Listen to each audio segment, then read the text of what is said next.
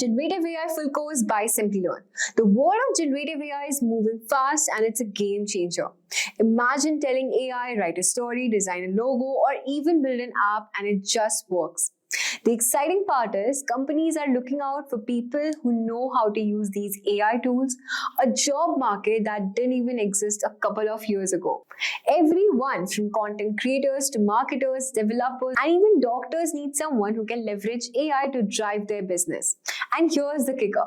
Companies are paying big bucks for roles like AI specialists, prompt engineers, because AI can do in minutes what used to take hours. But don't worry, if all this sounds overwhelming, it's easier than it sounds. If you can chat with AI, you can definitely work with it. This course, we will break it down and cover the key areas step by step. You learn how to use tools like ChatGPT for coding and content creation, building AI apps using Hugging Face, creating smart assistants using LangChain, generating images, videos, and music with AI. And by the end, you'll be ready for AI-related job opportunities with real projects to showcase and the confidence to take on any challenge. So let's get started. Now before we move on, just a quick information guys, if you are interested in mastering the future of technology, then the professional certificate course in generative AI and machine learning is the perfect opportunity for you. This is offered in collaboration with the NICT Academy IIT Kanpur 11-month live and interactive program, providing you hands-on expertise in cutting-edge areas like generative AI, machine learning, and tools like ChatGPT, DALL-E 2, and even Hugging Face.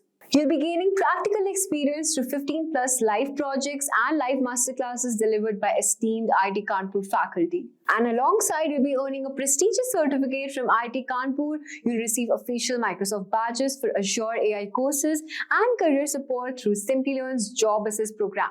So what are you waiting for? Hurry up and enroll now, and you can find the link below. Now, the agenda for today's session. Firstly, let's get started with the agenda for today's session. Now, we will have a brief introduction to this session. Followed by that, we will have a briefing of what exactly is AI, then how does it work. Next, we will understand the key technologies and frameworks involved, and we will also go through some everyday use cases where we can take help of AI, and also some of the responsibilities that we need to keep in mind for the ethical use of AI. And lastly, we will explore some prompts. Now that I have made myself clear with the agenda, let's get started with the first part, introduction. How can AI simplify daily tasks? As we discussed in the use case, a human might have a lot of routine and mundane tasks. For example, automation. AI can simplify your daily tasks like checking up emails and drafting email responses, enhancing productivity by getting AI assistance for research in marketing trends or any other researches based on your job profile, and you can have a personalized AI assistance for recommendations for learning and much more. And after that, it will save you a lot of time, reducing effort.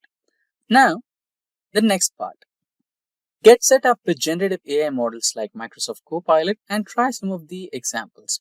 So if you get access to one of the generative AI models like GitHub, then you can access GitHub Copilot easily, use it in Microsoft 365 apps like Word, Excel, and Teams.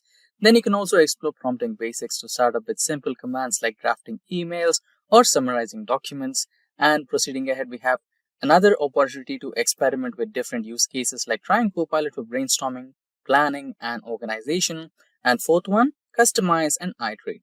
Improvise AI-generated results by refining prompts based on your needs and requirements. Now, let's proceed ahead and understand what exactly is AI and how it works, which will involve some of the key topics like understanding the basics and technologies involved, etc.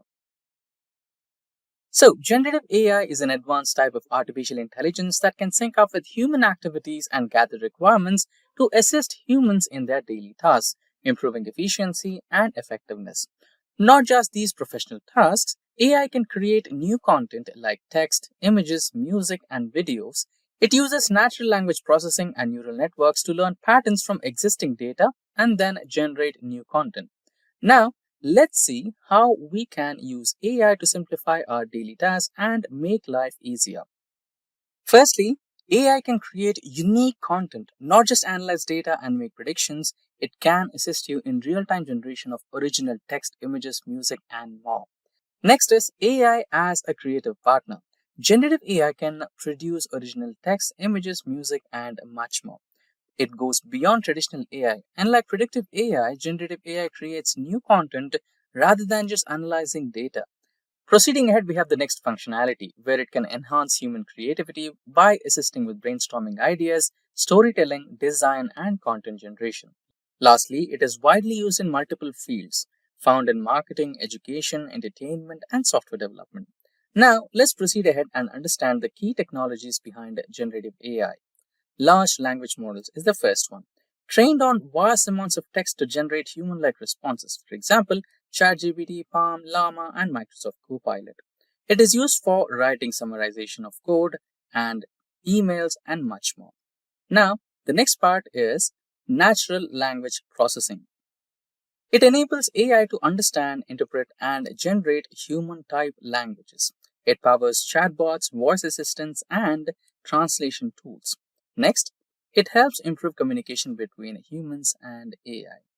Now, let's proceed ahead and understand the everyday use cases of AI assistants, starting with creative writing and content creation.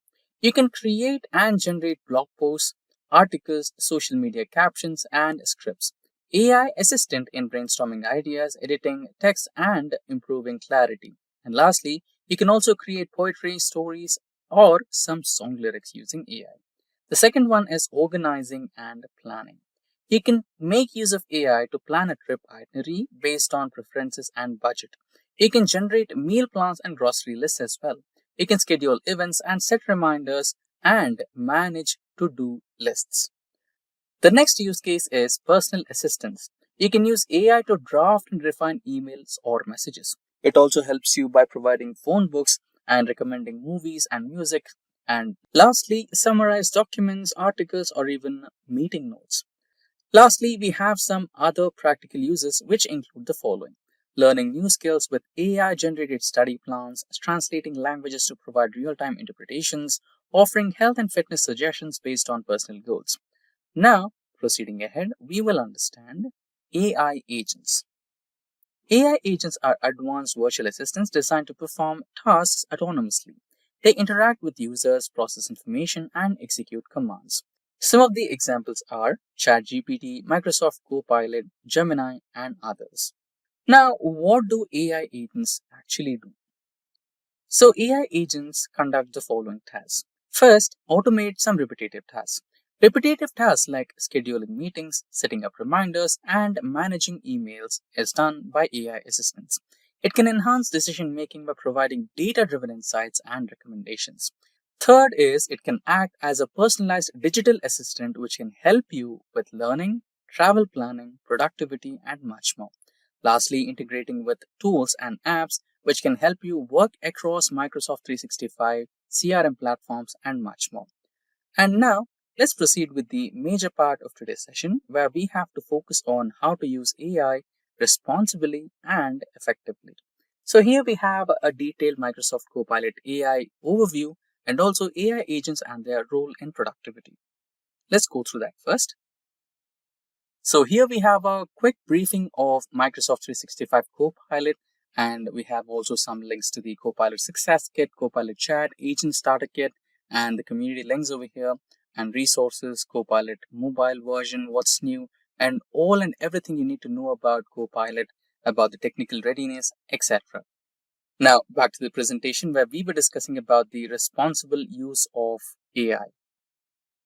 So the importance of ethical use of AI. AI should be used in a way that it is fair, transparent, and accountable. Understanding AI limitations will help you prevent misinformation and misuses. Ethical AI usage ensures trust and reliability in everyday applications. Proceeding ahead, we will discuss about ensuring transparency and accountability. First one, clearly communicate when AI is used in content creation. Provide with the specific prompts that you're expecting in your output so that it cannot miss on the target. Secondly, we need to verify AI generated information before sharing or acting on it because there might be instances where we might go wrong explaining our inputs or there might be some discrepancy in the data provided to analyze and generate a report.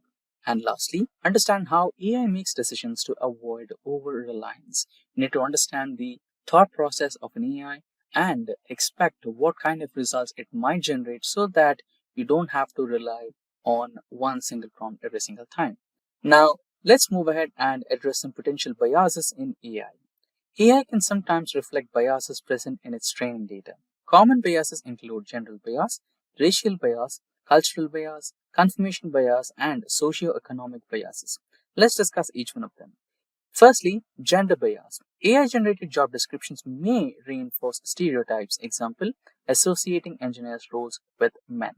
Second one is racial bias. Facial recognition systems may misidentify individuals from certain ethnic backgrounds. Third one, cultural bias. AI might prioritize Western perspectives in content generation. Fourth one, confirmation bias. It may reinforce existing beliefs by favoring information similar to past searches.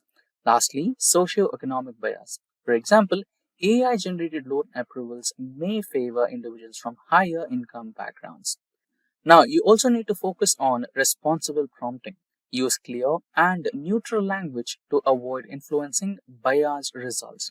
Ask AI to provide diverse perspectives and sources when generating responses. Be mindful of data privacy and avoid sharing sensitive personal information. Now, let's go ahead and check some of the prompt examples. So now we are on the Microsoft Copilot prompt gallery, which will show you some of the sample prompts that you can make use of.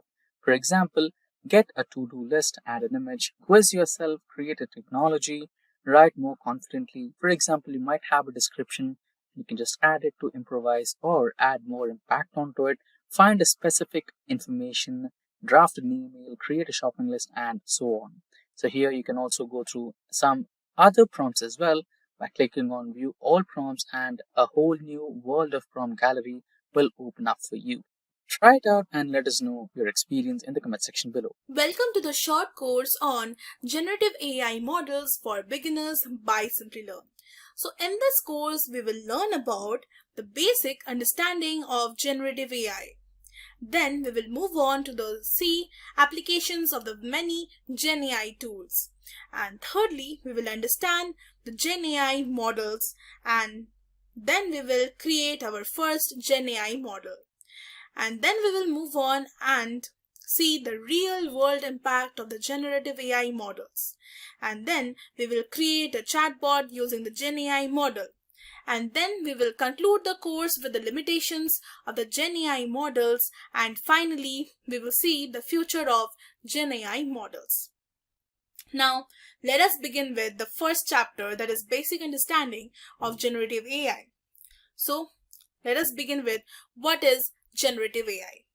So generative AI is a type of artificial intelligence that creates new content such as text, images, music, or even code from scratch based on what it has learned. So unlike the traditional AI, which just analyzes or classifies data, like recognizing faces or recommending products, generative AI creates. It's like the difference between a judge and an artist. One evaluates and the other one imagines and produces. So let's break it down with a simple real world examples. The first one is ChatGPT, that is a text generation.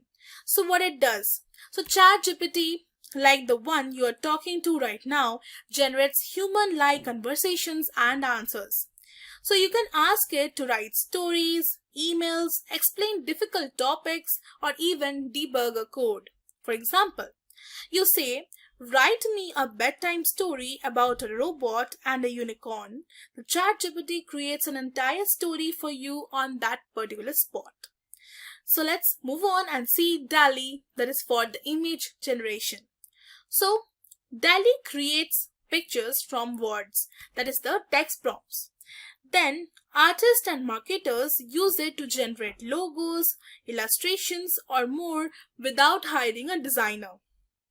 For example, you type a cat wearing a space suit on Mars, and DALL-E draws it instantly. Now moving on to GPT-3, that is text plus logic task. So what it does? So GPT-3 is a powerful language model that can create and write essays, summary books, translate languages, and even write computer code. So developers use it in apps to create smart features like the AI writing assistant. So then you give GPT-3 a blog title and it writes the full article with an intro, subheadings, and conclusion. So after knowing all this, let's move on and see why are generative models. So generative models are changing the way we create content across multiple fields. So under the text field, we are writing books, articles, reports, or even poetry. And then we are assisting in the customer support with the chatbots. And then under the images section, we are helping the artist generate concepts and visuals. And then we are even handling the speeding up design and marketing content creation. And then under the music part, we are composing the background scores for videos or games. And then we are helping musicians brainstorm the melodies or the lyrics. And then finally, we write the boilerplate code under this coding section, debugging, or even creating full web apps. So now moving on, we'll see traditional AI versus generative AI. So let's compare both side by side with the simple explanations. So the main goal of traditional AI is to analyze and make decisions. And the main goal of generative AI is create new content. For example, under traditional AI, predicting stock prices or recommending books on movies. And the generative AI, we are writing stories, generating images, and so on.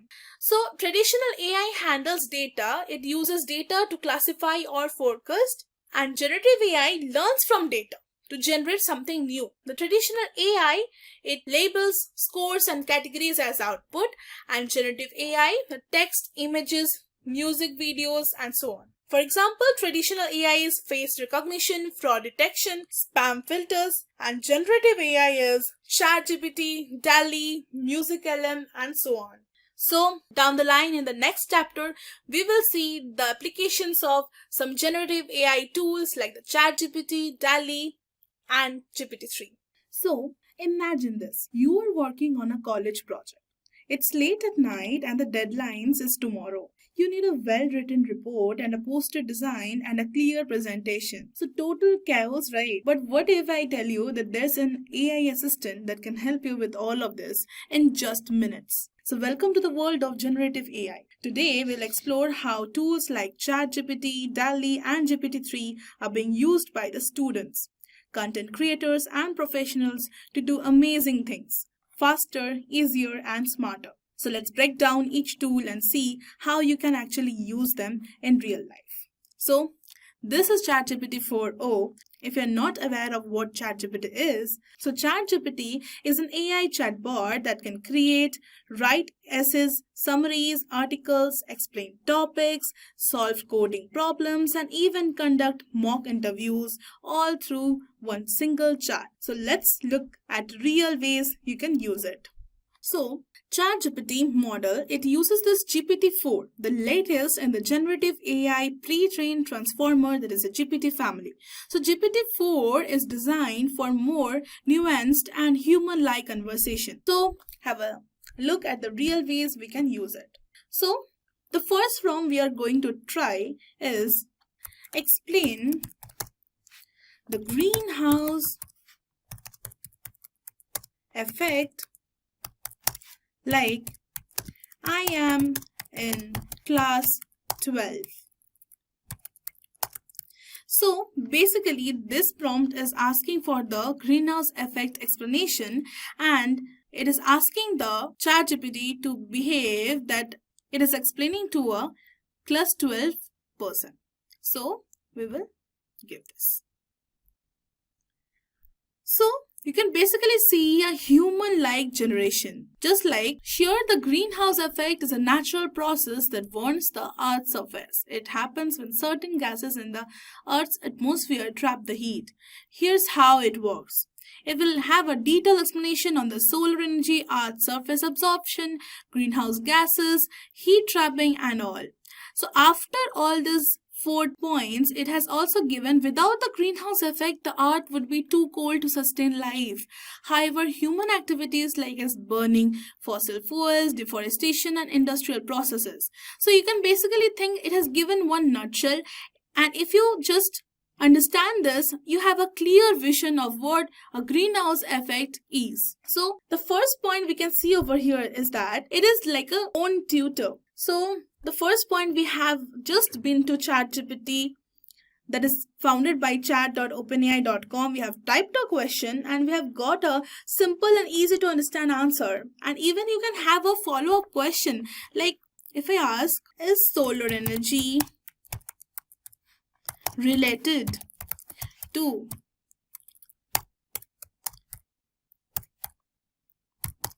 greenhouse effect? You can even have a follow-up question. Yes, solar energy is related to the greenhouse effect. So it's almost like its own tutor. So great for the late night cramming or the quick concept clarity. So this is it. And now moving on to the second thing that it can help with, that writing assignments or essays in just minutes. So we will ask ChatGPT, write a 350-word essay on climate change for college purpose. And you can see I have provided conditions. You can even customize it by saying make it simple and yet engaging and awesome. So it will basically create, it has even created a own title, a growing concern for our future. Climate change, it has created paragraphs, and basically you can even customize this word count and topic, then review the generated draft. You can even personalize it. Do you like this personality? And done and dusted. You can just have this. Now writing feels less stressful and it would be more fun. It can even give you an interview experience. For example, just imagine you are having your interview on the next Monday and you are preparing and you are very confused about what to prepare and what not. Then you can basically ask ChatGPT to behave like an interviewer for a particular job. I can even paste your job description from that particular company and you can ask that what are the probable questions I can have. So let's have a demo. Ask me 3 HR questions for a software development internship and suggest improvements. And you can even post this. And in no time, it has started generating. Here are the 3 HR questions for a software development internship. The first one, can you walk me through a recent coding project you have worked on and explain how you approach solving the problem? And you know what? This is a very, very common question. And it has given one tip also, suggestion. This question evaluates your problem solving skills, your technical ability, and how you approach development tasks. It gives the interviewer insight into your practical experience and thought process. So how do you manage the deadlines when working on the multiple projects or the tasks simultaneously? So this question assesses your time management skills and ability to prioritize the task. So the software development often involves juggling multiple assignments. So this gives the interviewer an idea of your organization skills. So this is very important. It has also written, how do you keep yourself updated with the latest programming languages and technologies? So basically this question looks after your own learning ability. So the self-improvement part. So it has even created one answer over it. And it has also suggestions for the improvement, provide specific examples, highlight the soft skills, prepare for the problem-solving questions, and so on. And if I, for example, if I write, customize it with a data analyst fresher role, having no experience. What all the interviewer can ask me in the technical round, and it will give you answer in no time. HR questions for a data analyst fresher. Why are you interested in pursuing a career as a data analyst, and what are the steps you have taken to prepare yourself for this role?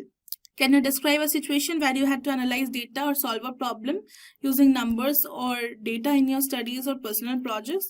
How do you approach learning new tools or technologies, especially when it comes to data analysis software? And then we have this technical question. What is the difference between the structured and unstructured data? What is data normalization? How comfortable are you with the data visualization tools? Can you describe a visualization you would use to represent sales data over time? Can you explain what a pivot table is when it is used in data analysis? And there are suggestions that you are showcase your learning journey, focus on the problem solving skills, prepare for the basic technical questions. Since you are a fresher, the technical questions may focus on the fundamentals like the Excel, Python, that is the libraries, pandas, and so on. So in no time, it can even have a mock interview over here. So you can even create ideas over here. It can brainstorm you with the ideas available. For example, you have a group project and you want an idea.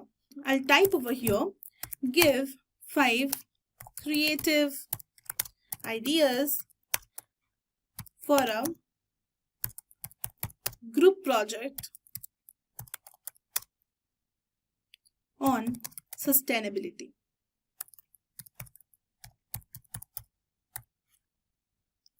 And if you post this, in no time it has created this 5 ideas. Sustainable packaging design challenge. Objectives design a sustainable. It has created one objective, it has given one approach for you and one outcome. Then it has created community based urban garden, and for each topic if you see, for each idea if you see, it has created the objective, the approach and the outcome. So these projects can not only be educational but also impactful. So you never run out of inspiration from ChatGPT. So ChatGPT is a lot, and here if you can actually see, it has various search, deep search and create image, and you can basically do everything you want from ChatGPT. Let's now move on to DALL-E. The next we would be seeing is DALL-E. So DALL-E is an AI that creates images from text. You tell it what to draw and it generates the artwork, logos and visuals. So you would be getting DALL-E from this ChatGPT only, and in the Explore GPTs in the sidebar, you have to just mention DALL-E 2. So there are various versions of DALL-E, and we'll start chatting. And now if you close this sidebar, you can basically see DALL-E 2. So DALL-E is an AI that creates the images, and DALL-E, this model uses a version of the CLIP model, that is a contrastive language image pre-training, combined with the VQ-VA2 or other generative image models. So DALL-E creates images from the text descriptions, generating highly creative visuals based on the natural language input. So let's see how you can use it. So for example, you're going to design the college poster design. So instantly it would be done. So we would write create a poster for a college fest with DJs, neon lights and a crazy crowd, okay? And you can basically give the prompt. And in no time, it will create one great image for you. You can write and you can see it has created a great image. You can basically download this image and do anything. Here's the poster for your college fest featuring a vibrant DJ scene with the neon lights and the energetic crowd. So forget Photoshop, let AI do the heavy lifting. So then you can create presentations over here, adding better visuals. So I'll write, draw a cartoon showing water pollution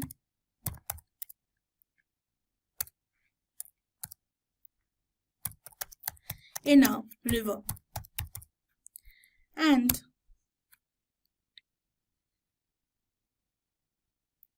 you can basically see this.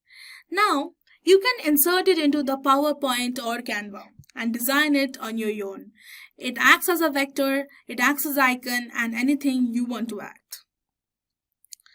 Then you can instantly create club logos and branding. So you can even generate a logo for over here through DALL-E 2. Logo for a coffee club with books and steaming mugs.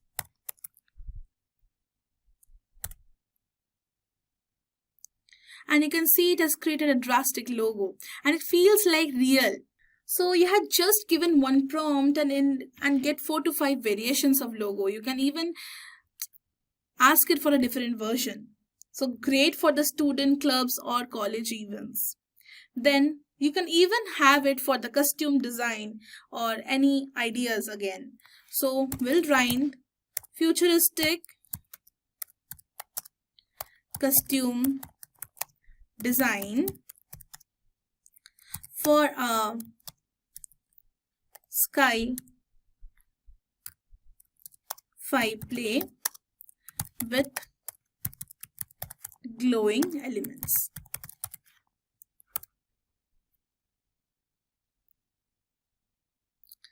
And even you can see here, it has created a futuristic costume design for a scientific fiction play with the glowing elements.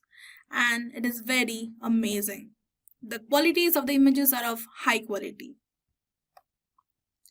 And use vivid descriptions, use more detailed prompts, and you will get a great output from DALL-E 2. So art students and theater class, this is your new secret weapon.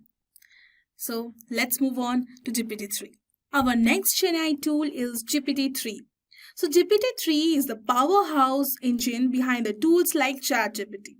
So it doesn't just chat, it can write full code, research summary papers, business emails, and more. So GPT-3 is a predecessor of GPT-4 based on the same GPT architecture but with a 175 billion parameters. It was one of the most advanced language models when it was released. So let's explore how it helps in the real world task. So initially, we can use ChatGPT because it is a ChatGPT 4 version. There is a GPT-3 is basically a predecessor of GPT-4. So I'm using ChatGPT over here. You can also use ChatGPT 4 to understand the GPT-3. So the first one is building websites without coding. So you can even write a HTML for personal portfolio with my name, bio, and contact form.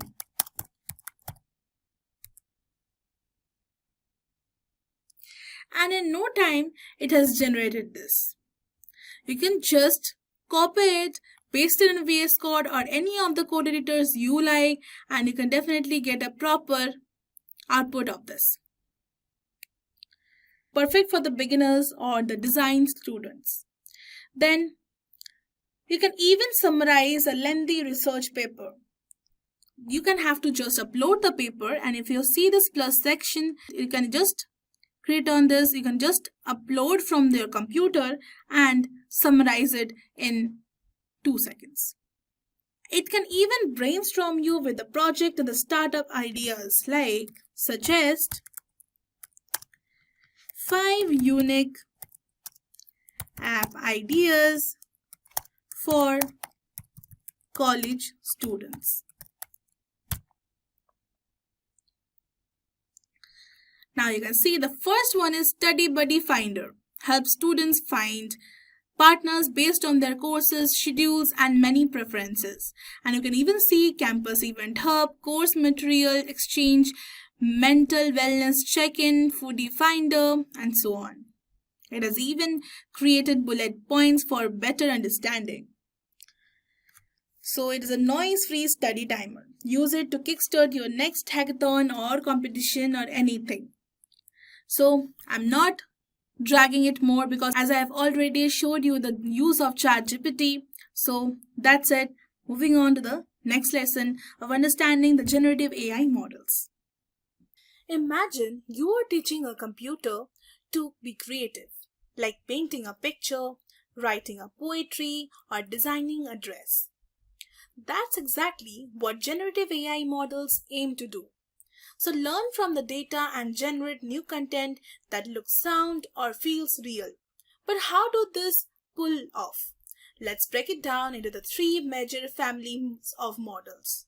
The first one is GANs, that is the Generative Adversarial Networks.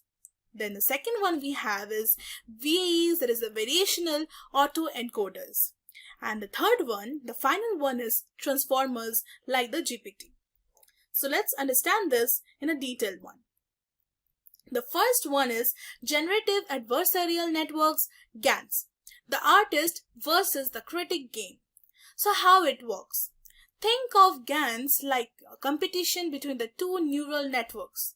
The generator is like a rookie artist trying to create a fake art. The discriminator is the tough critic trying to tell the real art from the fake. So the artist creates random images. The critic says fake or real, and the artist learns to get better. So over the time, the fake images become indistinguishable from the real ones. So there's a real world analogy. It's like a student, that is a generator, forging a signature and a teacher, discriminator, spotting it. As both improve, the forgeries become nearly perfect. So there are certain applications.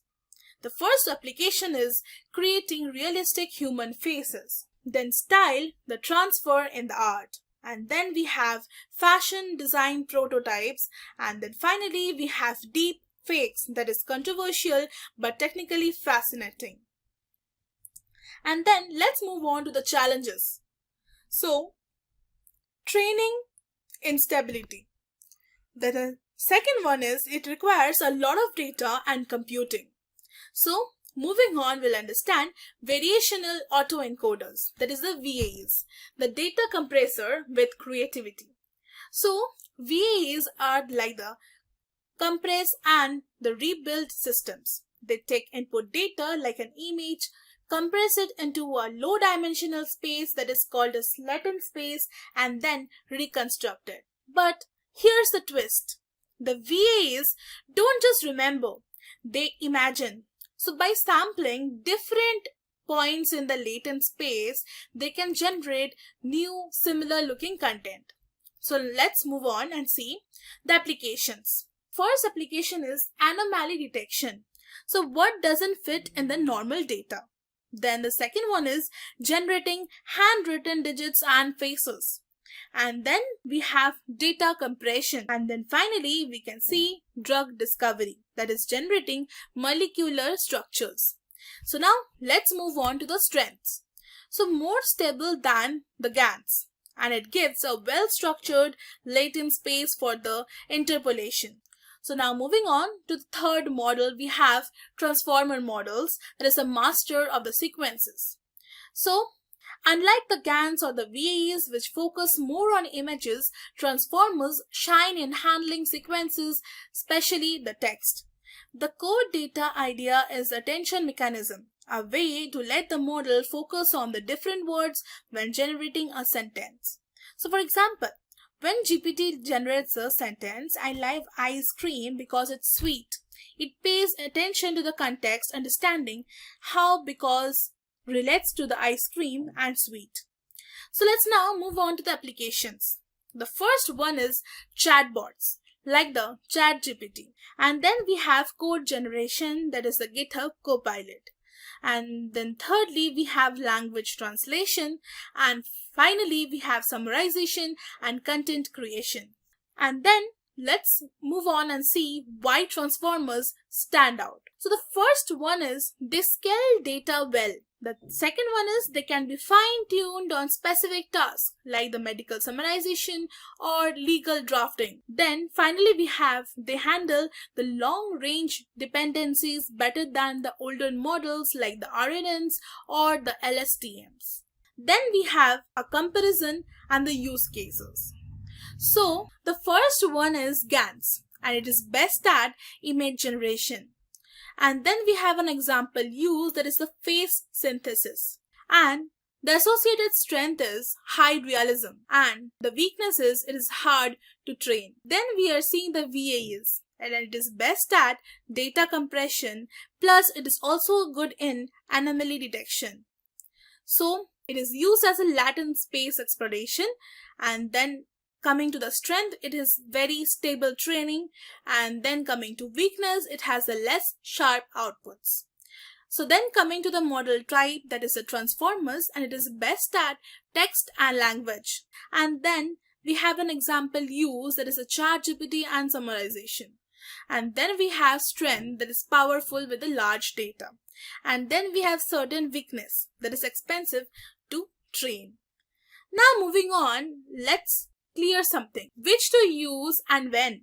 So if you don't know which generative model to use for what, it can mess things up fast.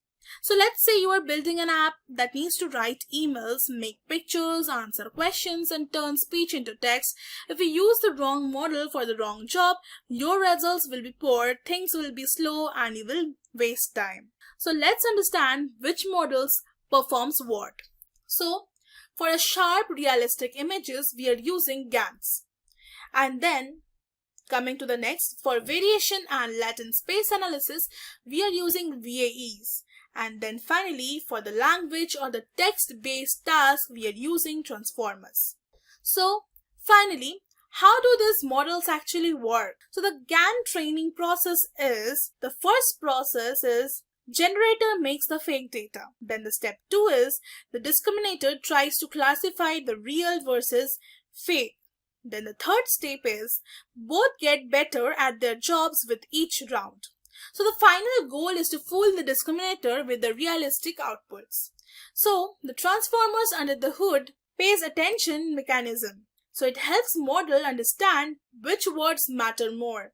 Then we have self-attention, that is allows the model to look at all the words in a sentence at once. And then we have positioner, that is encoding, and it helps track the orders of the words as transformers don't read left to right like humans. So this is why models like GPT-4 can summarize, translate, and generate in text so well. So understanding the differences between these generative models is like knowing which tool to use for which creative job. So GANs are your digital painters, VAs are the smart compressors with imagination, and transformers are your text wizards. So down the line we'll see how to create our first generative AI model. In this chapter, we will be creating our first generative AI model. So the objective of this lesson is breaking down the steps of building a generative AI model using a pre-trained model. So we are here not training a model from the scratch. So instead, we will fine-tune or directly use a pre-trained model. So this makes it fast and beginner-friendly. So if I tell the steps in nutshell, it will be, we will be first choosing a pre-trained model. For example, GPT-2 because it is lightweight and good for beginners. The source from which we will getting the model is Hugging Face's Model Hub, and then we will be setting up the environment in Google Colab as you can see. Then we will be installing the libraries, the transformers, torch, and then loading the pre-trained model and the tokenizer. Then we will be writing a prompt and generating a text. So here we will be using the pipeline API for simplicity and parameters like max length and temperature. So let's begin. So here I am inside this Google Colab and I have chosen a new notebook to begin with, and then I'll just insert exclamation pip install transformers and shift enter. And it may take some time, and you can see it has actually installing all the required transformers. So pip install means install this package in Colab, and transformers is a library by the Hugging Face. So it gives us access to the powerful AI models like GPT-2, BERT and more. And then we will install from transformers import pipeline, and then we will be using the loading generator GPT-2 text generator. So generator equal to, and you can see pipeline text generation and tab. So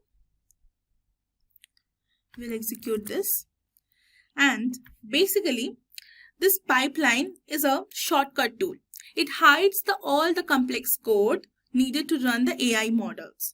So here the text generation tells like, hey, I want a model that can write text for me, and GPT-2 is the actual model name. It was trained by the OpenAI to predict what word comes next in a sentence. And then basically you can see that it has model 7 tensors, 100%. It has loaded everything, and the storage is also enabled for this repository.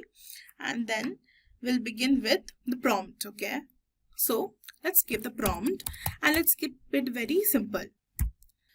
Prompt equal to, once upon a time in a world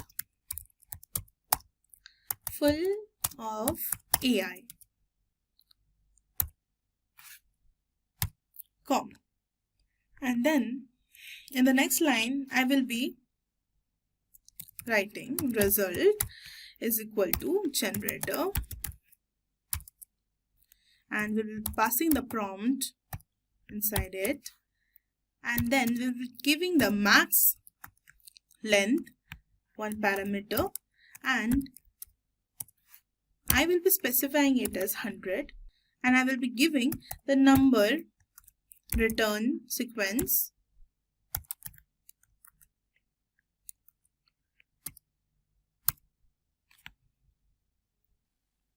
number return sentence is equal to 1, and I don't really require this, so I will be directly printing the result.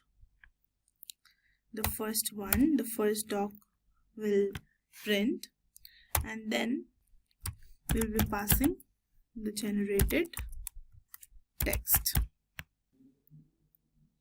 and I will run this. And so the prompt I have given, this is a starting sentence you give to the AI, like saying, hey, start a story with this and this and this. So max length is equal to 100. So this particularly means generate up to 100 words or characters after the prompt. And then you can even see I have given this num return sequence is equal to 1. This is asking for just one version of the result. So you can basically ask for 2-3 versions. I have just asked for only one. And then the result you can see, and in the third bracket I have given a 0 and the generated text. It extracts the generated text from the result. So you will see the AI write a continuation of your prompt basically. So that's your first generative AI output. You can basically see, once upon a time in the world of AI, your only limit was when you could kill monsters, but now you can for the first time ever. The new monsters are in the battle in the blood of elves now, not the usual black and white battles that you have experienced with the past couple of years, and it has created a great one. So you can even see the power of generative AI. It has that power of completing your text, your prompt. So then let's write result equal to generator,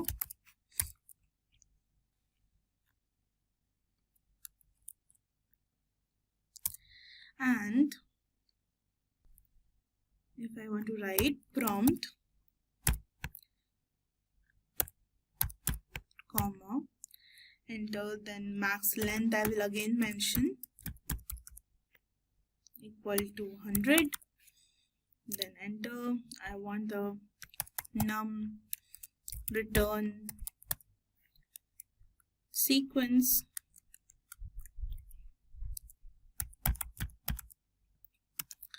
equal to 1, and have to put a comma over here, okay? So don't forget this, guys. And then temperature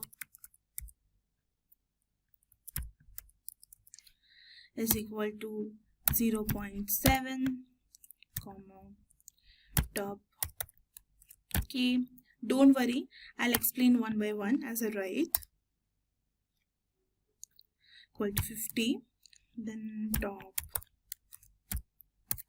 p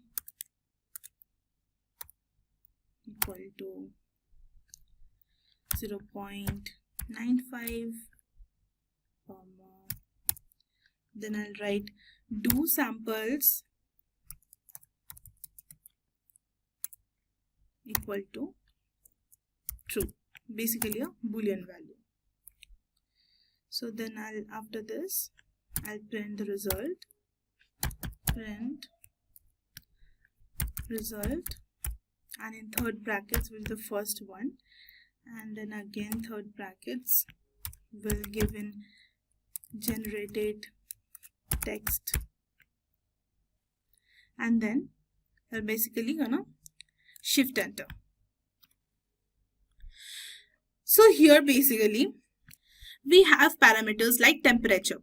So temperature, what it does, it controls the creativity. This is lower is equal to safe and higher is the wild, and creative is 0.7 medium. So this top underscore k is equal to 50. So pick from the top 50 likely next words instead of just the top one.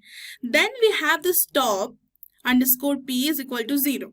It is the nuclear sampling, that is a more natural randomness.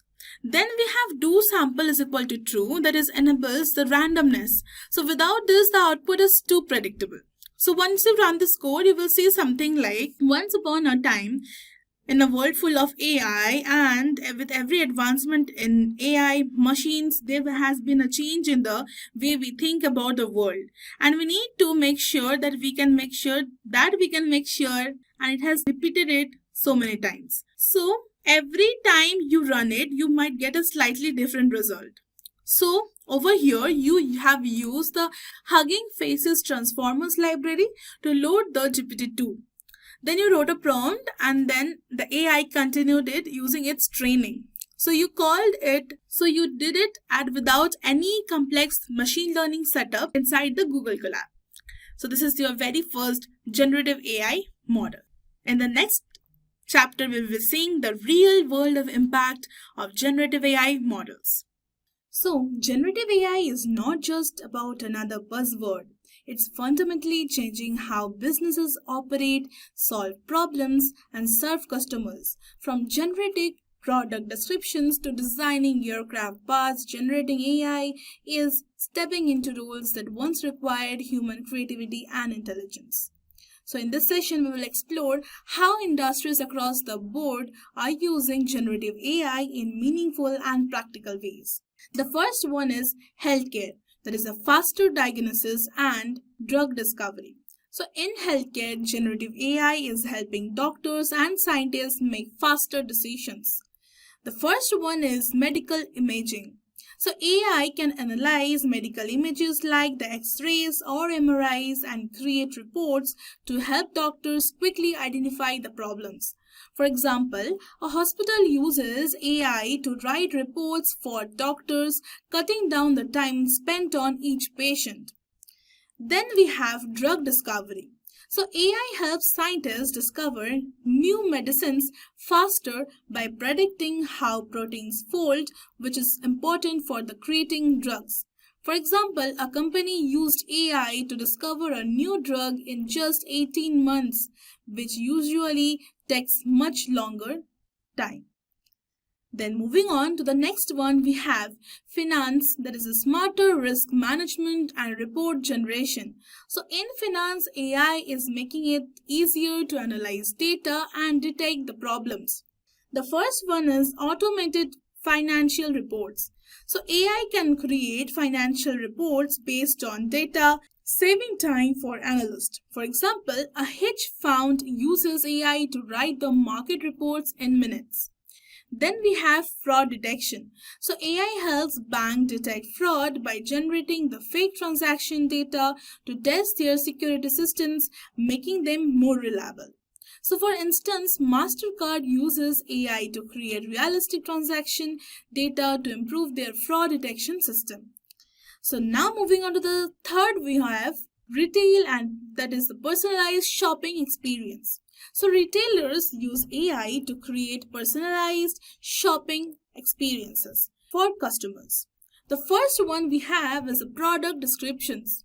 So AI writes product descriptions that are customized for different customer groups, such as casual descriptions for young buyers and formal ones for the professionals. For example, a clothing brand uses AI to automatically write descriptions for thousands of products. And then we have virtual try-ons. So AI lets customers try on clothes or makeup virtually to see how it would look on them before buying. So for instance, Sephora's app uses AI to suggest makeup and lets users see how it looks on their face using their phone camera. So now moving on to the fourth one, we have manufacturing. There is a faster design and maintenance. So AI is also making manufacturing more efficient. The first one is AI generated designs. AI helps create lighter, stronger parts for products, reducing waste and material costs. For example, an airplane company used AI to design parts that were 50% lighter but just as strong as the traditional designs. Then moving on, we have predictive maintenance. So AI helps factories predict when machines will need maintenance, reducing downtime and improving efficiency. For example, a factory uses AI to automatically create maintenance schedules for machines based on their performance data. So now moving on to the fifth one, we have education. That is a personalized learning for students. So AI is making education more personalized and accessible. The first one is AI tutors. So AI-powered tutors can help students with the homework by guiding them step by step through problems. For example, a student stuck on a math problem can get hints and explanations from an AI tutor available at any time. Then we have automated feedback. So teachers use AI to create quizzes and provide feedback on assignments, saving them hours each week. For instance, a teacher uses AI to review essays and provide comments in just minutes instead of hours. So now moving on, we have sixth one is entertainment, that is creating content at a scale. So in entertainment, AI is being used to create content faster and cheaper. First one is script writing. AI can help writers come up with ideas, generate dialogues, and even create storyboards before filming. For example, a filmmaker uses AI to plan scenes and create visuals before they start shooting, save time in the pre-production. So then we have virtual characters. So AI can create virtual characters that speak and act, which is useful for movies, games, and social media content. For instance, AI is used to create virtual influencers who interact with their followers on social media. So now moving on down the line, we will see how to create a chatbot in Google Colab. So before we dive into the code, let's first understand what the Hugging Face Transformers library is.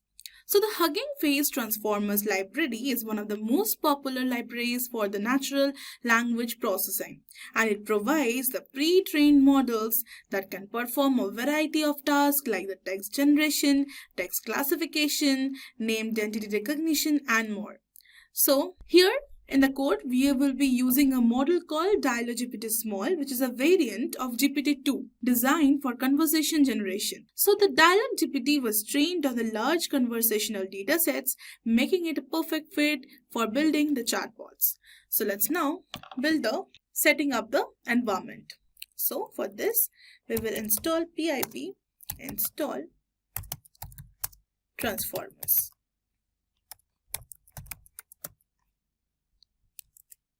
So this line basically installs the transformers library. You need this to work with the pre-trained models provided by the Hugging Face. So this will allow you to load the models like the Dialog GPT we will be using here, a conversational AI model, and use it to generate the chat responses. And here we will begin with importing the necessary libraries. From transformers, import the auto model. For the casual LM auto tokenizer, import torch, and then we will run this. So here we are importing the necessary components like the auto model ID for the casual LM. So this class basically loads a pre-trained model for the casual language modeling, which is used for the text generation task.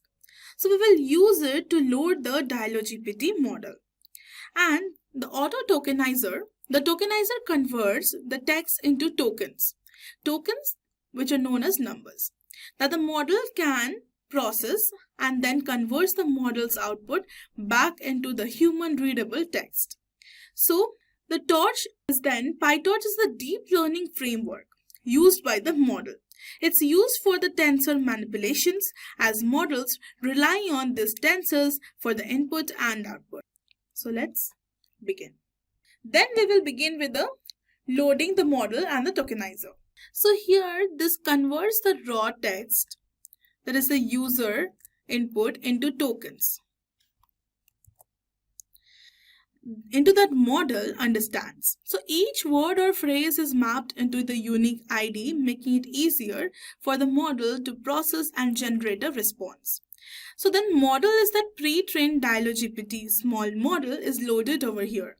So this model has been trained on a large corpus of dialogues, which enables it to generate the relevant responses in a conversational manner. So then we will begin with the chat initialization. And before beginning with the chat initialization, we will see that the tokenizer config.json is 100% complete, and the best part of Collab is it will give you all the status of how it is complete and for which particular merges.text.vocab.json which is completing and what problem is there. So let's just run this and let me explain. So chat history IDs. So this is a variable where we store the history of the conversation. So this helps the model maintain the context across multiple user inputs.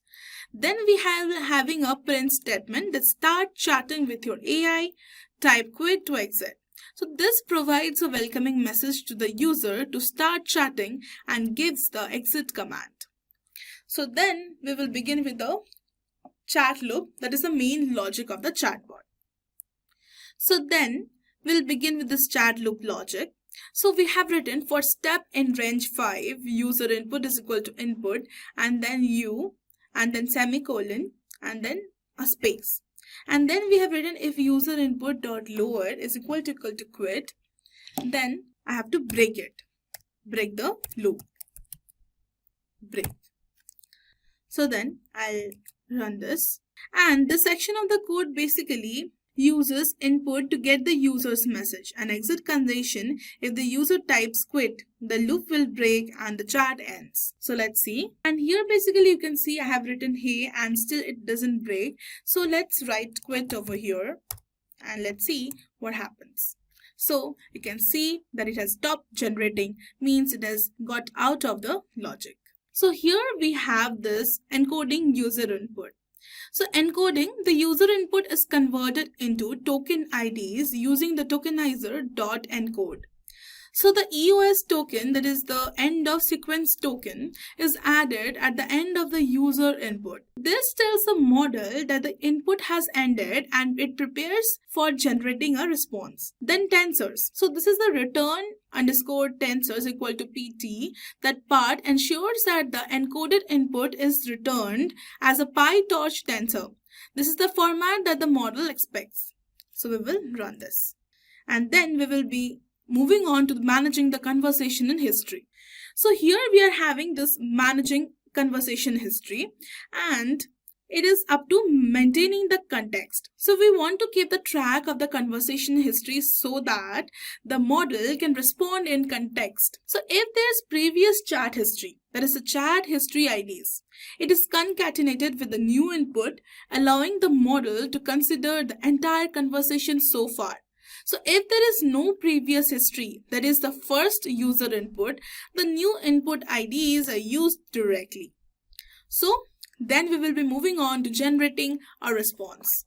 So here we are concentrating on generating a response. Chat history IDs is equal to model generated, bot input IDs, max length equal to 1000, and pat token ID is equal to tokenizer.eos token ID.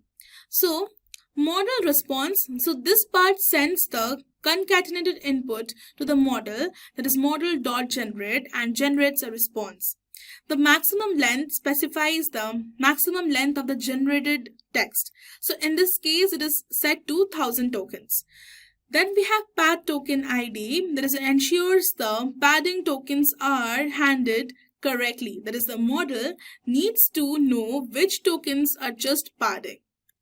Then we will be moving on to the decoding the response. And here we are seeing response is equal to tokenizer.decode chat history IDs, there is a bot input IDs dot shape and everything. So basically decoding this generated token IDs are converted back into the human readable text using the tokenizer.decode. Then we have skip the special tokens. The skip special tokens is equal to true. It ensures that any special tokens like the EOS are not included in the final output. So we will run this. And then finally, we are actually printing the response, that is displaying the response. So the print, this generating the response, is displayed to the user. So we'll run this. And you can see, bot, I'm so sorry. So what happens when you run this code? You initiate the chat and the bot welcomes you to start chatting. So every time you input something, the bot takes your message, encodes it, and sends it to the model along with the conversation history. The model generates a response considering the entire conversation so far, and the bot outputs that response. So this loop continues until you type quit, ending the conversation. So building a chatbot is essential because it enhances the user engagement by providing the real-time personalized interactions, making it more dynamic and the user-friendly compared to the static content. So chatbots are available 24/7, ensuring the users can get immediate responses at any time. So by automating the repetitive tasks like answering common questions, processing orders, or providing basic customer support, chatbots free up valuable resources, allowing human employees to focus on more complex tasks. So then, additionally, chatbots can improve customer satisfaction by quickly resolving the inquiries, reducing the wait times, and enhancing the overall user experience.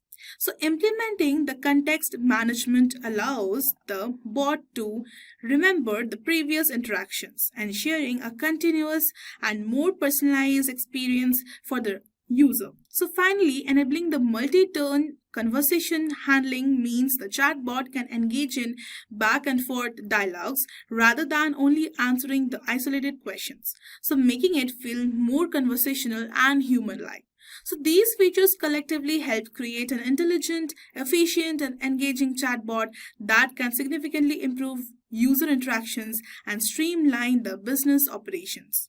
So you can even fine-tune your own model. So this could be your own dataset to make it more specific to a particular domain or a use case. You can even make it worth handling the longer conversations so that it remembers the chat history for a long time. So guys, you have made your first chatbot and down the line, let's get improved. So in this lesson, we will understand about the limitations of generative AI models. So the first one is lack of understanding. So AI models generate content by predicting what comes next based on the patterns in data, but they don't truly understand the content. For example, when an AI creates an article or a code, it doesn't know what it's writing. It's just mixing patterns based on the past data. Then moving on to the dependence on the data quality. So the AI's performance is only as good as the data it's trained on. So if it has biased or incomplete data, it can generate biased or inaccurate results. Think about biased hiring algorithms or flawed healthcare recommendations, real issues caused by the bad training data. So now moving on to the third one, we have creativity limitations. So AI can produce impressive creative outputs like artwork or music. So however, it struggles to innovate or produce truly original ideas like a human artist would. It's more about remixing the existing content rather than inventing something groundbreaking. Now moving on to the next, we have ethical concerns. So AI models can sometimes generate harmful content, from offensive language to deep fakes that are hard to distinguish from the real footage. So this poses risk for misinformation and ethical dilemmas, especially in media and entertainment. So now moving on to the next, we have context and nuance. So generative AI can miss the subtle nuance in conservations or emotions. For instance, if you asked a model to help with the sensitive topics like mental health, it might offer advice that's generic and more tailored to the individual's emotional needs. Next, we have cost and resource intensive. So training a generative AI model requires huge amounts of computing power, time, and energy. So these models often run on the powerful servers, consuming a lot of resources, which raises concerns about the sustainability and the environmental impact. So now moving on to the next one, we have limited problem solving capabilities. While generative AI is great at tasks like writing essays or summarizing text, it's not well suited for the task requiring the deeper reasoning or the complex problem solving. It can simulate problem solving, but it doesn't truly understand the solution in the way humans do. Now, moving on to the next one, we have risk of over reliance. So, with AI generating more and more content, there's a risk of becoming too dependent on the technology. So people might rely on AI for the tasks that require human expertise or critical thinking, which could hinder the personal creativity or decision making. So now moving on, we have data privacy issues. So AI models can sometimes generate content based on the personal data, raising concerns about privacy. So this is especially problematic in the areas like healthcare, where sensitive data can be inadvertently shared or misused. So now moving on to the next one, we have generalization challenges. So generative models are great at specific tasks, but struggle with the broader generalization. For instance, a model trained to generate images of the cats may struggle to create the convincing images of a completely different animal, showing that AI is limited in its flexibility. Now moving on down the line, we will understand the future of Gen AI models. The first one is improved understanding and comprehension. So that the future of generative AI will likely see models that can understand the context more deeply, providing more relevant and meaningful outputs. So we might see AI models that can truly comprehend the meaning behind the responses, rather than just spitting out the data. So next, we'll move on to the enhanced creativity. So as AI models evolve, we can expect them to push boundaries and become more innovative. So with advancements in the techniques like the reinforcement learning and neural architecture search, we could see AI producing truly original content, potentially revolutionizing fields like the art, music, and literature.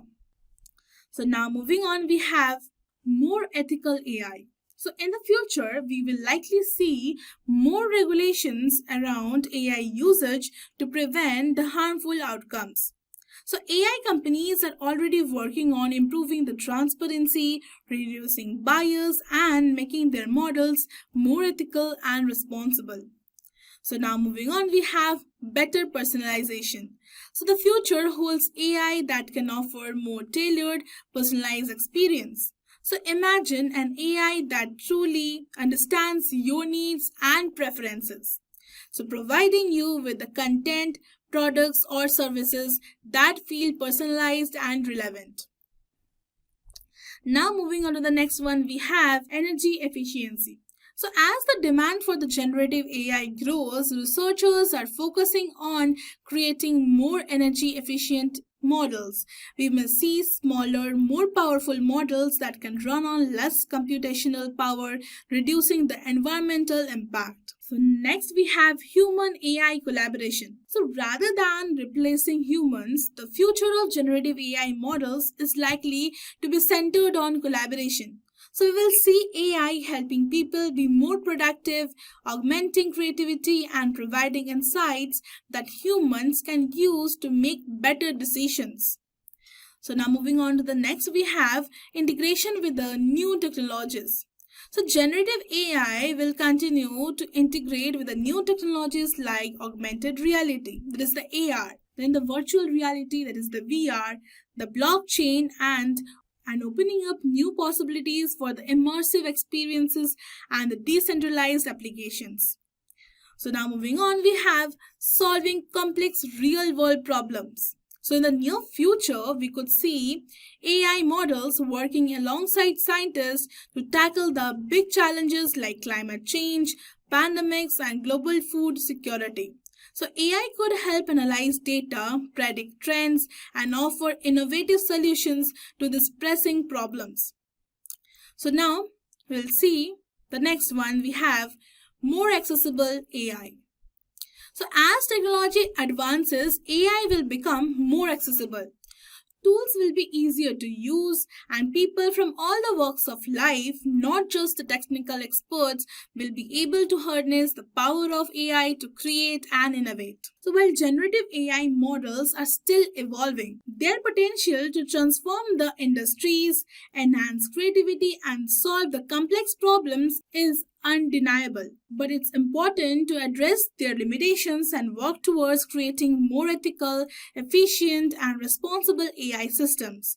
So the future is exciting and we are just getting started. So guys, congratulations on completing the Gen AI Models for Beginners course by Simplilearn. You have now built a strong foundation on the generative AI models by learning what generative AI was, how it impacted the real world, then creating chatbots, creating your first Gen AI model, and then finally closing it with the future of Gen AI models.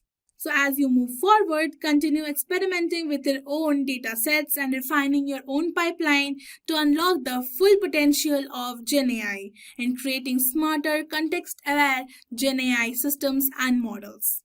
Now we will begin with the agenda for MCP tutorial for beginners. So firstly, we will have a quick briefing of what exactly is an MCP, or as it is called, Multi-Agent Collaboration Protocol. Followed by that, we will understand some basic protocols and standards in communication. Next, we will try to relate MCP to the understanding of protocols and standards. Followed by that, we will get started with our demonstration on developing a web scraper agent using MCP. And for that, we will be needing Node.js, Cursor AI, and Firecrawl API. So I will be walking you through those demonstration steps one after the other, and this will be a very beginner-friendly tutorial and practical demonstration on MCP. Now that I've made myself clear with the agenda, let's get started with MCP. So what exactly is MCP? As MCP on their webpage says, MCP is a Model Context Protocol or Multi-Agent Collaboration Protocol, is an open source protocol that standardizes how applications supply context to large language models. Similar to how USB-C unifies hardware connections, MCP offers a consistent way to integrate AI models with various data sources and tools. Now let's go to the official documentation of MCP to have a broader overview. So, as they say, MCP is one such tool if you remember N8N and all the AI tools and data sources that you used. For example, if you wanted an AI travel agent, as we have an already existing tutorial on our channel, you can go through it for a brief overview. So you might be needing an email writing agent, and you might be needing an airport code searching AI agent, hotel searching AI agent, flight booking AI agent, and a lot of agents connected to one another through a complex network using an N8N platform, right? Now, in this particular MCP, that will be minimized. So you will have a standardized approach where you just eliminate all those boilerplate coding, agents, manual searching for databases, manual search for knowledge bases, manual search for agents, which are specifically designed for the purpose. You just explain your initiative, attach the API keys, and MCP takes over and gives you a fully furnished and finished product within no time. That's the main approach of MCP. So here you can see an overview image where we have the parts MCP host, clients, servers, local data sources, remote services, and local data sources. If you wanted to go ahead with local data sources or local knowledge base, you can go ahead with that. But in case if you wanted some open source, then you can also go ahead with that. So here we have all the quick starts and guides and example and tutorials to how to begin with that one, and all the explore pages that you want to go ahead with if you wanted to have a deep dive into core architecture, the resources available, prompts, tools, transport samplings, and a lot more. And in case if you wanted to contribute your dedicated resources for the community, you can also go ahead with that, and you can also have some support and feedback for MCP. Now that we have a brief understanding of MCP and still clueless about what exactly is MCP, then let's go ahead with some standards and protocols so that you can get a template and you can relate MCP to that template and understand what's the role or importance of MCP in AI agent development. Now, understanding the standards and protocols. Now, let us imagine that you get a team of people to work on a project, and you are the manager that leads and directs this particular team for a purpose, right? Now, the complex problem. No one is friend of anyone. Everyone is new to everyone on the team. And each and every person in this team belongs to a different country and doesn't have a common language in between. For example, person A speaks Mandarin, person B speaks Hindi, person C speaks French, so on. There is no common language between any one of those. Now imagine each and every one of these team members as an AI agent or a tool working for the purpose. In this scenario, you might have to hard code the ports of communication, instructions on how to do, and you need to go on to each and every single AI agent and explain the stuff in a very dedicated and a specific way. This could take a very long time. In the same way, if you relate this to a person, then you might have to reach to every single person and speak to them in their own tongue and explain them the procedures and the steps to be taken to finish the task. Now, how would you do that? It would be a lot complex. Mandarin, you might not even know French or a different language. And in that particular scenario, you might be stuck. What if there was one single language that everyone knew? For example, English. Now you can get all of them together and explain the stuff in one single call and close it. And what might be so wonderful is that you'll not even waste a lot of time, and there is no hard coding, there is no manual effort there, right? In the same way, if you relate this to a web server, then you are the client, you have the server, and you just, let's say you're working on Facebook or Instagram, You try to post something, you try to write a comment, you try to like something, right? That is the activity. And these particular activities will go through 4 different types of requests. One is the get request, put request, post request, and last is the delete request, right? Now, if you are connected to a single server, this might not be as tough as possible. But if you are getting connected to multiple servers, then you might be requiring different protocols every single time. Now, this can be a combination of 2 parts, HTTP and the URL that you're trying to get connected to, right? Now, to eliminate the efforts between multiple servers and multiple requests at one go, you have one single tool called as API. And the most popular API is the REST API, which has a standard way of communicating. So here, the REST API works as the language English that we discussed before. In the same way, it has maintained a standard where each and every web client can have his communication to his dedicated server or multiple servers in one go using one single language or medium or standard, that is REST API. Without REST API and the standards and protocols, it might be very confusing and you might end up in a complex situation which might not yield in the type of result you're expecting. Now, if you can relate the development of multiple AI agents for a single purpose to the web communication and a meeting, you also expect if there were a template for development of AI agents which could make the process less complex, just like REST API did in a web service and just like English did in a team meeting, then MCP comes into the picture. MCP is your template for it, right? So just like your REST API and the meetings, you have a MCP. Earlier, without MCP, we used to have one tool called NA10, where you had all the tools connected to it and all the LLMs programmed to it, and you had to do this hard coding for each and every tool that you have included in the network and each and every agent that you have related to it. You had to specifically instruct, write down steps, develop a persona to your AI agent, right? There was a lot of stuff. But if you eliminate this particular complexity with one tool, then that would be your MCP. You just had to include MCP and tell your purpose, and your job would be done. Now that you have a brief understanding or a general overview of what exactly is MCP, now let's go ahead and build one. Now, the steps would include the following. For the project that we are building, which is a web crawler or web scraper, we might need the help of Node.js. So firstly, we will install and set the environment for Node.js. Followed by that, we will be needing an editor. So for that, we will be choosing the Cursor AI editor. And next, we will use an API. So for that, we will be using the Firecrawl API.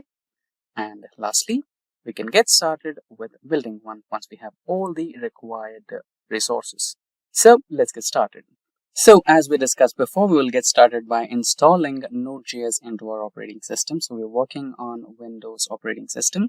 So we might have to go ahead with Windows. So I'll choose Windows and the architecture will be the one which I'm working with. So that would be x64.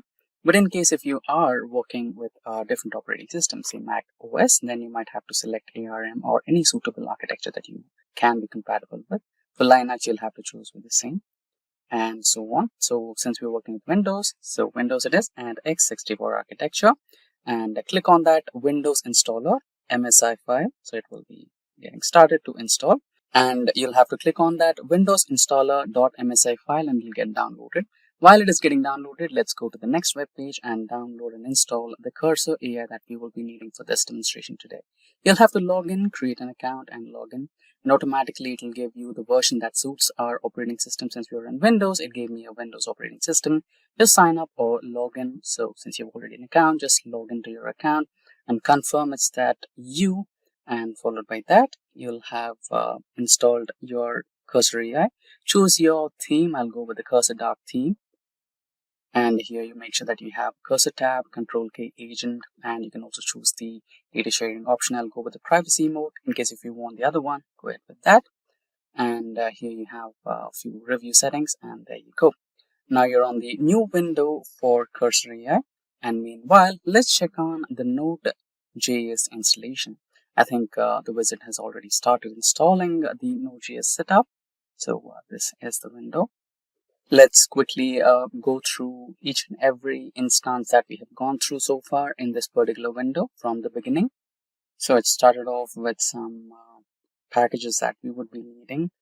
So yeah, chocolatey and KB299.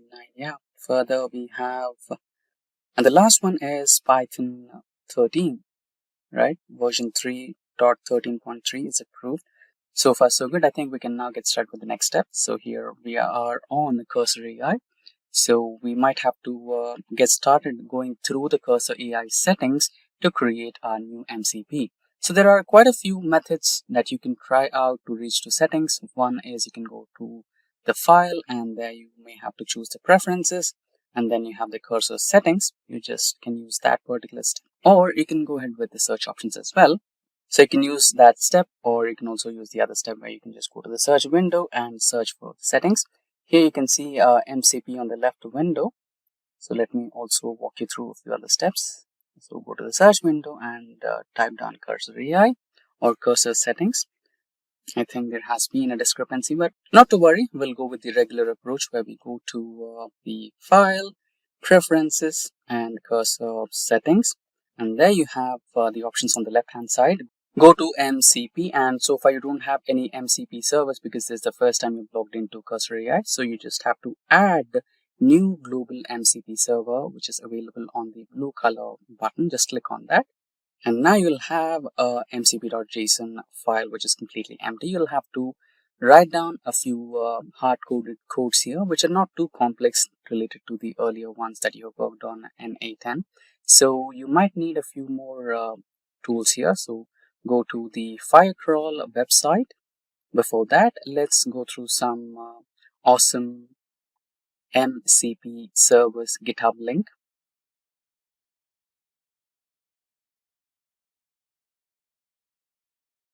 So here we have almost all information related to the MCP. So let's open a new window and open all these links. What is MCP, clients, tutorials, community, legend, server implementations, framework, tips and tricks, right? For further information, you can go through all these web pages individually. So back to the home page, here you have everything you needed. The basic information of what exactly is MCP, and further you have some server implementations. Like if you scroll down, so you have awesome MCP services. This is where the beginning is. And next you have server implementations, aggregators, art and culture, coding execution, right? Customer data platforms. So here you have aggregators, art and culture, dedicated web spaces. So, and you have also cloud platforms that you can work along with. And moving further, you have code executions, coding agents, command lines as well, and communication related stuff. So you can go along and perform your operations, customer data or platforms, data platforms, and much more. Let's close all these windows and get started with the next stage where we need an API, right? So for that, the project that we're working on, which is web crawler, we will be needing an API from one of the providers, which is Firecrawl API. Okay, that's the one, Firecrawl MCP. So that's the one. Click on that particular link. Here, to generate an API, first you might have to sign up with Firecrawl. So before we sign up, let's go through the website of Firecrawl from the beginning. So that's the template code that you'll be working on. And also here we have a wide variety of crawl options, media parsing options, smart weight actions, right? Reliability first and all those things. And also we have the pricing details. For now, we'll go ahead with the free plan. And yeah, let me add down my details, my email address, and you might also have to add a password. So let me type down something. Yeah, so the password is not too strong enough. That's a good thing. They have a really strong website. So that's a sign you need to have strong passwords, and also make sure that you don't share your passwords and the API keys that you generate using Firecrawl. Now that my password is a little too longer, I think it should be access. Yeah, it's accessible and it is a successful account generation. Now you need to check your email and confirm that login credentials are right and everything. So once you are signed up, let's go through another website for generating our API keys. So if I scroll API, scroll a little bit. So API documentation. So here you'll find some documentation related to Firecrawl and all the details that you need to go through for API key generation. So Firecrawl MCP server. Yeah, that's the website that we're looking for. Firecrawl MCP server. That's the one. And here you have overview, content, tools, and other resources that you're looking for. Now, this is the template server configuration that you'll be needing. So make sure that you have an eye on it. And now you will also have the details that you might have to go through. Like basically, it'll have the steps that you need to follow in the content page. Click on content. There you go. So it has all the features and details that you need to go ahead with. And tools, you have the crawling, extraction, scraping tools that you can work along with Firecrawl, and a few comments here. Now, yeah, the email has not been confirmed yet. Let's try to resend and reconfirm the email so that we just sign up or log in and create our API keys as soon as possible. So there you go. I have verified my email in my phone. So I'll just enter the credentials and sign in. Successful, you are signed in. On the left hand side, you can see the overview, playground, extract, activity logs, usage, API keys, and all the settings. So here you can see my API key has been by default hidden, so I'll not visualize it now. So you have two options, either view or copy. So we will be copying it for the first time to be on the safe side. So since we are new to this particular website, so we don't have any activities registered on this particular web page. So now we have the API keys. Now let's go to the content page to verify the steps that we need to follow. So we need to install npm and we need to go to the Cursor AI settings and add a new MCP server, which we already did. So we just need to copy the template code and we just need to place it there. And also, don't worry about where exactly to place your API keys in the template. We have that place. So we are back on the Cursor AI. Now we will replace this template code with the code that we just copied. And remember, if you're using Windows, try cmd/c. Okay. If you're not on Windows, you can eliminate that cmd/c. But if you are working in Windows, then you definitely need that cmd/c. Okay, let's erase this and replace that. So I'll name my tool as Firecrawl. And I'll go to the new line where I'll write down my command, and the command will be the code that I just copied from the Firecrawl window. So let me type down the command in double quotes in the new line, and I'll paste the command here, which is the code that we copied from the Firecrawl window. Control V. There you go. So the white stuff, which is in cmd/c, so that's the one you need to focus on. If you are working on Windows, that you definitely need it. If you're not working on Windows, then you can just omit it. Now, there might be some concerns with the codes, don't worry. Now, to cross-verify, you can just go back to the Firecrawl homepage and cross-verify it with the template for configuration that they have made us available. Let's go back to the Firecrawl window, and at the same time, you can see your API key here. So that's where you need to place your API key. So here we are on the Firecrawl window. You need to copy the API key and place it in the place where they have mentioned your API key. So if you have cross-verified with the configuration code, that's fine. And now you can just check the double quotes. So that's the one you need to focus on. Let me if there is a way to zoom it in, let me try to zoom in. Yeah, that's the one, cmd/c. If you're on Windows, you definitely need this. If you're not on Windows, you can just choose to omit it. Now let me just do one last final check. I think I missed a double quote somewhere. Yeah, I need to remove it from this place and add it to the end. Just a second. Okay, remove the double quote at that place. Now it should be after MCP. And once everything is done, you can just quickly choose to save and close this particular window. Check the distance between the API key and the double ampersand places. That's fine. And saving is really simple. Choose those three dots, close, save. And once that is clicked, it's all done. You get to choose to close this particular mcp.json file and get back to your agent. So once you have closed it, you will have your new server that you've just created in the cursor settings. But in a few times you get no tool connected, no server connected, or there might be some errors. So in that case, you just need to cross verify the npm installation, Node.js installation, and check all the files that are there or not. But even if everything is installed and you can see, the versions available, and if you're still seeing this or watching that particular error, then don't worry, just close the cursor AI and restart it, or you can also choose the refresh option, which is right available there.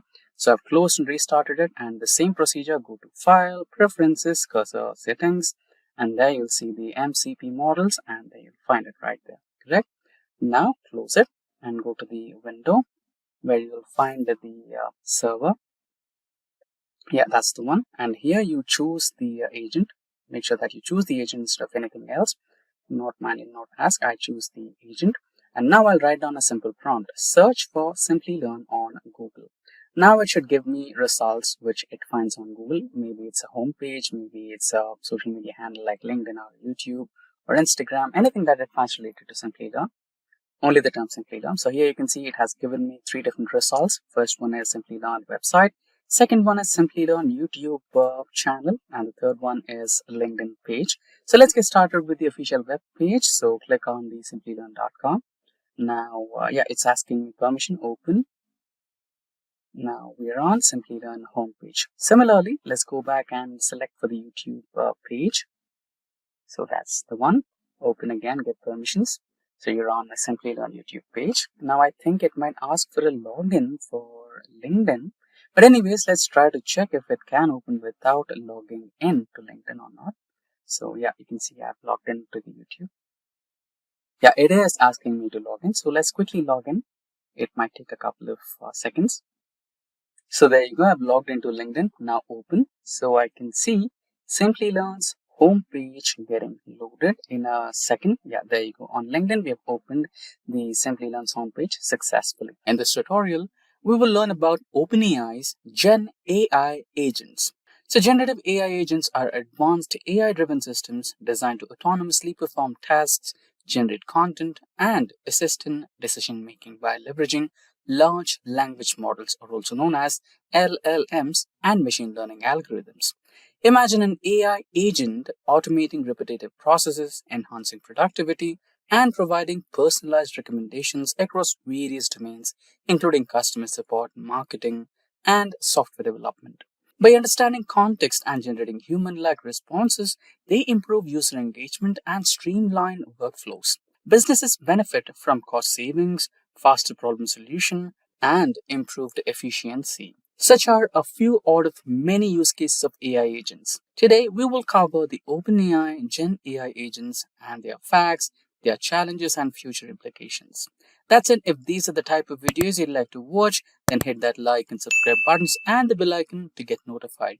Also, just that you know, if you want to upskill yourself, master generative AI and artificial intelligence skills, and land your dream job or grow in your career, then you must explore Simplilearn's cohort of various generative AI courses and certifications. Simplilearn offers various certification programs in collaboration with some of the world's leading universities like Purdue, IIT Guwahati, and many more. Through our courses, you will gain knowledge and work-ready expertise in skills like advanced Python, machine learning, generative AI, and over a dozen others. That's not all, you also get the opportunity to work on multiple projects and learn from industry experts working in top-tier data and product companies, and also academics from top universities. After completing these courses, thousands of learners have transitioned into an AI and machine learning role as a fresher or moved on to a higher paying job and profile. If you are passionate about making your career in this field, then make sure to check out the link in the pinned comment and description box below to find a generative AI program that fits your experience and areas of interest. Now, without further delay, let's get started. OpenAI Gen AI agents. So, first, let's get started with the agenda for today's session. We will have a brief introduction to generative AI agents. Followed by that, we will understand the core components of Gen AI agents, then how generative AI agents work, architectures and deployment, enhancing AI agents with external tools, challenges and limitations of Gen AI agents, future trends and advancements in AI agents will be the last one. So I hope I made myself clear with the agenda. Now let's get started with the first part, which is Introduction to Generative AI Agents. So basically, what exactly do you mean by the term generative AI agents? So an AI agent is just an LLM that can take actions, and it can do so autonomously without any human supervision, and now also reason about the tasks. An AI agent is software entity that autonomously interact with environments, make decisions, and execute tasks. Generative AI agents extend by leveraging large language models like OpenAI GPT to generate intelligent responses and perform tasks beyond rule based automation. Now, we will also look into the evolution of AI agents. Traditional rule based AI agents had limited to predefined rules. Like if you define a process and give the steps, it will just perform them and complete it. It will not take a step beyond it. And machine learning based AI agents can learn from data but need structured inputs. And then comes the generative AI agents, which are capable of understanding, reasoning, and generating human like responses autonomously. Like they understand the environment and learn through it and take their steps based on the principle they have been trained for. And also, they will provide the reason for which they have taken a certain step. Now, moving ahead, why generative AI agents matter a lot? So there are three key points to consider. Firstly, efficiency. They automate repetitive tasks with minimal human intervention. Next is high scalability. They handle large volumes of work, example customer support, content generation, and many more. And finally, intelligence. They can adapt to different use cases dynamically. Nobody has to write rules for them. Now let's focus on OpenAI and its latest release of agents. So OpenAI just released two new groundbreaking agents, the Operator Agent and Deep Research Agent. These two releases are absolutely massive for all AI agent developers. So Operator is the first AI agent released by OpenAI, and what it does is it mimics human actions on your browser. So it means it can scroll, type, click, and navigate Google web pages for you just like any other human would. But more importantly, and what many people have missed out is this agent is actually based on a completely new model called CUA, which stands for Computer Using Agent. So, this agent, unlike standard GPT models, wasn't trained to just output text. You like write a prompt and expect an output in the text format. Instead of that, it can go beyond it. This agent was actually trained to output mouse and keyboard clicks, which is exactly what makes this agent so powerful in your browser. But not only that, it can also reason about every single action. This is also something that we haven't seen before. This agent doesn't just perform actions in your browser, it actually reasons about every single step and what it should do next. Just like we discussed before about the generic overview of generative AI agents, same as the OpenAI operator here. It takes the step based on the environment, and also it will give you a particular reason for which or based on which it took a certain action, and it also asks you what to do next. Let's say if you want to book a ticket, it'll navigate to all the websites. It can go through some better flight options for you. Let's say the low cost ones, the low hours of flight ones, and best timings, and then finally selects the best one for you based on your recommendations and asks you if it should proceed with booking or not. So that's how it works. Now, of course, there are some limitations as well. The first limitation is it has still a lower bit of accuracy. It's really high compared to other projects that we have seen in the past where people just prompt GPT models to perform actions in the browser that can browse web using GPT-4o vision capabilities, but it often struggles with other models. So whenever there was a model on a web page, like some other random model available working readily on a web page, it would just accidentally pop up and it would not be able to do anything because it would just get confused. It would not be able to close it, and then basically you would have to get involved yourself and close this model manually. And the second limitation is high cost. Right now, this particular operator agent is only available on $200 plus plan. So we can probably guess it's going to be pretty expensive in the API. Also, I do think that if you are focusing on the right thing, then costs are not going to be an issue. Now, let's talk about the second agent that OpenAI deployed. Now, the second agent which was deployed by OpenAI is called as Deep Research. So, this second agent released by OpenAI was trained to perform comprehensive research. It can search the web, it can pull up the necessary resources, and then it can compile all that information into a really comprehensive document or maybe a report as well. The groundbreaking thing about this agent is it's powered by the new O3 model. So again, similar to the operator agent, but it doesn't just search the web and provide you with the results. It actually reasons about every single source and then it thinks about what other information it needs to find out next, and it's really incredibly powerful. Deep research doesn't just output the most average thing on the internet just like some other standard GPT models. It would compile novel insights. Now, let's move on to the real world applications. There are a wide variety of real world applications. First one is customer support AI agents, which helps you in automating help desk responses. Next, powerful AI assistants like co-pilots for professionals.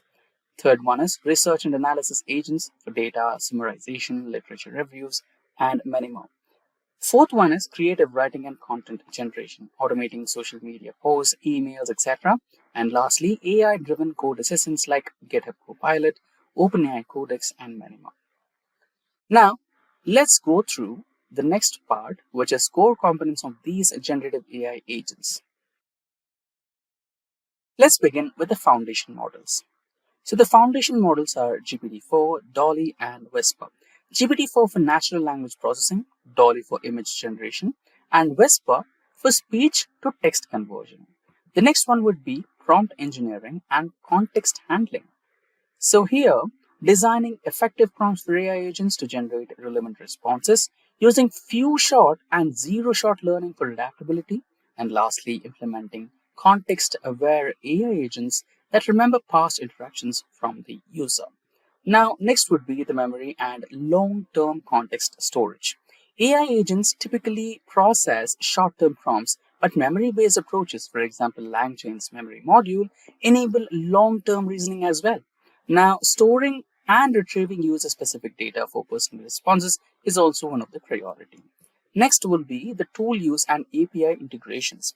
Using external API to fetch real-time data, for example, weather, stock prices, news, etc., and integrating databases for structured information retrieval. And proceeding further, we have autonomous decision making. AI agents evaluate multiple options before making a decision. Planning and reasoning techniques to enhance responses is a priority for them. Proceeding ahead, we will discuss how generative AI agents work. Starting with the first step, input processing and context awareness. AI agents analyze user input, detect intent, and extract entities. For example, in a travel booking AI agent, it identifies destination, date, and budget from user queries. Just like the example we discussed before, right? You provide the point A and point B, the best time for you to fly, and the best number of hours that you focus on flying, and lastly, the destination, right? All these things will be evaluated in real time. The cost, the number of hours, the flight, the options provided, the amenities provided on the flight, and all those things, and also budget as well. And based on that, they take a decision. Now proceeding ahead, generating intelligent responses. So here, RAG, or also known as Retrieval Augmented Generation. AI searches external databases for responding. Next, we have chain of thoughts reasoning, or also known as COT reasoning, and AI breaks down problems into fine steps. And last step is fine-tuning the models, custom trained AI for specific industries. For example, if you're preparing an AI agent for a dedicated sector like healthcare, legal, customer support, based on that, you will fine-tune your AI agent or model. Now, next is decision trees and multi-step reasoning. AI can simulate a thought process, breaking down complex questions into manageable steps. For example, whenever you open DeepSeek or whenever you open OpenAI ChatGPT for the most premium version, you will write a prompt and there will be an option called Think, right? If you just click on that, it will explain you the thought process it is going through and how is it planning on giving a reason for you, right? And followed by that, we have handling uncertainty and error correction. AI self-corrects through confidence scoring and human feedback loops. Last step in this particular stage is fine-tuning and reinforcement learning, or also known as RLHF. Human in the loop training to improve responses, and AI learns from real world interactions and adapts over time. So it's basically called overtime learning, where it adapts to the real world environment and learns things and provides the best feasible solution. Now, the next stage is architecture and deployment of AI agents. So, in the first one, we have standalone versus multi agent systems. So, firstly, the standalone AI agents. They perform tasks independently. For example, ChatGPT. Multi-agent systems, on the other hand, work together to achieve complex tasks. For example, one agent for summarization, another for execution. Now, next in this particular stage is agent orchestrator model. A central AI agent coordinates multiple AI sub-agents. For example, in an AI-powered research assistant, one agent gathers all the data that is required, the second agent summarizes all the information collected, and the third agent formats the output. Followed by that, we have cloud-based AI agents and edge-based AI agents. Cloud-based AI agents compute, for example, OpenAI API, Azure AI, and edge-based AI agents run on local devices for faster processing. For example, Tesla's AI in self-driving cars. Followed by that, we have using APIs to build AI agents. OpenAI's API for GPT-4 powered by AI agents, LangChain framework for AI agent orchestration, and Llama Index for document-based AI agents. The next stage, we will discuss about enhancing AI agents with external tools. In that, the first step is integrating with databases. AI agents can query SQL and non-SQL query databases for structured data retrieval. Proceeding ahead, we have connecting with web scrapers and APIs. AI agents can fetch real-time data using tools like Beautiful Soup, Scrappy, and OpenAI plugins. Next ahead, using vector databases for context recall. FAISS ChromaDB store long-term memory for AI agents. For example, legal AI agents retrieve case law from vector embeddings. Lastly, we have autonomous agents and workflows. AutoGPT and Baby AGI are best examples. These AI agents that self-improve by learning from previous tasks, and True AI, which is a set of multiple AI agents collaborating to solve a complex problem. Now, the main part, challenges and limitations of generative AI agents. In that, the first one will be the ethical considerations. AI bias and fairness concerns are the primary ones. Addressing AI hallucinations, which is false information generation, and then we have computational cost and efficiency, which is a major concern amongst all the industries. Large AI models require significant computational power. Strategies to optimize AI agent efficiency will also considered to be expensive to hire many training models or also human programmers. Followed by that, we have security risks and data privacy. Risk of data leaks or data breaches and AI jailbreaking is one of the highest security threat. Implementing secure AI architecture is one of the primary solutions that you need to focus on. And lastly, we have legal and compliance issues. This would majorly be concerned from the enterprise level. GDPR, HIPAA, and AI regulations compliance is mandatory, and AI liability in decision making is also important. And now, the last stage of today's discussion, which is future trends and advancements in AI agents. Starting with the first one, AI agents with emotional intelligence are also known as affective AI. AI is capable of detecting emotions and adapting responses accordingly. For example, if you have designed a therapeutic AI chatbot for mental health. Now, the next one, self-improving AI systems. So meta learning and auto ML are a few examples. AI agents that learn from new data autonomously, for example, AI adjusting marketing campaigns based on customer responses. And now the next one, AGI and roadmap to superintelligence. Well, this always ends up with question. Will AI agents evolve into AGI, or also known as artificial general intelligence? And are the implications of self-learning AI real? This is the major question. And lastly, the role of AI agents in the future of work. Now we can see there are a lot of AI agents like Copilot which will assist humans in their day-to-day tasks, whether it is business, healthcare, or education. And also, you have a lot of automation and transformation happening in the IT industry, which will reduce the work hours and stress on the employees by automating all those mundane tasks by the help of Copilots, also the generative AI agents. Ever use ChatGPT to write an email or Midjourney to generate images? That's generative AI.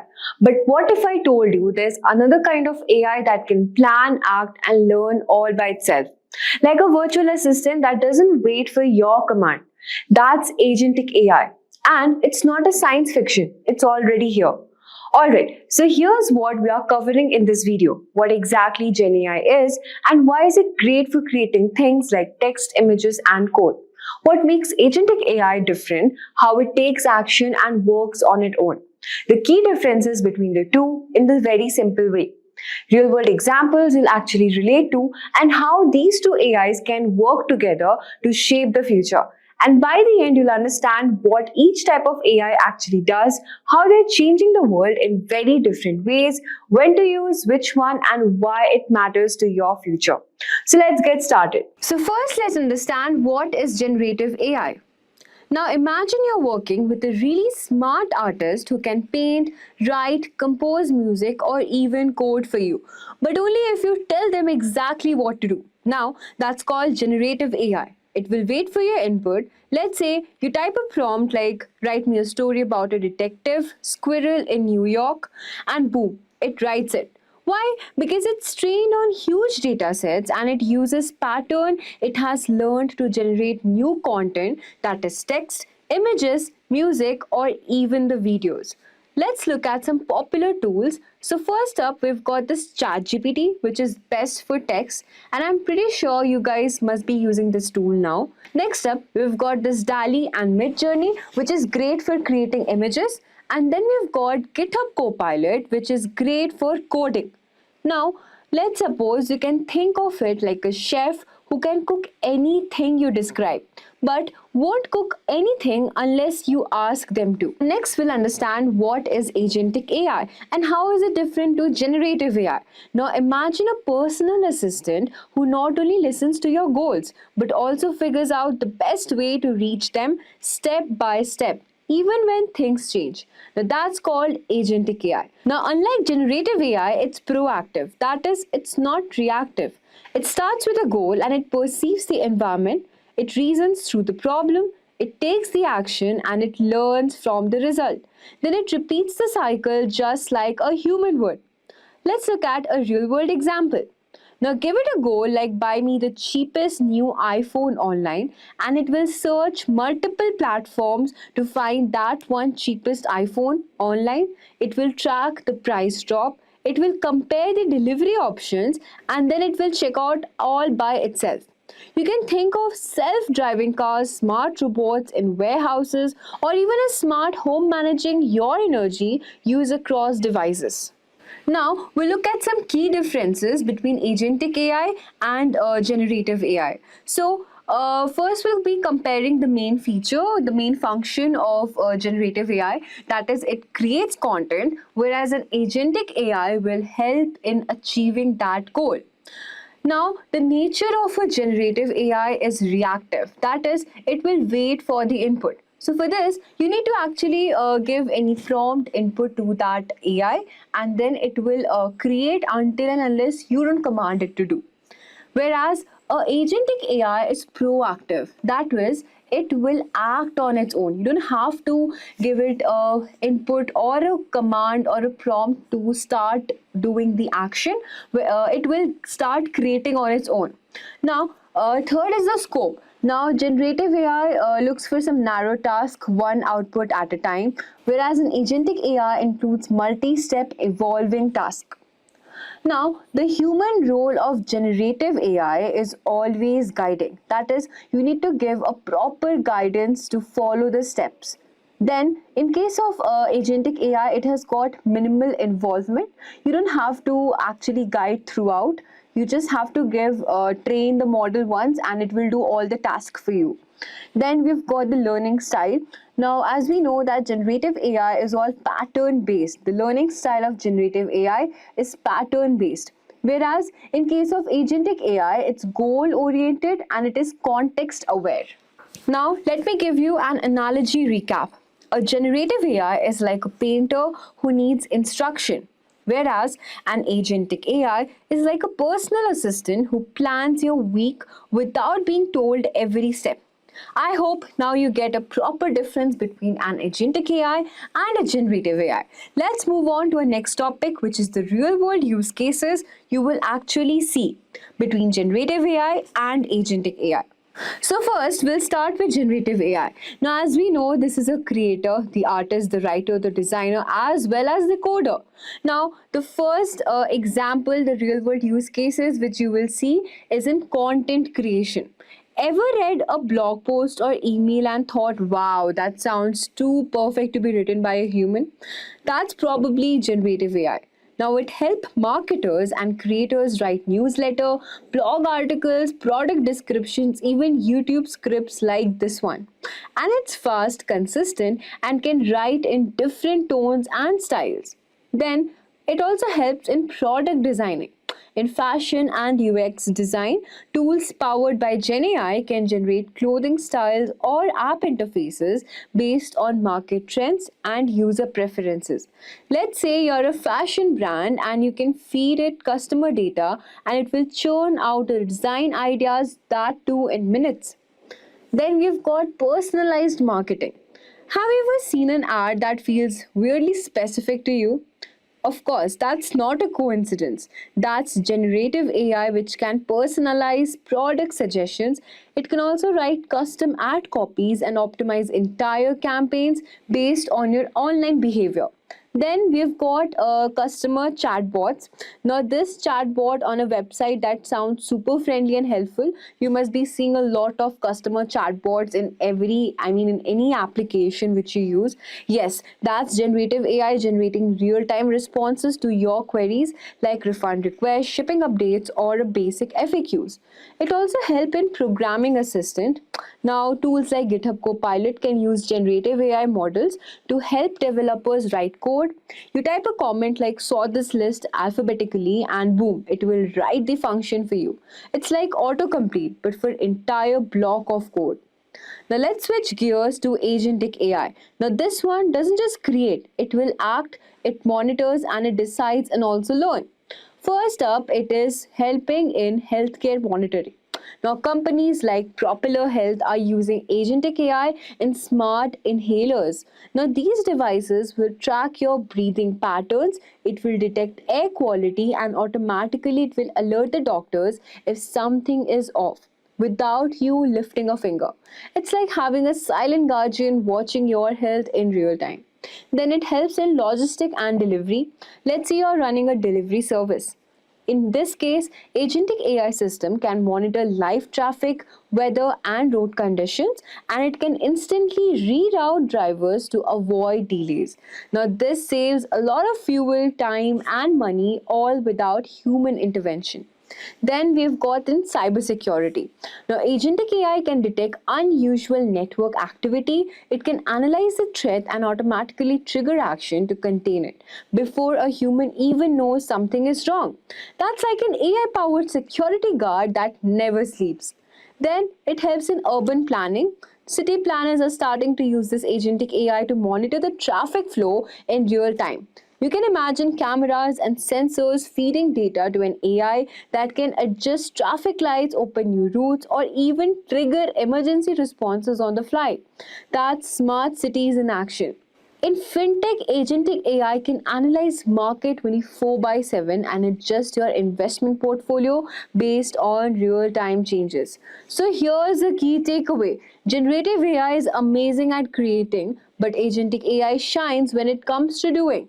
And the real magic is they're not mutually exclusive. So you'll often see both working together like a brain and a body, creating intelligent, action-driven system that can change how we live and how we work. Now, this is where things really start to get interesting. You see, generative AI and agentic AI aren't rivals. In fact, When they work together, they can create something truly next level. Think of it like a dream team, one's the creative brain and the other is the strategic executor. Let me show you what I mean by this. Now imagine you're creating a building or smart customer support assistant for your business. Now in this case, Agentic AI is the one steering the wheel. It will make the decision on what to do next, maybe even pulls up the records or schedules a refund. It's the engine running the whole machine. But when it's time to actually talk to the customer, here will enter the generative AI. Now, what does generative AI do is it will step into craft and personalize polite, human like responses, turning dry data into a very warm conversation. So, the agent handles the logic, actions, and the generator handles the word and the tone. Or picture a robot chef in a futuristic kitchen. Agentic AI is doing all the real time work, checking the pasta is better, managing timeliners, and adjusting the stove's heat, flipping pancakes at just the right time. Meanwhile, generative AI, it's the one coming up with new recipes you never thought of. Based on your mood, ingredients in the fridge, or even trending dishes online, it creates. Together, this combo isn't just smart, it's intelligent and creative. They solve problems, take action, and do all with the human touch. And that's the future of AI. Not just systems they can talk to or act, but systems they can think, create, and do all at once. Now let's see why does it actually matters. Understanding the difference between generating and acting helps you choose the right AI tool for the job, opportunities for your career or businesses, and navigate the ethical implications of autonomy, like who's responsible if the mess up. So whether you're a techie, a marketer, or a curious learner, knowing how these AI work can future-proof your skills and decisions.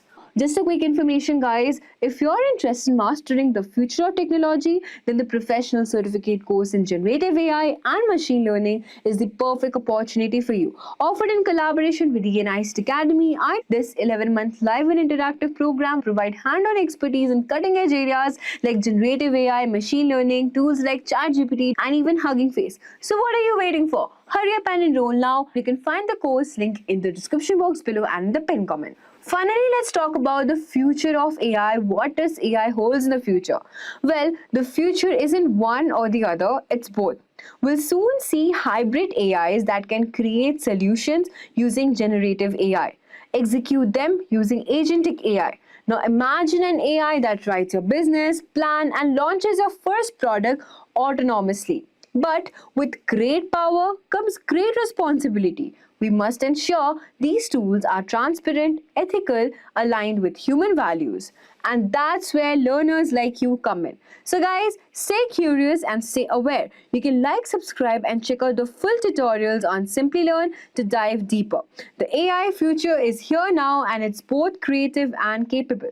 Are you feeling like every other video, article, or tweet you see these days is about generative AI? You're not wrong. It's the tech world's current obsession. But instead of just nodding along, wondering what it all means, what if we could actually master it? In this video, we are cutting through the hype, giving you a practical step you need to truly understand. I will be breaking down the entire journey into manageable phases from fundamental knowledge to building your own Gen AI projects. Before we begin, let me tell you what generative AI or Gen AI means. As the name suggests, it is generating data. It's a technology where it uses existing data for creating new ones. It might be in the form of text, images, audio, video, code, or even 3D models. For better understanding, I will be dividing the entire roadmap into 4 phases plus one additional phase as a bonus phase for you to excel in this field. Phase 1 is all about laying the foundation, which includes the basics of AI and machine learning. Think of artificial intelligence as making computers smart enough to do things which people can do. Machine learning is just one of the ways to do it.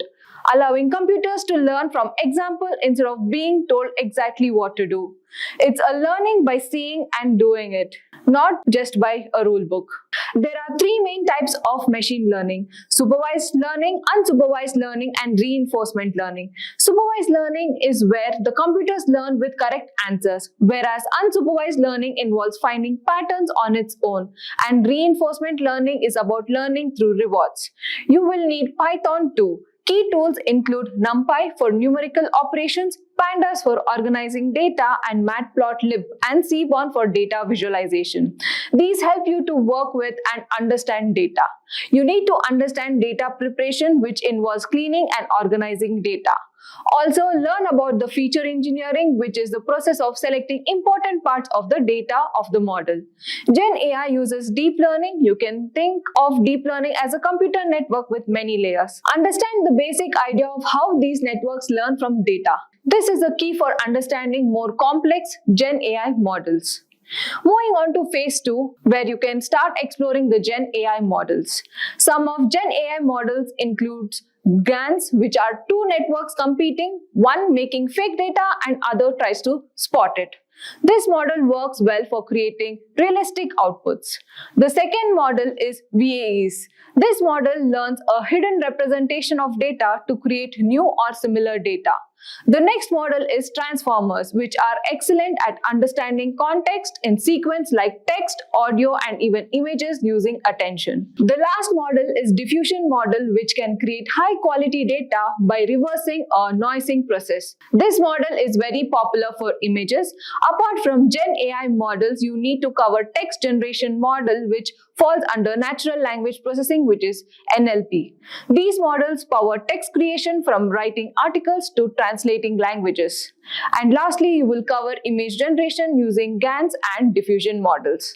In phase 3, we will focus on developing our practical skills. You can start with small projects such as generating basic images or text with small datasets. Do experiment and learn the workflow. Join platforms like Hugging Face, Reddit, Stack Overflow, and Kaggle forums to ask questions and learn from others. To showcase your work, you can use GitHub to share your projects and code. Phase 4 is truly about staying ahead. Gen AI is always changing, so you need to be aware of it. New architectures are constantly being built, so briefly be aware that more advanced models are continuously being developed beyond the basics that we have covered. I would also recommend learning about deploying models on cloud platforms like AWS, Google Cloud, or Azure, which will be useful for larger projects. Additionally, you can read research papers, follow tech experts online, whether on Twitter or LinkedIn, and stay curious about this field. Continuous learning is the key in this field. Now that you have built a strong foundation in generative AI, phase 5 is all about mastering the future of technology. A certification course provides formal validation of specialized knowledge and skills, making individuals stand out to employees and demonstrating a commitment to professional development. This recognition often leads to enhanced credibility that improves career opportunities with specific field. Wondering which certification to go with? Don't worry, I've got you covered here as well. There are so many certificate courses available, but I would strongly suggest you to check on Applied Generative AI Specialization course by Simplilearn in partnership with Purdue University and Microsoft. This will be a 16-week course which will give you hands-on learning experience on building AI and Agentic AI apps through hands-on industry-relevant projects. You will also learn popular Gen AI tools, which includes gaining in exposure to Copilot, LangChain, Hugging Face, Azure AI Studio, OpenAI, and other tools. Additionally to this, you will provide a certificate from Purdue University and course completion certificate from Microsoft. Hurry and enroll now. Find the course link in the description box and pinned comments. That's your roadmap to understanding generative AI. Start with the basics and get practical experience, and never stop learning. The power of Gen AI is within your reach. Imagine you are managing a global supply chain company, and where you have to handle orders, shipments, and demand forecasting. But unexpected issues arises where sudden shortages like transport delays and the changes in demand. So instead of relying on manual adjustments, what if an AI agent could handle everything automatically?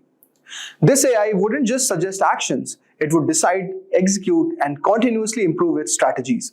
That's the power of Agentic AI.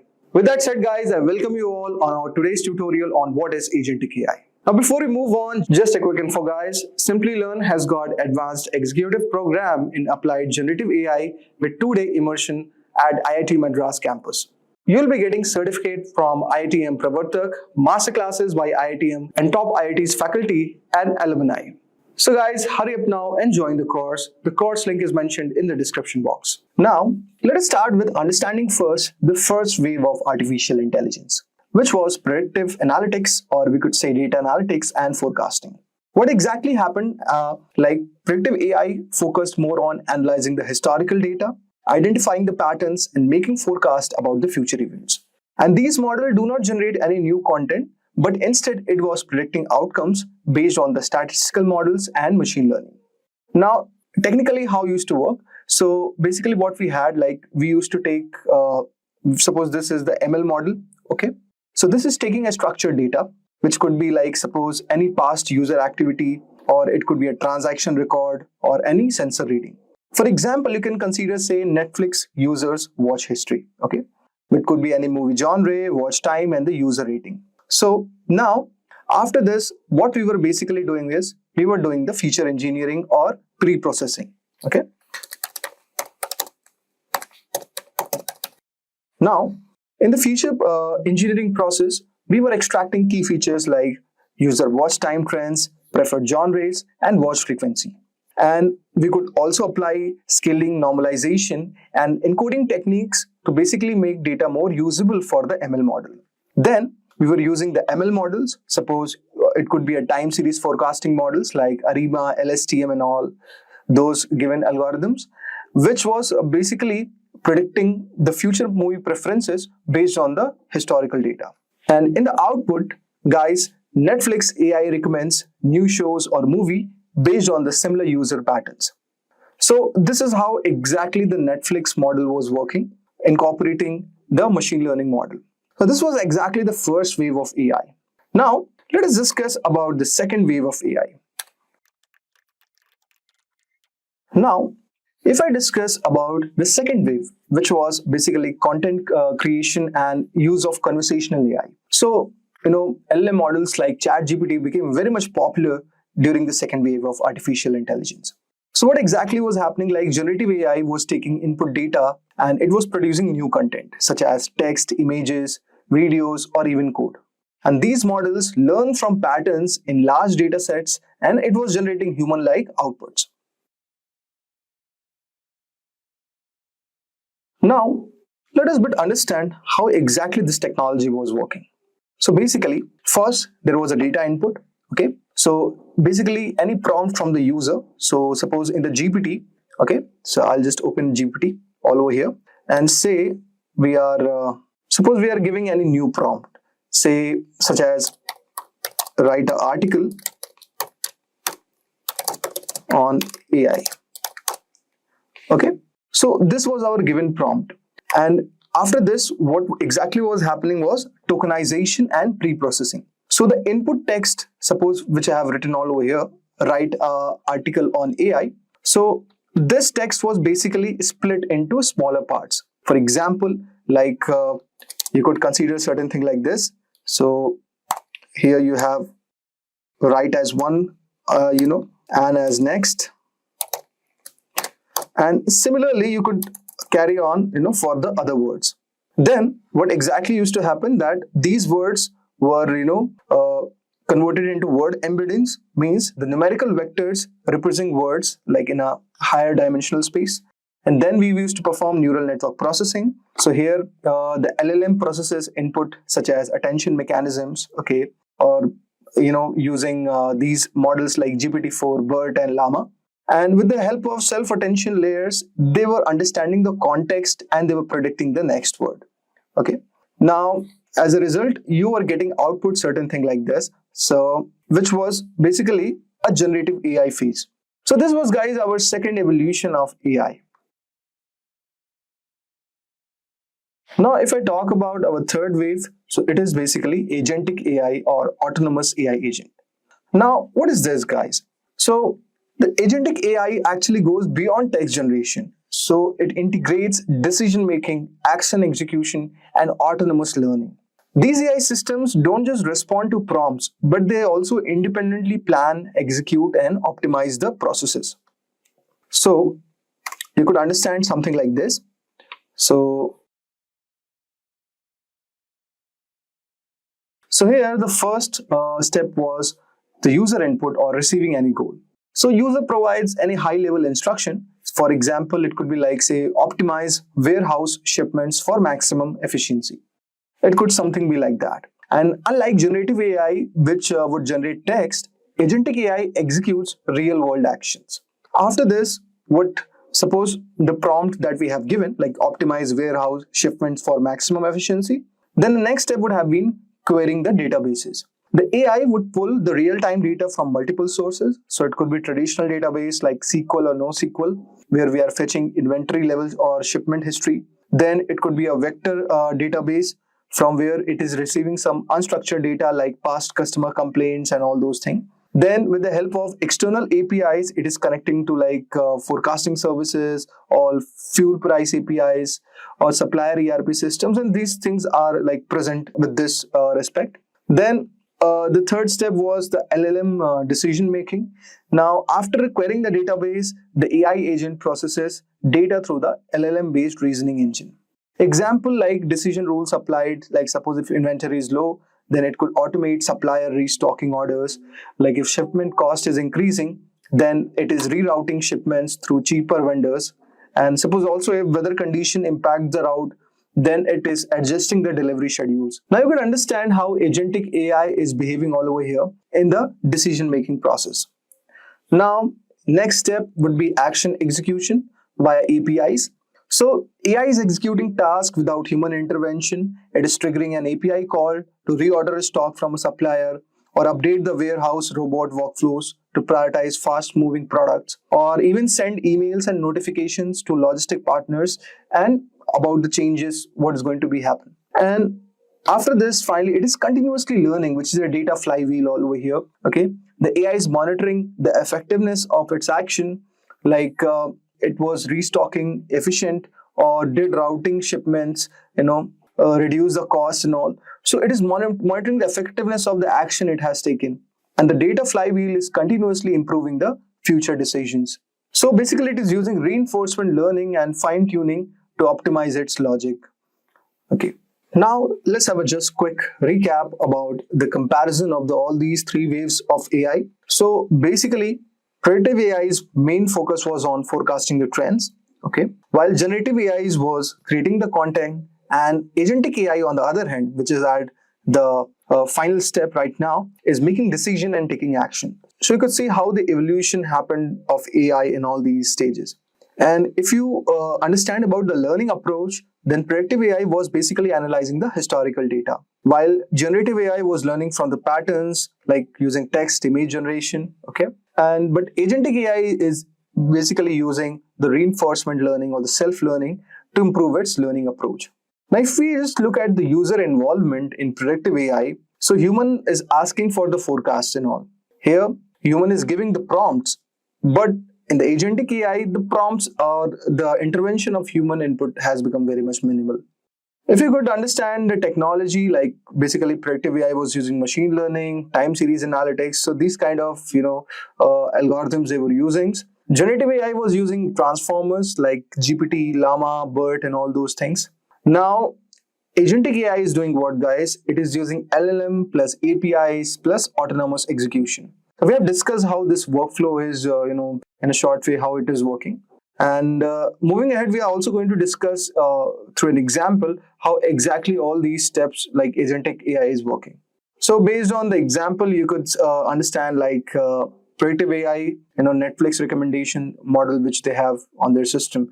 And similarly, if we talk about generative AI, then you could understand about ChatGPT, writing articles and all those things. And agentic AI, we could imagine like how AI, if incorporated in supply chains, how things are working out. So guys, I hope so you would have got a brief idea regarding the three waves of AI. Now let us move ahead and bit understand about what is the exact difference between generative AI and agentic AI. Now guys, let us understand the difference between generative AI and agentic AI. So let us first, deep dive into what exactly is a generative AI. Okay. So as you can see all over here that generative AI models generally are taking input query, okay, and they are processing it using LLM or large language model and basically returning a static response without taking any further action. So in this case, for example, a chatbot like ChatGPT, it is taking the input from the user. So as I've shown you earlier that suppose I've given an input like write a blog post on AI in healthcare. So when I have written this given user input or given the query, so when it goes to the large language model, this model is actually tokenizing all these input query, and it is retrieving the relevant knowledge from its training data, and it generates text based on the patterns. Now we give the prompt, then LLM processes it, okay, and then we are getting the given output. So now this is basically how generative AI is working. So you could see all over here we have GPT model, we have DALI, we have Codex. So these are some of the amazing generative AI models. Okay. Now let us discuss a bit about DALI, which is actually a realistic image generation Gen AI. So like DALI is described as the realistic image generation model by the OpenAI, and this actually is a part of generative AI category alongside with GPT, which is basically for human-like language creation purposes. This model was created, and you could have also Codex for it could be used for advanced code generation purposes. So let us discuss a bit about DALI. So DALI is like a deep learning model, basically, which is designed to generate realistic images from the text prompt. And it can create highly detailed and creative visuals based on descriptions provided by the users. So some of the aspects of DALI, like you could have all over here, like text to image generation, where users can input text prompts and DALI can generate unique images based on those description. The images generated by DALI are highly realistic and creative. Okay, and it can generate photorealistic images, artistic illustration, and even surreal or imaginative visuals. We will also have customization and variability, where it is allowing variation of an image edits based on text instruction and multiple style. So this is also part of a generative AI model, and this tool is actually playing a very amazing role. So I will show you one example like how generative AI is actually working in the image generation purposes. So guys, as you can see all over here, I have opened this generative AI tool called DALI.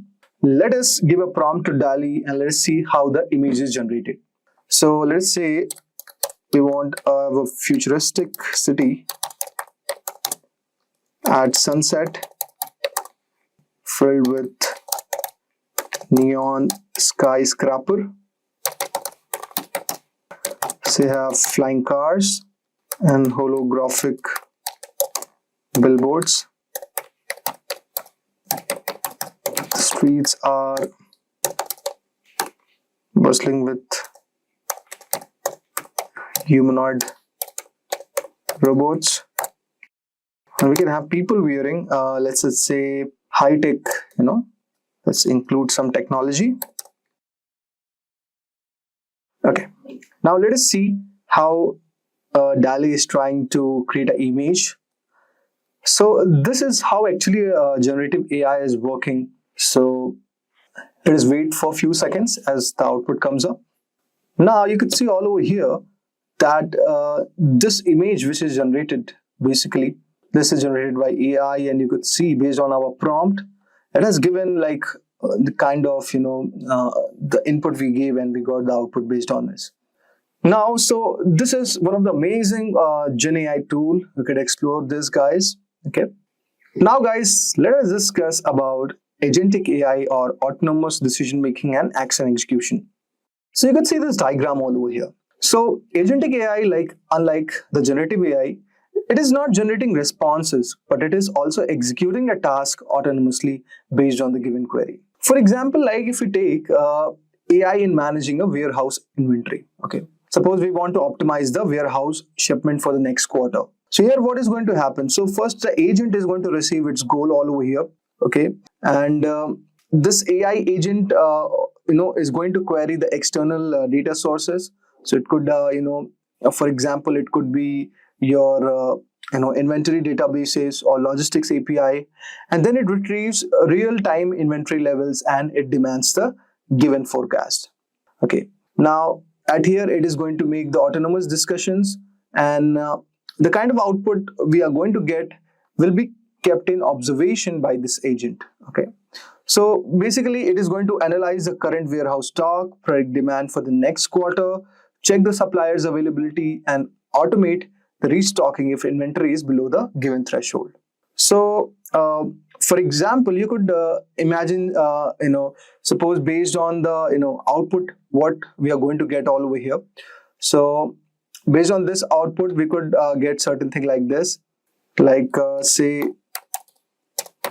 current inventory level, like say 75% capacity. Okay, then it could have also other thing like say demand forecast, say 30% increase in expected in quarter 2, and also it is going to go say reordering initiated. So this is the output what we are going to get based on the supply chain management example what we are trying to get. So as we have seen in generative AI, user is giving the input, okay, prompt, then it is using a LLM model to generate the given output. But agentic AI is doing what, guys? It is going to take action, beyond just generating a text. So in this scenario, it is querying the inventory databases, it is automating the purchase order, it is going to select the optimal shipping providers, which could be, suitable for the given company. It is going to continuously refine the strategies based on the real-time feedback. So guys, let's recap once more. So if we talk about the function base, then GenAI is more concerned with producing a written content or a visual content, okay?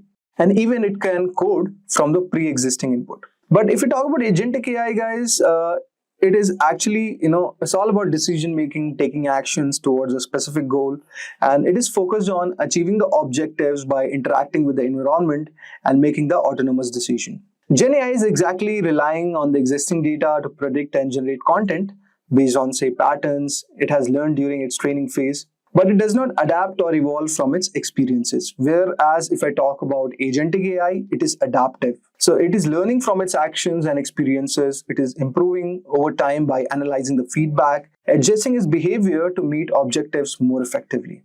With the help of GenAI, human input is essential to the prompt, so that, basically with the help of that, it could go into the LLM model and it could generate the given, output based on your prompt. Once you set up the agentic AI, it requires like minimum human involvement. It operates autonomously, making decisions and adapting to changes like without continuous human guidance. And it can even learn in real time. So that's what the beauty of agentic AI is. So we have given one example of Gen AI, like basically giving prompt to the ChatGPT or DALI, okay? And agentic AI, one example could be your supply chain management system.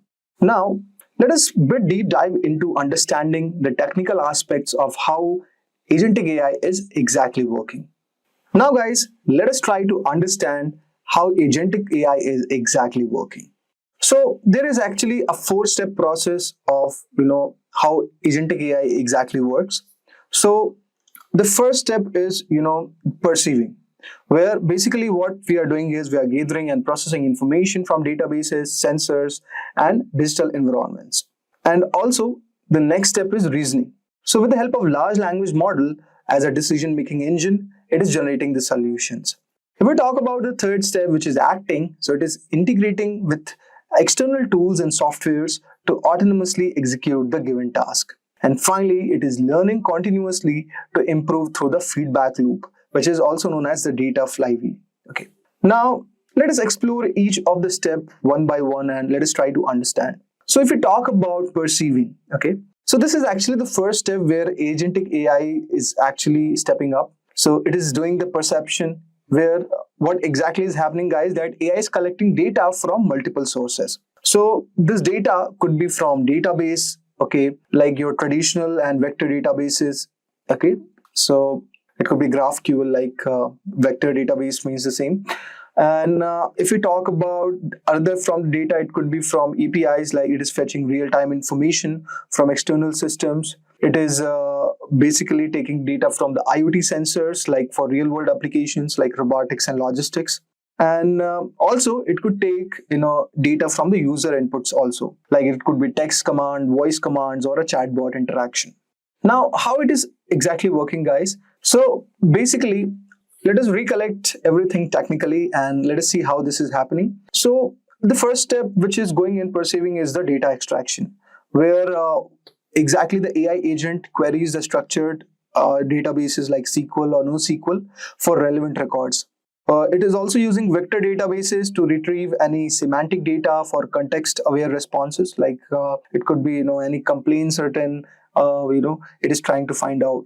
Okay, so next, after it has got the data extraction, it goes for feature extraction and pre-processing, where AI is filtering the relevant features from the raw data. For example, like a fraud detection AI is scanning the transaction log for anomalies. The third thing, it is entity recognition and object detection. So AI uses basically computer vision to detect objects and images, and then it is applying the named entity recognition. This is a technique, okay, to extract the critical terms from the given text also. So we have three step-by-step process which is happening in perceiving. The first one is data extraction. Second one is feature extraction and pre-processing. The third one is like entity recognition and object detection. So let us take a very simple example like AI-based customer support system. So if we consider an agentic AI assistant like for a customer service, so say a customer is asking, where is my order? So the AI queries multiple databases all over here. Suppose it is going to query the e-commerce order database to retrieve the order status, or it could go to the logistics API to track the real-time shipment location. Also, it could go for customer interaction history to provide personalized response. The result what we get all over here is that the AI is fetching the tracking details, identifying any delays if it is happening, and suggesting the best course of action. Now, the next step is reasoning. Okay. Now, AI's understanding and decision making and problem solving is making agentic AI way greater. So here, what is exactly happening? Like once the AI has perceived the data, now it should start reasoning it. Okay, so the LLM model acts as a reasoning engine, orchestrating AI processes and integrating with specialized models for various functions. So if we talk about the key components like here used in the reasoning, it could be LLM based decision making. So AI agents could use models like LLMs like GPT-4, Claude, Llama to interpret a user intent and generate a response. It is basically coordinating with smaller AI models for domain-specific tasks, like it could be like financial prediction or medical diagnostics. So these could be, the given example. Then it is using retrieval augmented generation or RAG model, okay, with the help of which AI is enhancing the accuracy, by retrieving any proprietary data from the company's databases. For example, like instead of relying on GPT-4's knowledge, the AI can fetch company-specific policies to generate the accurate answers. So this could be the one. And in the reasoning, the final step is AI workflow and planning. So it is a multi-step reasoning where AI is breaking down complex tasks into logical steps. For example, like if asked to automate a financial report, AI is retrieving the transaction data, analyzing the trend, and it is formatting the results. Also, for example, you could use this in supply chain management. So suppose consider there is a logistics company which is using the agentic AI to optimize what could be the shipping routes. So a supply chain manager requesting the AI agent to find the best shipping route to reduce the delivery cost. So the AI processes real-time fuel prices, traffic conditions, and weather report. So using LLM plus data retrieval, it finds out the optimized routes and selects the cheapest carrier. Result, you get is that AI chooses the best delivery option. So here the cost is reduced and improving efficiency. So this is one of the use cases, guys. So after perceiving, you get his reasoning. Okay. Now let us move ahead and discuss about the third step, which is act. So in this step, basically what is happening, like AI is taking autonomous actions. So unlike generative AI, which stops at generating content, so agentic AI takes the real world action. Okay. How AI is executing tasks autonomously, guys? So basically first step is like here the integration with APIs and software could be happen, where AI can send automated API calls to the business systems. For example, like reordering the stock from the supplier's API. So suppose any inventory level is going down, so it could, reorder that particular stock from the supplier's API. So it is interacting with the given API. Now it could also automate the workflows, like AI executes multi-step workflows without human supervision. So here like AI can handle like insurance claims by verifying the documents, checking policies, and approving the payouts. And finally, AI could operate within predefined business rules, okay, to prevent any unauthorized actions also. So ethical AI is basically being worked in this direction. For example, like AI can automatically process claims up to say 10,000 US dollars, but it is requiring the human approval for the higher amounts. So based on, insurance and policy making stuff, so agentic AI could be, really helpful in this scenario. One example, like let's consider. So let's say we have this agentic AI managing an IT support system. So suppose a user says my email server is down. So the AI can diagnose the issue, restart the server, and confirms the given resolution. Now, if it is unresolved, then AI escalates to a human technician. Then it results into AI is fixing the issues autonomously, reducing the downtime. Okay. So this is where your action or act is coming up into the picture. Now, if we go on to the next and the final step, which is learning. So learning basically with the help of data flywheel, it is continuously learning. Okay. So this is the feedback loop all over here, which is the data flywheel. So how AI learns over the time? If we ask this question, so what is exactly happening that it is interacting with the data collection. Suppose AI logs successful and failed actions. For example, like if users correct AI generated responses, the AI is learning from those corrections. Second thing, what you could do is you could you could fine tune the model and do reinforcement learning. So AI adjusts its decision making models, basically to improve future accuracy. It uses reinforcement learning basically to optimize workflows based on past performance. Okay. Now, third step could be automated data labeling and self-correction. So here, what is happening that AI is labeling and categorizing past interactions to refine its knowledge base. Example like AI autonomously is updating frequently asked answers based on the recurring user queries. So in this way, AI is learning over the time. Example one you could consider. So say we have this AI is optimizing any financial fraud detection. So say this is consider that this is a bank which is AI powered, which has this AI powered fraud detection system. So AI is analyzing these financial transaction and it is detecting any suspicious activity. And if flagged, the transactions are false, and AI is learning to reduce these false alerts. So over the time, AI is improving the fraud detection accuracy, like minimizing disruptions for the customer. So in this way, AI is getting smarter over the time, like reducing the false alerts and also the financial fraud. So let's have a just quick recap of what we studied right now. So agentic AI works in 4 steps. The first step is perceiving, where AI is gathering data from databases, sensors, and APIs. The next step is reasoning. So it is using LLM to interpret tasks, applies logic, and generating the solution. The third step is acting. So here AI is integrating with external systems and automating the task. And finally, it is learning. So AI is improving over the time, via feedback loop, or which is basically called as data flywheel. So guys, now let us see this diagram and try to understand what this diagram is trying to say. So the first thing, you could see an AI agent all over here. So this is an AI agent, which is basically an autonomous system. So which has the capability of perceiving its environment, making decisions, and executing actions without any human intervention. Now, AI agent is acting as the central intelligence, okay, in this given diagram, and it interacts with the user, okay, and various other data sources. It processes input, queries databases, makes decision using a large language model, and it is executing action and it is learning from the given feedback. Now, the next step you could see the LLM model. So, if we talk about LLMs, these are the large language model, which is kind of an advanced AI model trained on massive amount of text data to understand, generate, and reason over natural language.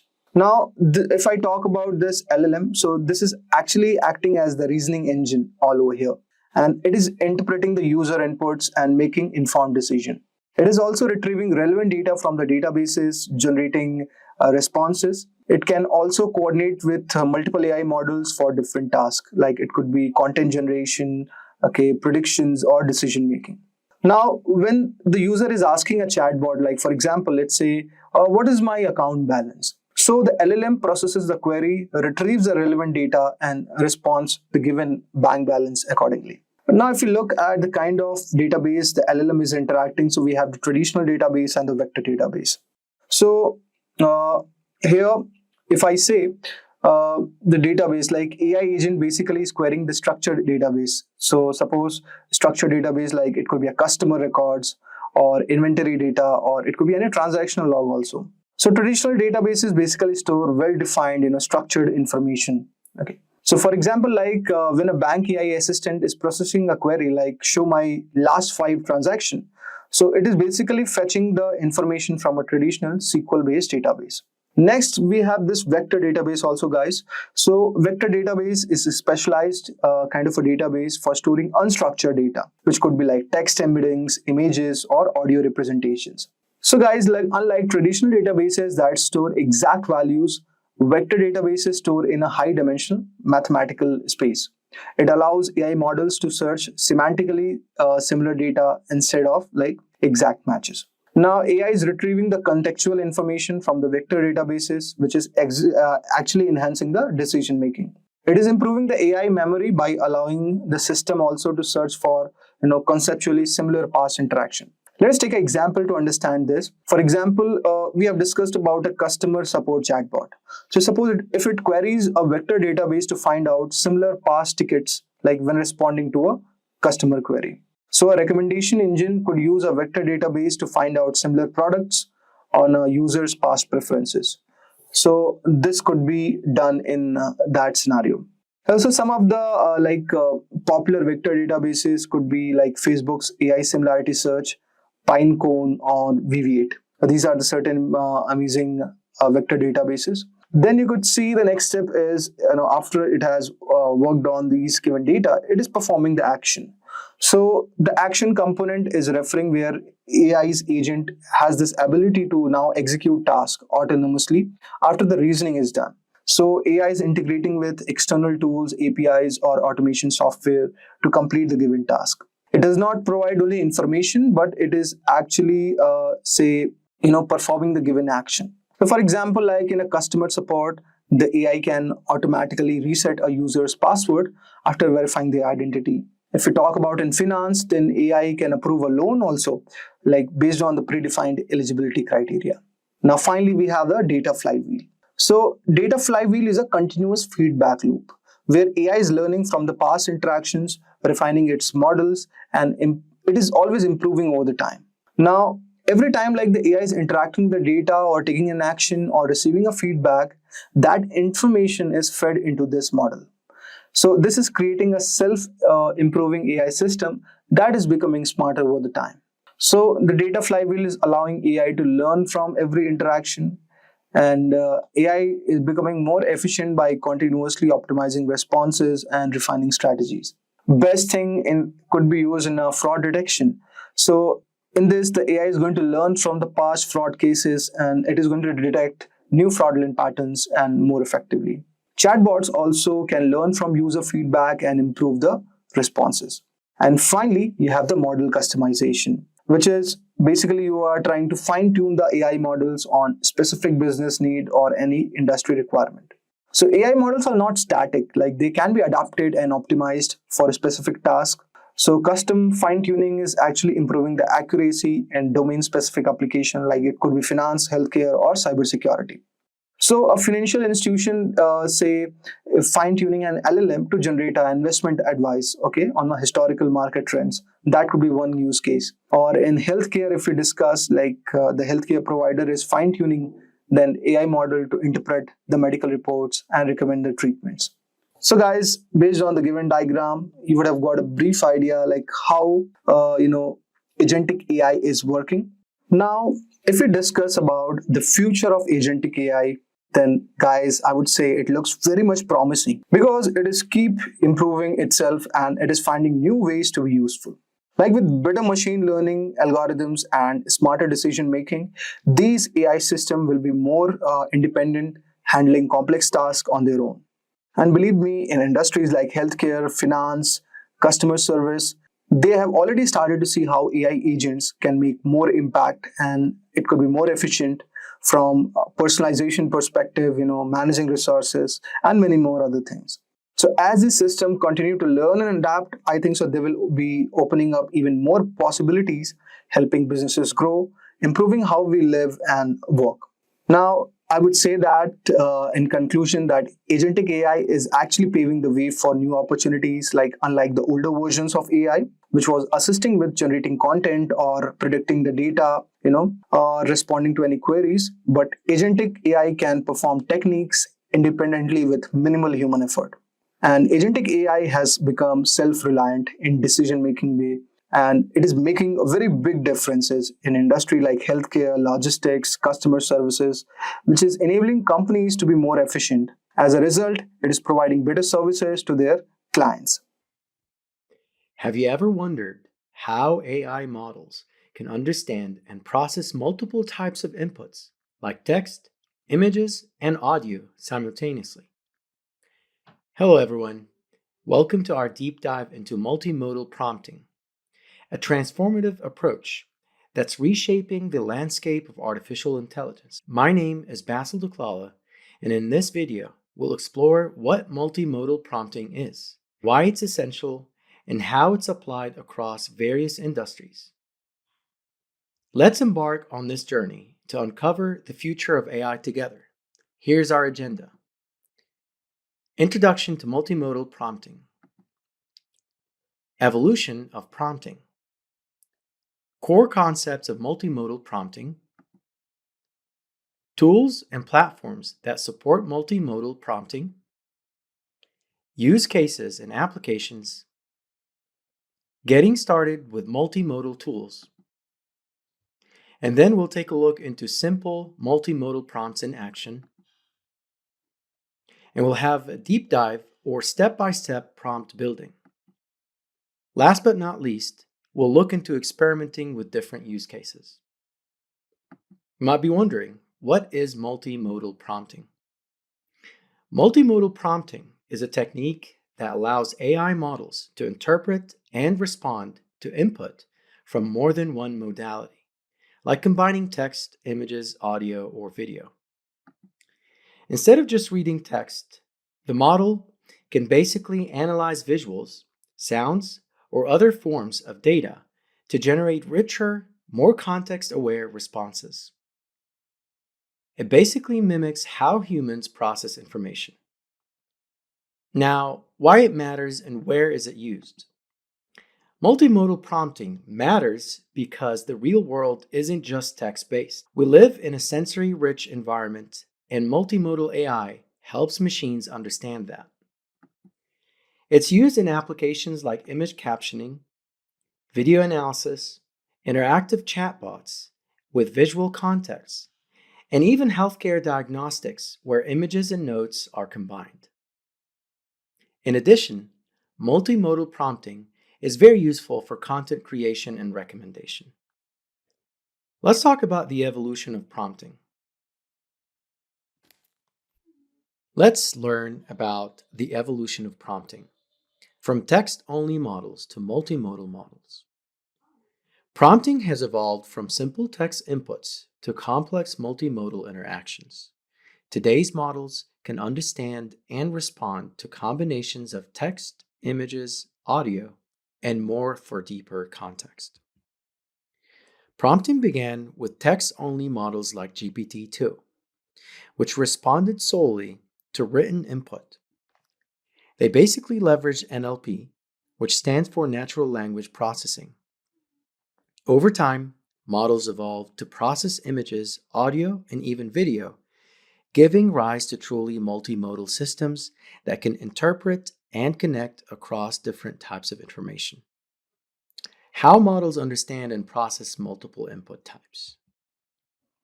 Modern multimodal models have specialized architectures, such as vision transformers, multimodal neural networks to process different inputs. They are also trained on paired data, like images with captions or videos with transcripts. These models learn how different modalities relate to each other, enabling them to take in multiple types of inputs and generate informed outputs that bridge those sensory channels. Cross-model attention helps models link relevant features across inputs, enhancing context and accuracy. At the core, these models use shared embedding spaces to map inputs like text and images into a common understanding. For example, a picture of a dog and the word dog are brought close together in this space, allowing the model to reason across formats in a unified way. Let's talk about core concepts of multimodal prompting. Modalities are different types of information we can give to AI, like text, pictures, sound, or video. They help the model understand things the way humans do, through multiple senses.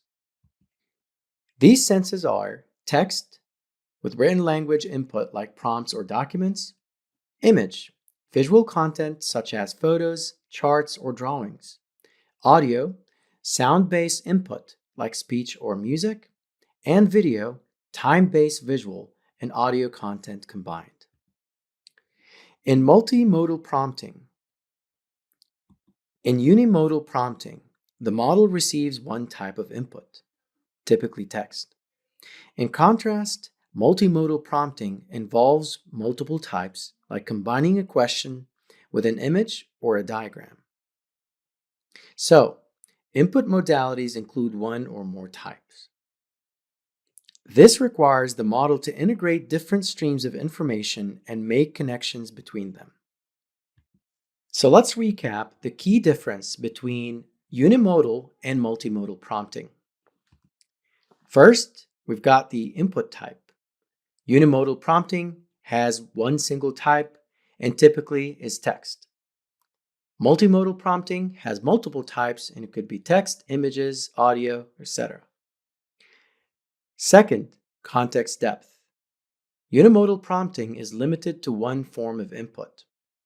On the other hand, multimodal prompting is richer in context and has combined inputs. 3. Use cases. Unimodal prompting can only be used on text-based tasks, such as writing. Multimodal prompting can be used in multiple tasks and complex ones, like image analysis,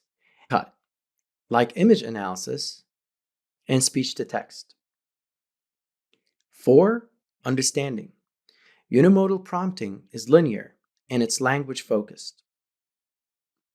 Multimodal prompting, on the other hand, is cross-modal and human-like. Despite its potential, multimodal prompting comes with challenges. Models can misalign inputs, generate hallucinations, or be biased towards dominant modalities. Input format issues from the model misinterpreting poorly formatted inputs. 2. Limited modal support. Not all models handle every modality. 3. Ambiguity inputs. Unclear inputs can lead to inaccurate responses. 4. High computational load. Multiple modalities require more resources. There's also a lack of standard benchmarks, and combining training data from different formats can be resource intensive. Let's discuss tools and platforms that support multimodal prompting. First, we've got one of the most popular generative AI tools, ChatGPT. Specifically, ChatGPT with Vision. This version of ChatGPT can understand and analyze both text and images. It's useful for tasks like generating captions or answering questions about visual content. If you're not familiar with ChatGPT, it's basically an AI chatbot based on OpenAI's GPT, which stands for Generative Pre-trained Transformer Models. It can understand and generate human-like text for tasks like writing, coding, summarizing, tutoring, and casual conversations. And now it has multimodal capability. It's widely used in education, business, and creative work. ChatGPT can handle multimodal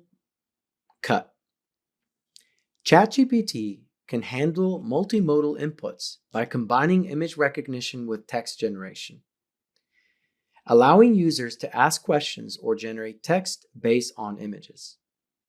It processes the image and merges it with text for a complete response. The second next popular tool is Gemini by Google. Gemini is Google's family of advanced AI models designed to rival GPT. It's multimodal, meaning it can handle text, images, code, and other inputs. Gemini powers tools like Bard and Google Workspace AI, aiming to provide accurate, integrated assistance across Google's ecosystem. It helps with complex interactions like visual-based search and multimodal content generation.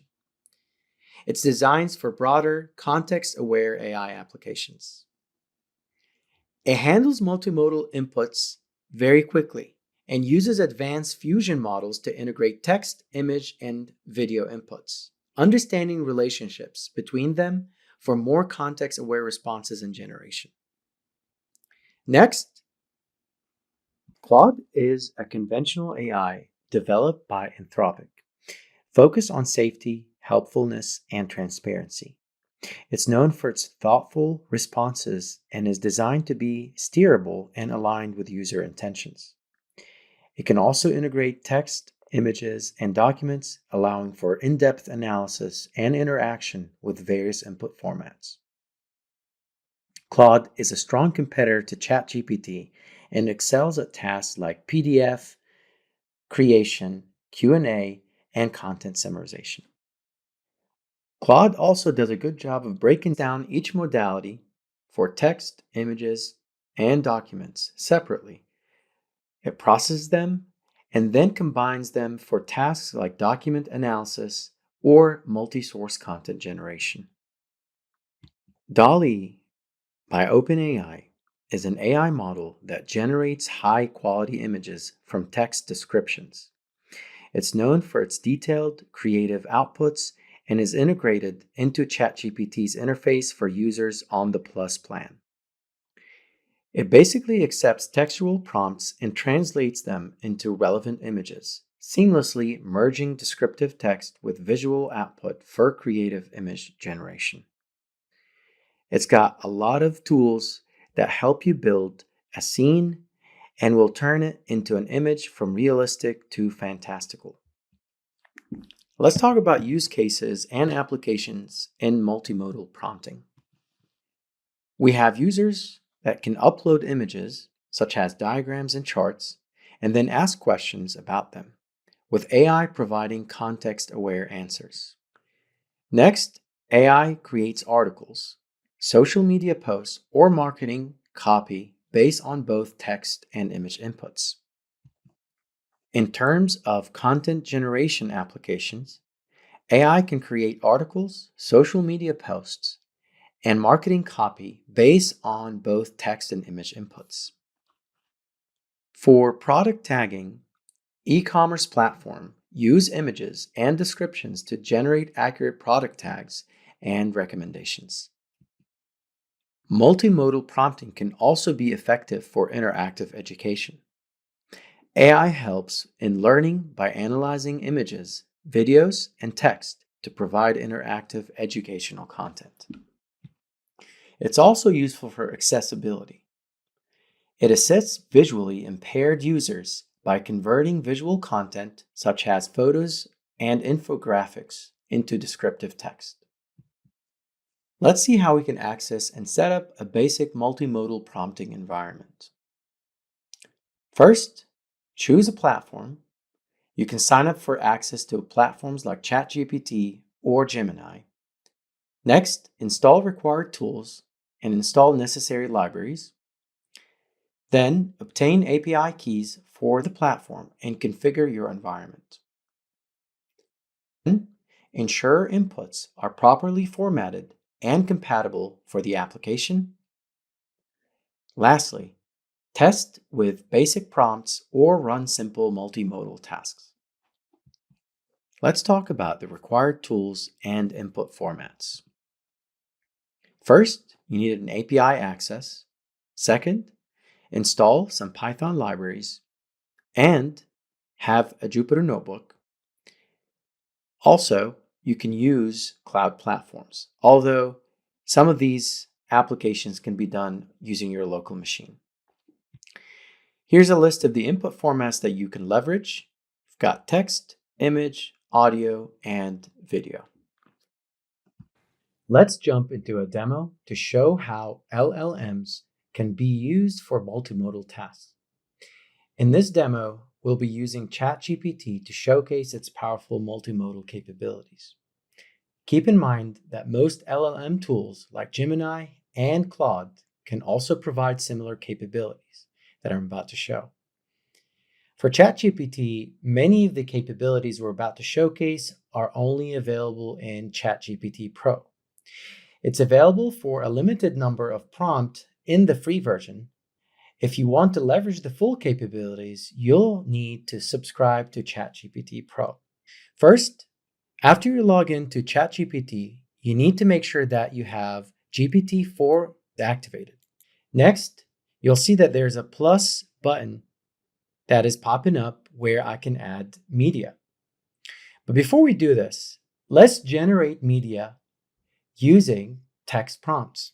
Write a 3-sentence summary of the plot of Inception like you are explaining to a 10-year-old. You can see ChatGPT gave us a response with a concise 3-sentence summary of the plot of Inception. So I'll read the first sentence. Inception is about a man named Cobb who goes into people's dreams to steal their secrets like a spy in their sleep. Let's take things to the next step. I'm going to ask ChatGPT to generate a poster based on the description in cartoon style. Let's make sure that it's pointing to the description above. Go ahead and run this, and we'll give it a few seconds to generate the image. Keep in mind that ChatGPT sometimes runs under a heavy load of requests, and sometimes image generation takes time. Image generation is done. You can see ChatGPT generated an output according to my description, a cartoon-like poster of Inception. Next, we'll show ChatGPT's ability to analyze images. I find this task very useful for analyzing complex visuals, such as stock charts. I'll click on the plus sign and then add photos and files, select your photo, and then insert the following prompt. Analyze the support and resistance levels of the attached 4-hour interval chart of Google. You can see that ChatGPT was able to analyze the chart for me in an instance and was able to give me multiple support levels and resistance levels with their description. Let's do another example of image analysis. I'm going to click the plus sign here and upload a hand-drawn chart. And here's my prompt. Explain the attached image of a diagram step by step. For reference, here's the image, and here's the explanation. Start the process. The program begins execution. step 1, input value, gives me the check for Stack Overflow, and then it explains the rest of the steps according to the diagram. It was also able to analyze the gist of the diagram. It is a standard stack push operation with overflow checking, where it prevents adding data when the stack is full and confirms insertion when space is available. It can also offer an equivalent code in Python or C. That was a good example for visual and text reasoning. Let's increase the level of difficulty of this type of task by giving it a mathematical problem. I'll click on the plus sign again, add photos, and select my image. And I'll use the following prompt. What is the answer to the math problem in the attached image? Here's the image for reference. Find the sum of the series. And you can see that ChatGPT is generating LaTeX or Markdown type of syntax in the background so it can display the mathematical syntax and Greek symbols properly. Not only was it able to solve for these problems, but also was able to give me a step-by-step instructions on how to solve for it. Plus, it recognized that we have two problems, not just one, to solve for. In this last example, we're going to do the opposite of multimodal prompting. Instead of providing an image, we're going to ask ChatGPT to generate a complex image based on my description. Provide a detailed process for data science and feature engineering for or the diabetes healthcare dataset. The diabetes healthcare dataset is a popular dataset available online, so ChatGPT will be able to understand exactly what I'm looking for. Here we can see step-by-step instructions of the process, along with Python code on how to run the analysis, such as EDA, outlier detection, multivariate analysis, and then feature engineering as requested, all the way to modeling and providing proper evaluation metrics. After getting the steps in text format, I want ChatGPT to build a visual diagram of those steps. So what is deep learning? Deep learning is a subset of machine learning, which itself is a branch of artificial intelligence.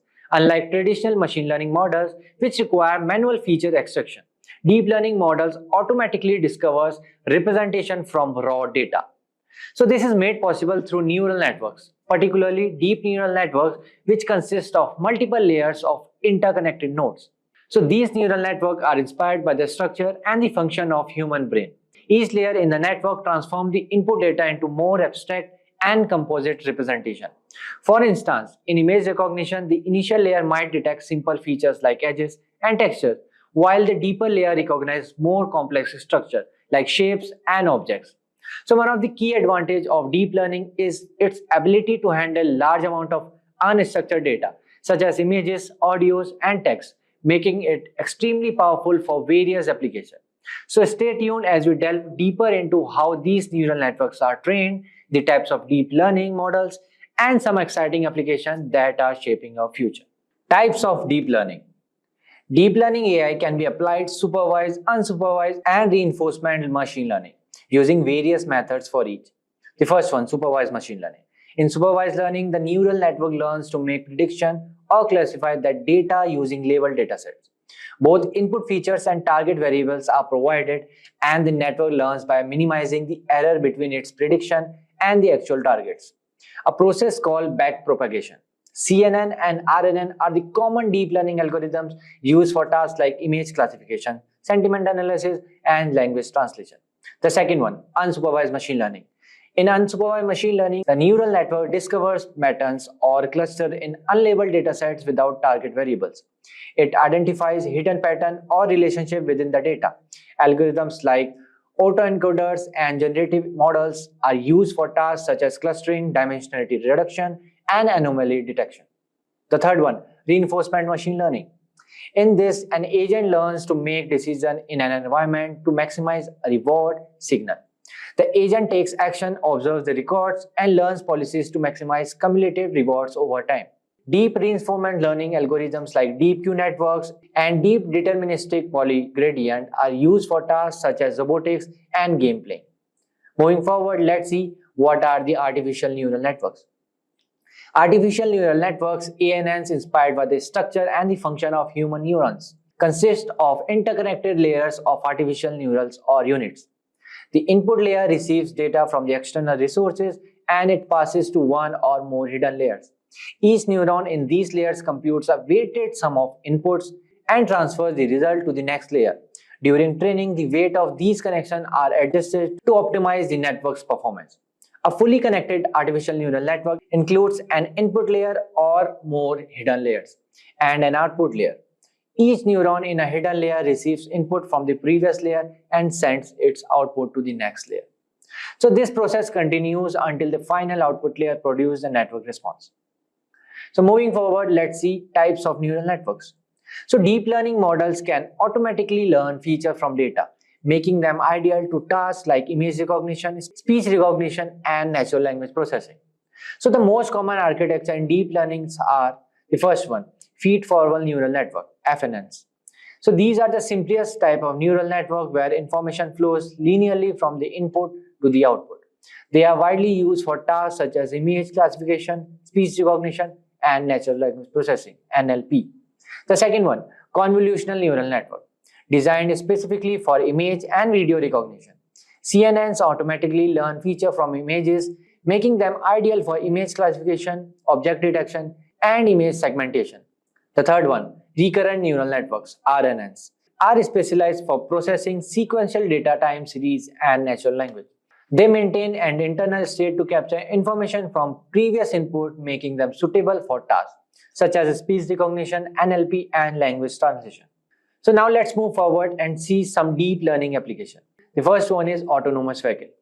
Deep learning is changing the development of self-driving car. Algorithms like CNNs process data from sensors and cameras to detect objects, recognize traffic signs, and make driving decisions in real time, enhancing safety and efficiency on the road.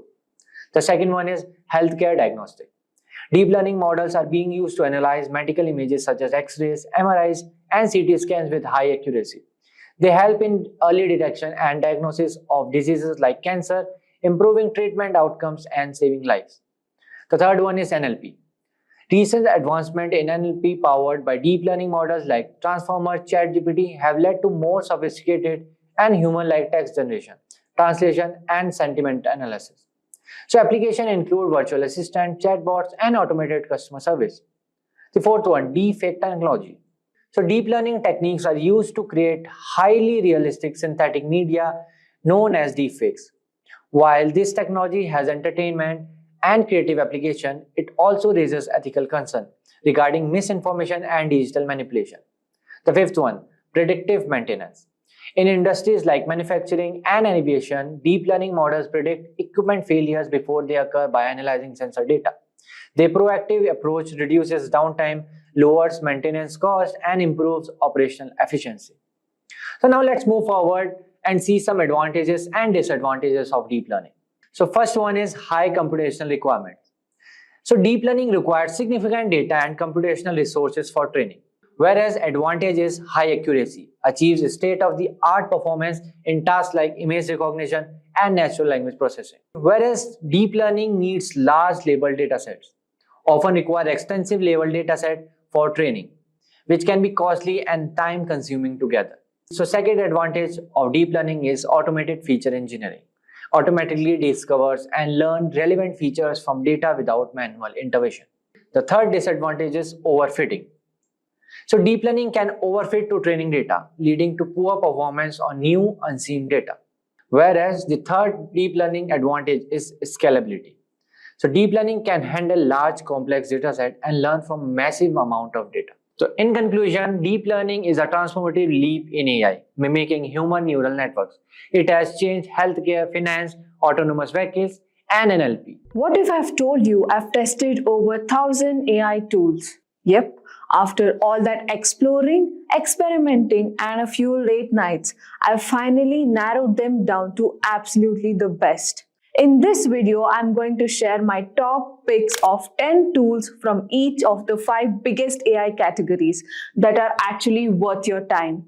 Whether you're into image creation, writing, voice tools, video generation, or AI coding assistance, I've got something lined up for you. These aren't random tools that kind of work. These are the ones that stood out, the ones that genuinely get the job done. So if you have ever felt overwhelmed by the flood of AI tools out there, this video is gonna be your cheat sheet to the top performers in every category. Let's start with the category of image creation. In the first place, we have Midjourney. If you're after breathtaking, artistic visuals, this one is for you. It's especially great for concept art, fantasy scenes, or anything with surreal polished look. Next is Llm E3, integrated right inside the ChatGPT. What makes this tool stand out is how well it understands prompts. It nails small details and you can even edit parts of your image directly. Super useful for content creators or marketers who need fast, accurate visuals. Third is Stable Diffusion, and it's go-to for anyone who wants full control. It's open source, so you can run it locally, train your own models, and even build your own styles. If you're technically or just love to tinker, this one is for you. Coming to number 4 is Leonardo AI. It's made with game developers and storytellers in mind. It has pre-trained models for characters, environments, and even items. So if you are building a world, this tool makes it faster and easy to bring it to life. At number 5, we have Adobe Firefly. This one's perfect for professionals. It fits right into the Adobe ecosystem if you're already using the Photoshop or Illustrator. It's a smooth experience. The image quality is high and text effects are great for branding or designing work. Number 6 is Playground AI. This is probably the most flexible tool on this list. It's web-based, fast, and great for trying out multiple styles without any complexity. If you want something lightweight but powerful, definitely check this out. Artbreeder comes in at number 7 and it's a bit different from others. Instead of generating images from prompts, you mix and evolve existing images, great for character design, especially faces. It's super collaborative and creative, though a bit limited in image resolution. Number 8 is Night Cafe. This one's great if you want variety. It supports multiple generation styles like VQGAN and Stable Diffusion. There is also a strong community aspect, so you can share your work and get inspired by others. At number 9, we have Photo. It's clean, simple, and ideal for creating social media graphics, posters, or marketing visuals. You don't need any design skills. It's perfect for your quick results. And finally, number 10 is Deep Dream Generator. This one's all about the weird and abstract. It creates psychedelic dream-like visuals that are super unique. It won't fit every project, but experimental or surreal work, it's awesome. Next category is voice generation. These AI tools can narrate, speak, or even clone your voice with shockingly realism. Whether you're creating YouTube videos, podcasts, audiobooks, or building characters for games, these are the voice tools that actually deliver. In the first place, we have 11 Labs. It's the most natural sounding AI voice out there. You get emotion, depth, and even voice cloning that sounds incredibly real.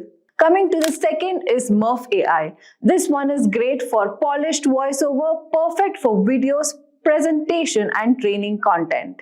It even includes background music and timing control. At number 3, we have got Logo AI, also known as Genai.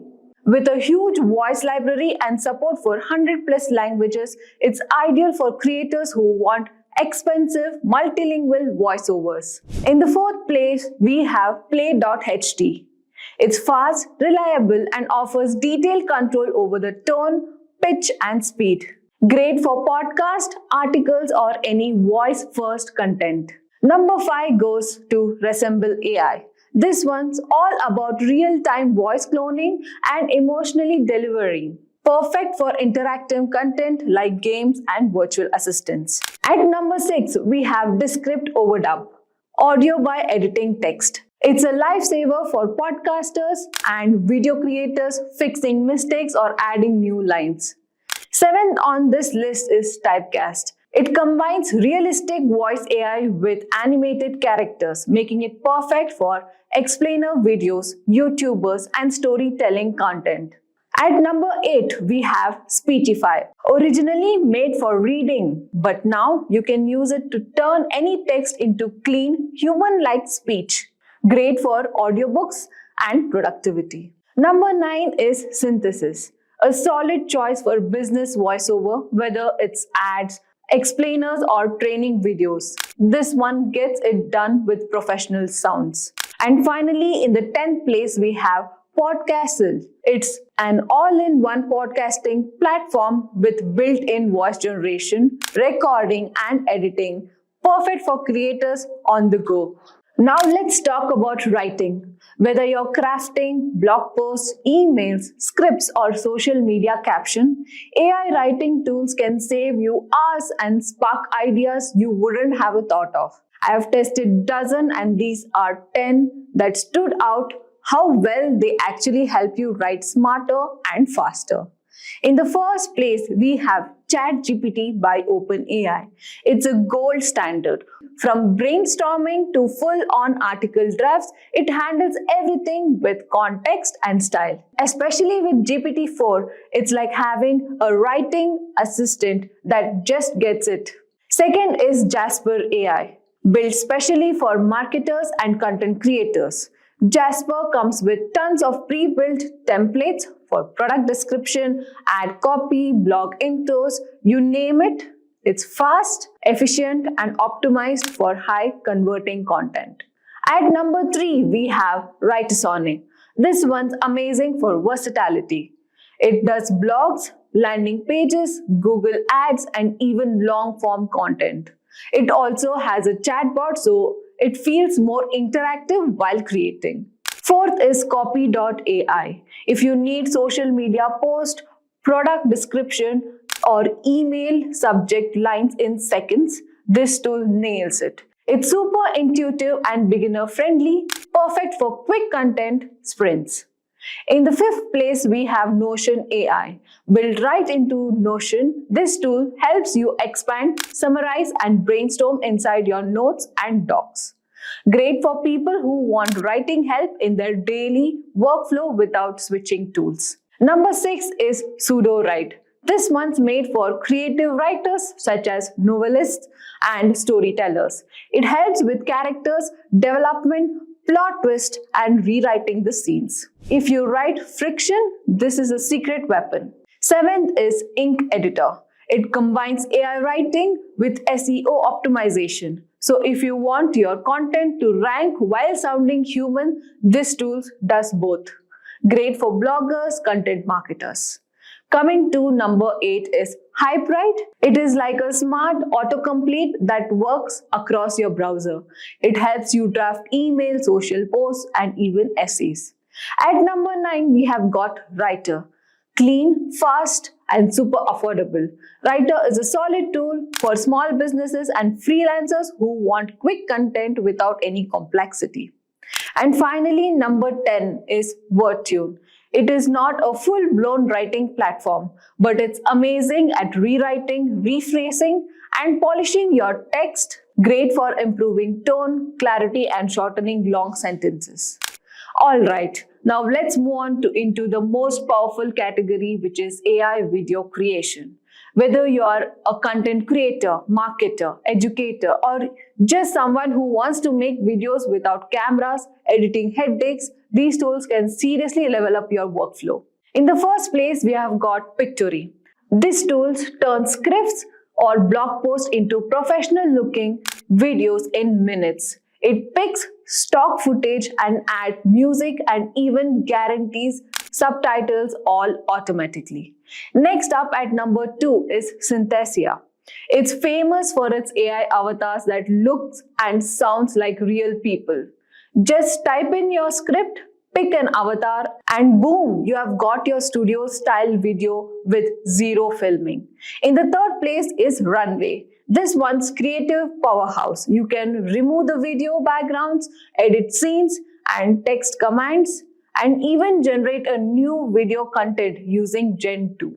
It's especially great for short form content or experimental visuals. Coming at number 4 is InVideo. It's built for marketers, content creators who want to make polished promo videos, reels, or even YouTube content.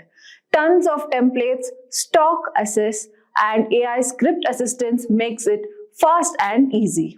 Fifth is Lumen 5, ideal for turning blog posts or article into animated videos. You just paste in your text and it automatically adds visuals, animations, and transition to match your message. Great for social media and explained content. At number 6, we have Descript. While it is more known for podcasting and editing audio, its video editor is crazy useful. You can edit videos by editing the transcript. It's great for talking head content, interviews, and repurposing long-form recordings. Number 7 is Wheat.io, a browser-based editor that is surprisingly powerful. You get subtitles, transition, audio cleanup, and more, all with a super clean UI. It's great for social media content and quick edits on the fly. 8th is Rephrase.ai. This one lets you create personalized video messages using AI avatars. Perfect for sales, onboarding, or sending custom messages at scale without having to record anything manually. In the 9th place, we have Steve.ai. Super beginner friendly. It turns simple text into videos using animations and voiceover. Great for explained videos, internal training, or educational content. And finally, number 10 is Eli.io. It creates AI avatar videos from just a prompt or script, similar to Synthesia, but with a focus on e-learning and corporate training content. Scalable, clean, and no need a production crew. Now let's get into the most game-changing areas of AI, coding assistance. Whether you're a beginner or a pro developer, these tools can help you write better code, debug faster, and even learn new languages or frameworks without getting overwhelmed. In the first place, we have GitHub Copilot, powered by OpenAI. This tool is an autocomplete on steroids. It suggests whole functions, helps you write boilerplate, and even explains code, all from inside your editor. If you're coding on a daily basis, this is a must-have. Second is Codium. It's a free, fast, and supports a wide range of languages. It works like a copilot but adds some extra customization. And a lot of devs love it for its speed and clean interface. At number 3 is Replit Ghostwriter. Especially great for beginners and educator, Replit's AI can help you code right inside the browser. No setup needed. It also helps you explain errors and teach you as you build. Fourth is Tabline, one of the easiest code compilation tool. Tabline runs locally for privacy and works across multiple IDEs. It's great for developers who want predictive coding without sending data to the cloud. In the 5th place, we have Amazon Code Whisper. Designers to integrate smoothly with AWS tools and workflows. It's perfect if you're building cloud-native application or working on AWS ecosystem. Coming at number 6 is Codex by OpenAI. It's an underlying model behind Copilot, and if you're working in an experimental or custom environment, it offers a deep integration potential for AI-driven apps. Number 7 is Mutable AI, a newer player focused on speeding up your workflow with smart suggestions, automatic doc generation, and code refraction. It's great for clean, productive level code. 8th is Kite.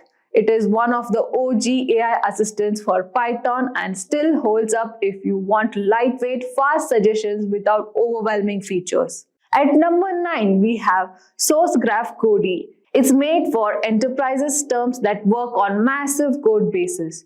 It gives powerful contextual help and scales well across big projects. And finally, number 10 is Ask Cody. It's super handy for generating snippets, SQL queries, and even API docs. A nice tool for quick tasks when you don't want to dive too deep. And that wraps up the top AI tools across image creation, voice generation, writing, video production, and coding. These tools aren't just cool. They actually help you get things done faster, better, and with a less effort. If you found this helpful, drop a like, subscribe, and let me know in the comments which tool you're excited to try or if there is anything that you love that I missed. We've looked at a lot of examples of machine learning, so let's see if we can give a little bit more of a concrete definition. What is machine learning? Machine learning is the science of making computers learn and act like humans by feeding data and information without being explicitly programmed. And we see here we have a nice little diagram where we have our ordinary system. Your computer, nowadays you can even run a lot of this stuff on a cell phone because cell phones have advanced so much. And then with artificial intelligence and machine learning, it now takes the data and it learns from what happened before. And then it predicts what's going to come next. And then really the biggest part right now in machine learning that's going on is it improves on that. How do we find a new solution? So we go from descriptive, where it's learning about stuff and understanding how it fits together, to predicting what it's going to do, to post-scripting, coming up with a new solution. And when we're working on machine learning, there's a number of different diagrams that people have posted for what steps to go through. A lot of it might be very domain specific. So if you're working on photo identification versus language versus medical or physics, some of these are switched around a little bit or new things are put in. They're very specific to the domain. This is kind of a very general diagram. First, you want to define your objective. Very important to know what it is you're wanting to predict. Then you're going to be collecting the data. So once you've defined an objective, you need to collect the data that matches. You spend a lot of time in data science collecting data, and the next step, preparing the data. You got to make sure that your data is clean going in. There's the old saying, bad data in, bad answer out, or bad data out. And then once you've gone through and we've cleaned all this stuff coming in, then you're going to select the algorithm. Which algorithm are you going to use? You're going to train that algorithm. In this case, I think we're going to be working with SVM, the support vector machine. Then you have to test the model. Does this model work? Is this a valid model for what we're doing? And then once you've tested it, you want to run your prediction. You want to run your prediction or your choice or whatever output it's going to come up with. And then once everything is set and you've done lots of testing, then you want to go ahead and deploy the model. And remember I said domain specific. This is very general as far as the scope of doing something. A lot of models, you get halfway through and you realize that your data is missing something and you have to go collect new data because you've run a test in here someplace along the line. You're saying, hey, I'm not really getting the answers I need. So there's a lot of things that are domain specific that become part of this model. This is a very general model, but it's a very good model to start with. And we do have some basic divisions of what machine learning does that's important to know. For instance, do you want to predict a category? Well, if you're categorizing things, that's classification. For instance, whether the stock price will increase or decrease. So in other words, I'm looking for a yes-no answer. Is it going up or is it going down? And in that case, we'd actually say, is it going up? True. If it's not going up, it's false, meaning it's going down. This way, it's a yes-no, 0, 1. Do you want to predict a quantity? That's regression. So remember, we just did classification. Now we're looking at regression. These are the two major divisions in what data is doing. For instance, predicting the age of a person based on the height, weight, health, and other factors. So based on these different factors, you might guess how old a person is. And then there are a lot of domain-specific things, like do you want to detect an anomaly? That's anomaly detection. And this is actually very popular right now. For instance, you want to detect money withdrawal anomalies. You want to know when someone's making a withdrawal that might not be their own account. We've actually brought this up because this is really big right now. If you're predicting the stock, whether to buy stock or not, you want to be able to know if what's going on in the stock market is an anomaly. Use a different prediction model because something else is going on. You got to pull out new information in there. Or is this just the norm? I'm going to get my normal return on my money invested. So being able to detect anomalies is very big in data science these days. Another question that comes up, which is on what we call untrained data, is, do you want to discover structure in unexplored data? And that's called clustering. For instance, finding groups of customers with similar behavior given a large database of customer data containing their demographics and past buying records. And in this case, we might notice that anybody who's wearing a certain set of shoes goes shopping at certain stores, or whatever it is, they're going to make certain purchases. By having that information, it helps us to market or group people together so that we can now explore that group and find out what it is we want to market to them if you're in the marketing world. And that might also work in just about any arena. You might want to group people together, whether they're based on their different areas and investments and financial background, whether you're going to give them a loan or not. Before you even start looking at whether they're a valid customer for the bank, you might want to look at all these different areas and group them together based on unknown data. So you don't know what the data is going to tell you, but you want to cluster people together that come together. Let's take a quick detour for quiz time. Oh, my favorite. So we're going to have a couple questions here under our quiz time. And we'll be posting the answers in the part 2 of this tutorial. So let's go ahead and take a look at these quiz times questions, and hopefully you'll get them all right, and it'll get you thinking about how to process data and what's going on. Can you tell what's happening in the following cases? Of course, you're sitting there with your cup of coffee, and you have your checkbox and your pen trying to figure out what's your next step in your data science analysis. So the first one is grouping documents into different categories based on the topic and content of each document. Very big these days. You have legal documents, you have maybe it's a sports group documents, maybe you're analyzing newspaper postings. But certainly having that automated is a huge thing in today's world. B, identifying handwritten digits in images correctly. So we want to know whether they're writing an A or capital A, B, C. What are they writing out in their handwriting? C, behavior of a website indicating that the site is not working as designed. D, predicting salary of an individual based on his or her years of experience. Boy, HR hiring set up there. So stay tuned for part 2. We'll go ahead and answer these questions when we get to the part 2 of this tutorial. Or you can just simply write at the bottom and send a note to Simplilearn, and they'll follow up with you on it. Back to our regular content. And these last few bring us into the next topic, which is another way of dividing our types of machine learning, and that is with supervised, unsupervised, and reinforcement learning. Supervised learning is a method used to enable machines to classify, predict objects, problems, or situations based on labeled data fed to the machine. And in here you see we have a jumble of data with circles, triangles, and squares, and we label them. We have what's a circle, what's a triangle, what's a square, and we have our model training, and it trains it so we know the answer. Very important, when you're doing supervised learning, you already know the answer to a lot of your information coming in. So you have a huge group of data coming in, and then you have new data coming in. So we've trained our model. The model now knows the difference between a circle, a square, a triangle. And now that we've trained it, we can send in this case, a square and a circle goes in, and it predicts that the top one's a square and the next one's a circle. And you can see that this is being able to predict whether someone's going to default on a loan, because I was talking about banks earlier. Supervised learning on stock market, whether you're going to make money or not. That's always important. And if you are looking to make a fortune in the stock market, keep in mind it is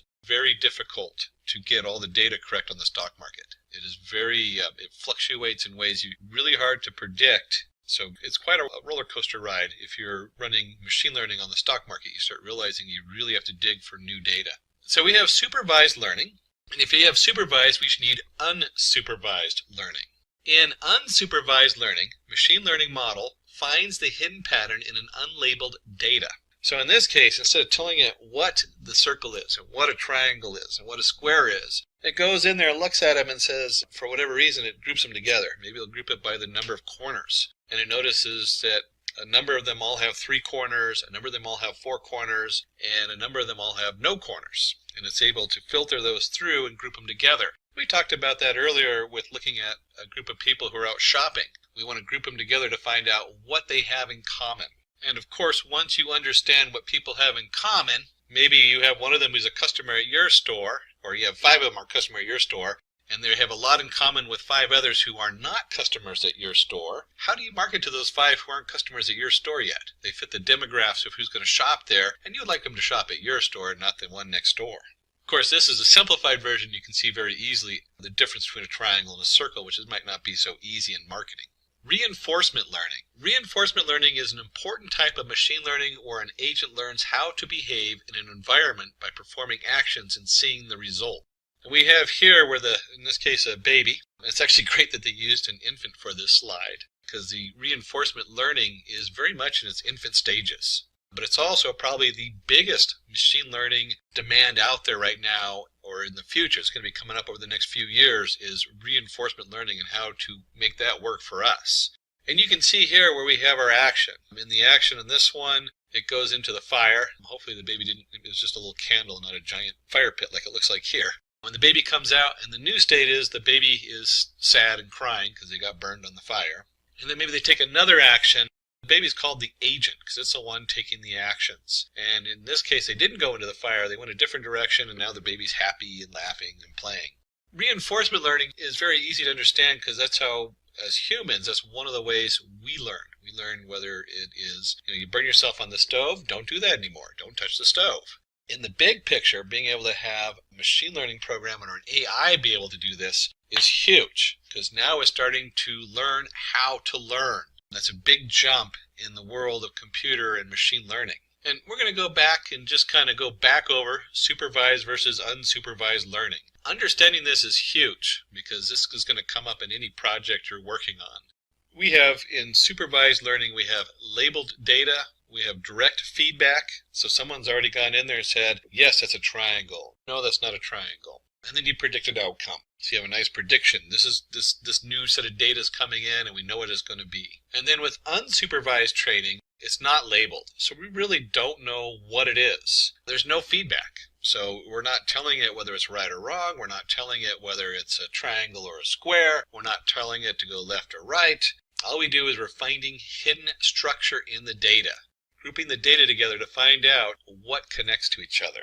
And then you can use these together. So imagine you have an image and you're not sure what you're looking for. So you go in and you have the unstructured data, find all these things that are connected together. And then somebody looks at those and labels them. Now you can take that labeled data and program something to predict what's in the picture. So you can see how they go back and forth and you can start connecting all these different tools together to make a bigger picture. There are many interesting machine learning algorithms. Let's have a look at a few of them. Hopefully this gives you a little flavor of what's out there. And these are some of the most important ones that are currently being used. We'll take a look at linear regression, decision tree, and the support vector machine. Let's start with a closer look at linear regression. Linear regression is perhaps one of the most well-known and well-understood algorithms in statistics and machine learning. Linear regression is a linear model. For example, a model that assumes a linear relationship between the input variables x and the single output variable y. And you'll see this if you remember from your algebra classes, y equals mx plus c. Imagine we are predicting distance traveled y from speed x. Our linear regression model representation for this problem would be y equals m times x plus c, or distance equals m times speed plus c, where m is the coefficient and c is the y-intercept. And we're going to look at two different variations of this. First, we're going to start with time is constant. And you can see we have a bicyclist. He's got his safety gear on, thank goodness. Speed equals 10 meters per second. And so over a certain amount of time, his distance equals 36 kilometers. We have a second bicyclist who's going twice the speed, or 20 meters per second. And you can guess if he's going twice the speed and time is a constant, then he's going to go twice the distance. And that's easily to compute. 36 times 2, you get 72 kilometers. And so if you had the question of how fast would somebody who's going 3 times that speed, or 30 meters per second is, you can easily compute the distance in our head. We can do that without needing a computer. But we want to do this for more complicated data. So it's kind of nice to compare the two. But let's just take a look at that and what that looks like in a graph. So in a linear regression model, we have our distance to the speed, and we have our m equals the VE slope of the line. And we'll notice that the line has a plus slope. And as the speed increases, distance also increases, hence the variables have a positive relationship. And so your speed of the person, which equals y equals mx plus c, distance traveled in a fixed interval of time. And we could very easily compute, either following the line or just knowing it's 3 times 10 meters per second, that this is roughly 102 kilometers distance that this third bicyclist has traveled. One of the key definitions on here is positive relationship. So the slope of the line is positive. As distance increase, so does speed increase. Let's take a look at our second example where we put distance is a constant. So we have speed equals 10 meters per second. They have a certain distance to go, and it takes them 100 seconds to travel that distance. And we have our second bicyclist who's still doing 20 meters per second. Since he's going twice the speed, we can guess that he'll cover the distance in about half the time, 50 seconds. And of course you could probably guess on the third one, 100 divided by 30, since he's going 3 times the speed, you could easily guess that this is 33.333 seconds time. When we put that into a linear regression model or a graph, if the distance is assumed to be constant, let's see the relationship between speed and time. And as time goes up, the amount of speed to go that same distance goes down. So now your m equals a minus VE slope of the line. As the speed increases, time decreases, hence the variable has a negative relationship. Again, there's our definition, positive relationship and negative relationship dependent on the slope of the line. And with a simple formula like this, and even a significant amount of data, let's see with the mathematical implementation of linear regression. And we'll take this data. So suppose we have this data set where we have x, y, x equals 1, 2, 3, 4, 5, standard series, and the y value is 3, 2, 2, 4, 3. When we take that and we go ahead and plot these points on a graph, you can see there's kind of a nice scattering, and you could probably eyeball a line through the middle of it. But we're going to calculate that exact line for linear regression. And the first thing we do is we come up here and we have the mean of xi. And remember, mean is basically the average. So we added 5 plus 4 plus 3 plus 2 plus 1 and divide by 5. And that simply comes out as 3. And then we'll do the same for y. We'll go ahead and add up all those numbers and divide by 5. And we end up with the mean value of y of I equals 2.8, where the xi references it's an average or means value, and the yi also equals a means value of y. And when we plot that, you'll see that we can put in the y equals 2.8 and the x equals 3 in there on our graph. And we kind of gave it a little different color so you could sort it out with the dashed lines on it. And it's important to note that when we do the linear regression model should go through that dot. Now let's find our regression equation to find the best fit line. Remember, we go ahead and take our y equals mx plus c, so we're looking for m and c. So to find this equation for our data, we need to find our slope of m and our coefficient of c. And we have y equals mx plus c, where m equals the sum of x minus x average times y minus y average, or y means and x means, over the sum of x minus x means squared. That's how we get the slope of the value of the line. And we can easily do that by creating some columns here where we have x, y. Computers are really good about iterating through data, and so we can easily compute this and fill in a graph of data. And in our graph, you can easily see that if we have our x value of 1, and if you remember the xi, or the means value, is 3, 1 minus 3 equals a negative 2, and 2 minus 3 equals a negative 1, so on and so forth. And we can easily fill in the column of x minus xi, y minus yi, and then from those we can compute x minus xi squared and x minus xi times y minus yi. And you can guess it that the next step is to go ahead and sum the different columns for the answers we need.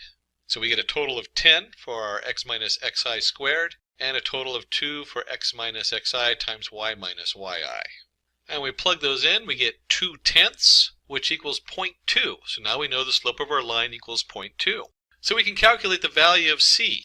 That'd be the next step, is we need to know where it crosses the y-axis. And if you remember, I mentioned earlier that the linear regression line has to pass through the means value, the one that we showed earlier. We can just flip back up there to that graph, and you can see right here there's our means value, which is 3, x equals 3 and y equals 2.8. And since we know that value, we can simply plug that into our formula, y equals 0.2x plus c. So we plug that in, and we get 2.8 equals 0.2 times 3 plus c, and you can just solve for c. So now we know that our coefficient equals 2.2. And once we have all that, we can go ahead and plot our regression line. y equals 0.2 times x plus 2.2.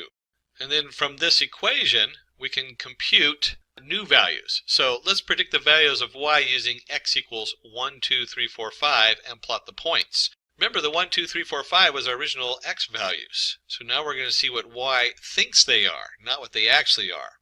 And when we plug those in, we get y of designated with y of p. You can see that x equals 1 equals 2.4, x equals 2 equals 2.6, and so on and so on. So we have our y predicted values of what we think it's going to be when we plug those numbers in. And when we plot the predicted values along with the actual values, we can see the difference. And this is one of the things that's very important with linear regression in any of these models, is to understand the error. And so we can calculate the error on all of our different values. And you can see over here we plotted x and y predict. And we draw in a little line so you can sort of see what the error looks like there between the different points. So our goal is to reduce this error. We want to minimize that error value on our linear regression model. Minimizing the distance. There are lots of ways to minimize the distance between the line and the data points, like sum of squared errors, sum of absolute errors, root mean square error, etc. We keep moving this line through the data points to make sure the best fit line has the least square distance between the data points and the regression line. So to recap with a very simple linear regression model, we first figure out the formula of our line through the middle, and then we slowly adjust the line to minimize the error. Keep in mind this is a very simple formula. The math gets, even though the math is very much the same, it gets much more complex as we add in different dimensions. So this is only 2 dimensions, y equals mx plus c, but you can take that out to x, z, ijk, all the different features in there, and they can plot a linear regression model on all of those using the different formulas to minimize the error. Let's go ahead and take a look at decision trees, a very different way to solve problems in the linear regression model. Decision tree is a tree-shaped algorithm used to determine a course of action. Each branch of a tree represents a possible decision, occurrence, or reaction. We have data which tells us if it is a good day to play golf. And if we were to open this data up in a general spreadsheet, you can see we have the outlook, whether it's rainy, overcast, sunny, temperature, hot, mild, cool, humidity, windy, and did I like to play golf that day, yes or no? So we're taking a census. And certainly I wouldn't want a computer telling me when I should go play golf or not. But you can imagine if you got up in the night before, you're trying to plan your day, and it comes up and says tomorrow would be a good day for golf for you in the morning, and not a good day in the afternoon, or something like that. This becomes very beneficial, and we see this in a lot of applications coming out now where it gives you suggestions and lets you know what would fit the match for you for the next day or the next purchase or the next whatever, next meal out. In this case, is tomorrow a good day for playing golf based on the weather coming in? And so we come up and let's determine if you should play golf when the day is sunny and windy. So we found out the forecast tomorrow is going to be sunny and windy. And suppose we draw our tree like this. We're going to have our humidity, and then we have our normal, which is if you have a normal humidity, you're going to go play golf. And if the humidity is really high, then we look at the outlook. And if the outlook is sunny, overcast, or rainy, it's going to change what you choose to do. So if you know that it's a very high humidity and it's sunny, you're probably not going to play golf because you're going to be out there miserable, fighting off the mosquitoes that are out joining you to play golf with you. Maybe if it's rainy, you probably don't want to play in the rain. But if it's slightly overcast and you get just the right shadow, that's a good day to play golf and be outside, out on the green. Now in this example, you can probably make your own tree pretty easily because it's a very simple set of data going in. But the question is, how do you know what to split? Where do you split your data? What if this is much more complicated data where it's not something that you would particularly understand? Like studying cancer, they take about 36 measurements of the cancerous cells, and then each one of those measurements represents how bulbous it is, how extended it is, how sharp the edges are. Something that as a human we would have no understanding of. So how do we decide how to split that data up? And is that the right decision tree? So that's a question that's going to come up. Is this the right decision tree? For that, we should calculate entropy and information gain. Two important vocabulary words there are the entropy and the information gain. Entropy. Entropy is a measure of randomness or impurity in the data set. Entropy should be low. So we want the chaos to be as low as possible. We don't want to look at it and be confused by the images or what's going on there with mixed data. And the information gain It is the measure of decrease in entropy after the data set is split, also known as entropy reduction. Information gain should be high, so we want our information that we get out of the split to be as high as possible. Let's take a look at entropy from the mathematical side. In this case, we're going to denote entropy as I of P of and N, where P is the probability that you're going to play a game of golf, and N is the probability where you're not going to play the game of golf. Now, you don't really have to memorize these formulas. There's a few of them out there depending on what you're working with. But it's important to note that this is where this formula is coming from, so when you see it, you're not lost when you're running your programming, unless you're building your own decision tree code in the back.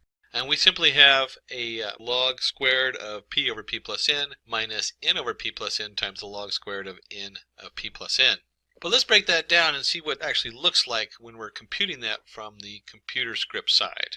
Entropy of a target class of the data set is the whole entropy. So we have entropy play golf.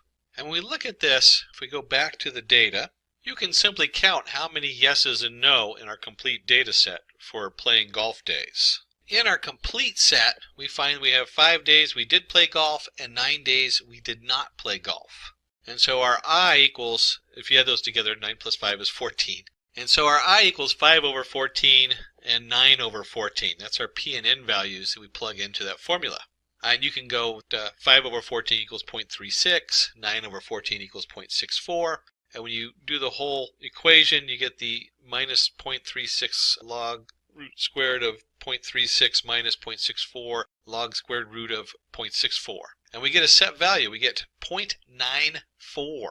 So we now have a full entropy value for the whole set of data that we're working with. And we want to make that entropy go down. And just like we calculated the entropy out for the whole set, we can also calculate entropy for playing golf and the outlook. Is it going to be overcast or rainy or sunny? And so when we look at the entropy, we have P of sunny times E of 3 of 2.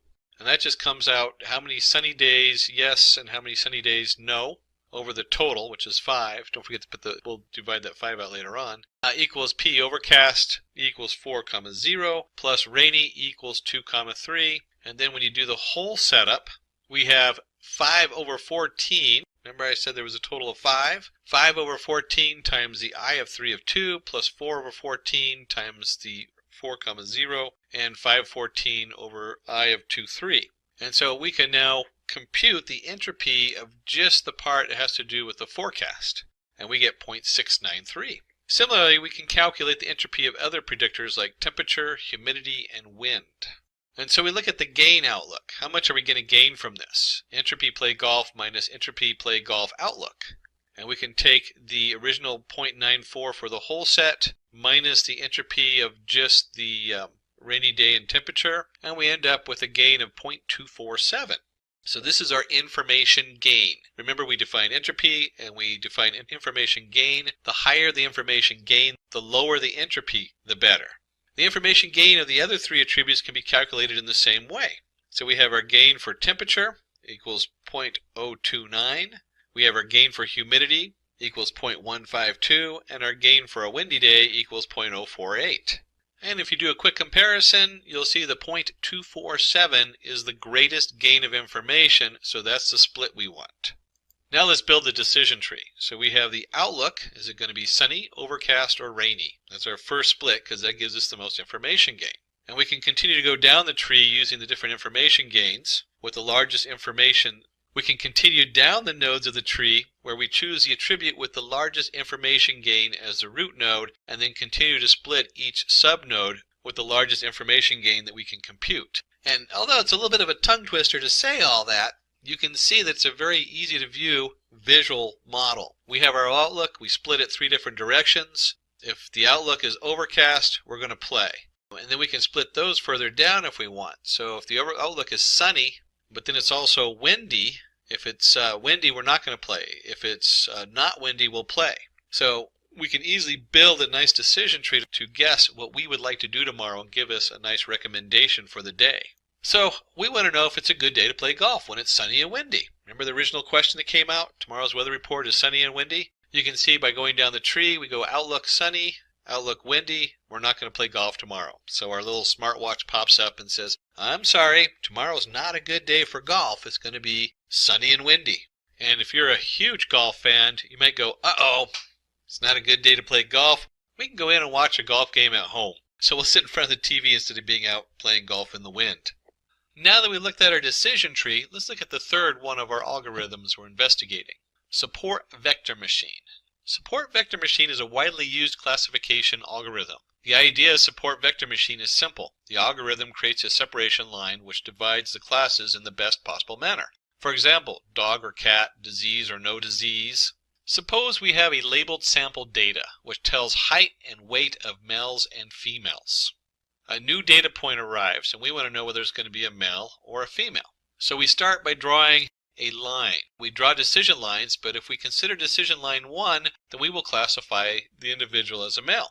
And if we consider decision line 2, then it will be a female. So you can see this person kind of lies in the middle of the two groups, so it's a little confusing trying to figure out which line they should be under. We need to know which line divides the classes correctly, but how? The goal is to choose a hyperplane, and that is one of the key words they use when we talk about support vector machines. Choose a hyperplane with the greatest possible margin between the decision line and the nearest point within the training set. So you can see here we have our support vector, we have the two nearest points to it, and we draw a line between those 2 points. And the distance margin is the distance between the hyperplane and the nearest data point from either set. So we actually have a value, and it should be equally distant between the two points that we're comparing it to. When we draw the hyperplanes, we observe that line 1 has a maximum distance. So we observe that line 1 has a maximum distance margin, so we'll classify the new data point correctly. And our result on this one is going to be that the new data point is male. One of the reasons we call it a hyperplane versus a line is that a lot of times we're not looking at just weight and height. We might be looking at 36 different features or dimensions. And so when we cut it with a hyperplane, it's more of a three-dimensional cut in the data, or multi-dimensional. It cuts the data a certain way. And each plane continues to cut it down until we get the best fit or match. Let's understand this with the help of an example. Problem statement. I always start with a problem statement when you're going to put some code together. We're going to do some coding now. Classifying muffin and cupcake recipes using support vector machines. So the cupcake versus the muffin. Let's have a look at our data set. And we have the different recipes here. We have a muffin recipe that has so much flour. I'm not sure what measurement 55 is in, but it has 55, maybe it's ounces? But it has a certain amount of flour, a certain amount of milk, sugar, butter, egg, baking powder, vanilla, and salt. And so based on these measurements, we want to guess whether we're making a muffin or a cupcake. And you can see in this one, we don't have just two features. We don't just have height and weight as we did before between the male and female. In here, we have a number of features. In fact, in this, we're looking at 8 different features to guess whether it's a muffin or a cupcake. What's the difference between a muffin and a cupcake? Turns out muffins have more flour, while cupcakes have more butter and sugar. So basically the cupcake's a little bit more of a dessert, where the muffin's a little bit more of a fancy bread. But how do we do that in Python? How do we code that to go through recipes and figure out what the recipe is? And I really just want to say cupcakes versus muffins, like some big professional wrestling thing. Before we start in our cupcakes versus muffins, we are going to be working in Python. There's many versions of Python, many different editors. That is one of the strengths and weaknesses of Python, is it just has so much stuff attached to it, and it's one of the more popular data science programming packages you can use. In this case, we're going to go ahead and use Anaconda and Jupyter Notebook. The Anaconda Navigator has all kinds of fun tools. Once you're into the Anaconda Navigator, you can change environments. I actually have a number of environments on here. We'll be using Python 3.6 environment. So this is in Python version 3.6. Although it doesn't matter too much which version you use. I usually try to stay with the 3x because they're current, unless you have a project that's very specifically in version 2x. 2.7 I think is usually what most people use in the version 2. And then once we're in our Jupyter Notebook editor, I can go up and create a new file. And we'll just jump in here. In this case, we're doing SVM muffin versus cupcake. And then let's start with our packages for data analysis. And we almost always use there's a few very standard packages we use. We use import numpy, that's for number Python. And they usually denote it as NP, that's very common. And then we're going to import pandas as PD. And NumPy deals with number arrays. There's a lot of cool things you can do with the NumPy setup as far as multiplying all the values in an array, in a NumPy array, data array. Pandas, I can't remember if we're using it actually in this data set. I think we do as an import. It makes a nice data frame. And the difference between a data frame and a NumPy array is that a data frame is more like your Excel spreadsheet. You have columns, you have indexes, so you have different ways of referencing it, easily viewing it, and there's additional features you can run on a data frame. And Pandas kind of sits on NumPy, so you need them both in there. And then finally, we're working with the support vector machine. So from sklearn, we're going to use the sklearn model, import svm, support vector machine. And then as a data scientist, you should always try to visualize your data. Some data obviously is too complicated or doesn't make any sense to the human. But if it's possible, it's good to take a second look at it so that you can actually see what you're doing. Now for that, we're going to use two packages. We're going to import matplotlibary.pyplot as PLT. Again, very common. And we're going to import Seaborn as SNS. And we'll go ahead and set the font scale in the SNS right in our import line. That's what this semicolon followed by a line of data. We're going to set the SNS. And these are great because the Seaborn sits on top of matplotlibary, just like Pandas sits on NumPy. So it adds a lot more features and uses and control. We're obviously not going to get into matplotlibary and Seaborn. That'd be its own tutorial. We're really just focusing on the SVM, the support vector machine from sklearn. And since we're in Jupyter Notebook, we have to add a special line in here for our matplotlibary. And that's your percentage sign or ampersand matplotlibary in line. Now, if you're doing this in just a straight code project, a lot of times I use like Notepad++, and I'll run it from there. You don't have to have that line in there because it'll just pop up as its own window on your computer, depending on how your computer's set up. Because we're running this in the Jupyter Notebook as a browser setup, this tells it to display all of our graphics right below on the page. So that's what that line is for. I remember the first time I ran this, I didn't know that, and I had to go look that up years ago. It was quite a headache. So matplotlibary inline is just because we're running this on the web setup. And we can go ahead and run this, make sure all our modules are in. They're all imported, which is great. If you don't have them import, you'll need to go ahead and pip, use the PIP or however you do it. There's a lot of other install packages out there, although pip is the most common. And you have to make sure these are all installed on your Python setup. The next step, of course, is we got to look at the data. You can't run a model for predicting data if you don't have actual data. So to do that, let me go ahead and open this up and take a look. And we have our cupcakes versus muffins. And it's a CSV file, or .csv, meaning that it's comma-separated variable. And it's going to open it up in a nice spreadsheet for me. And you can see up here we have the type. We have muffin, muffin, muffin, cupcake, cupcake, cupcake. And then it's broken up into flour, milk, sugar, butter, egg, baking powder, vanilla, and salt. So what we can do is we can go ahead and look at this data also in our Python. Let us create a variable recipes equals, we're going to use our pandas module, .read CSV. Remember, it's a comma-separated variable. And the file name happened to be cupcakes versus muffins. Oops, I got double brackets there. Do it this way. There we go. Cupcakes versus muffins.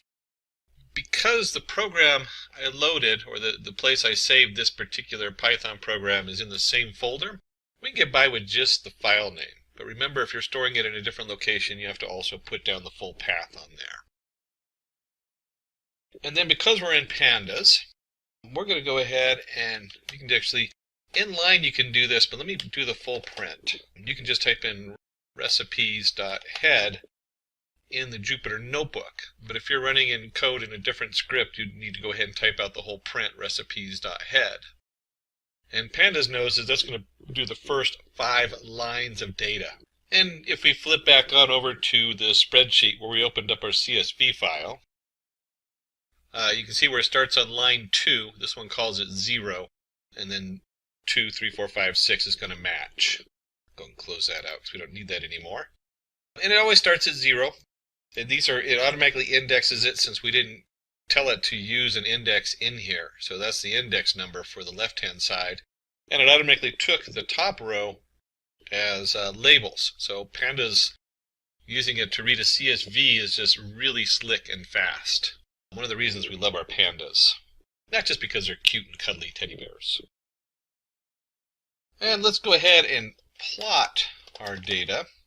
And I'm not going to plot all of it. I'm just going to plot the sugar and flour. Now obviously you can see where they get really complicated if we have tons of different features. And so you'll break them up and maybe look at just 2 of them at a time to see how they connect.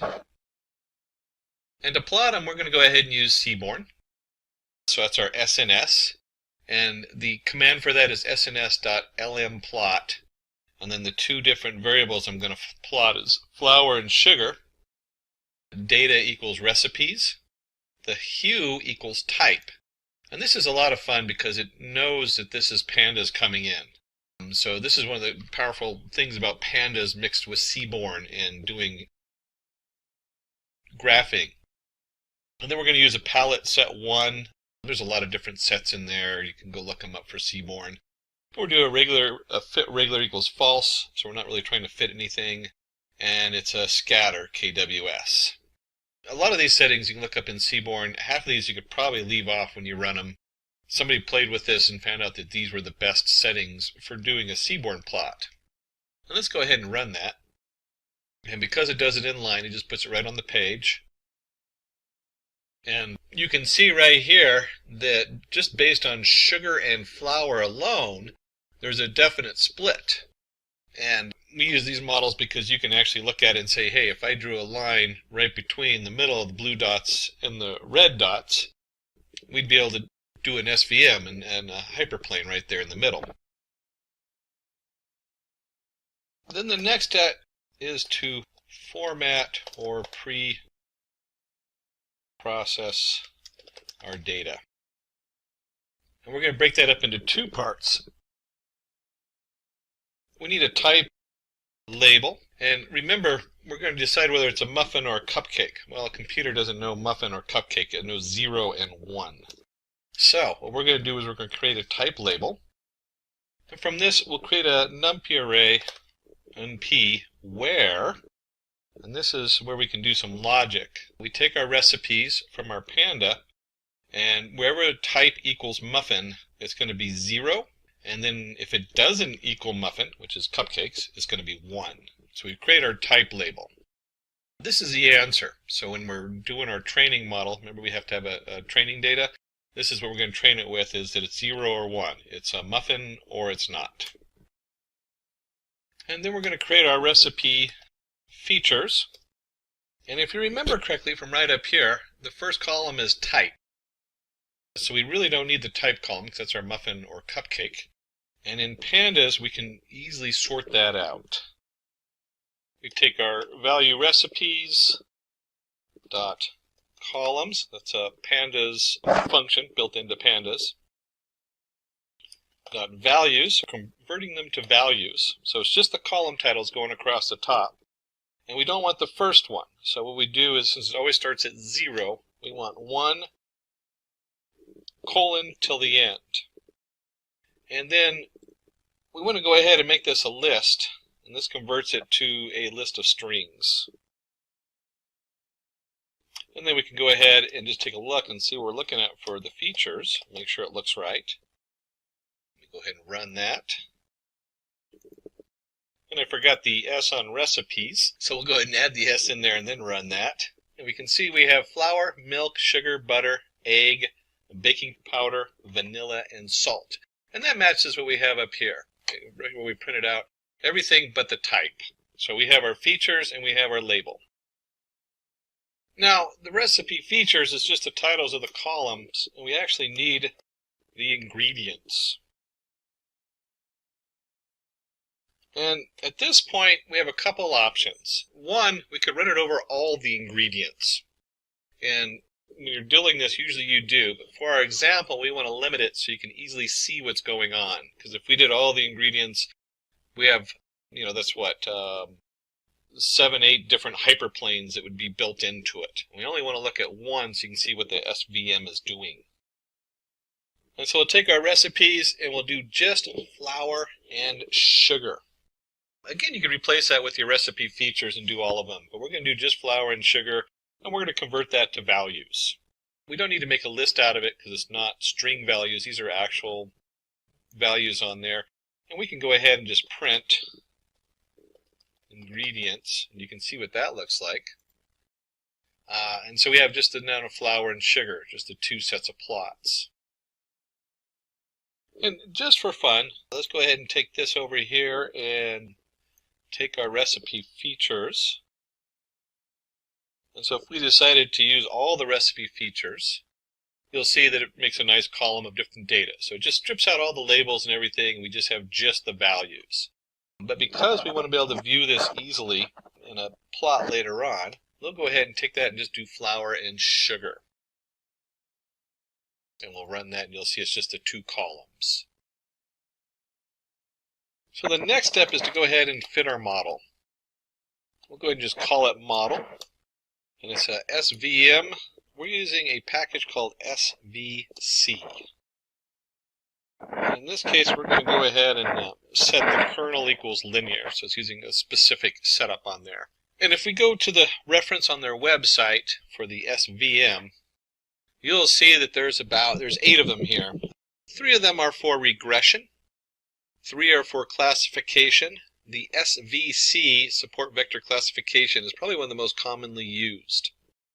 And then there's also one for detecting outliers, and another one that has to do with something a little bit more specific on the model. But SVC and SVR are the 2 most commonly used, standing for support vector classifier and support vector regression. Remember, regression is an actual value, a float value or whatever you're trying to work on. And SVC is a classifier, so it's a yes, no, true, false. But for this, we want to know 0, 1, muffin, cupcake.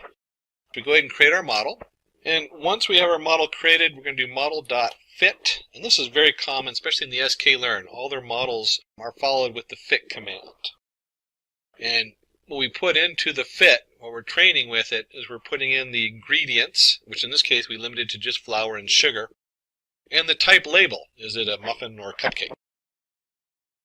Now, in more complicated data science series, you'd want to split into, we won't get into that today, we split it into training data and test data. And they even do something where they split it into thirds, where a third is used for, where you switch between which one's training and test. There's all kinds of things that go into that, and it gets very complicated when you get to the higher end. Not overly complicated, just an extra step which we're not going to do today because this is a very simple set of data. And let's go ahead and run this, and now we have our model fit. And I got an error here, so let me fix that real quick. It's capital SVC, it turns out. I did it lowercase. Support vector classifier. There we go. Let's go ahead and run that. And you'll see it comes up with all this information that it prints out automatically. These are the defaults of the model. You notice that we changed the kernel to linear, and there's our kernel linear on the printout. And there's other different settings you can mess with. We're going to just leave that alone for right now. For this, we don't really need to mess with any of those. So next, we're going to dig a little bit into our newly trained model. And we're going to do this so we can show you on a graph. And let's go ahead and get the separating.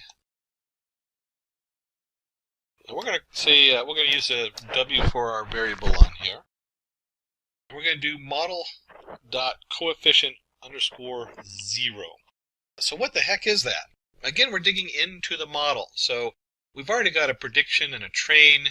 This is the math behind it that we're looking at right now.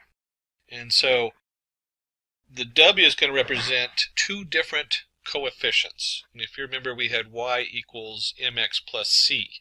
So these coefficients are connected to that, but in 2-dimensional. It's a plane.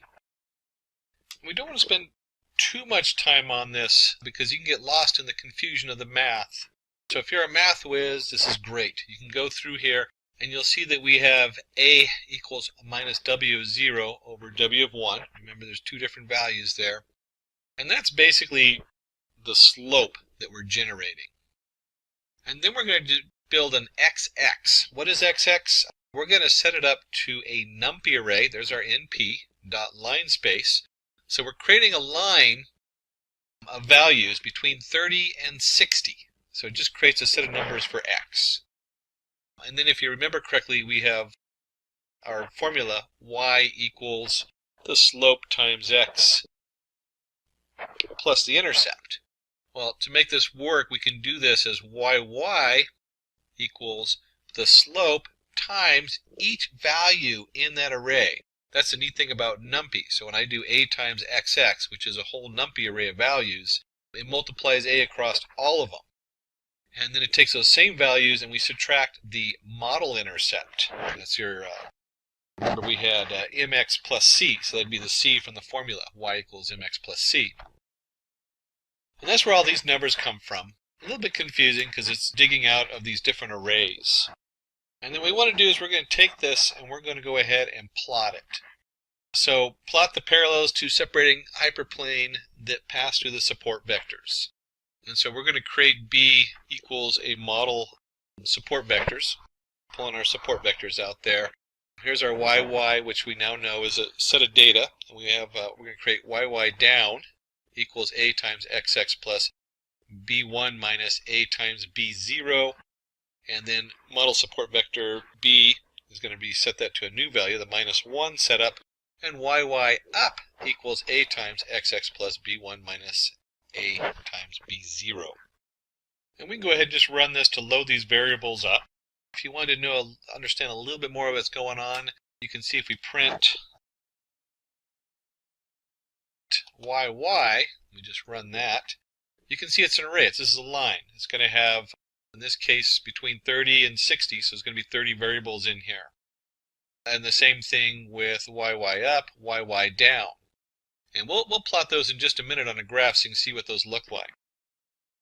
You just go ahead and delete that out of here and run that so it loads up the variables. Nice clean slate. I'm just going to copy this from before. Remember this, our SNS, our seaborn plot, LM plot, flour, sugar. And I'll just go ahead and run that real quick so you can see remember what that looks like. It's just a straight graph on there.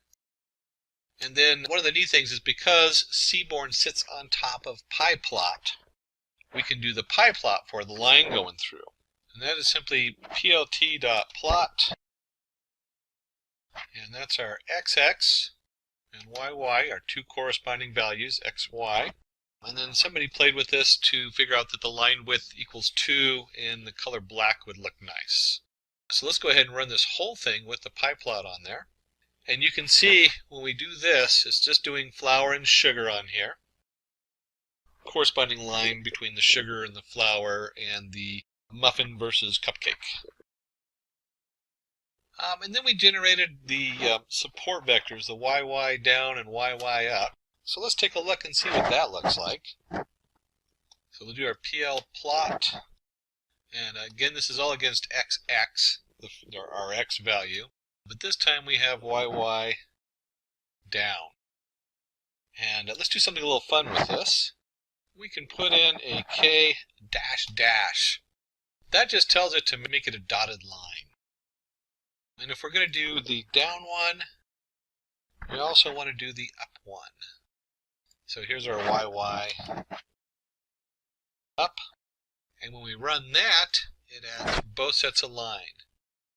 And so here's our support, and this is what you expect. You expect these two lines to go through the nearest data point. So the dashed lines go through the nearest muffin and the nearest cupcake when it's plotting it. And then your SVM goes right down the middle. So it gives it a nice split in our data, and you can see how easy it is to see, based just on sugar and flour, which one's a muffin or a cupcake.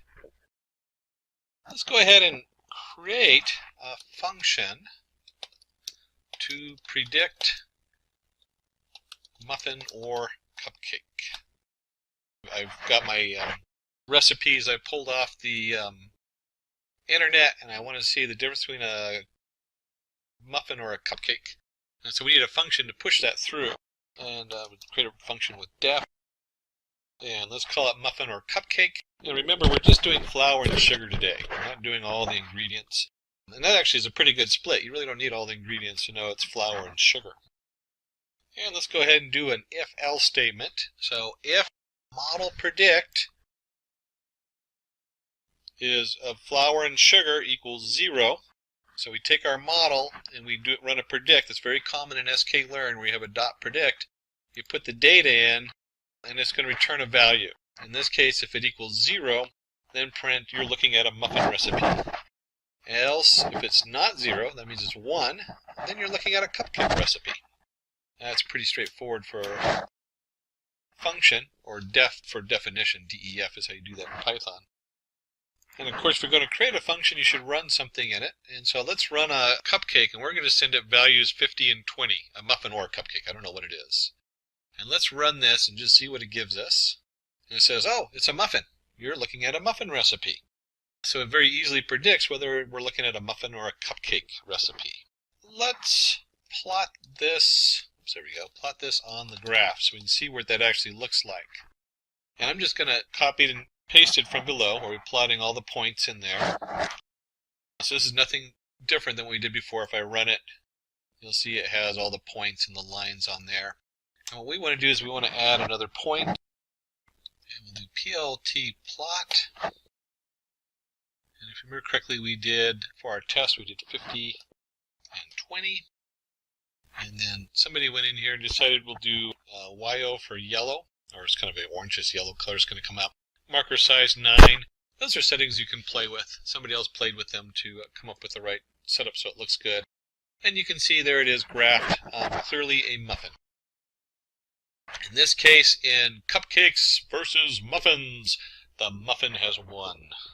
And if you'd like to do your own muffin cupcake contender series, you certainly can send a note down below, and the team at Simplilearn will send you over the data they use for the muffin and cupcake. And that's true of any of the data. We didn't actually run a plot on it earlier. We had men versus women. You can also request that information to run it on your data setup so you can test that out. So to go back over our setup, we went ahead for our support vector machine code. We did a predict 40 parts flour, 20 parts sugar. I think it was different than the one we did, whether it's a muffin or a cupcake. Hence, we have built a classifier using SVM, which is able to classify if a recipe is of a cupcake or a muffin, which wraps up our cupcake versus muffin. As a software developer, we all have faced the same problem, whether we are working with a React app or creating API using Django. During a big project, we are unable to find or track the bug which is causing this issue. So in today's tutorial, we are going to explore an amazing tool which is going to simplify this problem. And the tool is Cursor.ai. Watch this video till the end if you want to learn more about it. Now let us discuss the agenda of our today's session. First, we are going to understand what is Cursor AI, and then we are going to explore how Cursor AI can help you write cleaner code. Moving ahead, we are going to install Cursor.ai.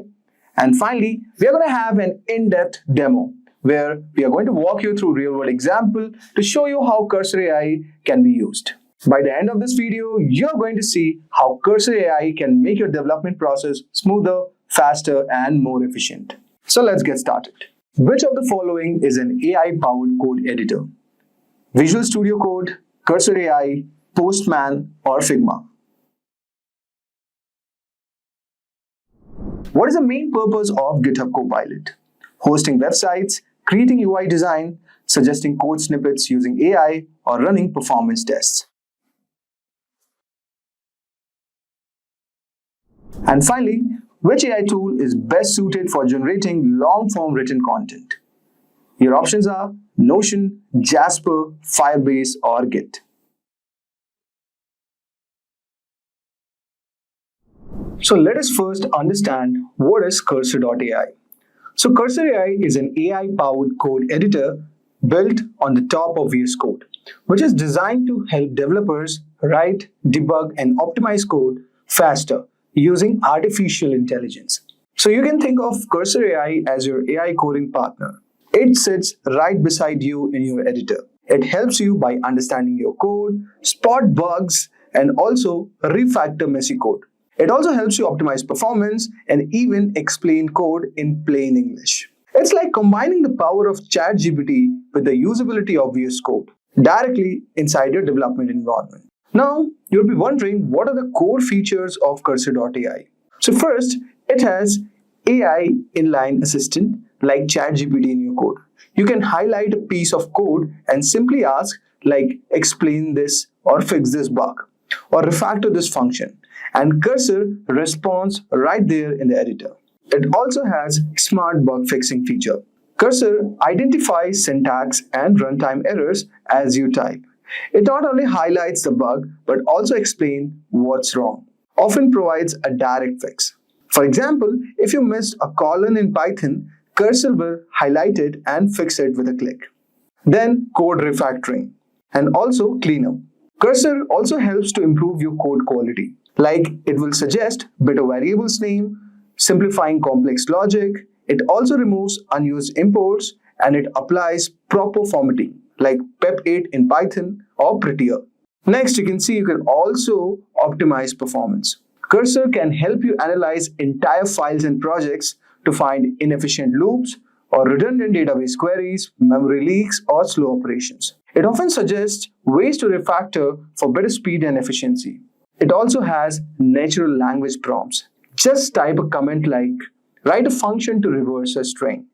Okay, then Cursor can easily understand that and it is going to generate code for you instantly.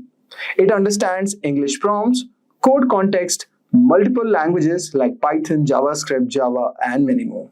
It also has project level understanding. Unlike ChatGPT in the browser, Cursor understands your entire code base. You can ask questions about functions across multiple files. It keeps track of your project structure, imports, and dependency. And finally, it has AI-driven navigation and suggestions. You can use Cursor to jump to related function, ask where is the variable used, to generate docstring automatically, and also it can auto-generate unit test. It can even explain a whole file which does in plain English.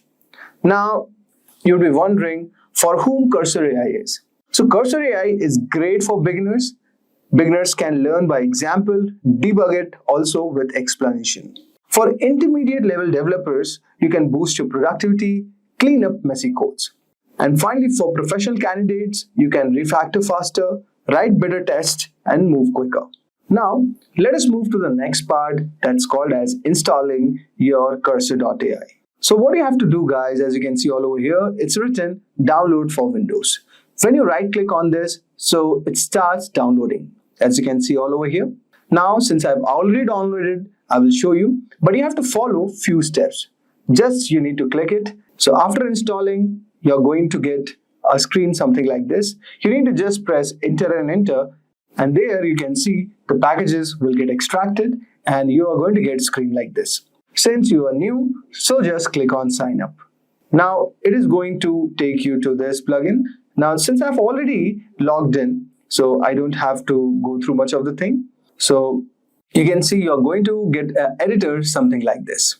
So the installation process is very easy, guys. I hope so you have got some brief idea regarding this. Now let's move on with the hands-on part. So guys, you are going to see an interface something like this. Now you can go to the file, let's say new text file you can create, or you can also open a file also. So if you click on this, so let's go to our project. Let's say this is my app, this is SRC, and let's say we open this given file. So as you can see all over here, there are some bugs in this code. Okay. So what we are going to do, we are going to ask Cursor.ai to debug it. So let's ask, let's say in this app.js, there are some bugs. You can see there are some errors coming. Please rectify the code. Okay. Now after this, just click on this. Now let us see how Cursor.ai is trying to find the given answer. And you can see it has given you the suggestion. Wow, it's looking so amazing. Now you can see all over here, it has given the entire code. So you can see the header tag is missing all over here.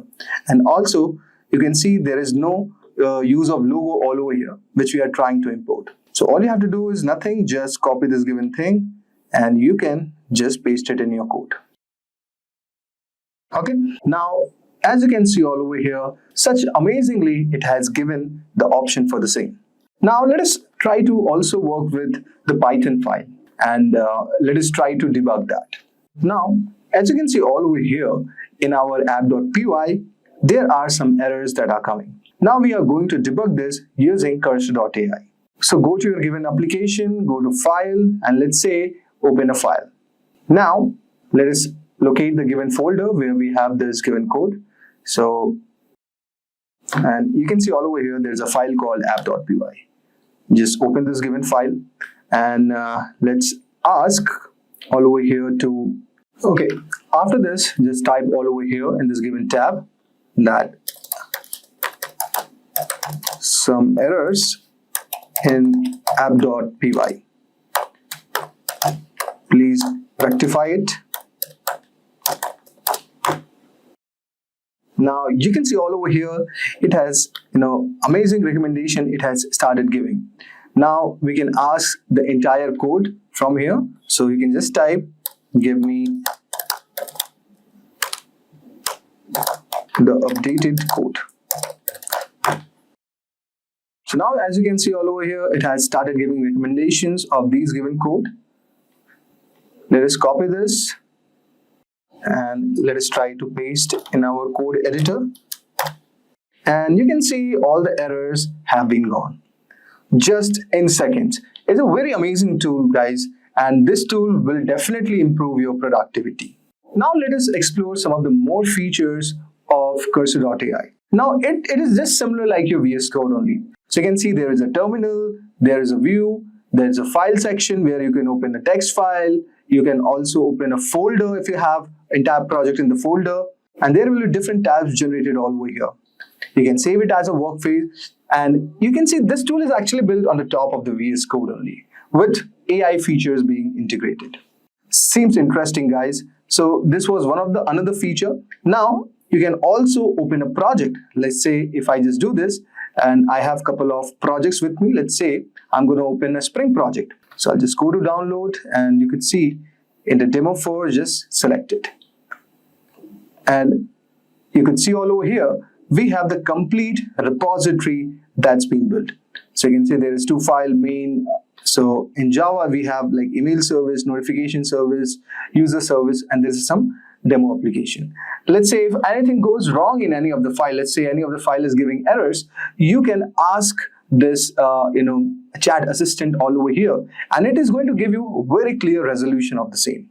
Similarly, what next you could do is, now let us open a new window and I'll show you some of the other features. You can also clone a repo. You can connect to a Git repo via your SSH terminal. Very interesting tool, guys. I would like you to explore this tool. So guys, basically I'm using the free tier version of cursor.ai. So if you just click on go to unlimited, so it is going to tell you the pricing. So if you want to just do it for a hobby, so it includes pro 2-week trial, limited agent request that would be there, and there will be limited tab. Now, if you go to the professional version, you get extended limits on the agents you can use, unlimited tab completions, access to background agents, access to BugBot. So BugBot is the one which is going to debug the given bugs in your given project. And you can access maximum context windows, which is very much amazing. Now, at ultra pricing level, you can have 2x uses on all OpenAI Cloud Gemini models. So you get access to a lot of different models. And also any new features coming up, so you'll be the first one to know. So it's a very amazing tool, guys. Do give it a try. And I hope so you would have liked our today's tutorial on cursor.ai. In this video, we are going to learn how to automate Google Sheets using NA10. It is a very powerful workflow automation tool. We will start by setting up a webhook trigger to receive data from external sources, then connect it to Google Sheets to automatically store and update data in real time. By the end of this tutorial, guys, you will be able to capture form submissions, automate data entry without manual work, or set up live workflow that runs seamlessly. So whether you are a beginner or an automation pro, this tutorial is must-see for you. First, understanding what exactly is n8n. So I'm at the official website of n8n, and n8n is an open source workflow automation tool that allows you to connect various applications like APIs and databases without writing extensive code. It provides a visual editor where you can create workflows by linking different nodes. Think of it an alternative to Zapier and Apache Airflow. But this tool has more control and flexibility, and also it has self-hosting capabilities. Now if you see, the key features of n8n are as follows. It has this amazing visual editor where you can drag and drop nodes to create workflows. No complex coding is required. It has over 350 plus integrations, and it supports APIs, databases, messaging apps, AI tools, and cloud services. For example, you can think of like Google Sheets, Slack, Telegram, OpenAI, AWS, GitHub, MySQL. So it has integration to these tools. And apart from that, it has self-hosting and cloud options. You can run it on your own server for data privacy, also available as cloud service. It has also conditional logic and data transformation. It supports if condition, loops, branching. You could also modify API responses, filter data, and perform calculations. And guys, this feature is very amazing. For real-time automation, it has webhooks. So n8n can receive data from webhooks to trigger instant actions. For example, when a form is submitted in Typeform and send an email via Gmail. So it can automate in real time. Now you'll be wondering, how does n8n works? Now let us try to understand how n8n works exactly. So you can think of n8n as a digital assistant that automates your task without requiring you to write complex codes.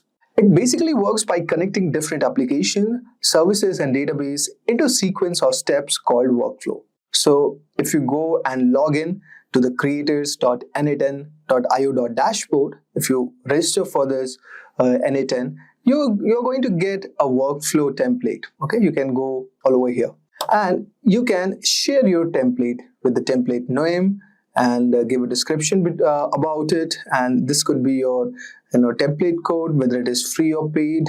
You can just click on this, and after that I have reviewed my submission guidelines of n8n terms and services, and then you can click this workflow.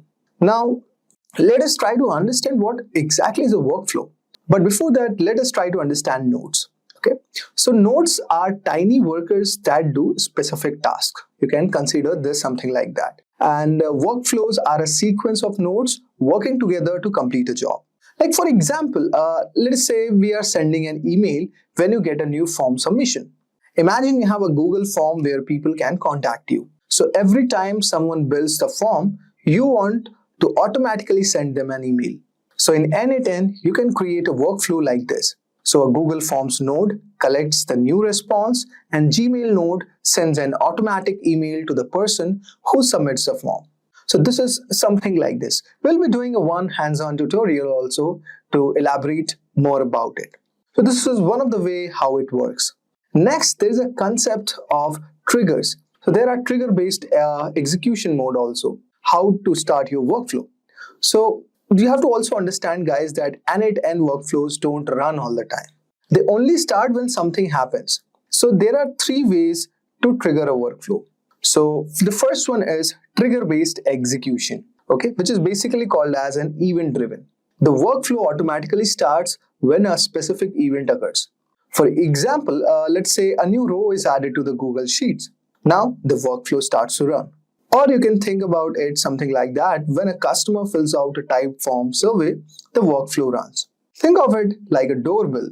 When someone rings a bell, like for example submits a form or updates a database, the workflow wakes up and does its jobs. Next one, we have the schedule execution, or we call it as cron jobs. Now here the workflow run on schedule, like daily, weekly, monthly. For example, every Monday at 9 a.m. a report is generated and sent via email. Or every hour, n8n checks for new tweets and saves them. Think of this like an alarm clock. You set it once and it automatically rings at the right time. Now let us discuss about the workflow components, which are like the brains of the system. So every N8N workflow is made up of different type of nodes, and each node has a special role, just like team members working on a project. So whenever we trigger the node or start the workflow, so what happens exactly? First, there is a webhook node, which starts someone when, like for example, someone is sending a data to your API.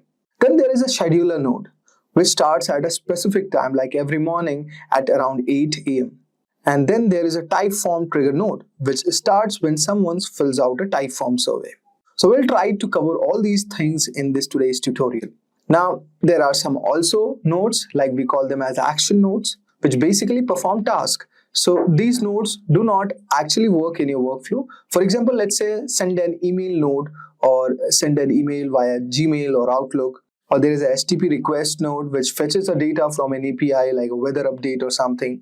Then there is a Google Sheet node which like adds a new data to a spreadsheet.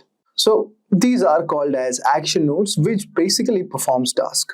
Then you could also understand a bit about, let's say, logic nodes, which adds intelligence. So these nodes allow you to add conditions and decision in your workflow. For example, let's say if node checks a condition is met, like for example is an email from a VIP customer, you can imagine something like this.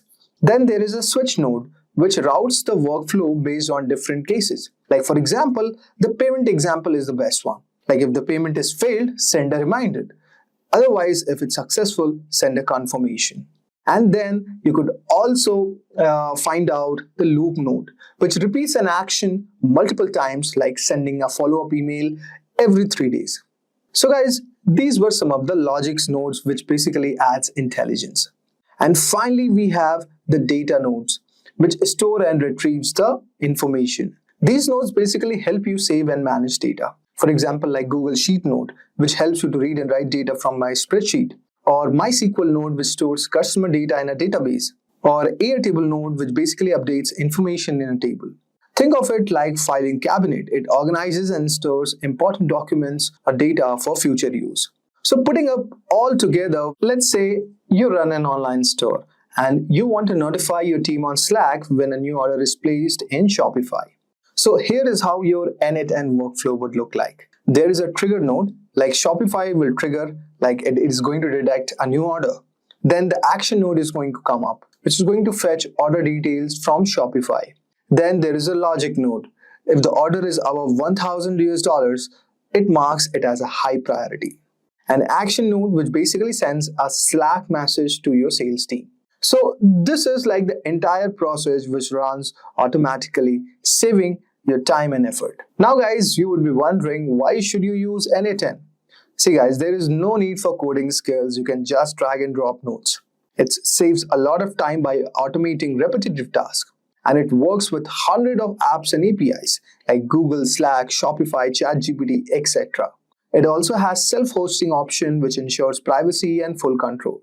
And finally, it is free and open source, unlike some other tools which have some strict limits.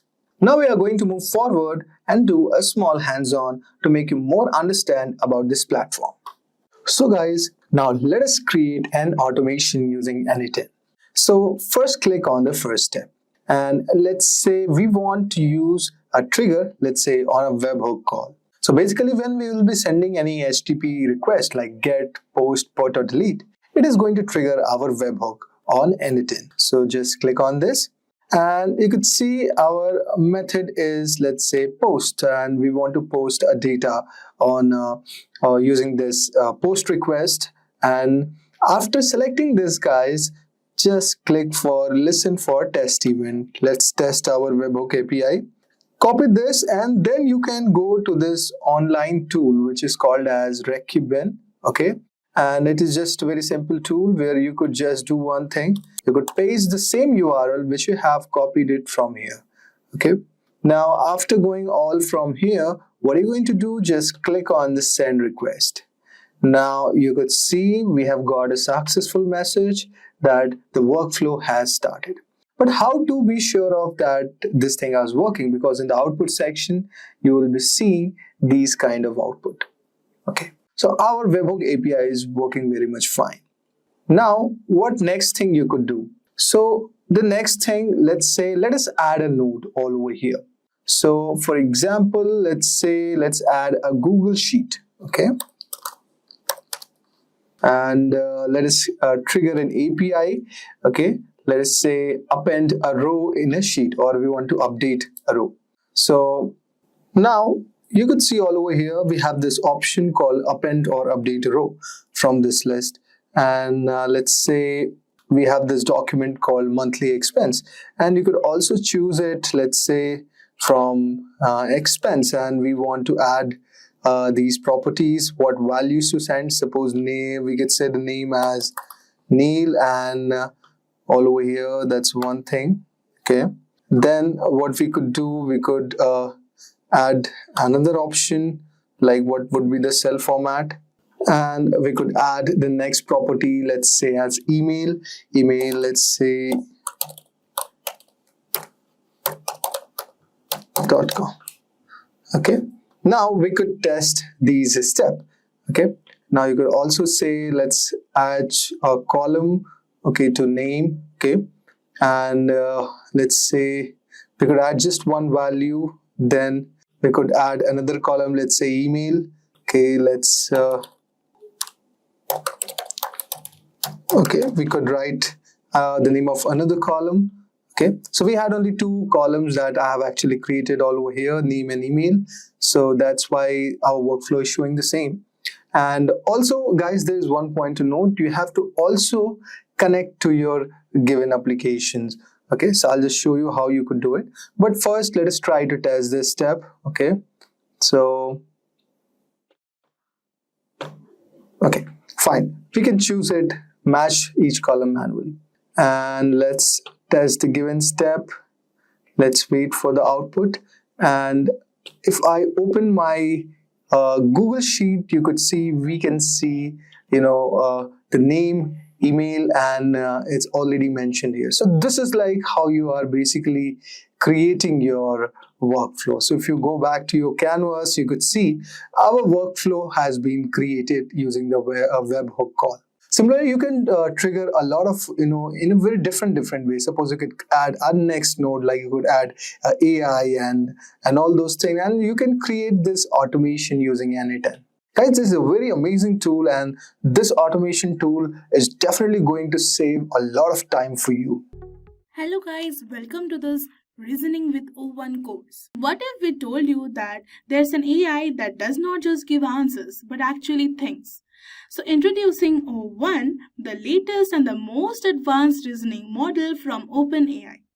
So unlike other models that rely on patterns, O1 is designed to reason through problems, self-correct, and explain its thinking step by step, just like a human would. So today we will explore what makes O1 so special. Then we will come across how it reasons. Then we will see where it's useful, and finally we will see why learning about this model is essential in the age of intelligent machines. So let's just dive in. So what is O1? So O1 is OpenAI's new AI model, but it's not just a smarter chatbot, it's a reasoning engine. While models like GPT-4 are brilliant at language and creativity, O1 gives a step further. It can think logically, it can solve problems with multi-step reasoning and analyze the complex data. In short, O1 is the closest we have come to building an AI that can think through a task, not just respond. So why does this matter? Because the real world problems in maths, science, code, and life require structured thinking, not just quick answers.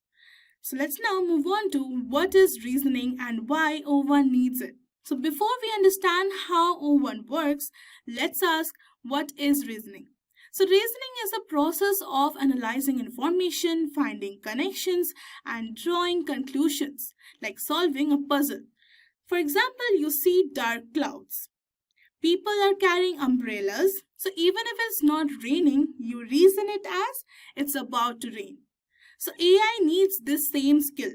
So without reasoning, an AI is like a parrot. It repeats. With reasoning, it becomes a problem solver. And that's exactly what O1 brings to the table. So let's now understand how O1 reasons.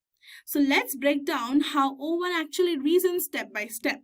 The first one is chain of thought reasoning. So O1 solves problems step by step, just like we do on a paper. For example, the question is, what is 12 into 15? O1 does not just say 180. It thinks it as 10 into 15 is equal to 150. Then it calculates 2 into 15 is equal to 30. Then it adds final two results, that is 150 plus 30 is equal to 180. So this chain of thought method reduces errors and shows the logic behind every answer. So let's now move on to the next, that is reinforcement learning. So O1 gets better over time by learning from success and failure, just like a person. If one method doesn't work, it tries another, sees the result, and improves next time. It's like a chess player who gets sharper with every game. Then we'll come to reasoning tokens. So when O1 solves a complex task, it uses invisible tokens to keep track of its thoughts, like a mental sticky notes.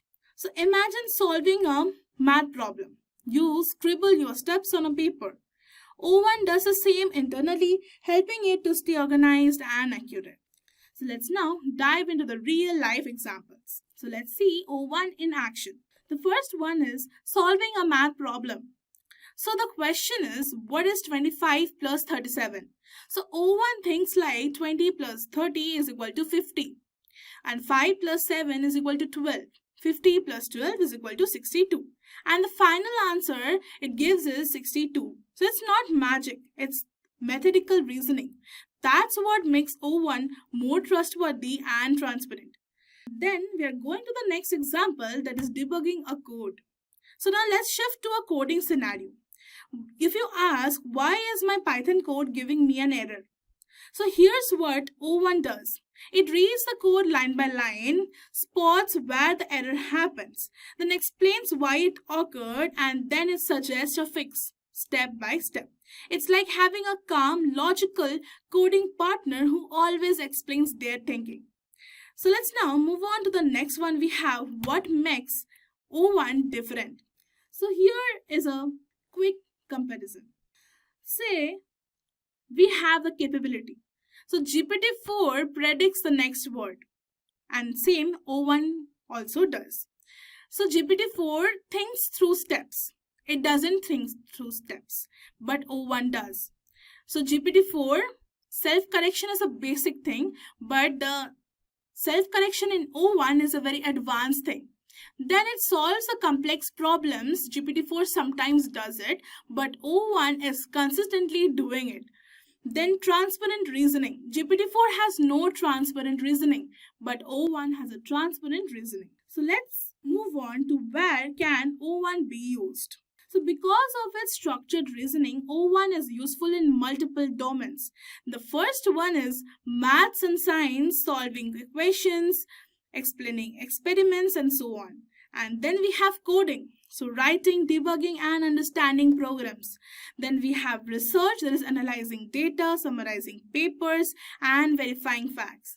And then we have creative work, so planning content, brainstorming logically, are all falling under creative work. Then we have image analysis, this interpreting visuals step by step. So wherever thinking is needed, O1 delivers clarity. So let's now come to the common mistakes avoided by O1. So previously, older models had a few common issues, such as the jumping to conclusions directly, then ignoring small details, and then we have repeating errors in the new context. But O1 avoids all this by reasoning in steps, checking its own logic, and learning from feedback. And that's why it's more dependable, especially when stakes are high. Let's now move to why O1 is so important. What is the future of work and thinking? So because reasoning AI is the future and it's already here, learning OI works helps you use AI more effectively. Ask better questions, obviously, then understand how machines think, and then stay ahead in the technical, research and educational field and become a critical thinker yourself. So this is not just about AI. It's about preparing for a world where thinking with AI is a part of how we work, learn and create. So let's now move on with the key takeaways. So let's recap what we have learned. O1 doesn't just answer, it reasons. Then it learns from mistakes and improves. It explains its logic step by step. Then it's accurate, explainable, and helpful across industries. Then it's future of intelligent systems, and you can be a part of it. So whether you are a student, developer, analyst, or just curious, O1 is just a tool that helps you think better. So let's dive into deeper in the next module. Hello guys, welcome back to the second module. So in this module, we will learn about promptings in O1 models. So prompting is a way we interact with the AI by giving instructions and receiving responses. So with O1 models like GPT-4o, things have gotten simpler. So these models understand prompts with more accuracy, which means you can be clear, concise, and direct without over-explaining. So there are certain principles of prompting in O1 models. The first one is it is simple and direct. Then number 2 is no explicit chain of thought needed. Then the third one is structure over description. And the fourth one is show, don't tell.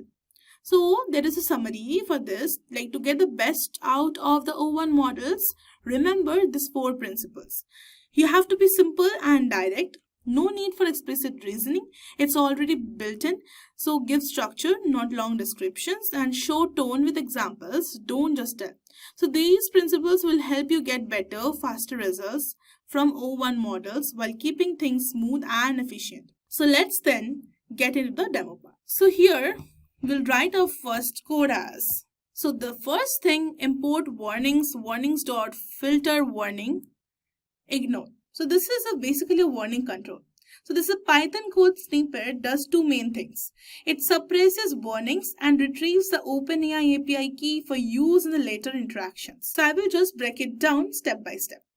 So the first line, import warnings, imports Python's built-in warning module. So this module is used to manage the warning messages in the program, which are typically notifications about for the potential problematic or unexpected events in your code.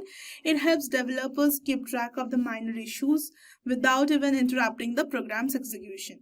So next, warnings.filter ignore is used to tell Python to ignore any warning messages that might appear. So normally warnings are shown to alert the developer about something. So that may be critical issue but could be important. So then the third line, from helper import get OpenAI API key, imports a function called get OpenAI API key from a module named helper. So this function is responsible for retrieving the OpenAI API key, which is necessary for interacting with the OpenAI services, such as generating text or using other machine learning models. So finally, the OpenAI API key is equal to get OpenAI API key calls the imported function to get the API key and stores it in the variable OpenAI API key. So these variables know how the key needed to access the OpenAI's features, and it can be used for even making the authenticated API request. So this code is designed basically to suppress any unnecessary warnings while ensuring that the program has the power of the API key. So let's just run this. So then basically we have imported JSON. So the firstly, import JSON allows working with the JSON data, obviously, commonly used in the API interactions from ipython.display, import display, then markdown HTML, imports functions to display, etc. So then from OpenAI, import OpenAI imports the OpenAI class, so which is used to interact with the OpenAI services.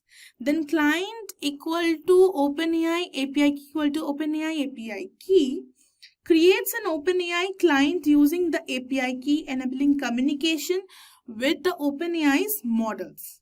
Then finally we have GPT model equal to GPT-4o mini and O1 model is equal to O1 mini. Defines the name of the 2 different models that can be used in the API request. So in short, this code sets up the OpenAI client and defines the two models for use in natural language processing tasks. So we'll run this. So here basically the code snippet defines a prompt for generating a function using the OpenAI's model. Then sends the prompt to the OpenAI API to get a response. So let's now break it down step by step. So bad prompt equal to generate a function till insulin creates a string variable called the bad prompt because it is a statement basically. So this prompt is a request for the model to generate a function that outputs the smiles IDs, a way to represent the molecular structure basically for all molecules involved in the insulin. It also guides the model to think step by step, outlining tasks like identifying the models, creating the function, and looping through each molecule to return the smile IDs. So then we have response equal to client.chat.completions.create model.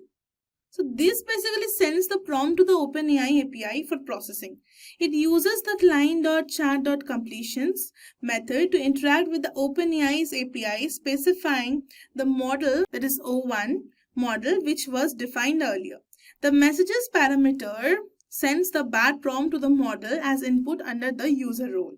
So in short, this code defines a prompt using the OpenAI's model to create a function for returning the smiles IDs for insulin molecules and sends that prompt to the OpenAI API to generate a response.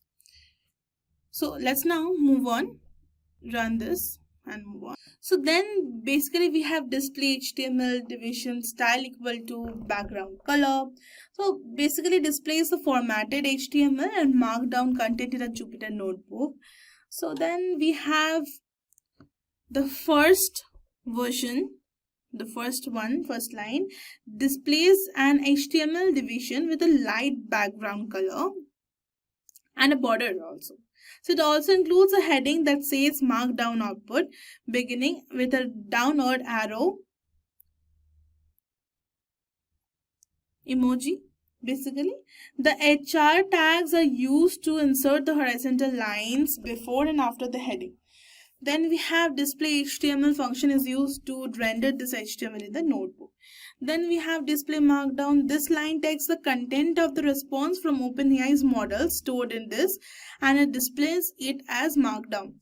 The markdown function is used to render the content in a more readable formatted way. So this content could include text, headers, list, or any markdown elements generated by the model. So then we can run this and you can basically see the heading.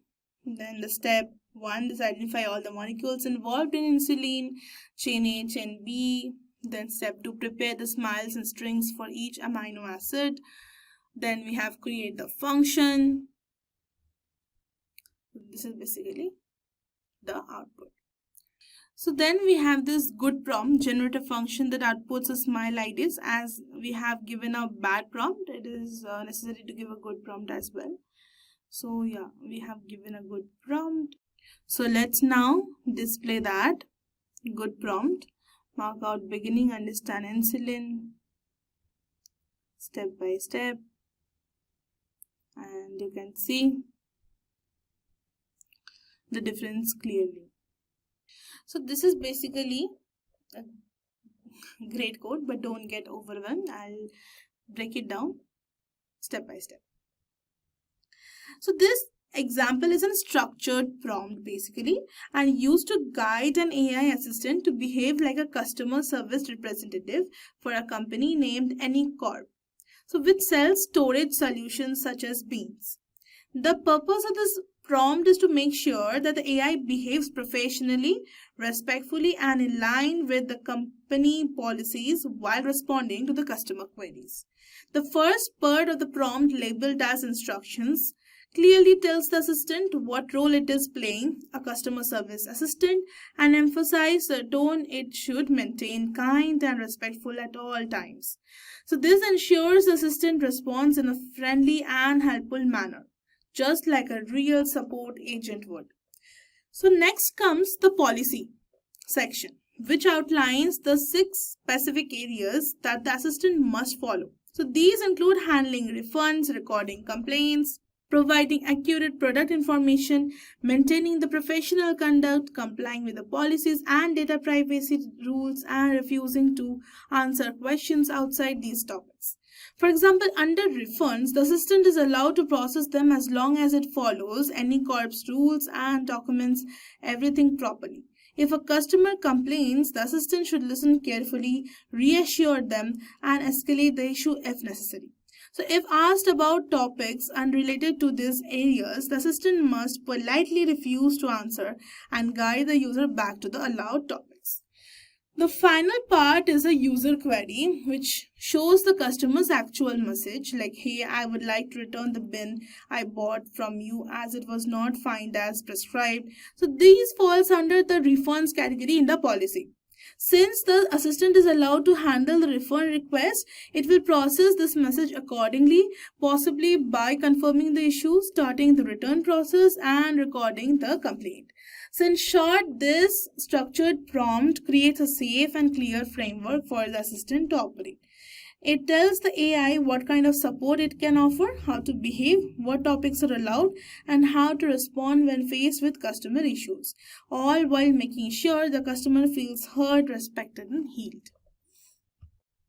So let's now print the statement, the structured prompt. Now you can see that it is printed.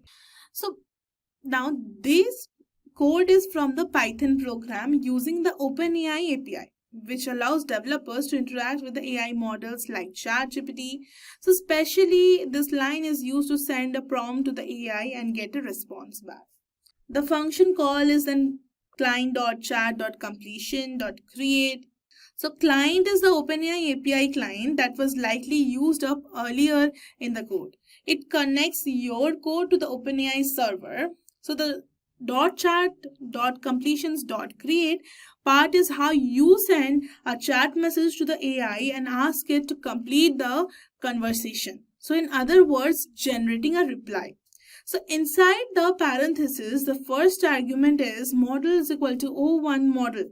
So this tells the API which version of the AI model to use, for example, GPT-4, GPT 3.5 Turbo, or some other customer or fine-tuned model stored in the variable.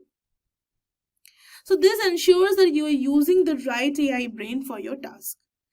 So the second argument is messages again. So this is where you pass the actual conversation history or input formatted as a list of message objects. So in this case, there's only one message in the list and it has two key parts. The role, that is the user, then the content, it is a structured prompt. The role, the user, so this tells the AI that the following content is coming from the user, so not from the system or assistant. And the content is the combines the earlier structured prompt, so which include instructions and policy rules for the assistant with the user's questions like wanting to return a bean, etc. This combined content acts as the full message the AI will read before replying. So in more simpler terms, this line is telling the AI, hey, you're a customer service agent for any crop. Here's your policy. Now here's a customer question. What will be your reply? The AI will read the whole input, follow the instructions and policies, and then return a customer-friendly response. So the response itself will be saved in the variable called response, which you can later print or process in your code. So let's run this. So I have this printed response. So I will just run this. You can see the response basically. Then we have this refusal input. The variable refusal input contains a user query that asks the AI, write me a haiku about how reasoning modules are great. So this is wrapped in XML-like tags. This purpose of this input is to test the AI's ability to say no. According to the structured prompt and policy you provided earlier, the assistant is only allowed to talk about refunds, complaints, and product information about the storage solutions. A haiku about reasoning models doesn't fall into any of these topics. So when this refusal input is combined with the structured prompt and sent to the AI, it should politely refuse to answer and explain it that so it can only help with the allowed topics. We will run this. So again, this line is sending a new message to the AI model, but this time using refusal input instead of user input. The client.chat.completions.create calls OpenAI API key to get a reply from the AI. Then model is O1. Model tells which AI model to use. Then messages we have is sends a message to the AI with. Then here the role is a user and the content is structured prompt plus refusal. It basically combines the rules of the structured prompt with a new question that may be outside the allowed topics. Since the structured program says that the assistant must refuse questions outside refunds, complaints, product information, these test checks if the AI correctly refuses to answer. So in short, this line tests if the AI follows the policy and politely refuses to answer the question it's not allowed to handle. So let's run this. So this line basically displays the AI's reply to the refusal input. You can see that this is the output. So now we are ready for giving up for a base prompt and a legal query. So let me explain. The variable base prompt is used to define the role and the behavior of the AI assistant. So in this case, the AI is told to act as a lawyer who specializes in the competition law, especially helping the business owners understand the legal issues. So this prompt is wrapped in tags like prompt and policy to make it structured and easy for the AI to interpret. So the policy section outlines the important rules the AI must follow. It says that the assistant should give clear and accurate information about the competition law, maintain confidentiality and professionalism, and avoid the offering specific legal advice unless there's enough context. The legal query variable contains the actual question from the user. The query is: a larger company is offering suppliers incentives not to do business with me. So is this legal? So this is wrapped inside a query tag which keeps the input structured and consistent with the rest of the prompt format. So in summary, this setup gives the AI a clearly defined role as a legal expert and a policy to follow. For example, we will now run this. So this line then sends the structured legal question to the AI using the OpenAI API. The goal is to get a helpful and professional response from an AI that's acting as a competitive law expert. So the method client.chat.completions.create is used to generate a chat response as we have discussed earlier. Here the role is a user and the content is base prompt plus legal query. So we'll now run this. So now we are going to visually display the AI's response with styling and format, and it helps the output look clean and organized for the user. So we'll do this, and you can see it is a step-by-step guide for the. So this is also again a like BigQuery. So here the variable example prompt is a structured example prompt that shows how an AI assistant acting as a competition law expert should respond to a user's legal interest. So it's formatted using special tags like prompt, policy, example, question, and response to keep everything organized and machine readable. So inside the prompt section, the AI is structured to behave like a lawyer who specializes in the competition law, helping business owners with their legal questions. So this gives the AI its role and sets the stage for how it should respond. The policy section defines the boundaries the AI must follow. Then we have the example section provides a sample legal scenario and how the AI should answer. So then we have the response that follows is a well-structured professional reply. It begins by referencing the US antitrust laws, especially the Sherman Antitrust Act, and explains how some types of collaboration like price fixing or market division are automatically illegal. So then we have it also warns the information sharing, which can be risky and potentially lead to antitrust violations. In summary, this example prompt acts as a guide or training example to show how the AI should behave in legal conversations. So then I'll run this. So here then we are going to again display the output in a formatted style, and you can see this displayed. So let's now move on to the next module and learn about planning with O1. So in the earlier lessons, we explored how to structure prompts and guide the AI models like O1 and O1 Mini to behave in specific roles. So whether a customer service agent or a legal advisor. So here in this lesson, we will learn how to plan with O1. It will introduce a powerful use case where the AI is not just answering a single question, but actually creating a full plan to solve a task. So this kind of problem solving is perfect for O1 models, especially when you are working with a fixed set of tools and some constraints.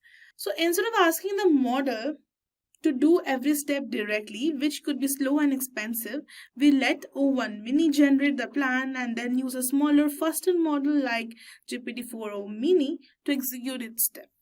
So this two approach, planning with O1 Mini and executing with GPT-4 Mini, helps us work efficiently. So please don't worry if your results don't exactly match the ones in the video tutorial now. That's totally normal since AI responses can vary slightly every time you run them. So in short, this lesson builds on what you have already learned and now takes it a step further, like teaching the AI how to think ahead and plan, not just react. So let's dive in. So we will start with the first part of the code. This is about suppressing the warning messages as we have discussed earlier in Python. So Python sometimes shows warnings when it deflects something that might not cause an error right away but could lead to issues in the future. So this is for this. And the second part is focused on importing your OpenAI API key securely. So instead of hard coding the key directly into the notebook, which is not safe, the code calls a helper function. From the helper import getOpenAI API key, brings in a function named as getOpenAPI key. So we will run this. First two lines import the two standard Python modules, copy and JSON. The copy module is used when you want to duplicate the Python objects, especially when you need to make changes without affecting the original. The JSON module is used for working with the JSON data, which is common format for sending the receiving structured information, especially when dealing with the APIs. The next line imports the OpenAI class from the OpenAI package. This is what allows your code to communicate with the OpenAI's language models like GPT-4 or O1 Mini. Then we import the O1 tools from a separate live named utils.py. So this likely contains some common utility functions or tools. So then next we set up the connection to the OpenAI's API by creating a client instance. So client equal to OpenAI API.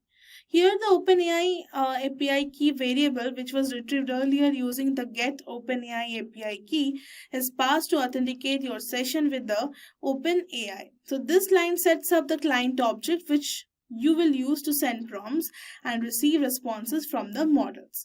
So finally, two variables are defined to specify which models to use. So these are simply model name shortcuts.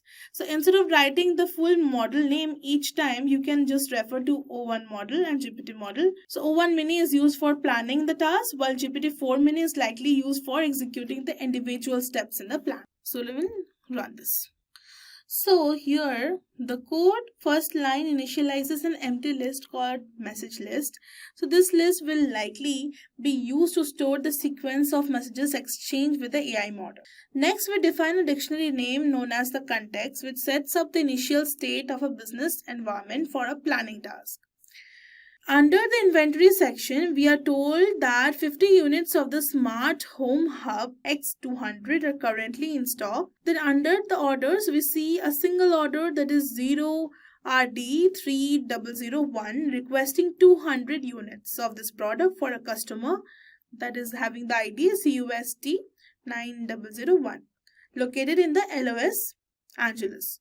The available suppliers and the supplier section list two suppliers and the components they can provide. Notably, only SUPP1001 has a component of COM X200 required to make the X200 product, and they have 500 units available. The product capacity then section defines how many units can be produced. 100 right away and another 150 next week. This helps the model decide how to meet the demand of 200 units. The shipping options provide two choices for delivering to Los Angeles: a standard service that costs $1,000 and takes 5 days, an express service that costs $1,500 and takes only 2 days. The model can consider this based on the urgency or budget. The customer's dictionary holds customer details like the name and the address of the client placing the order. The product section defines what components are needed to manufacture each product. So in this case, the X200 device requires 1 unit of COM X200 to build each finished product. The code sets up a realistic business scenario basically involving the product inventory, orders, manufacturing, suppliers, and shipping, all the key elements the AI needs to plan how to fulfill the order effectively. So we'll run this. So this is basically a prompt for planning the task. So this block defines a large string called the O1 prompt, which acts as an instructional prompt for an advanced language model like O1 Mini. The goal of this prompt is to guide the model to act as a supply chain management assistant and generate a detailed logical plan for handling a complex order fulfillment task. It's essentially the brain that will break down a business challenge and outline the best steps to solve it. The first paragraph in the prompt sets the context.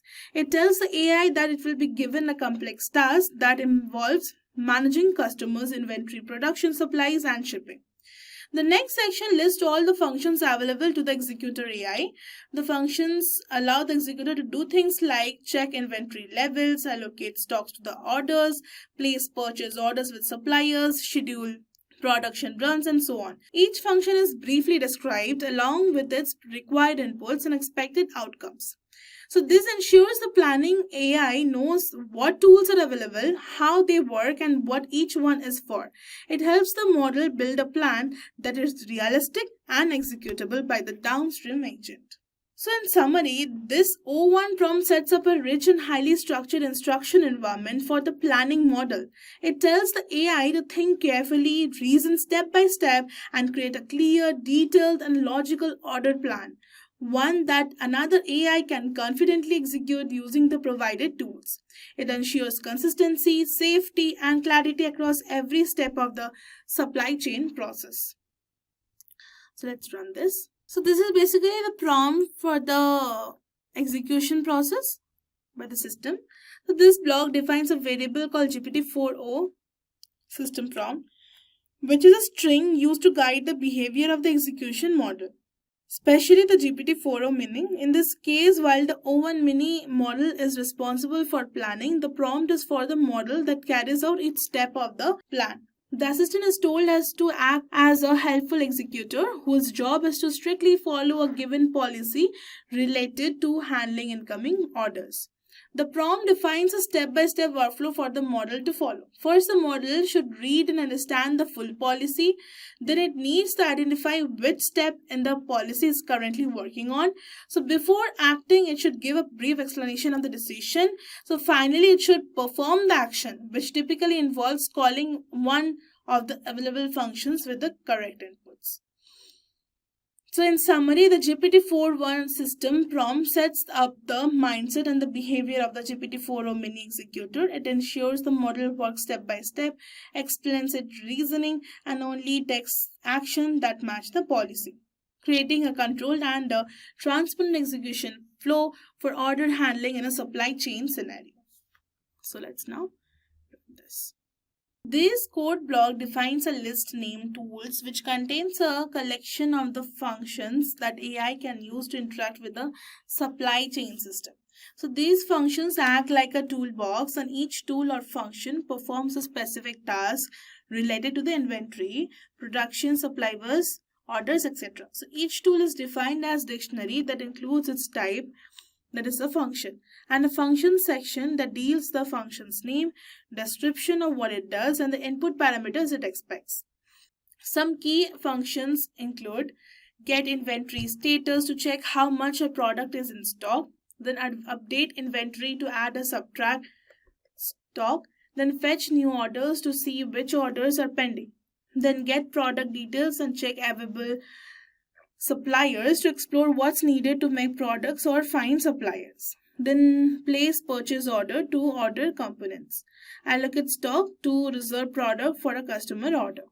Check production capacity and schedule production to plan and carry out manufacturing. Then calculate shipping options and book shipment to handle delivery.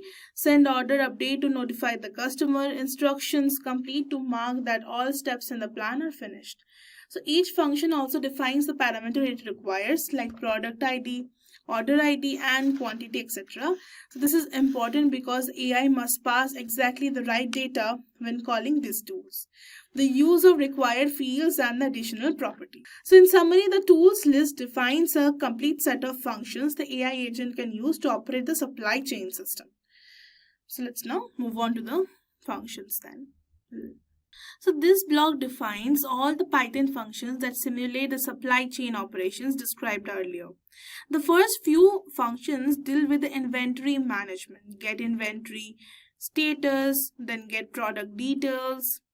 This fetches the product information, then get inventory status returns how many units of a specific product are currently in stock, then update inventory product ID quantity change, adjust the inventory count based on a positive or negative change, making sure inventory doesn't go below 0.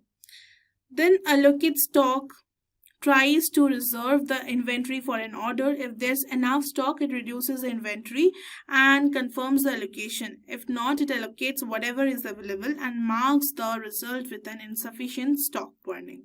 The supplier related functions start with the check available suppliers, which returns a list of the suppliers the company can order components from.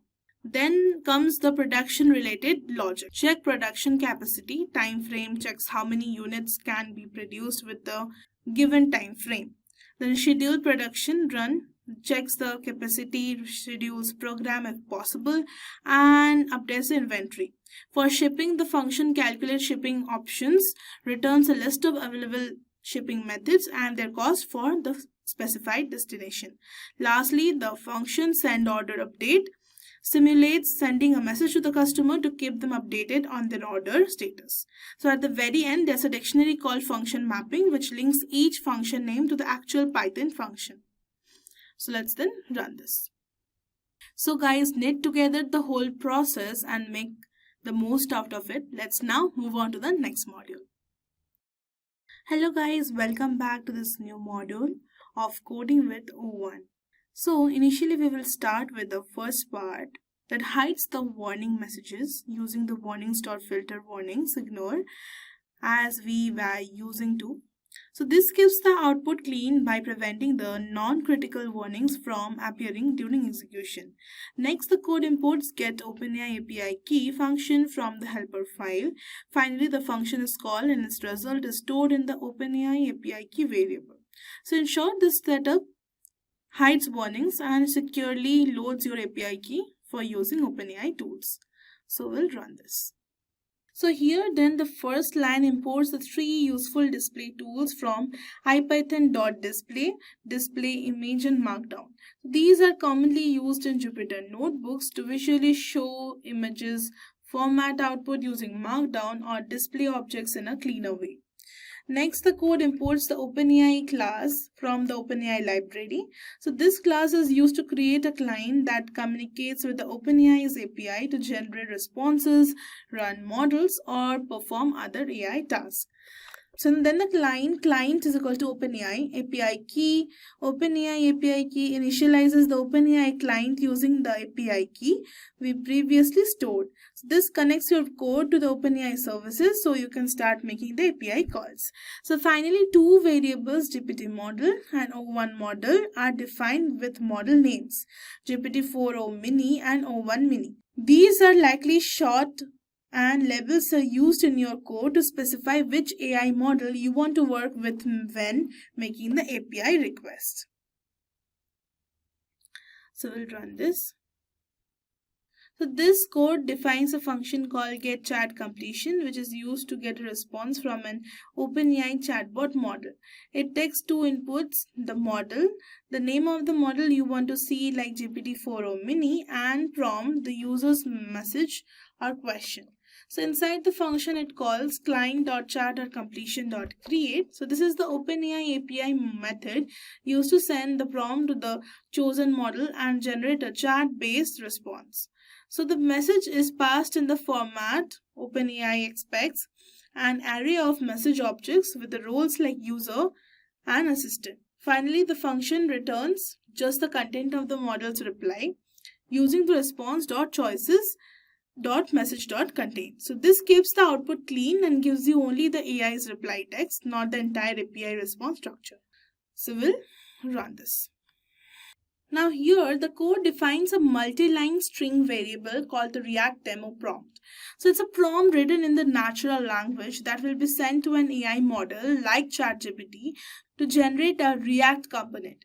The prompt is asking the AI to create a React component named feedback form for collecting structured interview feedback. It outlines 4 main requirements: rating candidates with rubrics, giving specific evidence for each rating, auto-calculating a recommendation score, and guiding the interviewer to provide the behavioral feedback. It also includes additional instructions for the AI, like using the intelligent UX features like thoughtful rubrics, smart validation, and helpful prompts. Finally, the prompt includes clear coding instructions. The component must begin with the use client. In short, this prompt is designed to generate a polished, intelligent interview feedback from using React. So we'll run this. So this line calls the getChatCompletion function, which was designed earlier to get response from the OpenAI model. It passes 2 arguments, GPT model, which specifies the AI model to use like GPT-4o mini, and React demo prompt, which is the detailed instruction asking the model to generate a React component. The function sends this prompt to the model and returns the AI's response, which will be block of code as requested. The result is then stored in the variable called GPT code, which now holds the React component code generated by the AI. So we'll run this. So let's now simply print the code, and you can see the code is printed. So this line uses the display function from the ipython.display to show an image inside a Jupyter notebook or similar environment. So image GPT-4 app, you can see this. Image GPT-4 app image loads an image file named GPT-4 app image.png from the current directory. Together, this command displays the image in the notebook output, which can be useful for showing the visual results, UI screenshots, or diagrams alongside your code. So let's now move on. So it now sends the same React demo prompt to a different model called the O1 model, which is likely a lighter or experimental version like the O1 mini. It uses the getChatCompletion function to generate the code by calling the OpenAI API. Now O1 holds the output generated by the O1 model for the same prompt, allowing you to compare the results across models. And you can just print the O1 code, and you can see now it is printed, and you can now display this. Now this is nice. And with this, the function process orders text in a list of orders and optional parameters, settings, debug, and notify customer. So it processes each order by validating its fields, calculating totals, applying discounts, and queuing the customer notification. It collects the results, errors, and notifications in a separate list and returns them in a dictionary. So however, these are the few issues in the code. First, using a mutable default argument settings is risky because it can lead to unexpected behavior. It's better to use none and assign an empty dictionary inside the function. Also, comparisons like if debug is equal to true should be simplified to if debug. Similarly, if items valid is equal to true can be just if items valid.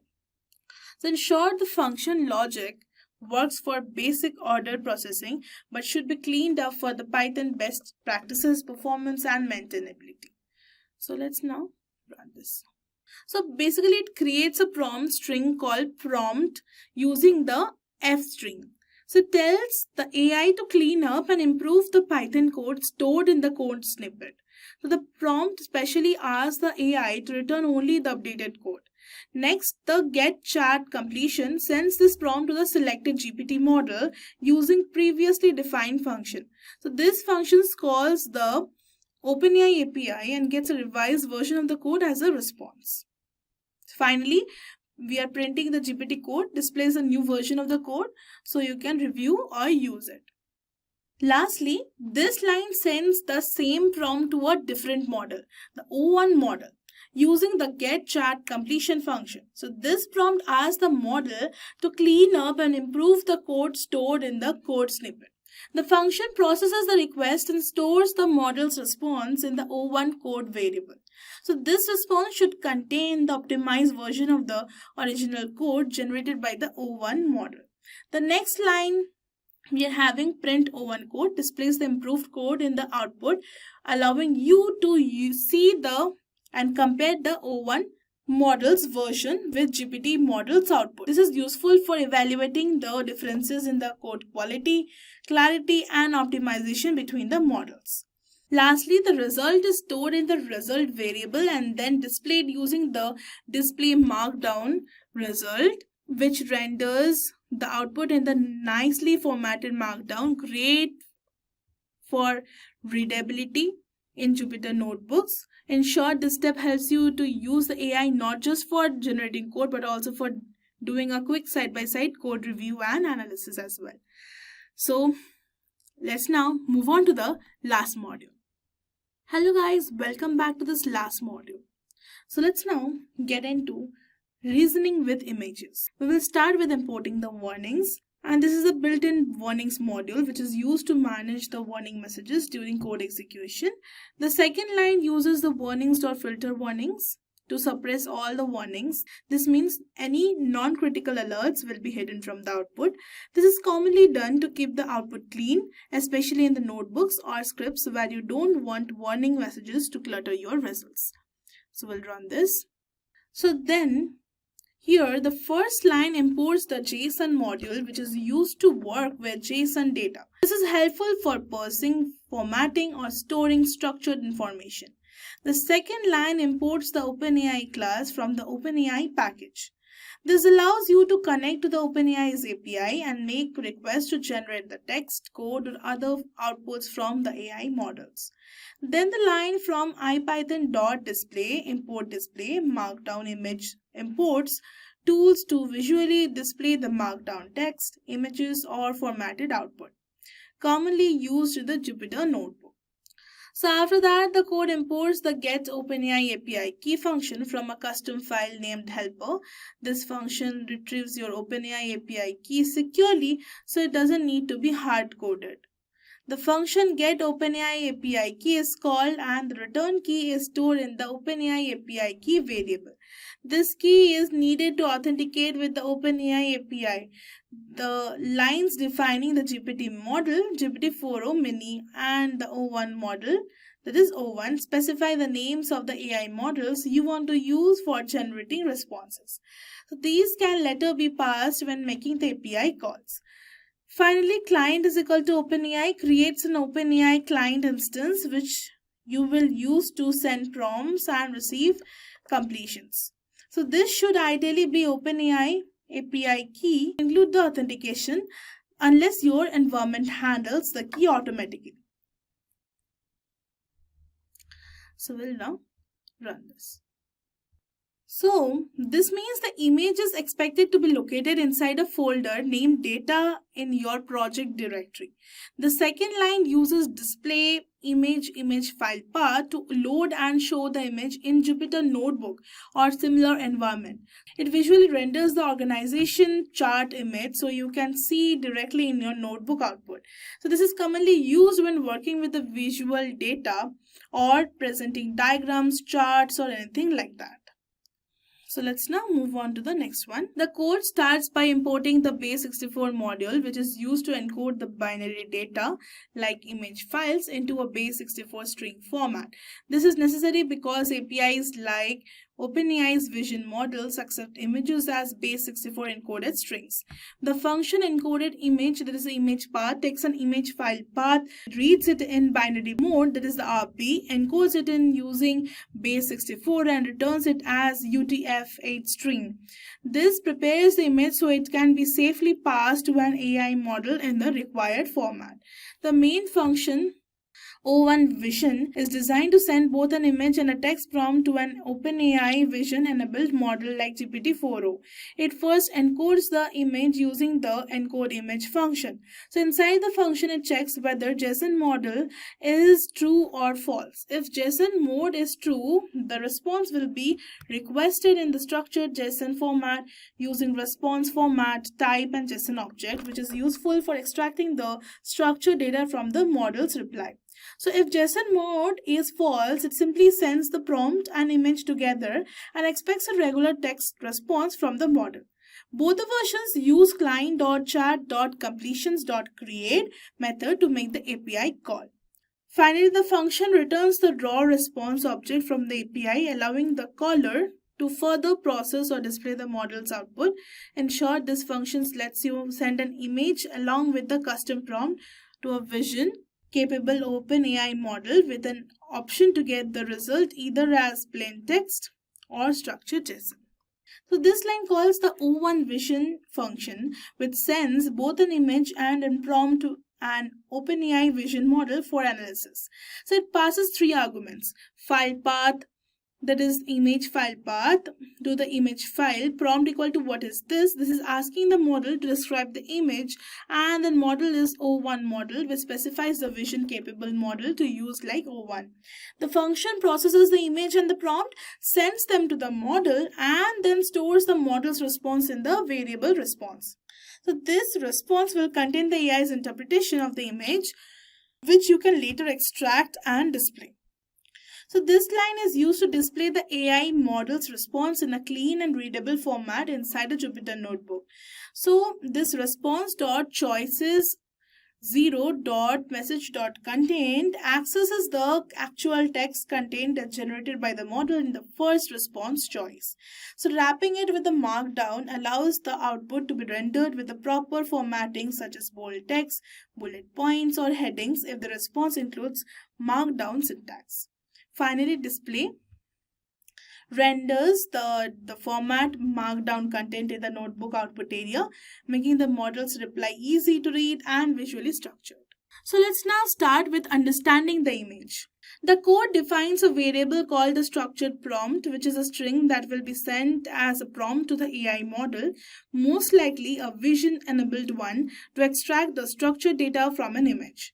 The prompt includes special instructions tags to clearly tell the model what to do. It says that the model is acting as a consulting assistant where job is to process organization chart data from the image. So if then specifies the desired output format, a JSON structure that includes an arbitrary ID for each person, their name, role, an array of IDs they report to, and an array of IDs that report to them. So this is a clean and structured way to actually represent an organization hierarchy.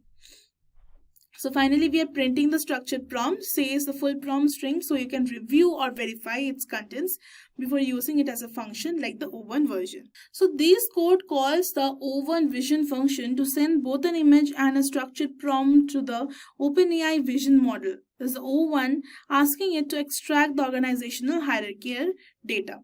The arguments passed include file path equal to image file path, which points to the organization chart image, model is equal to O1, specifying the model to use.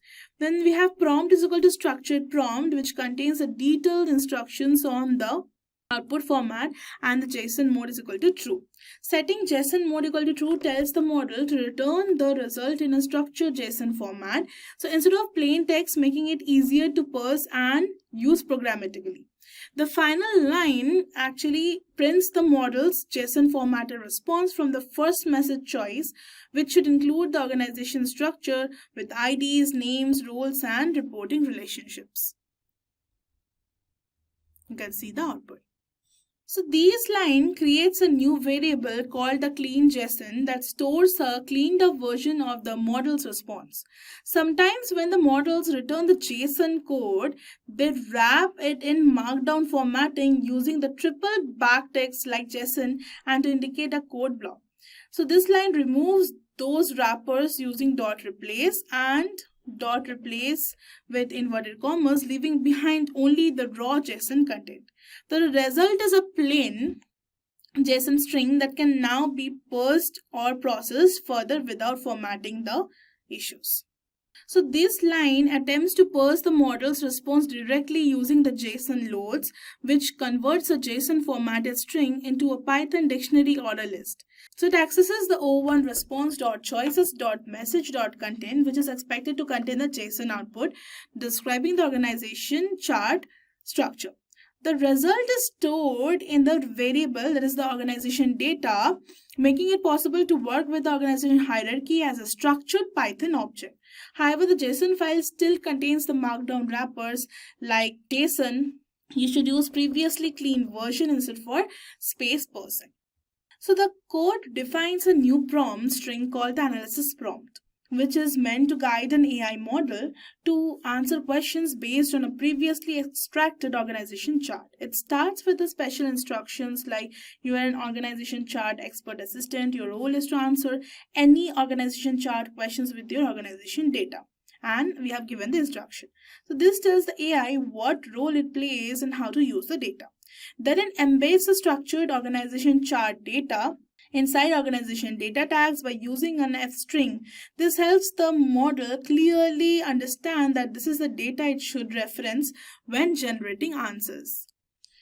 So let's now run this. Here in the code, the first line is importing the get OpenAPI API key. This function is typically used to securely retrieve your OpenAPI key without hard coding it in the script. The second line calls this function and assigns the result, that is your API key, to the variable OpenAPI API key so it can be reused throughout your code for authentication. Finally, the client is equal to OpenAI creates an instance of the OpenAI client using that key. This allows you to send the prompts and interact with the OpenAI's models through authorized API calls. So as discussed before, these are the messages and the role user content analysis report plus who has the highest ranking reports and which manager has the most reports. And we will just run this. So then we are finally displaying the markdown, allowing my markdown formatting like bold text, bullet points or headers to be properly displayed, rendered. And the first line sets the variable image file path to the path of an image file named as erdrelationorder.png, which is located inside a folder called data. So this image likely contains an entity relationship diagram. The second line uses the display image to load and visually display the image with the Jupyter notebook. So we'll just run this and basically you can now see the output, the product ID, this is the order, product, this is the ID, the client, it also has a ID, CID, product name, client address, product price and client credit card. So basically this was all about the course. That's it. So congratulations on completing your journey with reasoning with O1. You have gone from understanding the core foundations, what reasoning with O1 is, why it's crucial in today's AI-driven world and where it can be applied, to actually putting it into practice. We began by setting the stage with the fundamentals, then moved on to hands-on exploration, crafting effective prompts, practicing logical and structured reasoning, then writing and refining code with O1, and finally understanding how each layer builds towards the AI interaction. You didn't just learn the theory, you experienced it through demos, challenges, and the real-world examples. So whether it was decoding logic, guiding AI through structured thought, or debugging your own process, you have now got a strong grip on how to think with AI, not just about it.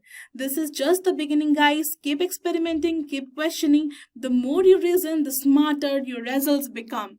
Thank you for watching. OpenAI just dropped something huge. It's called Codex. If you're writing code or just love tech, this is about to blow your mind. This AI is not just smart, it rewrites how we write code like for real. But here's the thing, is all this hype actually worth it? That's what we are diving into today. We'll break down what Codex is, how it works, the cool features that make it special, how safe and reliable it really is, and how it stacks up against other AI coding tools out there. So if you're curious whether Codex is a game changer or just a fancy buzz, stick with me and let's get into it. Alright, so what exactly is Codex? Imagine having a supercharged AI developer in the cloud. It's like a team of experts who can juggle writing new features, fixing bugs, answering questions about your code, all at the same time. Codex runs in these safe, isolated sandboxes loaded with your exact code base. So it's working with your code just like a real teammate would. But what powers Codex? A special AI model called Codex 1, trained on tons of real coding projects to produce code that looks just like a human wrote it. It follows instructions carefully, keeps testing until everything works perfectly, and even adapts to your coding style. Oh, and there's a cool fact. In OpenAI's own coding benchmark test called SWE Bench, Codex nailed up to 85% accuracy solving real world coding problems. That's a massive jump over other AI models. So it's not just a good looking code, it's a trustworthy code. Now you might be wondering, how do I actually use Codex? Now if you have got ChatGPT Pro, Team or Enterprise, Codex is right there in the sidebar. You just type what you want, maybe write me a login feature or fix this bug in the payment system and hit the code button easy. Want to ask questions about your code? Hit ask and get answers right away. Each task Codex handles run in its own secure cloud workspace. It reads your file, edits them, runs tests, linters and checks type, basically everything a human dev does. Tasks take anywhere from a minute to half an hour depending on how tricky they are, and you can watch the whole process live. When it's done, Codex commits the changes and gives you all the receipt, terminal logs, and the results, citations, and so you can easily see what it did. You can review the work, ask for changes, create GitHub pull requests, or merge directly. You can even set up a Codex environment to match your real development setup for smoother results. Want Codex to work even better? Just add agents.md file to your repository, like kind of a guidebook telling Codex how your project works, what commands to run for testing, and your coding standards. Think of it like onboarding a new developer, giving clear instructions, and Codex becomes smarter and more helpful. But even without that, Codex is already rocking in OpenAI's internal test. Talking about is Codex safe or not? Look, handing over code to AI can feel scary, right? But OpenAI built Codex with safety first. It runs in locked down cloud containers with zero internet access, so it can't browse random sites or grab sketchy stuff. And Codex shows you everything it does. Log, test results, even when things go wrong, you can always stay in control. No surprise, just transparency. Now, who's already using Codex? This isn't just theory. OpenAI engineers live with Codex.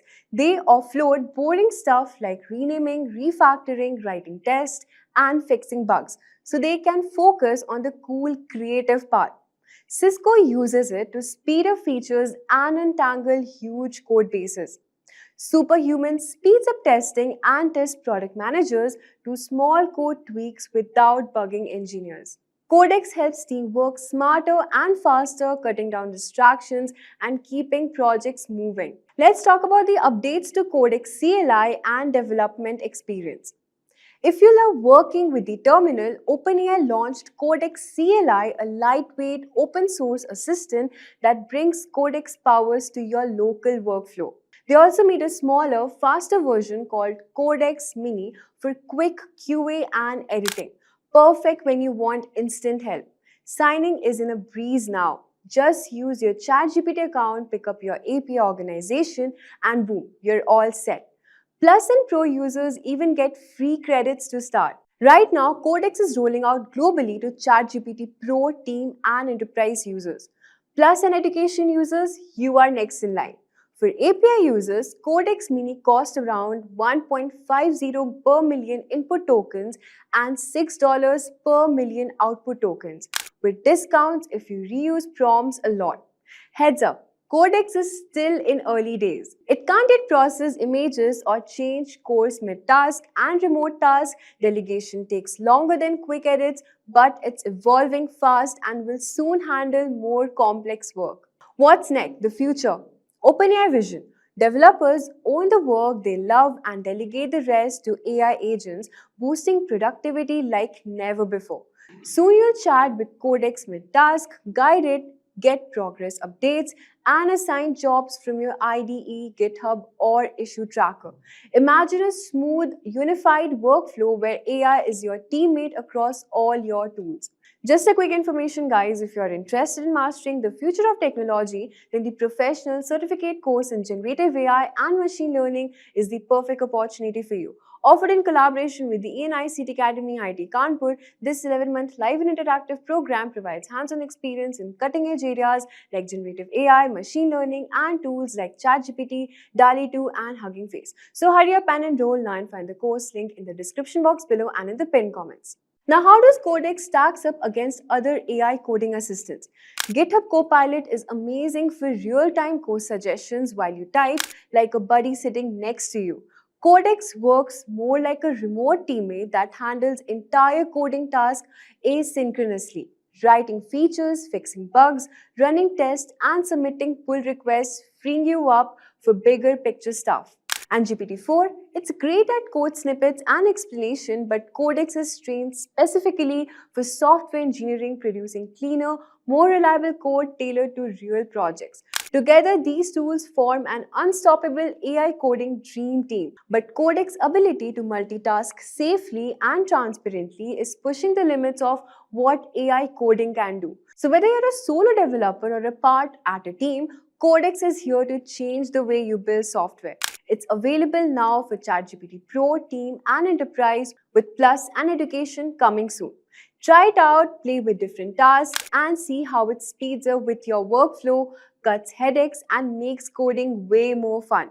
Now, if you like this deep dive, smash that like button, subscribe for more tech news, and drop your thoughts or questions about Codex below. So welcome guys to this AI video generation course by Simplilearn. So first we will understand what is AI video generation. So AI video generation refers to the process of using artificial intelligence to create, edit, or enhance the video content. So AI can take raw input like the text, voice, or even images and turn them into fully developed video clips, often with the little to no human intervention. So this technology leverages deep learning, natural language processing, and computer vision to produce video content from scratch or enhance existing videos. So then we will see the types of AI video generation. The first we have is text to video. So you can input a script or a text and the AI will generate the complete video, often incorporating text to speech and the AI generated visuals to match the narrative. Then we have video enhancement. So AI can enhance existing videos by adding special effects, improving visual quality, or generating synthetic backgrounds. Then we have deep learning. So AI systems like the Generative Adversarial Networks and the autoencoders are commonly used for generating realistic video content, learning from a massive pool of existing data to produce convincing, lifelike video clips. So then we will understand the core technologies behind this. The first we have is Generative Adversarial Networks. So, these are a form of deep learning used in generating realistic images and videos. So, GANs consist of two parts: a generator that creates video frames and a discriminator that evaluates them. So, over time, this process improves the output.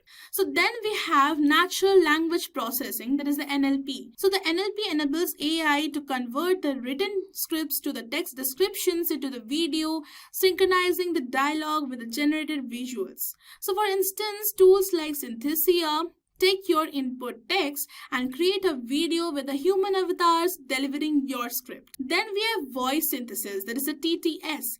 And this is AI-powered tools convert the written text into natural sounding voiceovers. Tools like Google Cloud, text-to-speech, and Amazon Polly help generate lifelike voices for your videos. So let's now move on to understand the popular AI video generators. The first example is Kling AI. So Kling AI allows you to create high quality AI videos by converting the text into engaging video content with realistic visuals and voiceovers. It's designed for creating marketing content, explainer videos, and more. Then we have Leonardo AI. So this AI tool is known for its versatility in generating videos from text, images, and scripts, making it great for both content creators and businesses. So Leonardo AI helps users generate creative video content without needing advanced video production skills. So then we have Agentic AI.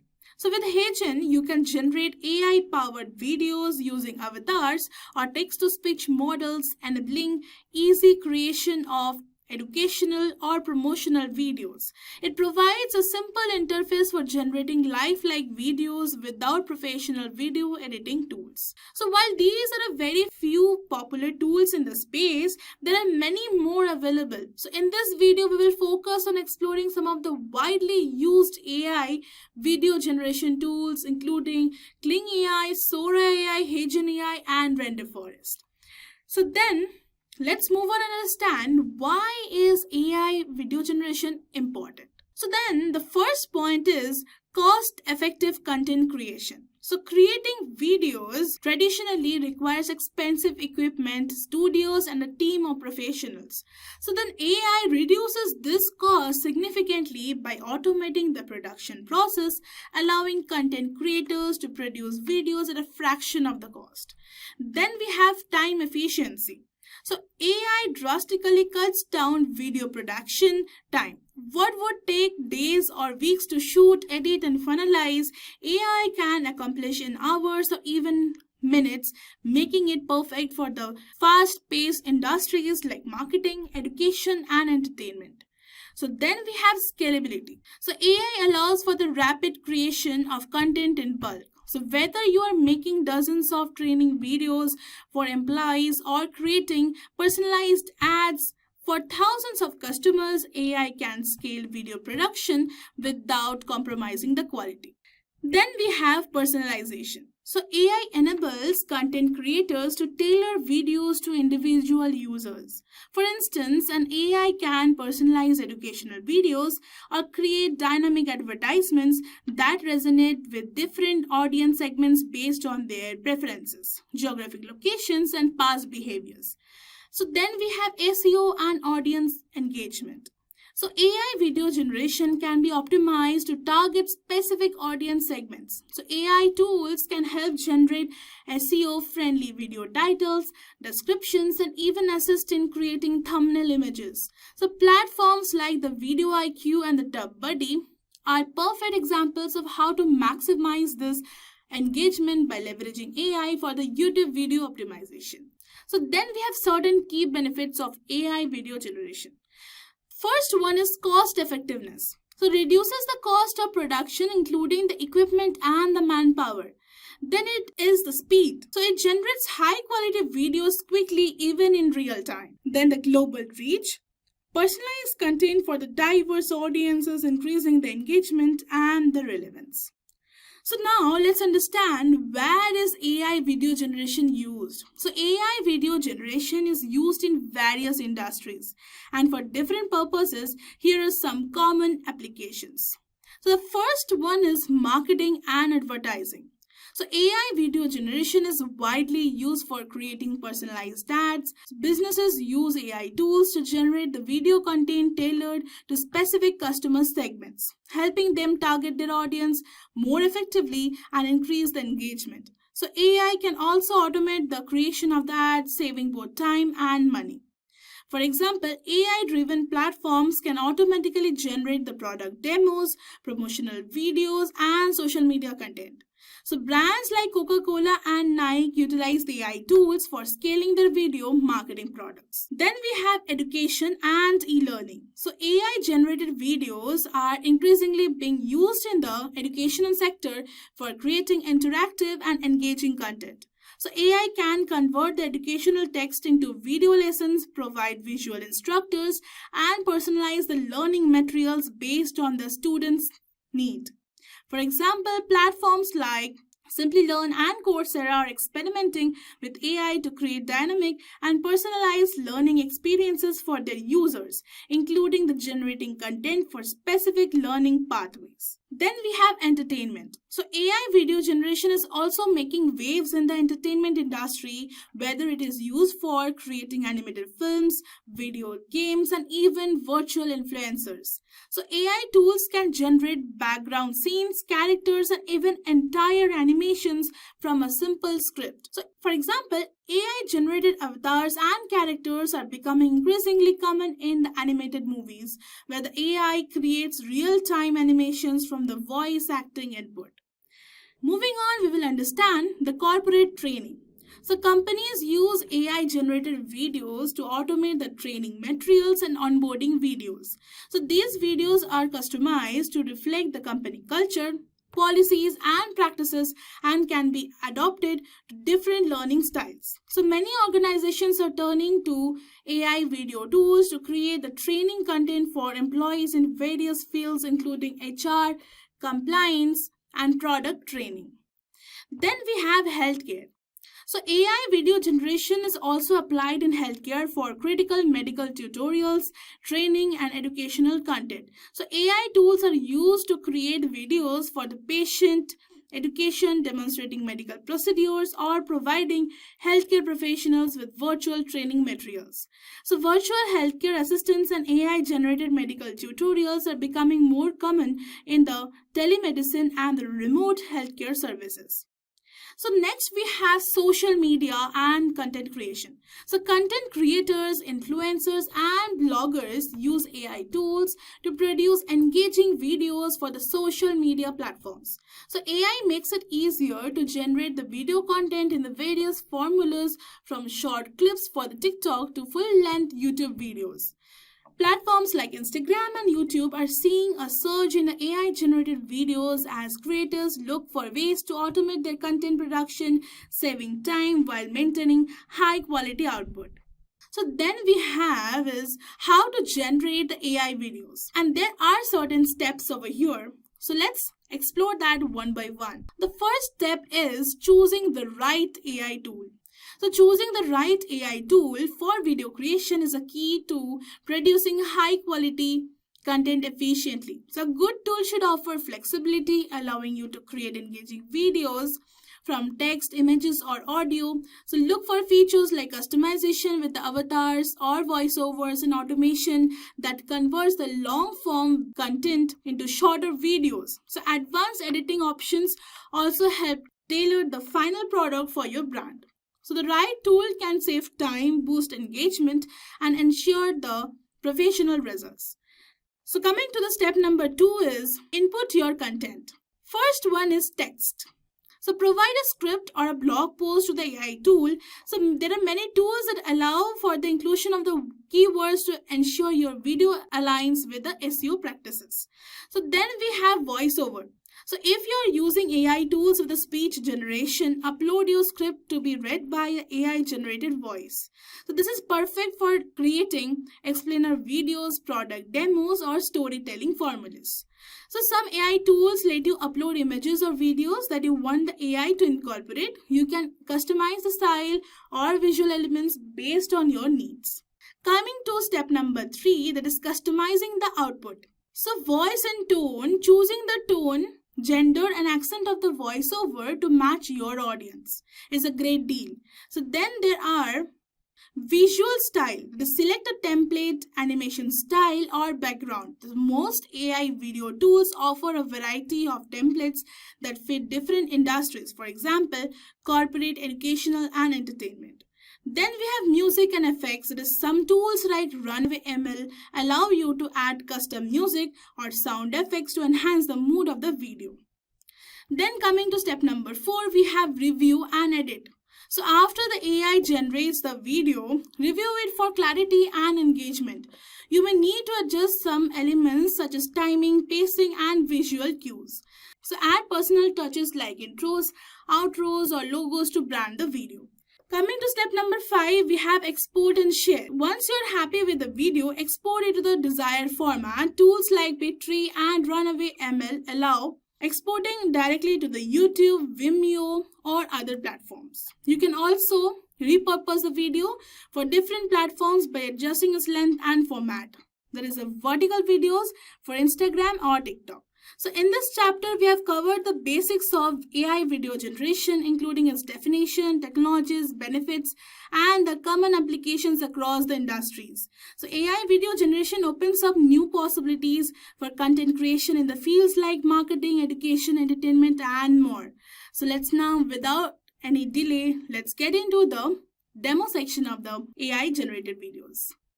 Hello guys, welcome back to this video.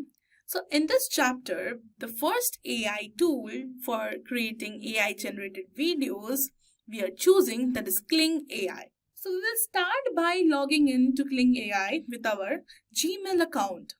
And then let's first have an overview. So after you have just logged in, this page gonna appear. And for here you can see this is Kling AI. And it's a greatly created visual creative studio we have, that is for video generation, image generation, sound generation, effects, and more tools. Then we have API platform and the capabilities video generation API, image generation API, and for the intelligent scenarios. Then about us is they have a user guide that can actually guide you through so many features and so many AI tools we have in this Kling AI. And then we have talent network, affiliate program, and finally we have a contact us portion. So let's click on create and then let's move on. So after you have just clicked on create, this is the home section that is visible of Kling AI. And if you see that the page is divided into the first half and the second half. So the left hand side is basically containing the home, explore, assets, then certain AI templates, then subscription, and all the things that were in the first page. And then in the second right hand side, we have this Kling 2.1 is here. So the recent version we are using is Kling 2.1. So greatly improved dynamics, aesthetics, and prompt adherence. And then if you scroll down, you can see basically so many created videos, and these are basically the creatives. So now if you go down and actually explore, if you see, let's see this video. This is so nice video. And you can see the details over here, the prompt over here. You can copy and recreate the prompt itself. See, there is an option available, that is recreate. So then let's move on and actually scroll down and see so high quality videos. It's really nice to see this. So let's create something. So under this home section, you click on experience to experience the awesome field of Kling AI. So here we have certain options for video generation, that is for the text to video one. So for the text to video, you need to write the prompt, or you can actually use any AI tool to enhance it, such as DeepSeek they have, and inspiration presets they have. You can even generate the prompt or view the help center for actually a quick start. Then you can even write the negative prompt, like list the type of content you don't want to see in the video. For example, animation, blur, distortion, or you can even want only the particular character in the video. You can actually write that. Then we have standard. Now you can even choose the seconds, the 6:9. There's a landscape mode and so on. So then we have this image to video. So just go to any AI tool that can convert your prompts to an HD image. So let's go to the ChatGPT for getting the best prompts. So we will go there and generate an image and then turn it into a video, coming back to Kling AI. Then you can upload an image and then edit it, or you can write a prompt. Anything is fine. So let's go back to image to video, and then we will go back to ChatGPT to generate a prompt for it. So write me a prompt on making a HD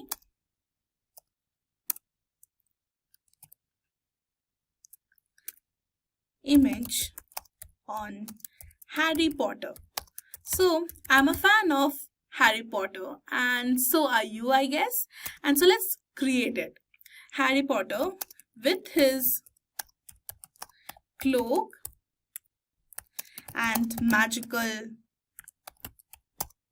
stick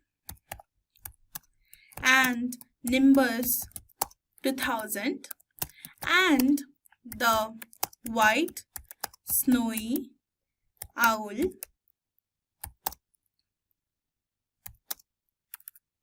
let's write he is standing in front of his university, that is the well-known Hogwarts University. Hogwarts University. Keep the image in HD quality to use it in Kling AI basically, and make it dreamy and magical. You know, how much details you actually provide in the prompt defines how much great the image will be. So that's what is an example of using AI in actually enhancing the prompt. So basically you can copy this prompt, you can ask ChatGPT to actually generate the prompt, you can actually copy that and use it in another AI tool to get the HD quality image, but I want to create both in this only. So I actually support ChatGPT in so many ways. So let's get started. So now let's click this and provide. So it will take some time for ChatGPT to actually generate the image, but then we have to wait for certain time. And in no case, you can actually see that it started making, oh my god, this is actually so nice. So let's write it as enhance it and make Harry Potter wear his glasses. So it will create another picture basically.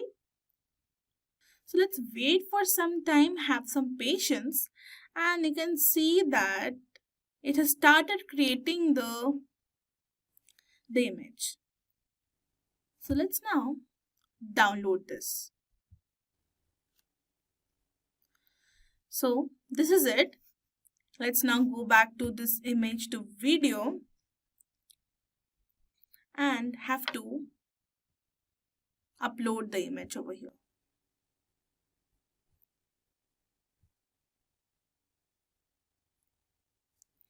And I have started uploading the image. So it has got uploaded, and then so these are basically the hints. You can basically see. So these are the hints that are there. So I want to delete this and actually upload my own version.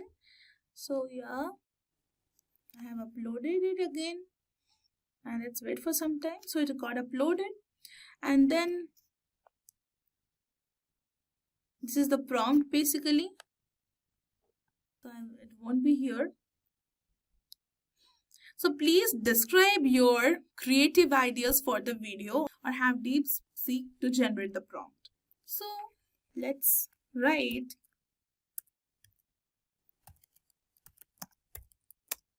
make the twilight glow a blowing wind and magical particles sparkle around his magical stick. And then basically you can create the motion brush. You can switch. You want the negative prompt anything, and then you can even go to the start and then you can choose what to do. And now you can, for 5 seconds, one output, and you can just click on generate. So it will take some time for you, and then let's see the pricing plans. So here basically we have 4 plans. The first one is a basic, that is free forever, and it gets credits monthly by logging in. Try member only features monthly by logging in. And then you can have standard, that is $79.2 per year. So then you can actually cancel it anytime, and 660 credits per month, that is a lot. Fast track generation, professional mode for videos, watermark removal. So watermark won't be removed for the free plan, but it will remove for the standard plan. Then master shot and video extension, image upscaling, and so much more.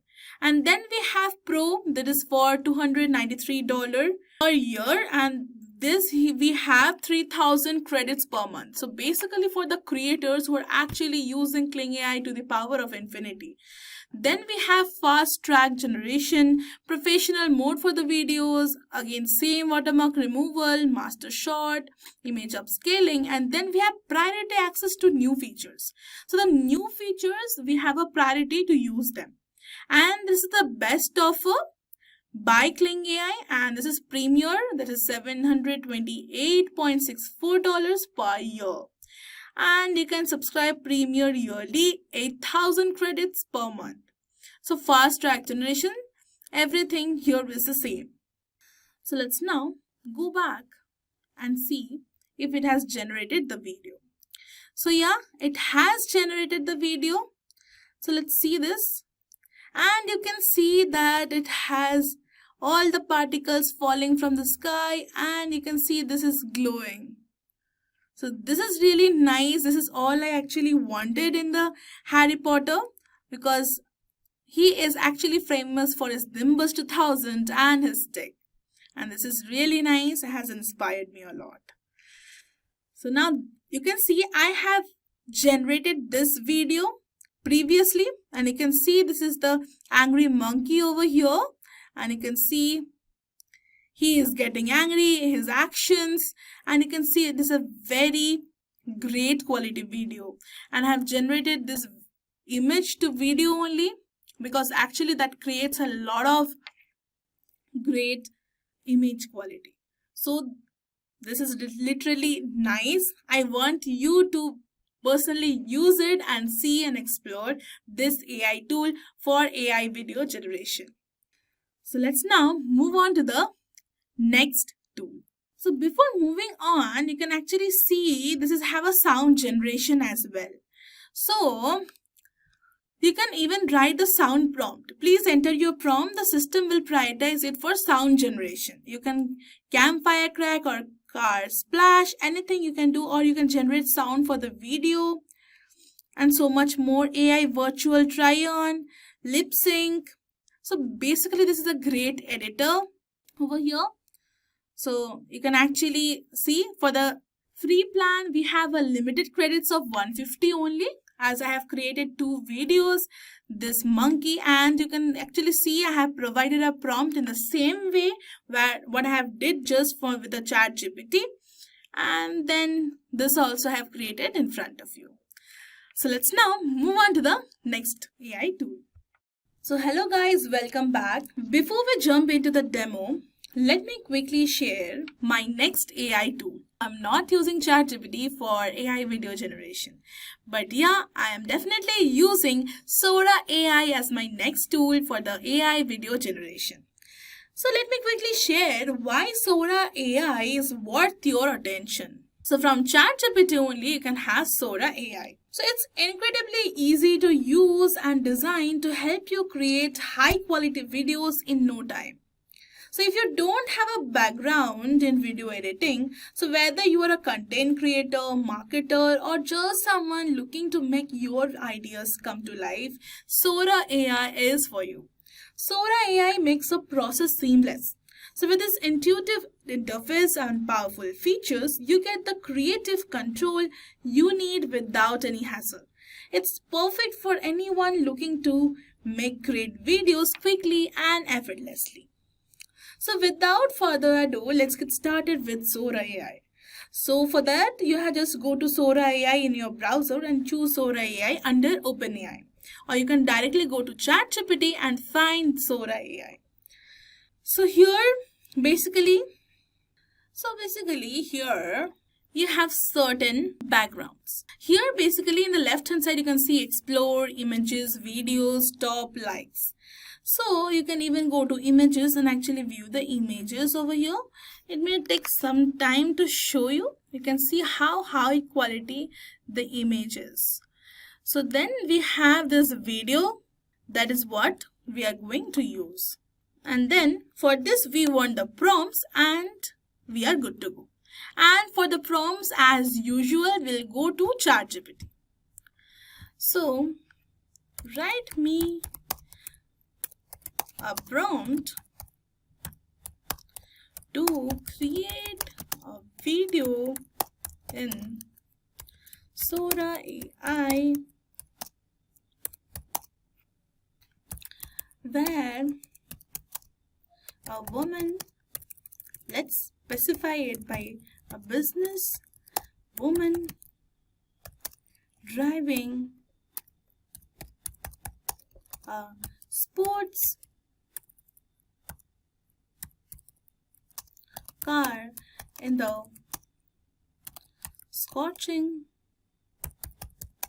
heat of the city and make the prompt classy and in details. So let's give this. So it has again started to create the image. So let's now write I want the prompt only. So this is what the disturbing fact about AI is. A slightest inconvenience and it can't find out. So let's now copy this prompt and paste it over here. Then if you just look down, you can actually change the aspect ratio from here 6:9, or you can do it line is to 16, anything like I'll go for. So basically let me explain. 3:2 is basically meant for the YouTube videos. It's a landscape mode. 1:1 is basically meant for the Facebook posts. 2:3 is the vertical form, useful for Instagram and the YouTube shorts. So basically you have 9:16 and 16:9. So basically we'll go for 16:9. And you can even, so basically before doing this you should select video from here, or else you can even have image or video to again switch from it. I want the video only. Aspect ratio is done. Then you can even change the resolution to a bit slower it would be. So then we have 5 seconds duration and 1 video variation, and you can choose the preset. None is chosen.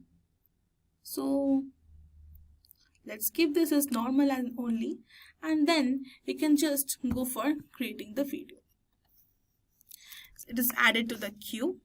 So by then, let's see the Sora AI pricing. And you can basically see the Sora AI pricing.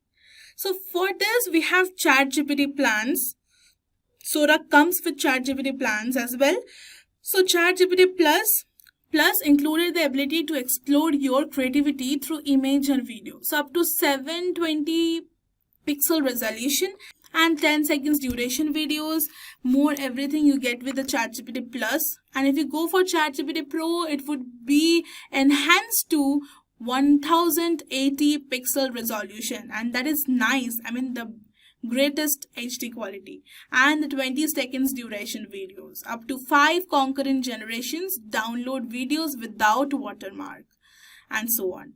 So the ChatGPT Plus comes in $20 per month, and this ChatGPT Pro comes in $200 per month. So this is nice only, finding new ways to create and so on. Then we have Help Center over here, then Sora login, and the features you are already aware of. Then we have Flower, Fire, Staircase, Wave, and so on. So let's now move on to this and see it has created. So let's now view this. And if you can see, it is so nice. And you can see that you can actually view the lady, but then you can edit the prompt. The lady should be fully visible while driving. So then let's generate it again. Let's add it to the queue. Let's wait for some seconds. So, and in no time, it has created these 2 videos very quickly. So let's see this, and you can see this car driving in the city, and this is the business lady. So this is actually what we wanted to create, and we have got it. So let's now move on to a different feature over here in Sora AI. So let's now create a full story about it. So I want to go back to this ChatGPT, and I want to copy this and paste it over here and write, can you break down the prompts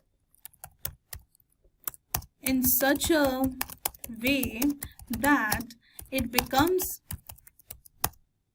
a story type, and add proper scenes and no merging in the prompts, and give this. And you can actually see that it has actually created so many visuals. And so let's go here, and if you go to Sora AI, you can see this storyboard. So if you just click on this, you will get a full video out of it. So I'll just put this, copy this, and I will paste it over here. Then after this, I will go back here and I will copy this and come back to Sora and then paste the prompt over here. And then I'll come here and get it over here. Then I'll come back and copy this. And I will come it over here, and then again I will copy this, come back to Sora and paste this. So you can see I have created different scenes, 1, 2, 3, 4, 5 scenes, and I will just click on create, and it will take some time for sure because it will create a video out of it. But then if you just see, a sleek luxurious sports car glides smoothly onto a busy city street. Inside, a confident businesswoman grips the steering wheel and her face a picture of determination, the car's polished exterior shines, and so on. And you can see it has even given you the timestamps. You can go and expand the caption. You can delete it as well. So let's see what it creates. And in no time, it has actually created it. And you can see, as I have already said, that the determination is there and it is so nice. So within no time, Sora AI has actually created this, and it has even given a title of City Drive Elegance over here if you see. And it is 720 pixels and it is so nice. You can actually go and change this, recut, remix or blend it, or you want it on a loop, or you can just edit the story. So you can go ahead with anything and anyone. I liked it really, and I just have explained it.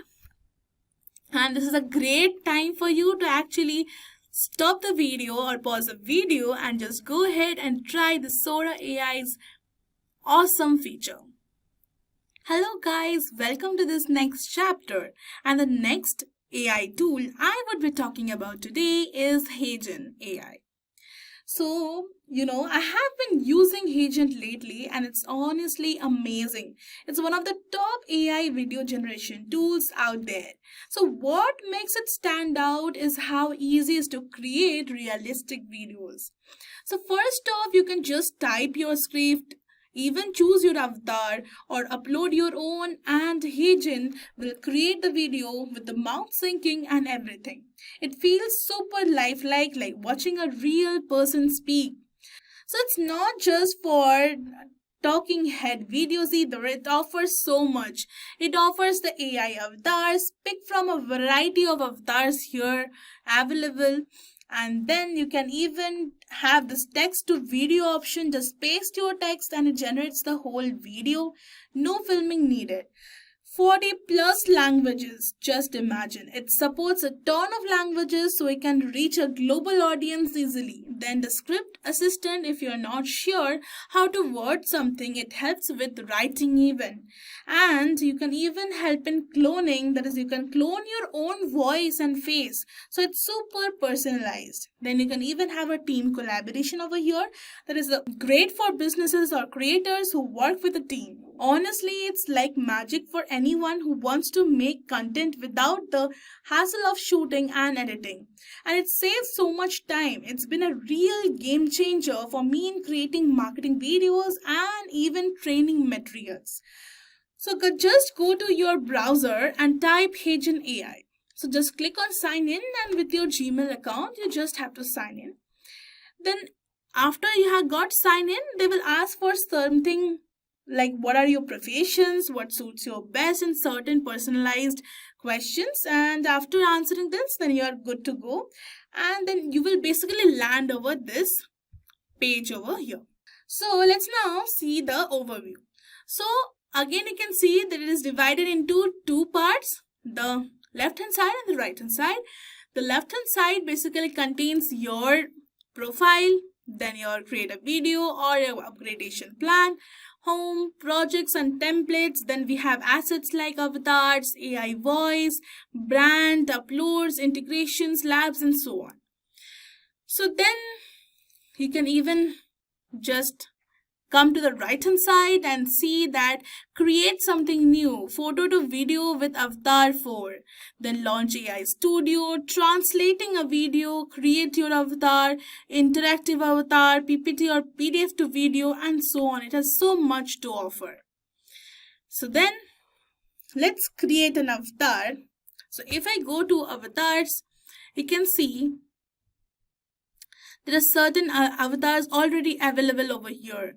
This is the expressive one, this is Amelia, Georgia, and so on. So let's now see this so we can actually have an idea.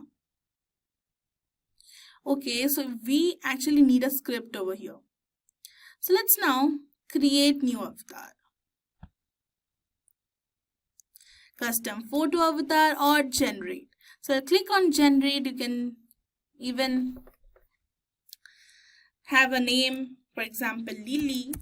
I'll give age, young adult, gender, woman, ethnicity, it's white. Then try a sample. Yeah, portrait, style, keep it as cyberpunk, and you can click on generate preview. So this may take 15 to 30 seconds. So please do not leave this page. It is requesting you to actually stay it out over here and wait for 30 seconds. And yeah, I am impressed to actually see what type of avatar I am gonna get. So yeah, for this free plan, you will have certain limitations, but yeah, so we'll get only one avatar free for it. So then after actually exploring this, we will see the pricing plans. Now you can see the photo of the avatar.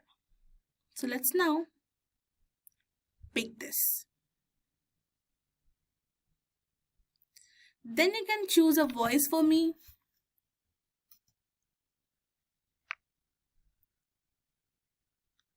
And you can see they had created an avatar. I like it. Then add motion. We can even generate the look, and it is generating the motion look. So let's now see what all actually you can create from this. So you can basically create a lot. You can just even create your own avatar over here. So I would just make you see. You can go to this AI voice and actually use this over here, like this is adds natural, middle-aged, and these are the AI voices available over here. Then you can go to this templates and basically see the Hagen library over here. People have created, and it's so nice. So creating templates would actually cost you so much. So let's now see the plan. So basically this is the for one person there is a creator plan, and this is $24 per month. Unlimited videos up to 30 minutes. And I repeat, 1080 pixel video export, fast video processing, 5 minutes of avatar, 4 videos per month. Features, 1 custom video avatar, 1 custom interactive avatar, and so on. And then you have a team plan that is $30, that is maximum 2 seats, maximum 2 people can use it, and $720 billed yearly. Videos up to 30 minutes, 4K video export, and so many things. 2 seats included, 2 custom video avatars, everything is just double. And then we have this enterprise, there is Let's Talk. You have to actually, this is a custom plan. Basically your company is actually working on it, so you can use it and talk to them. Full comparison over here. So let's now move on. Projects. And so it is again training 5-minute processing time it will take. So let's now wait for some time and see it. So by the time it is actually creating that video, let's now explore this hyper realistic avatar. So let's now see this. So this is not, he is not basically the CEO, but the animatic version of the CEO. So let's get started. Then we have next. Basically you have to upload your footage. This is for optimal most realistic results. We recommend uploading a 2-minute video recorded with a high resolution camera. So basically you need to upload over here. Then basically, or you can record via the webcam, or you can record via phone, drag and drop video, or click to upload. You can just click here and browse your files and upload the video if you have already. You can even paste the URL link over here. Then basically you have to do the consent, because many AI videos nowadays are actually providing this corruption, but then it actually wants your consent that you can actually use it for creating the avatar. Then you can review, and finally you will get your own AI avatar. So let's now move on and actually see what is the status of that video. So after some time this got generated. So I'll just play and actually see. So in the free plan, there are some limitations that actually we don't fulfill, but then you can actually edit the script and you can even give the comments inside and even translate it, or you can even turn on the captions and then you can particularly download it, and so much more is there. So Hagen is a very must try on app, and you can just create a lot of AI generated videos like the avatars or anything. You can choose from the templates or create your own avatars, and yeah, it is flooded with so much of AI generated videos. So let's now move on to the next AI tool.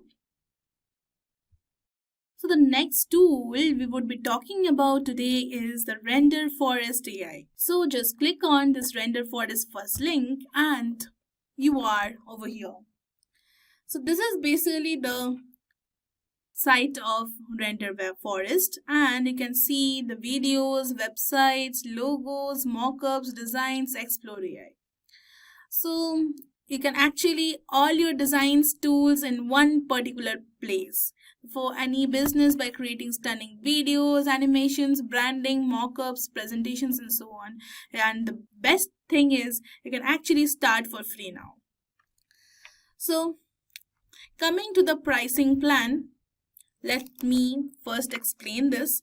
So there is a free plan that we would be using today, and take it for a test drive. Use it as long as you want.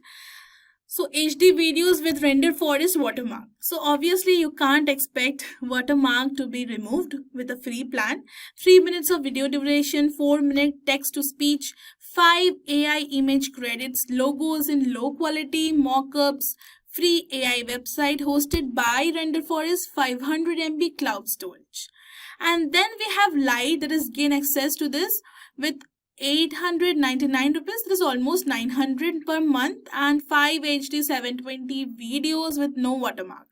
Premium templates, unlimited video duration, 50-minute text to speech, 150 AI image credits, AI assistant, and so on. Then we have Pro version, that is the most popular over here. So it is 849.5 rupees, and all of the Lite Plus, they have full HD 1080 videos, commercial use, 100-minute text to speech per month, 300 AI image credits, and so on. And then we have business, that is basically for a particular association, that is advanced level solution for the teams and businesses. As I have told, is actually for the business, includes reseller's license, and that is 2,499. So they have so many of the things, and everywhere there would be watermark, without watermark, but then over here in the free plan we will get watermark. So let's now move on. So you can even choose the language you want. Then you have videos, you can have categories as well, like introductions, animation, music, visualization, video editing, YouTube videos, slideshows, video presentation. Then we have featured like the animation maker, YouTube intros, outro animation, world of videos, and so on.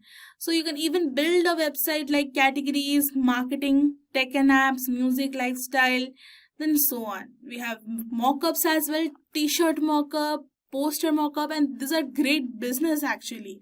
And designs, we have social media, printables, then we have flyer maker, poster maker, and we have AI that is taking over the world. So let's now go to create video. So after you have just get into the create videos, under the video section on the left side, then click on this animated videos, and you can just click on start with AI. So basically here you're gonna write a prompt that will actually enhance it, or actually see this. So if I start writing, it will enhance the script. So let's now write something. Write me a prompt, only a prompt to create an image in an animated image of a dog and a cat playing, make it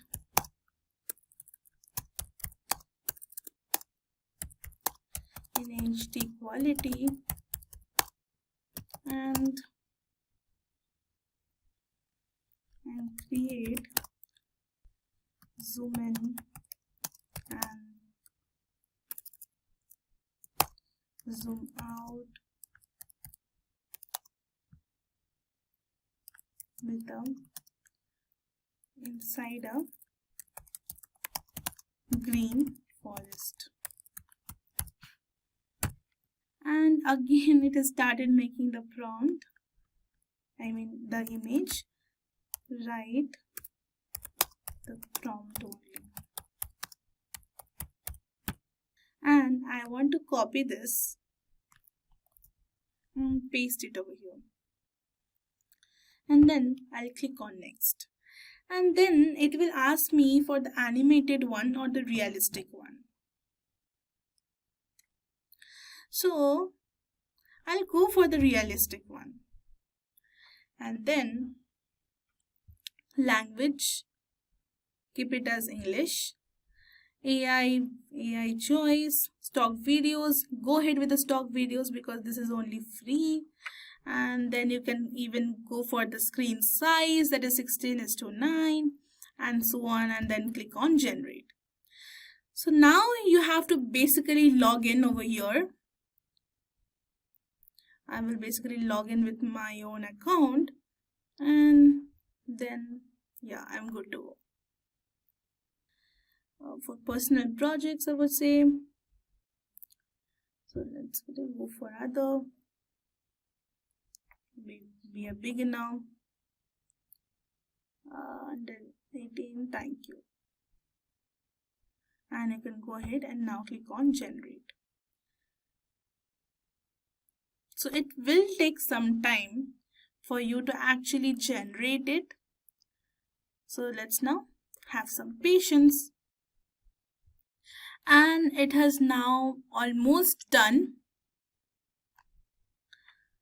And you can see your video will be downloaded in 720 pixel with a watermark. To remove the watermark, unlock the higher quality, open it in the editor and export it. So open it in the editor. You can see basically getting an editor type of feeling.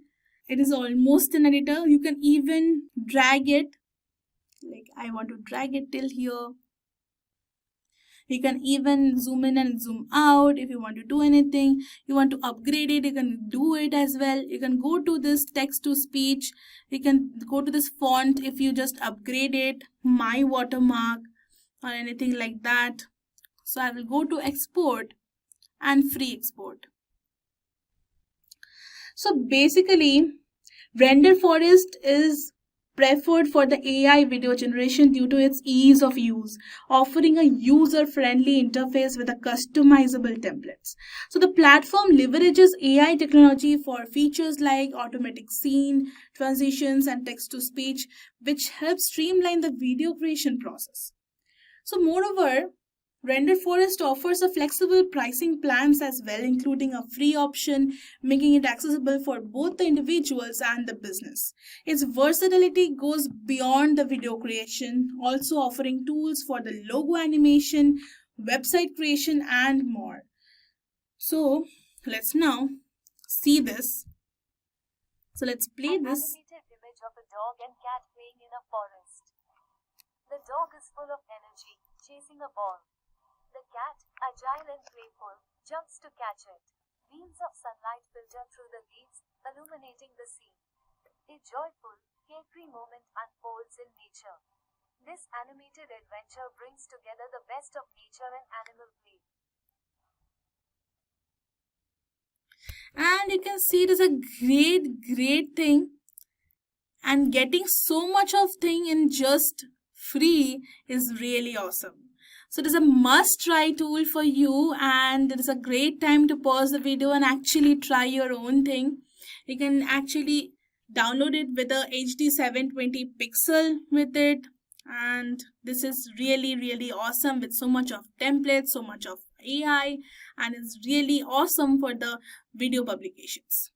So that's it. Congratulations on completing your journey into the AI video generation. You now have a clear understanding of what AI video generation is, why it is so important, and how it's being used in the various industries. You have explored the exciting possibilities of this technology and how it can revolutionize the content creation. So along the way, you have learned about the powerful AI tools like Kling AI, Sora AI, Hagen, and Render Forest, which are helping creators, marketers, and businesses bring their ideas to life more efficiently. So, as you move forward, use this knowledge to experiment, innovate, and create videos that stand out in the AI driven world. Your journey in AI video generation has just begun. Keep exploring and let your creativity flow. Something big is happening in the world of AI, and it's shaking up the industry. No, it's not another ChatGPT update or a new release from OpenAI. This time, it's a brand new player on the scene. DeepSeek R1, an AI model that's already outperforming the best known models in ways that have experts seriously been talking. But why is this causing such a stir? Well, it's because DeepSeek R1 doesn't just answer questions like other AIs. It thinks. And I mean really thinks. It breaks down complex problems step by step, showing you exactly how it arrives at the solution. You just don't get an answer, you get the entire process from start to finish. That too in real time. This is the kind of AI that doesn't just solve problems, it solves the way we do. Now, here's the twist. DeepSeek R1 isn't from one of the usual AI giants like OpenAI or Anthropic. It was developed by High Flyer Capital Management, a hedge fund that's quietly been making waves in the AI world. In fact, their new DeepSeek R1 Lite preview is already making headlines for its stunning performance on tasks like mathematical reasoning, logical inference, and real-time decision making. Areas where even the best of the OpenAI's models often fall short. But why is this model such a game changer? It's because in 2024, the world is demanding AIs that can think logically and reason through problems. DeepSeek's ability to show its work is what sets it apart. While other AIs give you answers, DeepSeek lets you watch its thought process unfold. Think of it as the AI that doesn't just solve problems, but teaches you how to think like it does. And if you think that's all just a hype, let me tell you, Forbes isn't the only one buzzing about it. Even experts across the industry are pointing out that DeepSeek is outperforming model from heavyweights like OpenAI and Anthropic on tests that measures complex reasoning. It's already winning in some major AI benchmarks and it's only going to get better. So why is DeepSeek R1 such a big deal right now? And what does it mean for the future of AI in 2024 and beyond? Well, in this video, we will explore DeepSeek R1 starting with its unique capabilities and how it stands out from the other AI model. We'll also test its math reasoning and problem-solving skills, comparing it with models like OpenAI. Then we will examine the real-world application in fields like finance and tech. So let's dive in and see how it's shaping the future of AI. So at first, let us understand what is exactly DeepSeek R1 Lite Preview. As you can see this tweet post, so DeepSeek R1 Lite Preview is an AI tool which is similar to ChatGPT and is created by a Chinese company which is known as DeepSeek. The company announced this new model on X on November 20 and shared a few details. So I'll show you the documentation page over here. So this is a documentation page of DeepSeek API. And DeepSeek R1 Lite Preview is meant to be really good at solving problem reasoning in maths, coding, and logic. It shows you how to think step by step so that you can understand how it comes up with answers and which help people to build trust more. So you can try out me on their website, and the website name I'm going to show you. So you just have to simply go to Google and type over here chat.deepseek.com. As soon as you enter this, you'll be redirected to DeepSeek's page. So simply I'll just log in with the Google account. And here you can see this is the interface of our DeepSeek R1 Lite model. And here we will enable this DeepThink preview, which is a new feature over here. And now let's start with our test and start testing whether DeepSeek, this model, is really that effective or worth the hype or not. So first we'll be doing the strawberry test, okay? So let's see what exactly is the strawberry test. So let's start with a very simple question, which is how many times does the letter R occur in the word strawberry? So this is our question over here, and let us just check what would be the answer. So I didn't expect such a long reasoning process for what seems like a straightforward task. I thought that after counting the letter R and identifying the position of the word, it would have stopped there. But what's interesting to me is that it didn't stop. It double-checked the counting a couple of times and even considered things like how people might pronounce or spell the word differently, which I think is a bit of redundant, especially the pronunciation part. But then that's how it does show how careful and thoughtful it is. So it just explained us every step by step and what process we can go through it. So let's move on to our second question, which would be a mathematical reasoning question. So our next question would be if a triangle has sides of 3, 4, 5, what would be its area? So let's just check. So as you can see here, the DeepSeek R1 model is getting our answers, and it performs the checks I predicted, although in a different order. But then it's using all the steps and all the formulas and what would be the best to go with this question. So both the explanation and the output are particularly clear and easy to follow, which makes me think that this would be a fantastic model to embed in math students' assistant. For example, this is a particular use case. Maybe the thought process could be shown first and the student could interact with acknowledging whether they understood it or not. So that's a pretty fast answer. Let's move on to our third question. So now let's ask a DeepSeek model a geometrical type of question, which is a bit tough, and let's see what answer would it generate for us and how it is taking the logic building and the process. So as you can see, it is taking all the formulas and also it is considering the other probabilities as well. So we'll just wait a few seconds. So as you can see, it has written data messed up in a denominator. So it is even checking what mistakes has it generated, which is really good. It is just like as if somebody is solving this mathematical problem, but then in the form of AI. So that's really interesting. So now as you can see, it has given us the final answer and also step-by-step approach, which is well-known geometric formulas and applied them directly, which makes the reasoning very easy to follow. So the output is very clear and easy to follow, and across all these examples, it's been impressive to see how it consistently double-checked calculations using different methods. The thought process is always detailed, logical, and very easy to understand.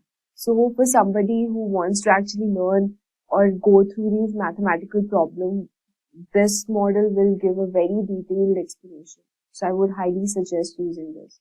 So let's now move on to our next question, which would be a coding test. So the first question would be implement a function in Python that finds the longest palindromic substring in a given particular string. The function should have a time complexity better than O n raised to the power 3. They go of n to the power 3. So let us just see what is the time complexity. Will it generate the answer for us? The code. Let's just check it out. So as you can see, it has given us the solution code here and also the explanation part, and whatever the function it is using, it has briefly mentioned the explanation about it. And I think that the model did a very great job solving the problem and finding the longest palindromic substring. The approach was smart, efficient, and clearly explained. So instead of just brute force method, every possible substring which would be slow, it used a very clever expand around centers technique. And this method handled both odd length palindromes and even length palindromes as well, which was really clear and effective. So that was for the coding part.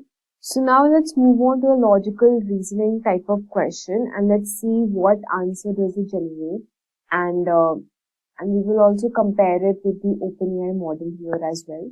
So let's quickly check it out. A question here is: a man has to cross a river with a wolf, a goat, and a cabbage. His boat can only carry himself and one other thing. If left alone, the wolf would eat the goat and the goat would eat the cabbage. How can he get everything across safely? So let's quickly check out the answer. So as you can see, it's thinking of the end of reading the answer for us. Also, for the deep think messages, you can use 50 messages free per day. So we have already used 5 texts and we have 45 messages left for today. So as you can see, it has given a clear, detailed explanation and it solved the problem really very well. I think it carefully went through the rules and checked different possibilities. It understands that some pairs like the wolf and the goat or the cabbage can't be left alone. It also reviewed the constraints at the starting. It also reviews the constraints at the start. Starting from this, it looks at what would happen if the man takes each item across the river first and works out if it creates any problem. What I find really nice is about how the model adjusts its plan when something doesn't work. For example, when it tries taking the wolf first, it realizes talking to the wolf first, but realizes at the same time that it causes trouble and then rethinks the steps. This trial and error method feels very similar to how we as humans might solve the puzzle ourselves. So in the end, the model comes up with a very right solution and explains it in a very clear and step-by-step way. So as you can see, I've given ChatGPT this question and this is the answer it has generated, but then it wasn't that detailed as compared to DeepSeek model. So here I would rate DeepSeek model more because it gave me a very clear explanation with all the details set. You can clearly see the difference out here. So for anyone who wants to understand from depth, this DeepSeek model would be a great help. So let's quickly have a look on the DeepSeek R1 live preview benchmarks. So we have tested the model in real world conditions, but how does it stack up against other AIs on benchmarks like AIME, math, and competitive programming languages? So you have this on the screen. We have compared it with AIME, math, GPQA Diamond, Codeforce's Live Code Bench, and also Zebra Logic. So according to the benchmarks, DeepSeek R1 Live Preview blows the competition out of the water when it comes to math and logic problems, with a pass rate of 52.5% on the AIME 2024 challenge. It is really ahead of OpenAI's O1 preview and far surpasses models like GPT-4 on complex math tasks. So with this, we have come to the last part of the section, and here we will be comparing that who really wins. At first, you have seen that we have compared with the OpenAI model. So let's just quickly test some questions and just check it out that with OpenAI, which one performs much more better. So now we will compare DeepSeek versus OpenAI O1 model with some command prompts to see who really wins in different categories. So here I have this DeepSeek model. So my first command for this test is a math problem, and it says solve for x the quadratic equation 3x to the power 2 plus 5x minus 2. So let's quickly see this, what answer is it giving, and we will be comparing it with the OpenAI O1 model as well. So as you can see, it is giving us all the available solutions using different methods as well. And see the first method, the second method, quadratic formula. It's basically giving you the full overview of all the methods which you find easier and you can use that. And here is our final answer. So let's compare it with the OpenAI O1 model as well. So here I have this question and I'll just check for the answer. It's taking a bit of time, but let's wait for a minute. So as you can see, it has only used one formula, which is the quadratic formula, and here we have the answer for this thing. But what I found is it provided a correct solution, but then it lacked, whereas our DeepSeek model, it provided much more detailed explanation. So I think DeepSeek wins for this maths question as well. For the second comparison, I have a coding problem. So let's check for both. First, we will be checking for DeepSeek model. And the coding problem is write a Python function to check if a given string is palindrome or not. And I'm waiting for the answer here. So as you can see, DeepSeek R1 live preview model has provided us a correct solution along with a detailed breakdown of why each part of the code works as it does. So let's check for the O1 model as well. So now as you can see for the coding task, the O1 model has given us the solution, but then it provides a working solution with clear code, but it doesn't explain the logic behind it. Whereas the DeepSeek model had provided the logic and also the solution with each detailed breakdown. And I think for this also the winner would be DeepSeek R1 live preview because it provides better and clearer explanation. Now let's move on to the third test, which would be the logical reasoning. So here is my question, the logical reasoning, which is if a man has 5 apples and gives 3 away, how many apples does he left with? So let's check for the DeepSeek model. So now you can see it has given us the answer and also the correct answer, but it has explained each and every logic to go through this question and why have we used this particular logic as well. So that's a pretty breakdown, detailed step-by-step explanation. Let's check for the OpenAI O1 model as well. So here I have my question. Let's wait for the answer.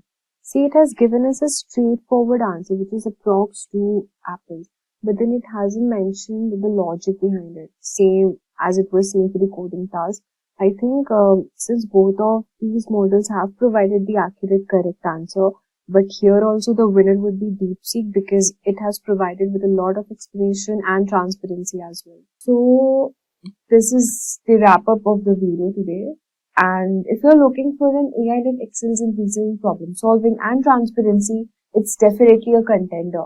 While OpenAI and other models are fantastic, DeepSeek brings something unique to the table. Step-by-step logic, clear explanation with an edge when it comes to math and coding challenges. Hey everyone, welcome to Simplilearn's YouTube channel. In this session, we will learn how to run DeepSeek locally in Windows command prompt. But before that, let's take a look at the DeepSeek and all the hype about it. DeepSeek, the latest in generative AI, is making waves with its advanced reasoning and problem-solving capabilities. With global AI adoption accelerating, DeepSeek emerges as a powerful contender, seemingly outpacing its rivals in efficiency and depth. Built on cutting-edge architecture, it excels in complex reasoning, coding, and multilingual understanding. AI is the new genius, and DeepSeek is pushing its boundaries further with unmatched performance. Its ability to handle intricate prompts with precision makes it a game changer. Unlike traditional models, DeepSeek leverages superior contextual awareness for human-like responses. Its efficiency in real-world applications refines productivity and automation. Businesses and developers are rapidly integrating it for high-level decision-making. That said, if these are the type of videos you'd like to watch, then hit that like and subscribe buttons and the bell icons to get notified. Also, just that you know, if you want to upskill yourself, master generative AI and artificial intelligence skills, and land your dream job or grow in your career, then you must explore Simplilearn's cohort of various generative AI courses and certifications. Simplilearn offers various certification programs in collaboration with some of the world's leading universities like Purdue, IIT Kanpur, IIT Guwahati, and many more. Through our courses, you will gain knowledge and work-ready expertise in skills like advanced Python, machine learning, generative AI, and over a dozen others. That's not all, you also get the opportunity to work on multiple projects and learn from industry experts working in top-tier data and product companies, and also academics from top universities. After completing these courses, thousands of learners have transitioned into an AI and machine learning role as a fresher or moved on to a higher paying job and profile. If you are passionate about making your career in this field, then make sure to check out the link in the pinned comment and description box below to find a generative AI program that fits your experience and areas of interest. Now, without further delay, let's get started. Now, before we get started, we need to check the space first. Let me explore the file explorer once. So you can see the downloads is almost full. Now we have another volume D which has a little bit of space. Let's use that. Now let's change the location of downloads to drive D. For that, go to downloads, open properties, And here go to location. Maybe if you want to create a new file, that's also okay. Let's try that. So here, let's create a file and I'll name this as temporary downloads. Maybe you can also use underscore to avoid confusion. And this might ask for some permissions, like let's say you already downloaded an application or something like that, and you set environment for that, right? So let's see, that's the one. So automatically the computer will change all the environment variables for you, just in case if you have any other applications running from downloads directly. Meanwhile, while this particular files are copying, let's wait for a moment. Let's minimize everything and open a new tab on Google. So to run DeepSeek locally, we might want to use a few things. Firstly, Llama. So let's download Llama. Go to the Llama thing in the third link. That's the one we need. Now we need to download Llama into our local system. For that, let's explore the models. So this is the first one, the first link. This is the one we are looking for. So before downloading that, let's enable Llama. For that, we need to download and install Llama. Download for Windows. So the downloading and installation might take a little bit of time. Don't worry about it. And we have started the download. Now we will explore the DeepSeek before all this download thing settles down. Let's explore a little bit about the DeepSeek models. So here you can see we have 7B, 1.5B, 8B, 14B, and let's also view all. So the B stands for billion parameters. So DeepSeek has a lot of modules based on the learning parameters, right? A couple of them have 8 billion, 671 is the highest, I guess, 400 GB. And because of space constraints, we will go with the first one, which is 1.5 billion parameters one. You can choose the model based on your space in your computer. So I'll go with the 1.5B1. So just click there and you'll get all the drop down options. Go with the one you want. And for that, just copy that code there. Llama run DeepSeek -R1 1.5B, right? That's the one. And let's open the command prompt. Okay, before that, we need to install Llama first. So the file has been downloaded successfully.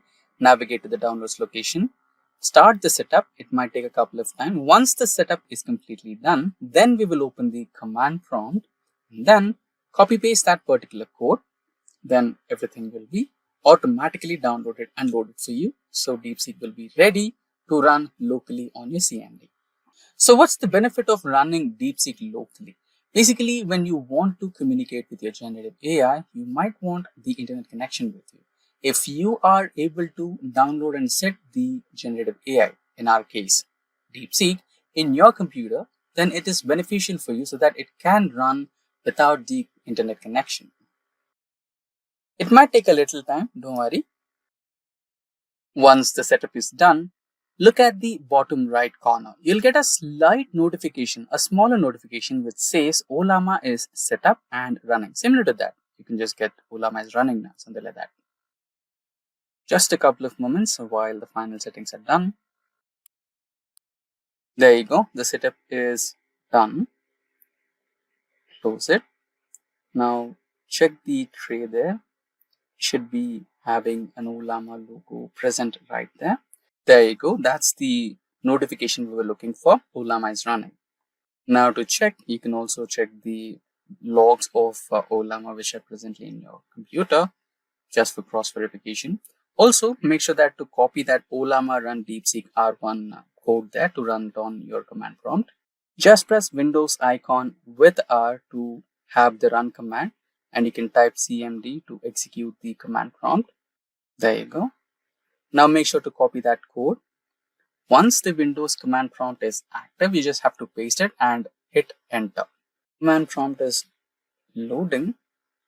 It might take a little glitch. Let's wait until it shows up. Let's try again. CMD, hit OK. Let's wait for a moment while the command prompt pops in. Let's check if there are any other activities. There you go. We have multiple prompts. Let's close all the other ones which we don't need. I think it's still loading. Let's close this as well. Let's give it a retry. CMD, OK. And let's wait. So here is the log file which we were looking at earlier. Let's close the log file which we don't need it. Yeah, the command prompt is active. paste, enter. Now you should be getting something called manifesting. So that means the package is getting downloaded, pulling manifest. There you go. So based on the model that we chose, which is 1.5 billion parameters, it's typically a smaller version of the DeepSeek that we were looking at. The biggest one was 675 billion parameters, which is close to 400 GB. If you have enough space in your PC, then you can go with the highest version. So due to space constraints, I'm going with the smaller one. The procedure is same. You just have to paste the code and run. So at the last where you have 1.5B, right? In place of that, you'll be having 675B. That's the only difference. It might take a little bit of time to download based on the package you're using. If you're going with the higher package, a bigger package, then the download time might even end up more than 24 hours. And if you don't have enough space, it might collapse in between. So I'd recommend select the one which suits with your memory space. Now the files are downloading. It might take a little time. Let's wait for that. The first one is downloaded, second, third. So I think it's downloading in terms of packages. So we have the fifth package, verifying. There you go, successfully downloaded. Now we can type in a message. Let's say, let's type hi DeepSeek or hello DeepSeek to verify. So hi DeepSeek. So you can see when you open the prompt, you'll have that thinking mode, right? You can see it is also thinking. Now let me type my request here. So it also said as hello, how can I assist you? So my request is I wish to learn neural networks. So you can see that when you open DeepSeek on Windows browser or Google browser, Firefox, any of the browsers, it will show you the thinking process, right? Here also you can see that thinking process, start of think and end of think. The only thing is unable to display the thought process over here, but fine. Now let's continue with the command prompt, which is I wish to learn neural networks, and hit enter. Now let's say it will help you to learn neural networks in a stage-by-stage process in the learning order. What exactly is neural networks? What are the key components of neural networks? Neurons, activation, weights and biases and everything, right? Similar to ChatGPT or even other competitors in terms of generative AI. And it is also giving you procedures and sample codes here, right? If you wanted to execute these codes on Jupyter Notebook, then you can just import NumPy as NP from TensorFlow, etc. And also you have some sample codes for generating a model, how to execute that, everything. So I guess that's the end of the line for the prompt. Now, this was the trial run on how to run DeepSeek locally on your Windows command prompt.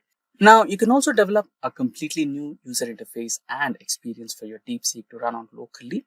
So far, so good. For the sample purpose, this is good. Now, let's type in buy and see how it responds to the text.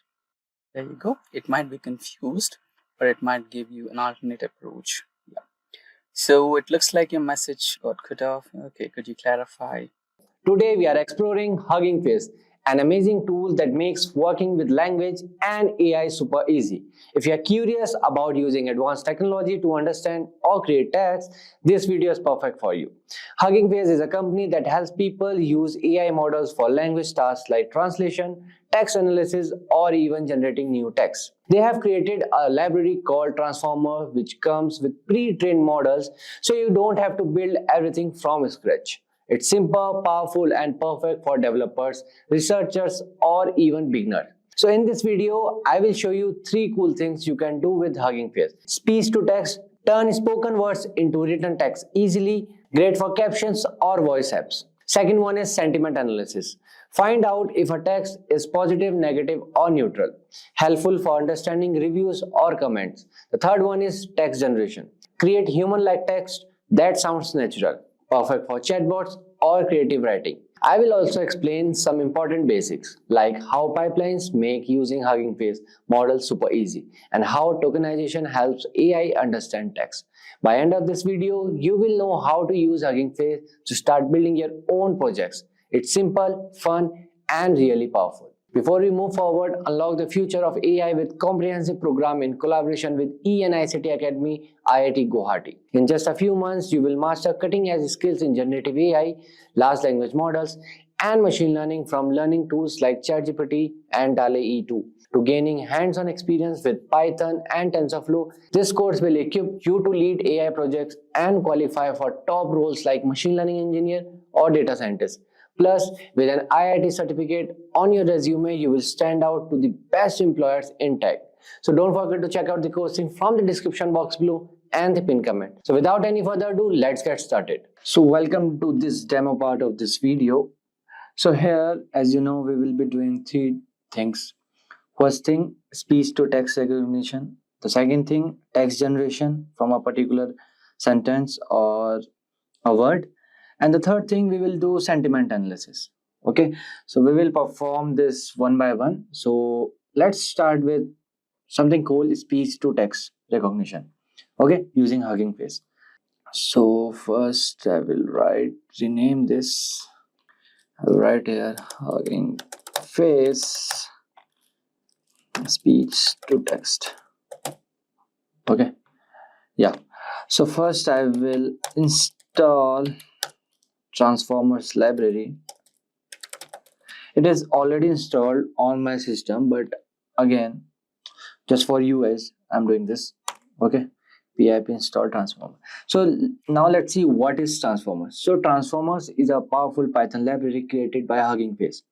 So that allows you to download, manipulate, and run thousands of pre-trained open source AI model. Fine. So as you can see, requirement already satisfied. It means like already installed.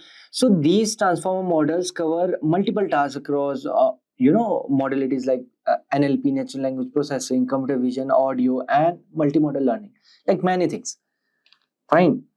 So now I will do from transformers import pipeline. Okay, so now let's run it. So now what is pipeline? Okay, so a transformer pipeline describes the flow of data from origin system to destination system. Fine, because you already know transformer means you can run or manipulate thousands of pre-trained open source AI model. So pipeline describes the flow of data from origin system to destination system and defines how to transform the data along the way. Okay, so let's check the versions transformers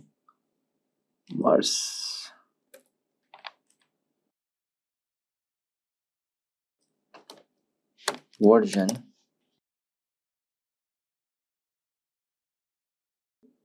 Okay, that long tab. Okay, why it is coming? Import transformers. Yeah, so we have currently 4.4 2.4 version of the transformer. Okay, so I'm using Google Colab. Okay, so you can use either Jupyter Notebook, Visual Code Studio, or Colab. Okay, so now let's import libraries. Import Librosa. Okay, so what is Librosa? So Librosa is a Python package for audio and music analysis, right? Because we are doing speech to text, so we need this. So it provides various functions to quickly extract key audio features and matrices from the audio files. Okay, and this Librosa can also be used to analyze and manipulate audio files in a variety of formats such as WAV wave, MP3, M4A, and like that. Okay, so next we will import Torch. I hope everyone know Torch. So Torch is nothing PyTorch. It is a machine learning library based on the Torch library used for applications such as computer vision and NLP. And originally it was developed by the Meta AI and now the part of Linux Foundation, umbrella. Let's import one more thing. Import. So now let's import IPython, okay, capital IPython dot display as display. So now you will be wondering what is this IPython display. Okay, so it is an interactive command line for the terminal for Python, and it it can provide a IPython terminal and the web-based notebook platform for Python computing. And this IPython have more advanced features than the Python standard interpreter, and we quickly execute a single line of Python code. Nothing. Okay, for that I'm using this. And the next is from transformers import WAV to vectorizer for CTC and WAV to vectorizer to tokenizer. Okay, so now what is this? So WAV2 vectorizer for CTC is supported by the notebook on how to fine-tune a speech recognition model. Okay, and this tokenizer. So tokenizer is nothing. Tokenization is a conversion of a text into meaningful lexical tokens belonging to categories defined Lexa program. In case of NLP, so those categories include nouns, verbs, adjective, punctuation, etc. Okay, now, and the last library, let's import NumPy as NP. I hope everyone know NumPy. What is NumPy? Again, NumPy is a Python library used for working with arrays. It also has a function, for working in domain like linear algebra, Fourier transform, and matrices, and many others. Fine. I hope everyone know about these library which we have imported. Okay, so let's move forward by tokenizer equals to 2 to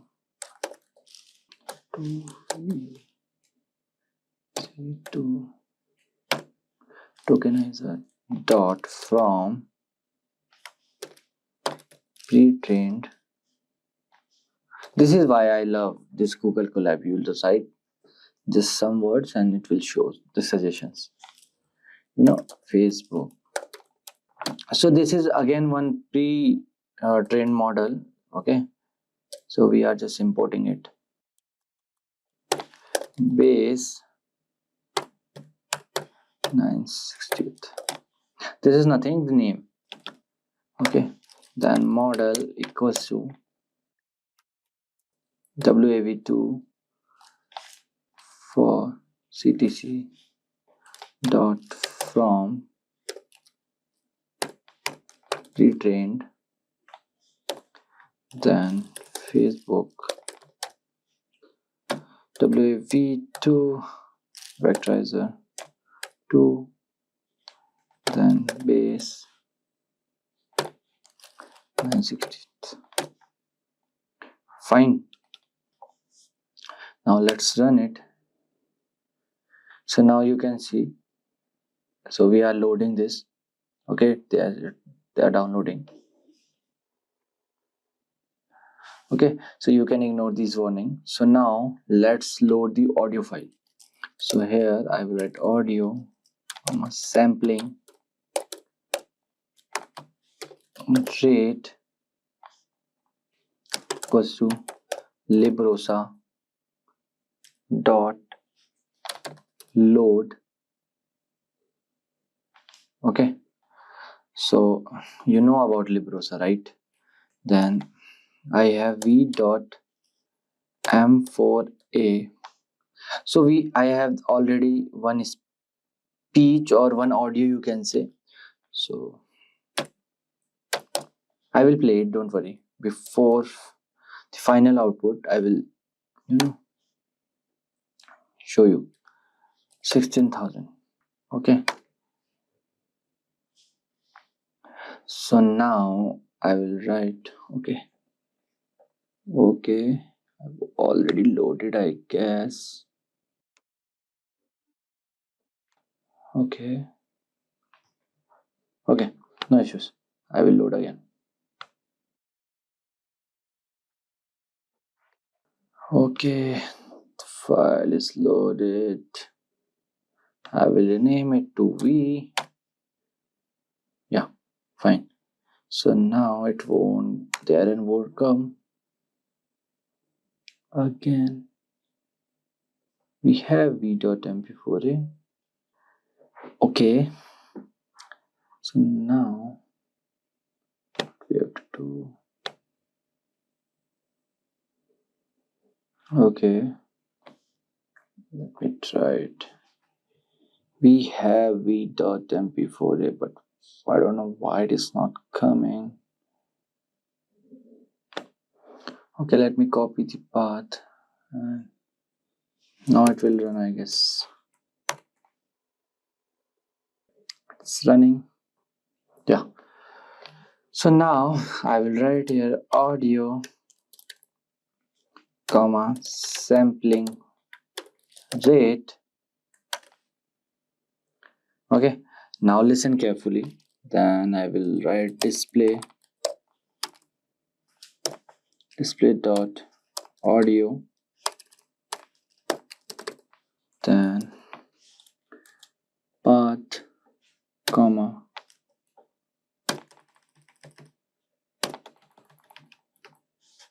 autoplay equals to true. Okay. Hello and welcome. This is an AI voice message. I guess you heard, but again, let me play it again. Hello and welcome. This is an AI voice message. Okay, so it is saying ki, hello and welcome. This is an AI voice message. Fine. So now what I will do, I will input some values. Input values equals to tokenizer, then audio, comma, return tensors equals to pt.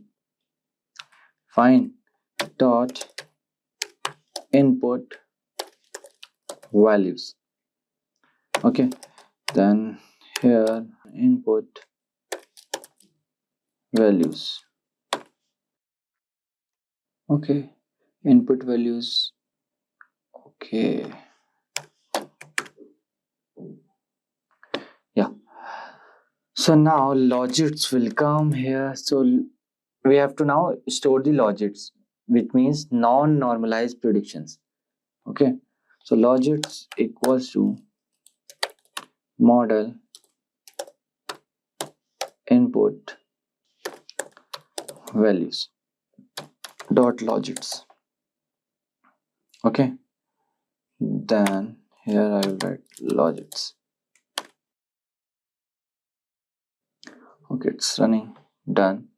So now what we will do, we will store predicted IDs, then we will pass the logits to values to softmax to get the predictive value. Okay, so here I will write predicted IDs equals to torch dot arg max.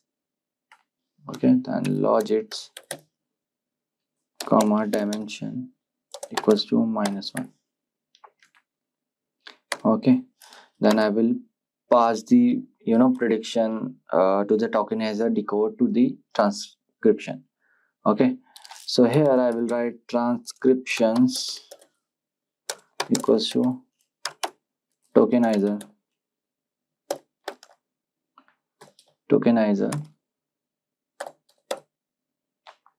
dot decode predicted IDs to 0. Running fine. So now let's see our output transcriptions. So now you can see hello and welcome. This is an AI voice message. So now let's play it again. Hello and welcome. This is an AI voice message. Amazing, right? So this is how you can use Hugging Face for the speech to text recognition. It's a very small code, line of code, as you can see. Okay, so now let's move forward and do the sentiment analysis, okay, or text generation. So let me open new drive. So yeah, so now I will write here, I will write sentiment slash text generation Hugging Face. Okay, so first of all, let's import the files. So first I will write import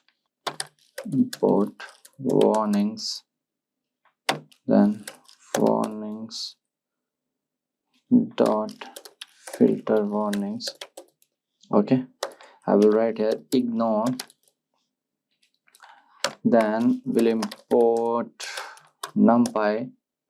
You already know what is numpy, and import panda. So these are some basic Python library, and I hope everyone knows. And import matplotlib for the plots, matplotlib dot pyplot as plt. Then I will import seaborn for the graphs, the statistics graph. Okay, sns, then sns dot set. So now we'll import sklearn model train trace split. So sklearn is nothing, scikit-learn is probably the most useful library for machine learning Python. So this library contains a lot of efficient tools for machine learning and statistical modeling, including classification you can do, regression you can do, clustering you can do from this sklearn. Okay, from sklearn dot model selection import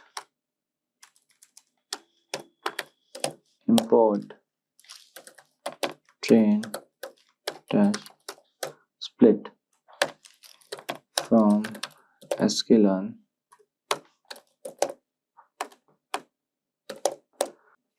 dot matrix import f1 score comma confusion matrix comma ROC AUC curve or score. So again we'll import teams from transformers, import pipeline, everyone know what is this, then import torch.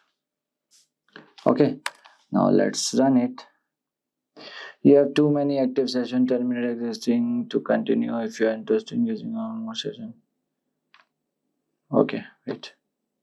Yeah, fine. Now which one is open, bro? Terminate this, terminate this, terminate this. No. Okay, fine. So now let's do sentiment analysis.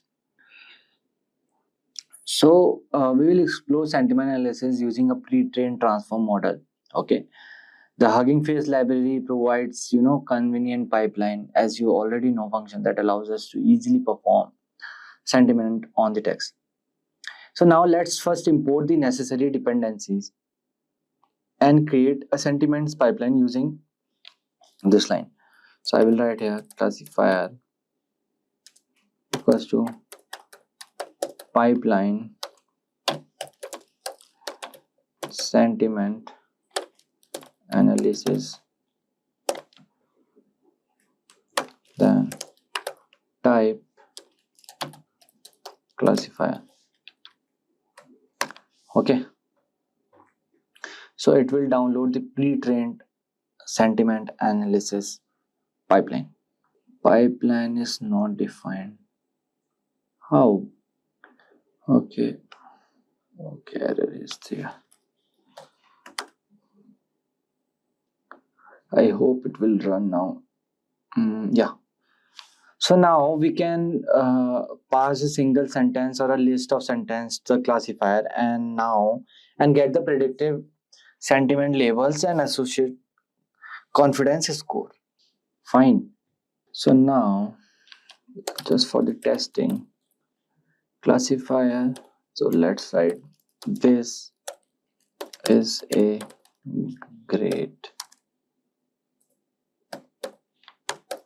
movie. Okay, now let me run it. So now you can see here label positive.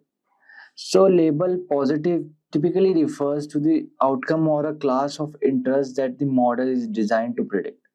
So here we are just checking the sentiment analysis model.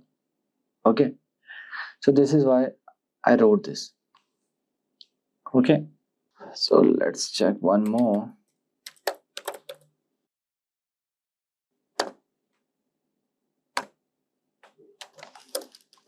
This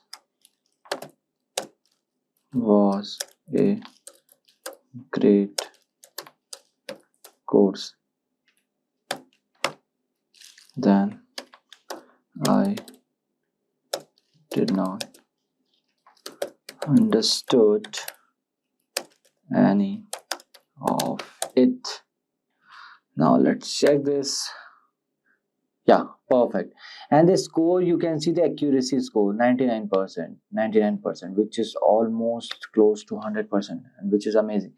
So now you have access to a GPU, so you can also utilize it for the faster processing by specifying the device using the parameter. Okay, so now what I will do, first I will, okay, wait, yeah, fine. So now I will import dataset airline tweets equals to pd dot read. PD means pandas library here we are using. Okay, now first import, I will import here itself. So I have tweets.csv. Okay, tweets.csv. Let it upload. Yeah, done. So now let me airline tweets dot head. Why dot head? Means it will show me the top 5 rows. Okay, 0 1 2 3 4 5.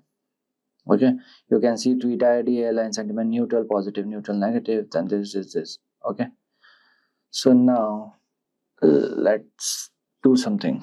Okay, so what I will do, df means data frame airline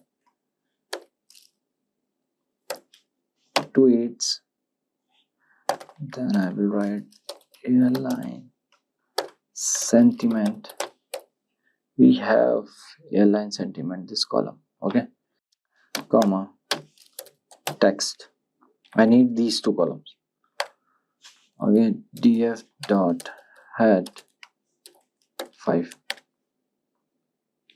So yeah, so airline sentiment is neutral, and this is what this text is all about. Okay, because these 2 are the main things, text and the sentiment. So now let's make plot, count plot. Then I will write df comma x equals to airline sentiment, then palette equals to with its Then here I will write plt.xlabel airline sentiment. Okay, then plt.ylabel count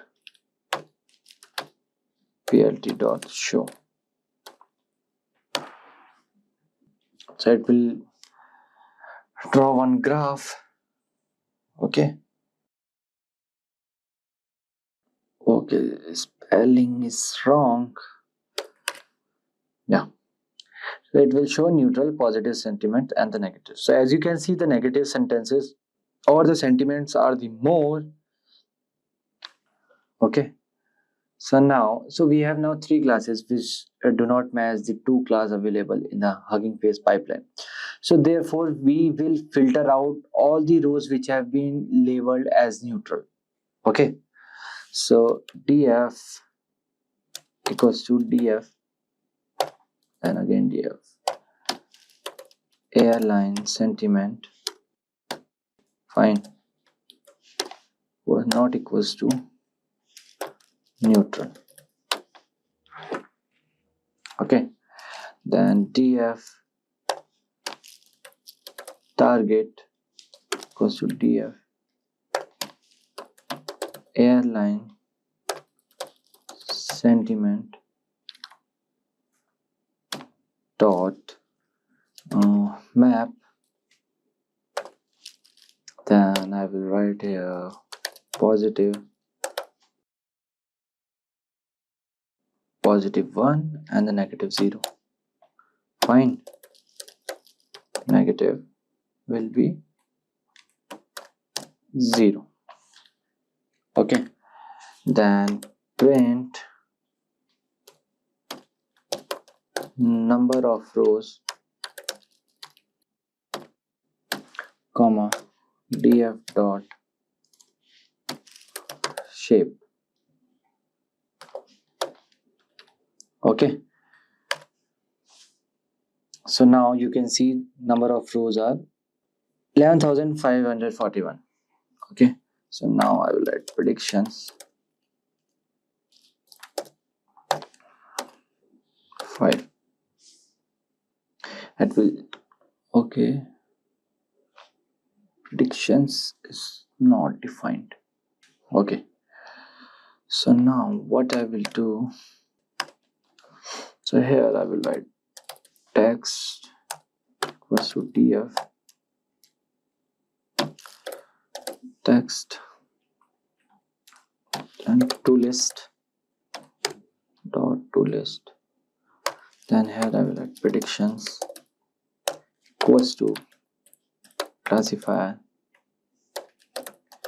text. Okay, so here write probabilities equals to predictions, then score if predictions label dot starts with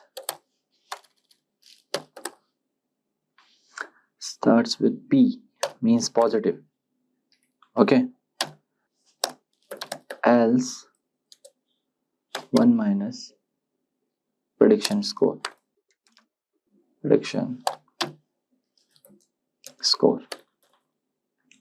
Okay, then I will add for prediction and prediction. Why it is not running? This is taking time, too much time. I don't know why. So as you can see, finally we have the output of predictions values. So this depends on system to system. My system took almost 17 minutes 47 seconds to complete. Okay, so now let's run it. Okay, predictions is not defined, bro. Now predictions. Yeah, so now I will write here predictions equals to np dot array np means numpy.array. Then I will write 1 if prediction label is positive dot starts with p, okay, else 0 for prediction and prediction values. Yep. Okay, fine. So now let's check the accuracy of our model. Print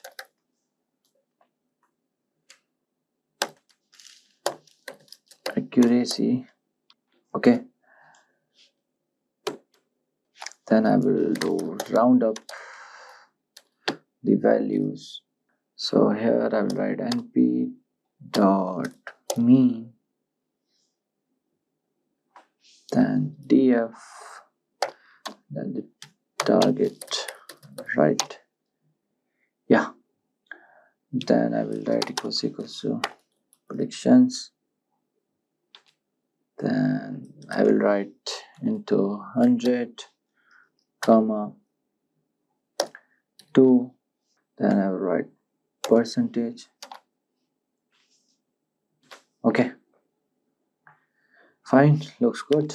Yes, so as you can see our accuracy is 88.99%, which is very good again. So now let's do some confusion matrix. Confusion matrix, then df target comma predictions comma normalize equals to true.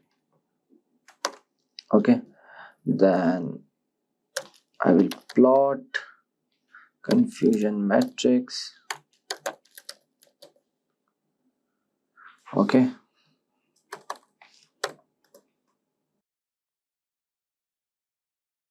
df then target comma predictions comma normalize equals to true. Okay, my bad. That here confusion matrix comma labels. Okay, so here I will plot a confusion matrix using Seaborn. Okay, so here I will use ARGS, which is confusion matrix np.array, so which is labels list. So I will write plt dot figure, then figure size equals to 8,6. That's SNS dot set font scale equals to 1.4. Okay, then let's create the heat map.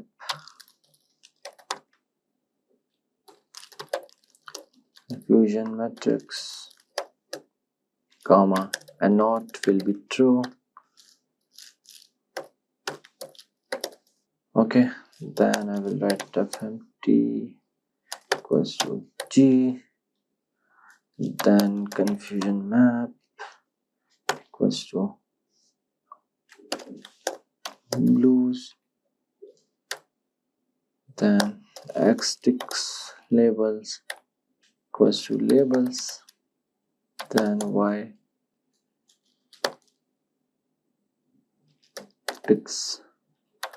labels equals to labels. Okay, yes, so now I will write plt dot title will be confusion matrix, then plt dot x label will be predicted values, then plt dot y label will be actual values, then plt dot show. Okay, why the chart is not coming? Okay, so I have to write plot confusion matrix, then I write cm, then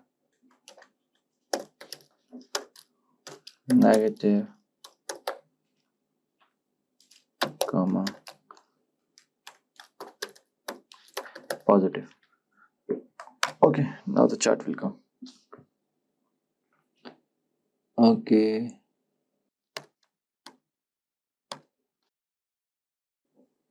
yeah, so now you can see here, this is actual, and this is a confusion matrix, and the negative and the positive ratio is there.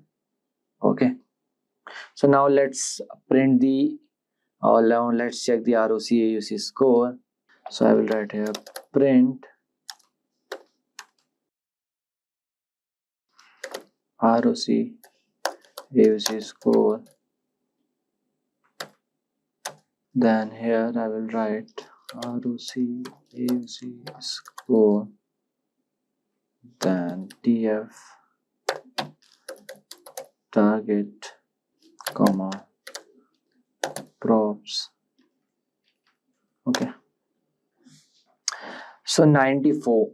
Okay, so first let me tell you what is this ROC AUC score. So this is the area under the ROC curve. So what it does, it sum up how well a model can produce relative scores to discriminate between positive and the negative instance across all the classification threshold. So with this ROC score of 94, 0.94, which is 94%, we can conclude that a pre-trained sentiment analysis model has achieved a high level of accuracy and effectiveness. So in predicting the sentiment labels. So this indicates that the model is capable of accuracy classifying text into positive or the negative sentiment categories. Okay, so now we'll do text generation. Okay, so text generation involves generating creative and coherent text-based thing. So I will write here text. Okay, so text generation involves generating creative and coherent text based on a given prompt or starting point. So what we will do first, we will import the necessary dependencies and load the data set of the poem. Okay, so here I am write poems. Let me write poems equals to pd.read.csv. Don't worry, I will give you these files. Okay, description box below I will add. So here I will write robot frost with .csv. Fine, and then I will write poems dot head 5 or head, just have to write head. Module pandas has, okay, not dot underscore csv. Yeah, okay, it will show the top 5. Stopping by woods on a snowy evening, fire and ice. The aim was song, collection, content, year of publication. Okay, so now what we will do, we will write content equals to poems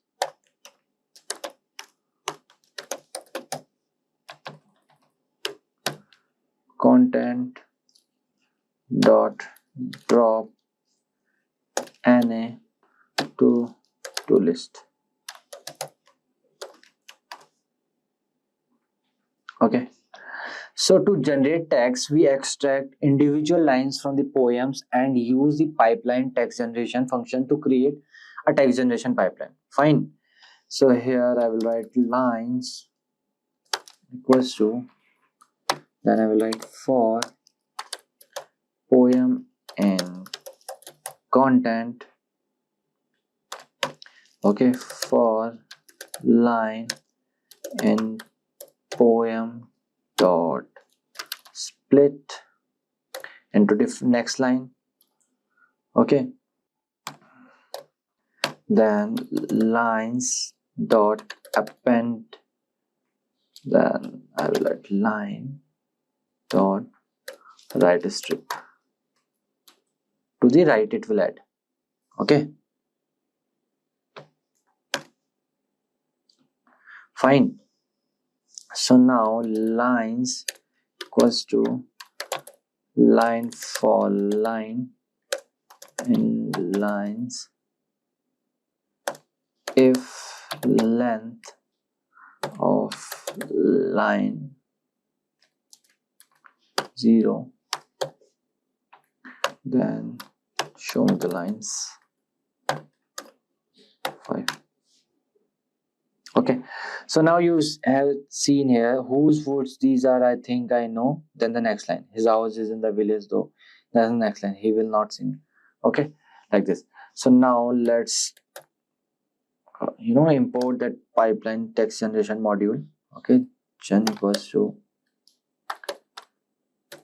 pipeline. So these are the pre-trained model. You already know generation.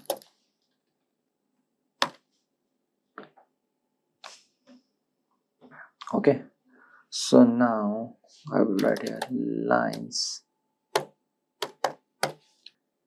Let's run it. Yeah, done.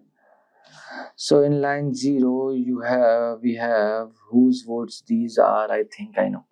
Okay, so now we can now generate text by providing a prompt and specifying the parameters such as max length and num return sequence. Okay, why? Because we have imported this text generation module. Okay, for example, see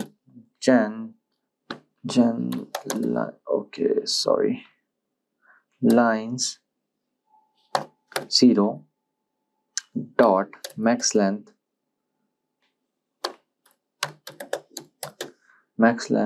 equals to 20. So now it will generate this to the maximum 20. Okay, till 20 word maximum length. Okay, check. Okay, okay, expression cannot contain perhaps double equals to where? Okay, wait, now it will run. So see, the line was this much only. Whose words these are, I think I know. Whose words these are, think I know. But here, the generated text, I wish to go to church because I feel like. Okay, this is how you can do, text generation. Now let's check for the more. Gen lines 1. Okay, then max length equals to 30, comma, num return sequences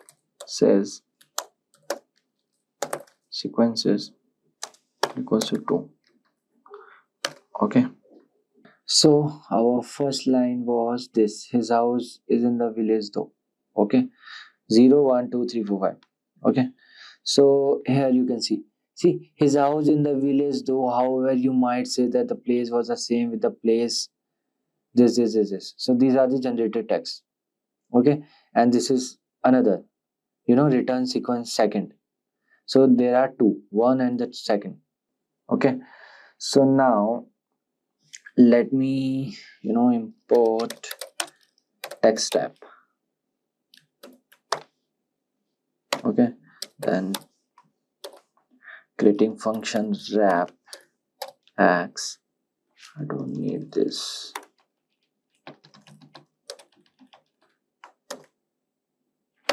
Then return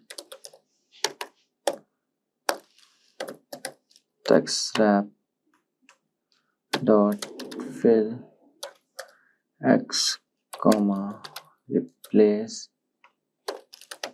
white space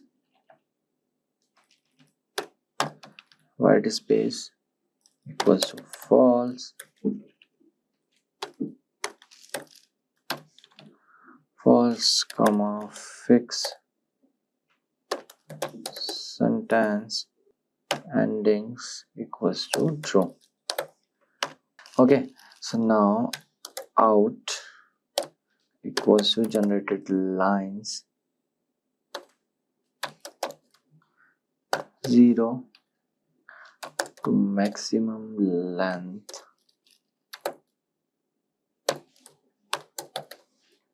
equals to 30, then print wrap out to 0, then generated text. Okay, so now we are setting the pad tokens to EOS tokens. Okay, so whose these are, I think I know, and this is the maximum 30 till 30.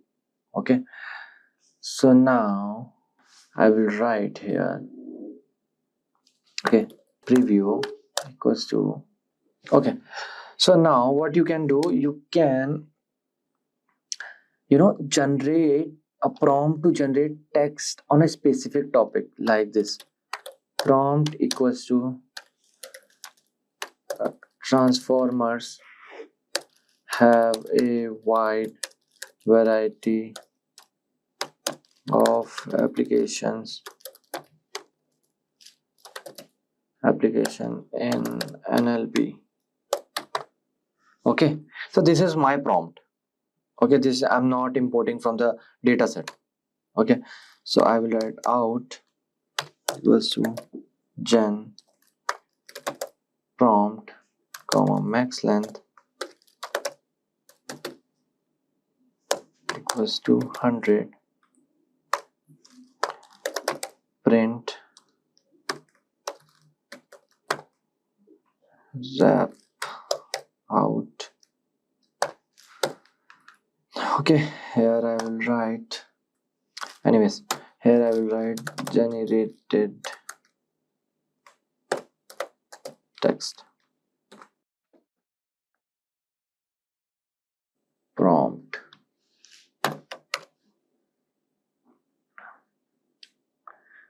Okay, so it is running.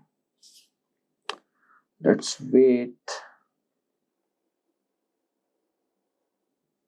Yeah, so okay, some error is there.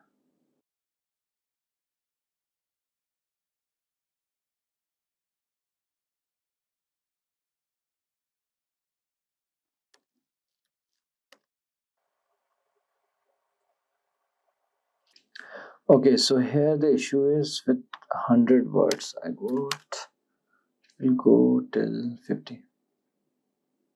Yeah, so let me do it again. 100. Yeah, so now you can see we can generate text using by giving a prompt. So we have covered 3 topics in this. First thing is speech to text using Hugging Face. Second thing is sentiment analysis using Hugging Face, and the third is text generation using Hugging Face. Okay, and in this text generation we did with 2 methods, one with the data set and second thing with the by giving prompt like in ChatGPT, you can say. On July 25th, OpenAI introduced Search GPT, a new search tool changing how we find information online. Unlike traditional search engines, which require you to type in specific keywords, Search GPT lets you ask questions in natural, everyday language, just like having a conversation. So this is a big shift from how we were used to searching the web. Instead of thinking in keywords and hoping to find the right result, you can ask now Search GPT exactly what you want to know, and it will understand the context and give you direct answers. It's designed to make searching easier and more intuitive without going through links and pages. But with this new way of searching, so there are some important questions to consider. Can Search GPT compete with Google, the search giant we all know? What makes Search GPT different from AI overviews, another recent search tool? And how does it compare to ChatGPT, OpenAI popular conversational AI? So in this video, we are going to explore these questions and more. We will look at what makes Search GPT special, how it compares to other tools, and why it might change the way we search for information. Whether you are new into tech or just curious, this video will break it down in simple words. Stick around to learn more about Search GPT. Craving a career upgrade? Subscribe, like, and comment below. Dive into the link in the description to fast-track your ambitions. Whether you're making a switch or aiming higher, Simplilearn has your back.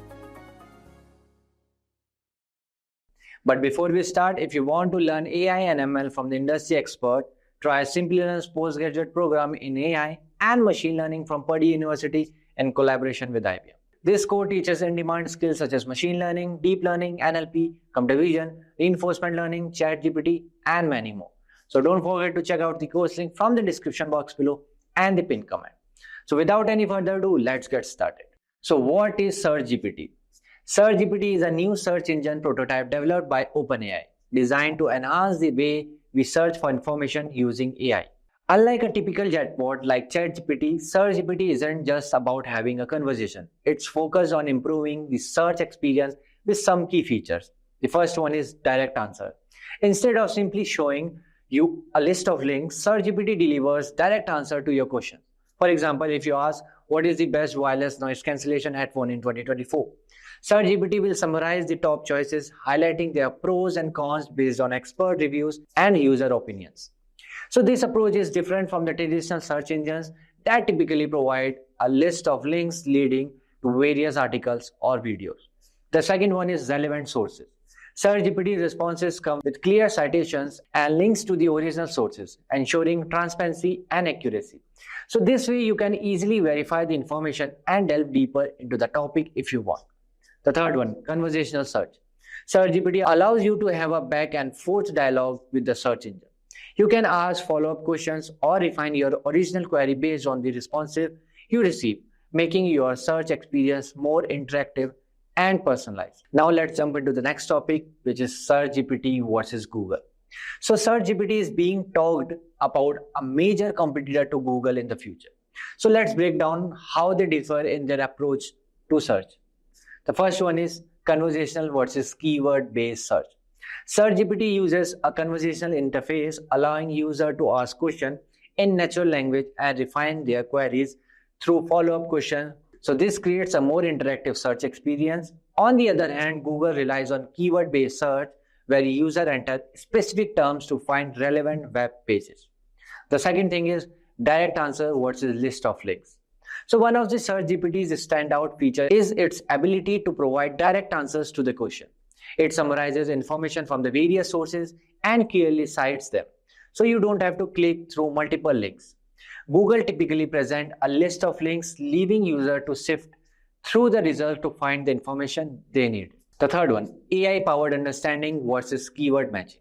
Search GPT uses AI to understand the intent behind your question, offering more relevant results even if your query isn't perfectly worded. Google's primary method is keyword matching, which can sometimes lead to less accurate results, especially for complex queries. The fourth one, dynamic context versus isolated searches. So Search GPT maintains content across multiple interactions, allowing for more personalized responses, whereas Google treats each search as a separate query without remembering previous interaction. And the last one, real-time information versus indexed web pages. Search GPT's aim to provide the latest information using real-time data from the web, whereas Google Vast Index is comprehensive but may include outdated or less relevant information. So now let's jump into the next topic, which is Search GPT versus AI overviews. So Search GPT and AI overviews both use AI, but they approach search and information delivery differently. It's also worth noting that both tools are still being developed, so their features and capabilities may evolve and even overlap as they grow. So here are the differences. The first one is source attribution. Search GPT provides clear and direct citation linked to the original sources, making it easy for user to verify the information. Whereas AI overviews include links. The citation may not always be clear or directly associated with specific claims. The second one is transparency control. Search GPT promises greater transparency by offering publishers control over how their content is used, including the option to opt out of AI training. AI overviews offer less transparency regarding the selection of content and the summarization process used. The next one is scope and depth. Search GPT strives to deliver detailed and comprehensive answers pulling from a broad range of sources, including potential multimedia content. And in AI overviews offers a concise summary of key points, often with links for further exploration, but with a more limited scope. Now let's jump into the next part. Search GPT versus ChatGPT. Search GPT and ChatGPT, both developed by OpenAI, share some core features but serve different purposes. So here are some differences. The first one is primary purpose. Search GPT designed for search, providing direct answer and sources from the web, whereas ChatGPT focuses on conversational AI, generating text responses. The second one is information sources. Search GPT relies on real-time information from the web, whereas ChatGPT knowledge based on this training data, which might not be current. The third one is response format. Search GPT prioritizes concise answers with citation and source links. So whereas ChatGPT is more flexible, generating longer text, summarizes creative content, code, and etc. The next feature is use cases. Search GPT idle for fact-finding, research, and tasks requiring up-to-date information, whereas ChatGPT is suitable for creative writing, brainstorming, drafting emails, and other open-ended tasks. So now question arises, when will Search GPT be released? Search GPT is currently in a limited prototype phase, meaning it's not yet widely available. OpenAI is testing with a select group to gather feedback and improve the tool. So if you are interested in trying Search GPT, so you can join the waitlist on its webpage, but you will need a ChatGPT account. A full public release by the end of 2024 is unlikely, as OpenAI hasn't set a timeline. It's more probable that Search GPT features will gradually added to the ChatGPT in 2024 or in 2025, with a potential standalone release later based on testing and the feedback.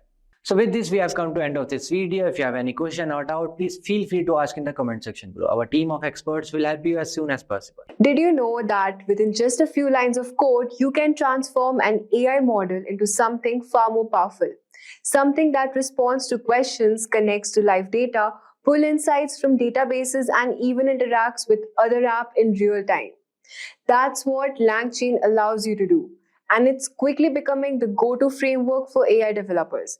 Think about this, you're about to create something amazing, an AI that can think, learn, and grow in ways we once only dreamed of. And here's the best part. You don't need to be an AI expert to make that happen. LangChain is like a toolkit that connects the most advanced large language models like OpenAI's GPT to real-time data, allowing you to build AI applications that are smart, flexible, and highly interactive. LangChain is more than just a way to make AI development easier. It's a framework that allows different language models to work together seamlessly. So whether you want to understand user questions with one LLM, create human-like responses with another, or pull in data from an API or a database, LangChain makes all possible. The framework takes care of heavy lifting, connecting models, managing data flows, and even customizing how your AI interacts with external sources. Now the question is, why is LangChain so popular? It has become one of the most fastest growing open source projects because it's solving a huge problem for developers. The challenge of integrating generative AI and LLMs with external data and complex workflows.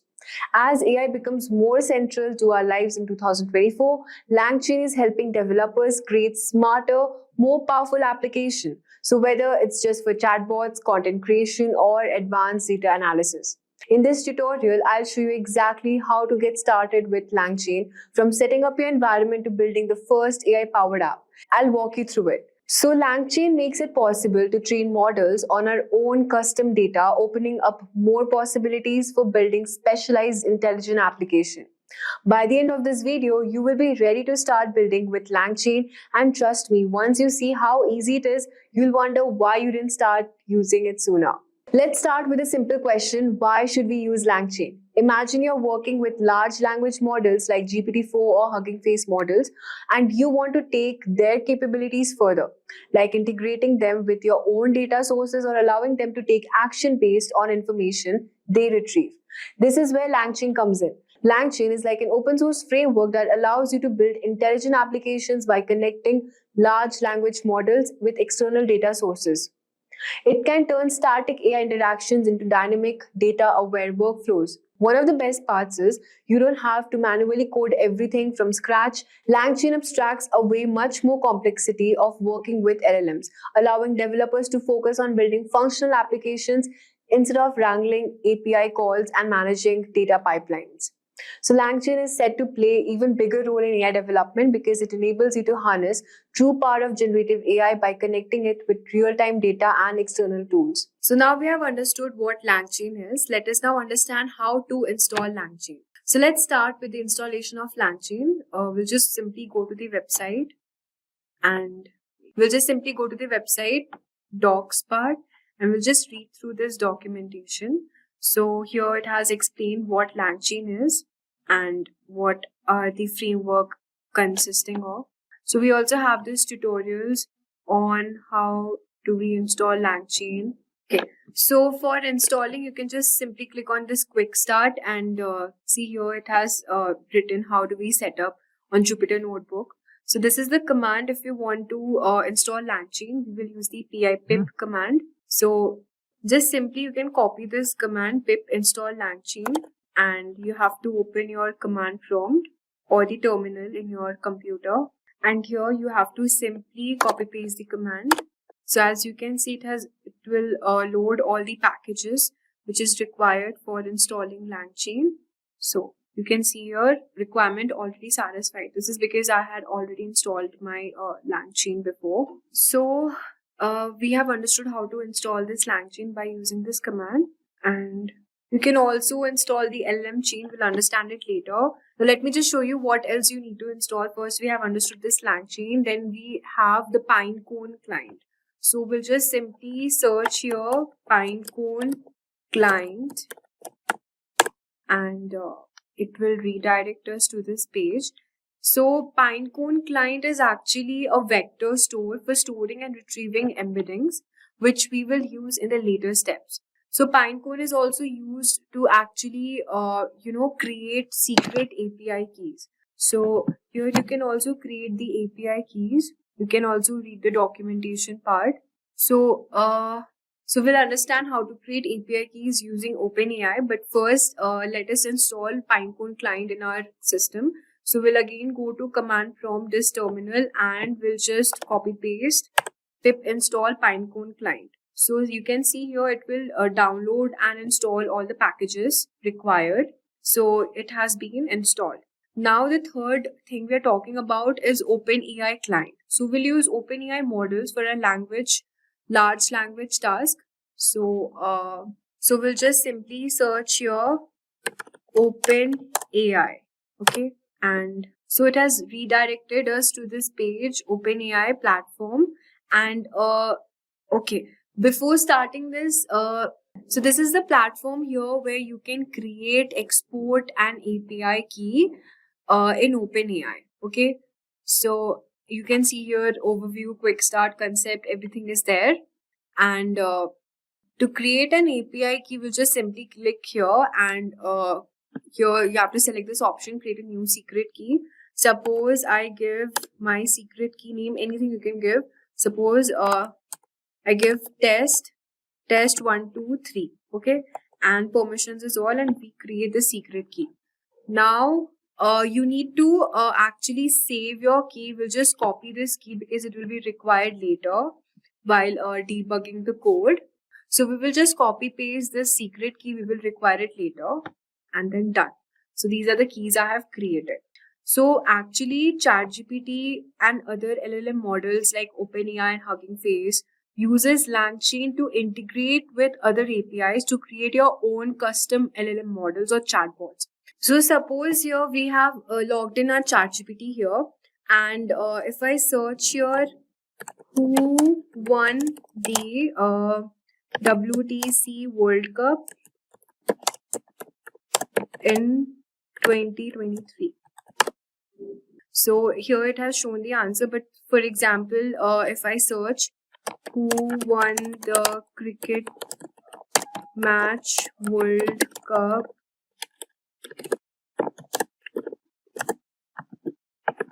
So here, as you can see, the ChatGPT has given answer as my last knowledge update, the 24 Men's World Cup has not taken place yet.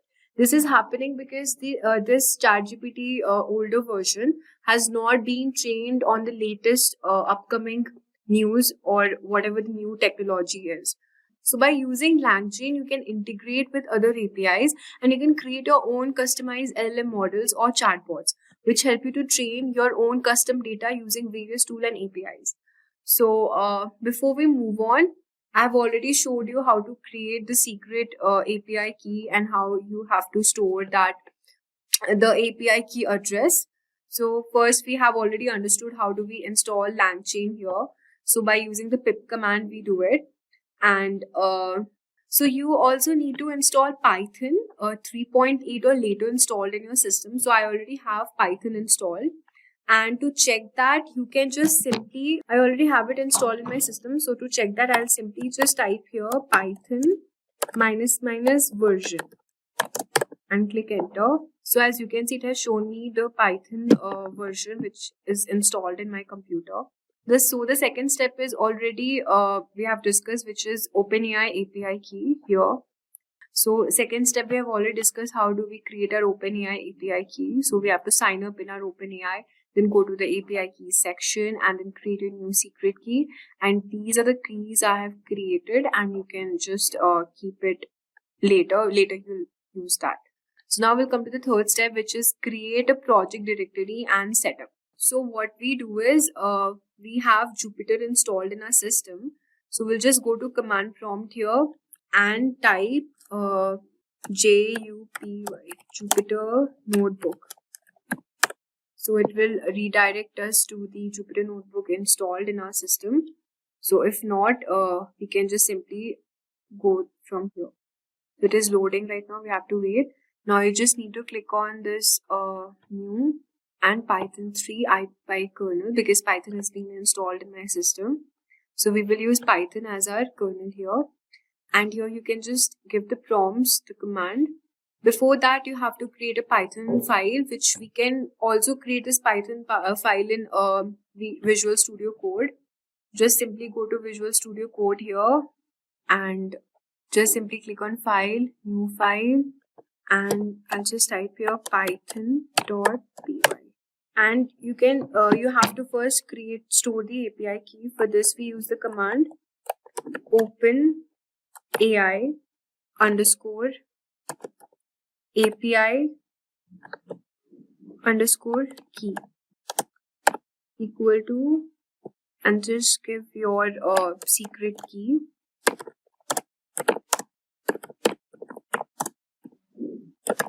Okay, you can just simply copy paste your secret key and just store this. So this ensures that your API key is stored securely and it can be used whenever needed. Now the step 4 is to initialize a project and install the required libraries. So you need to add some additional libraries like Streamlit to make a user interface.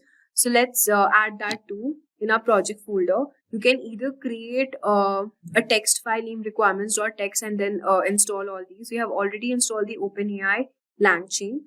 We just need to install Streamlit. So here you can just give the command pip install Streamlit. So as you can see, this I have already installed Streamlit before. Same wise, you can also install OpenAI if it is not installed in your system using the command terminal, the Windows PowerShell. So we have understood this, what all packages and what all we need to install. Now the next step is to build your first LangChain app.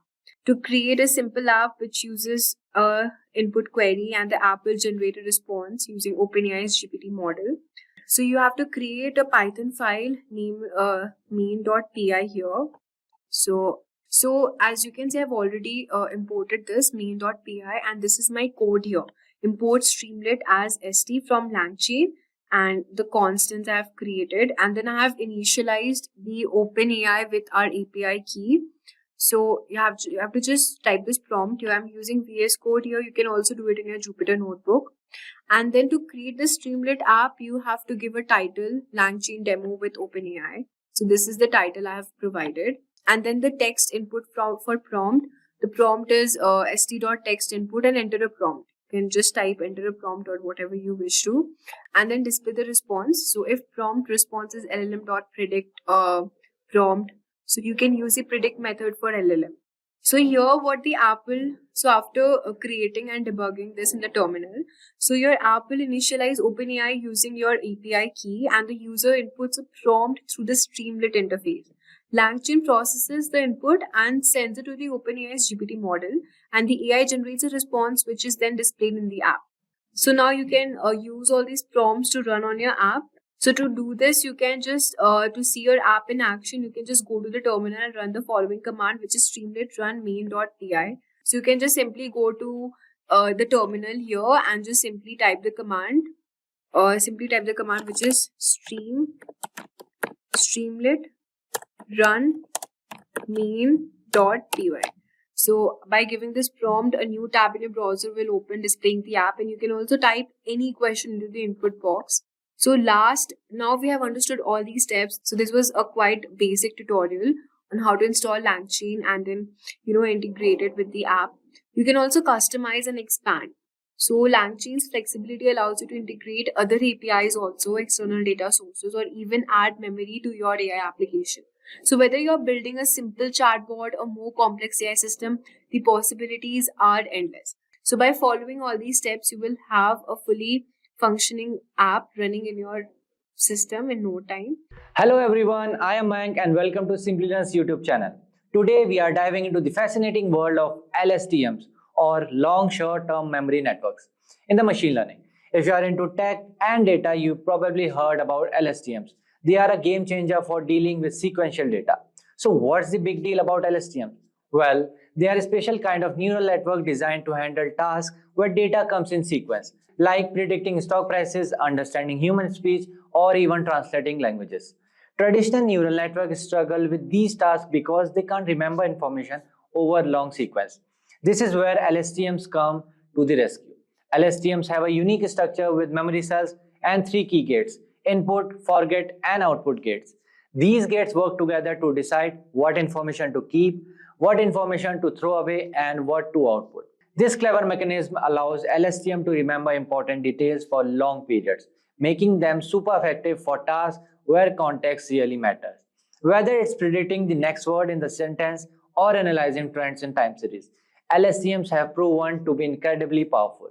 Stick around as we explore more about how they work and why they are such a big deal in the machine learning world. In the meantime, I would like to let you know that we regularly post updates on various technologies. If you are a tech enthusiast looking for latest trend, consider subscribing to our YouTube channel and press that bell icon to never miss any update from Simplilearn. So great, let's get started. So now let's start with what the LSTM model is.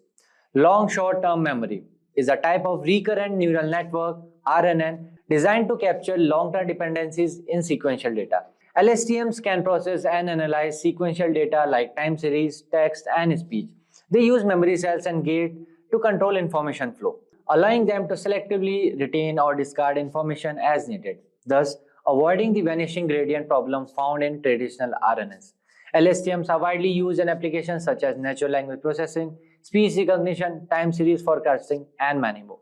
So now what is RNN? RNN are a type of neural network that are designed to process sequential data. They can analyze data with temporal dimensions such as time series, speech, and text. RNN can do this by using a hidden state passed from one timestamp to the next. The next hidden state is updated at each other time step based on the input and the previous hidden state. RNN are able to capture short-term dependencies in sequential data, but they struggle with capturing long-term dependencies. Why the LSTMs are made? So moving forward, let's discuss types of LSTM gates. So LSTM models have 3 types of gates: the input gate, the forget gate, and the output gate. So let's first discuss the input gate. The input gate controls the flow of information into the memory cell, deciding what to store. The input gate determines which values from the input should be updated in the memory cell. It uses a sigmoid activation function to scale the values between 0 and 1, and then applies pointwise multiplication to decide what information to store. Next is forget gate. Controls the flow of information out of the memory cell, deciding what to discard. The forget gate decides what information should be discarded from the memory cell. It also uses a sigmoid activation function to scale the values between 0 and 1, followed by pointwise multiplication to determine what information to forget. The last one is output gate. Controls the flow of information out of the LSTMs, deciding what to use for the output. The output gate determines the output of the LSTM's unit. It uses a sigmoid activation function to scale the values from 0 to 1, then applies pointwise multiplication to produce the output of the LSTM unit. So these gates implemented using sigmoid function are trained using backpropagation. They open and close based on the input and the previous hidden state, allowing the LSTM to selectively retain or discard information, effectively capturing long-term dependencies. So now let's discuss application of LSTM. LSTM models are highly effective and used in various applications, including video analysis, analyzing video frames to identify action, object, and scenes. The second is language simulation, tasks like language modeling, machine translation, and text summarization. The third one is time series prediction, so predicting future values in a time series. The fourth is voice recognition, tasks such as speech to text transcription and command recognition. The last one is sentiment analysis, classifying text sentiment as positive, negative, or neutral. So there are many more examples of LSTM. So now let's move forward and understand LSTM model and how it works with example. Let's consider the task of predicting the next word in a sentence. This is a common application of LSTM networks in natural language processing. So I will break it down step by step using the analogy of remembering a story and deciding what comes next based on the context. So imagine you are reading a story. As you read, you need to remember what has happened so far to predict what might happen next. So let's illustrate with a simple example sentence. The cat sat on the dash. So you want to predict the next word, which could be mat or roof or something else. An LSTM network helps this make prediction by remembering important parts of the story and forgetting irrelevant details. So now let's dive into a step-by-step process. So step-by-step explanation using LSTM. The first one is reading the story, input sequence. As you read each word in the word sentence, you process it and store relevant information. For example, you understand it's a determiner. Cat, you know it's a noun and the subject of the sentence. Sat indicates the action performed by the subject. On, preposition indicating the relationship between the cat and the next noun. So this sequence diagram showing the words being read and processed. So second comes forget gate.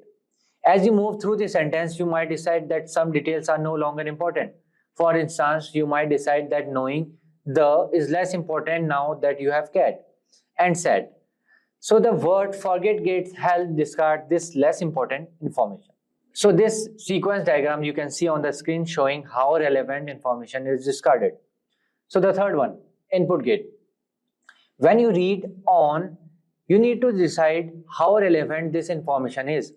So this sequence diagram in the screen is showing how new information is integrated with the last one. Okay, the fourth one is the cell state, memory part. So this is like your memory of the story so far. It carries information about the subject cat and the action sat on. So it updates the new information as you read each word. Okay, the cat sat on the, retaining the important context. So this sequence diagram showing how the memory is updated with the new information. So the last one is output gate. When you need to predict the next word, the output gate helps you decide based on the current memory, cell state. So it uses the context, the cat sat on the.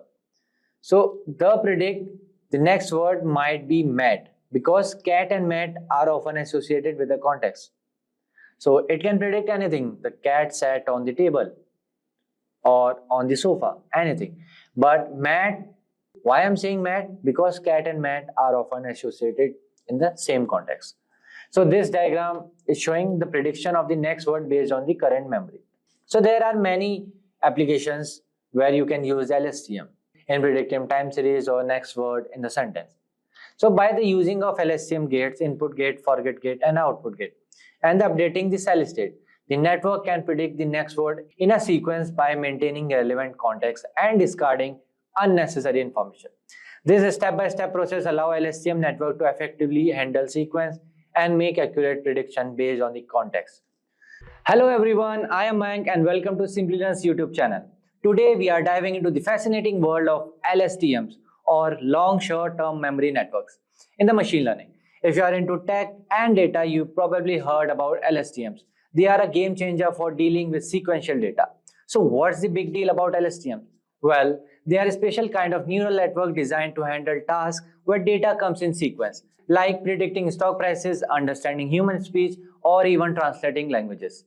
Traditional neural networks struggle with these tasks because they can't remember information over long sequence. This is where LSTMs come to the rescue. LSTMs have a unique structure with memory cells and three key gates: input, forget, and output gates. These gates work together to decide what information to keep, what information to throw away, and what to output. This clever mechanism allows LSTM to remember important details for long periods, making them super effective for tasks where context really matters. Whether it's predicting the next word in the sentence or analyzing trends in time series, LSTMs have proven to be incredibly powerful. Stick around as we explore more about how they work and why they are such a big deal in the machine learning world. In the meantime, I would like to let you know that we regularly post updates on various technologies. If you are a tech enthusiast looking for latest trend, consider subscribing to our YouTube channel and press that bell icon to never miss any update from Simplilearn. So great, let's get started. So now let's start with what the LSTM model is. Long short-term memory is a type of recurrent neural network, RNN, designed to capture long-term dependencies in sequential data. LSTMs can process and analyze sequential data like time series, text, and speech. They use memory cells and gates to control information flow, allowing them to selectively retain or discard information as needed, thus avoiding the vanishing gradient problem found in traditional RNNs. LSTMs are widely used in applications such as natural language processing, speech recognition, time series forecasting, and many more. Craving a career upgrade? Subscribe, like, and comment below. Dive into the link in the description to fast-track your ambitions. Whether you're making a switch or aiming higher, Simplilearn has your back. So before moving forward, as you guys know, LSTM is a concept of machine learning. And if you want to learn AI and ML from industry expert and want to gain on hands-on in top industry project, then try Simplilearn's postgraduate program in AI and machine learning from Purdue University in collaboration with IBM.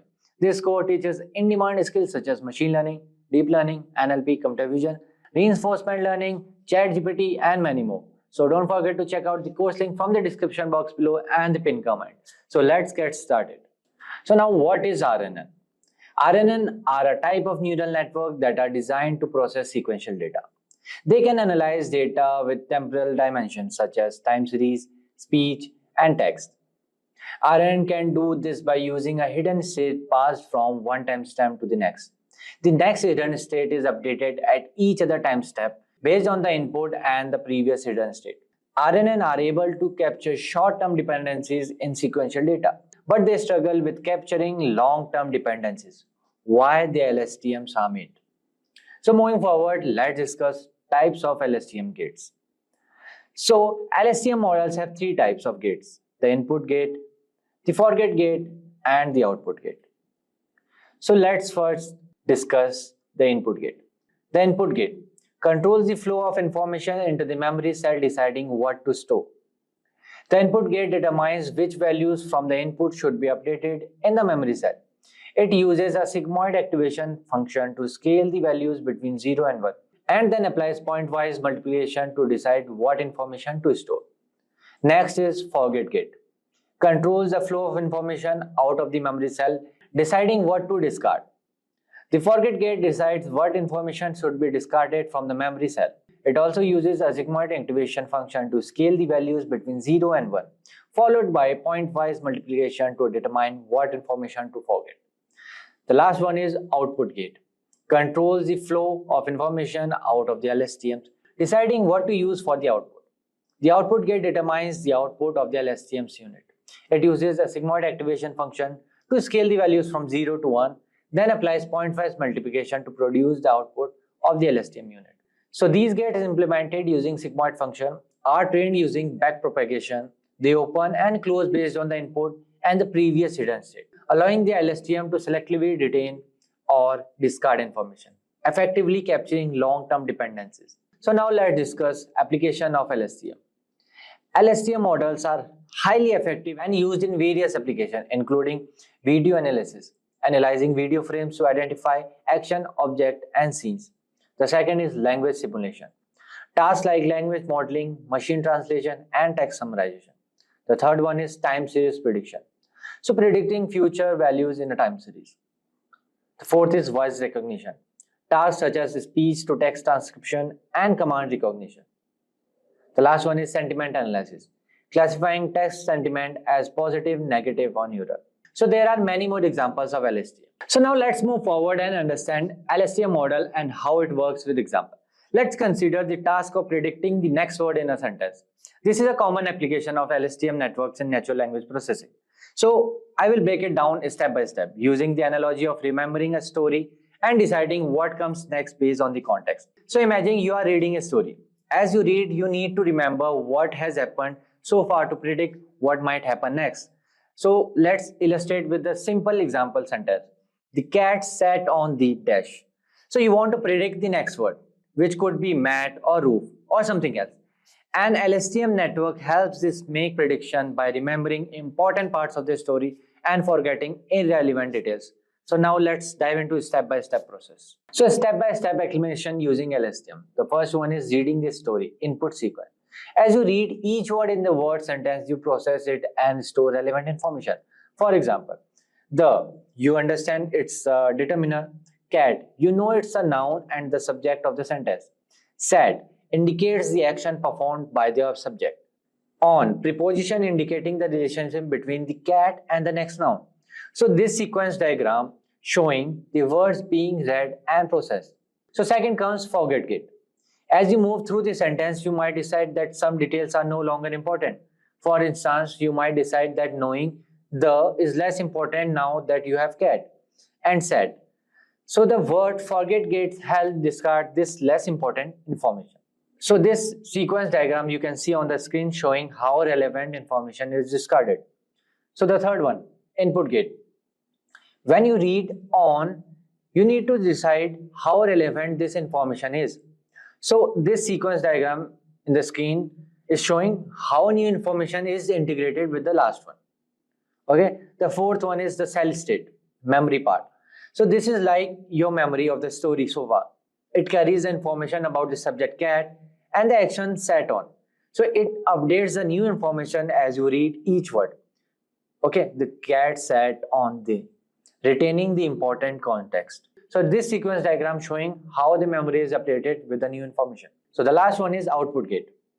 When you need to predict the next word, the output gate helps you decide based on the current memory, cell state. So it uses the context, the cat sat on the.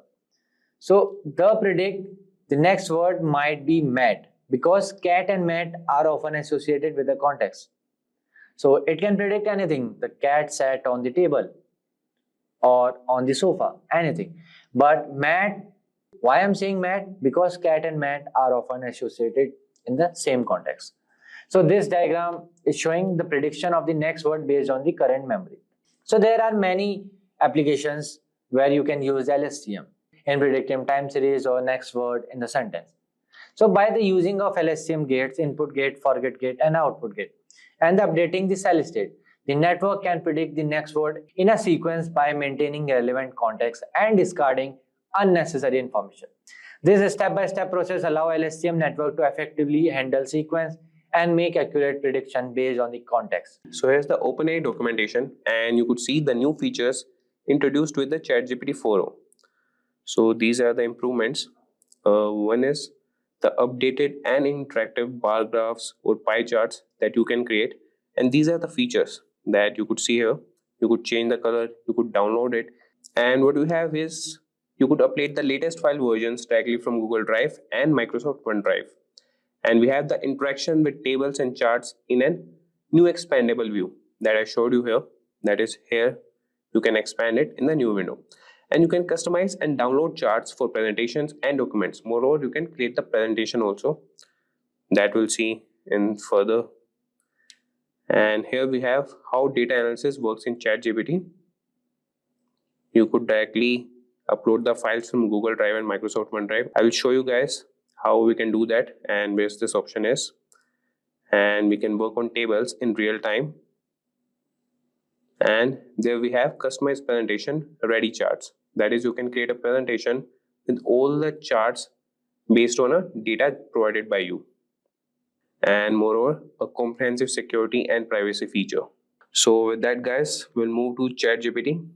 And here we have the ChatGPT 4.0 version. So before commencing, guys, there's a quick info for you. If you're one of the aspiring data analysts looking for online training and graduating from the best universities, or a professional who elicits to switch careers with data analytics by learning from the experts, then try giving a shot to Simplilearn's Purdue postgraduate program in data analytics in collaboration with IBM. You can find the link in the description box and pinned comment. So let's get started with data analysis part. So this is the pin section or the insert section where you can have the options to connect to Google Drive, connect to Microsoft OneDrive, and you can upload it from the computer. This option was already there, that is upload from computer, and you can upload at least or at max the 10 files. That could be around Excel files or documents. So the max limit is 10. And if you have connected to Google Drive, I'll show you guys. I'm not connecting you, but you guys can connect it too, and you could upload it from there also. And there's another cool update, that is ability to quote directly in your chat. So while chatting with ChatGPT, I'll show you guys how we can do that. And you could find some new changes, that is in the layout. So this is the profile section. It used to be at the left bottom, but now it's moved to the top right and making it more accessible than ever. So let's start with the data analysis part, and the first thing we need is data. So you can find it on Kaggle, or you could ask ChatGPT 4.0 to provide the data. I will show you guys. So this is the Kaggle website. You can sign in here and click on datasets. You can find all the datasets here. That would be around computer science, education, classification, computer vision. Or else you could move back to ChatGPT and you could ask the ChatGPT 4.0 model to generate a data and provide it in Excel format. So we'll ask him, we'll not ask him can you, we'll just ask him provide a data set that I can use for data analysis and provide in CSV format. So you could see that it has responded that I can provide a sample data set, and he has started generating the data set here. So you could see that he has provided only 10 rows, and he is saying that I will now generate this data set in CSV format. First he has provided the visual presentation on the screen, and now he is generating the CSV format. So if you want more data, like if you want 100 rows or 1000 rows, you could specify in the prompt and ChatGPT will generate that for you. So we already have the data. I will import that data. You could import it from here, or else you can import it from a Google Drive. So we have a sales data here.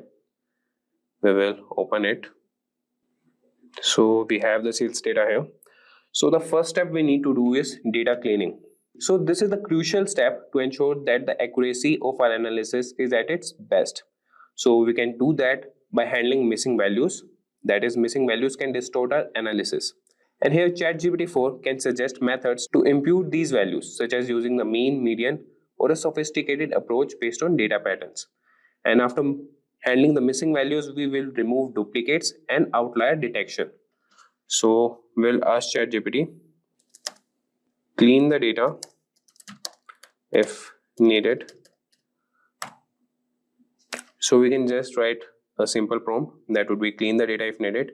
And this is also a new feature. You can see the visual presentation of the data here, that we have 100 rows here and the columns provided, that is sales ID, date, product, category, quantity, and price per unit and total sales. So this is also a new feature that, okay, we just headed back. We'll move back to our ChatGPT chat here.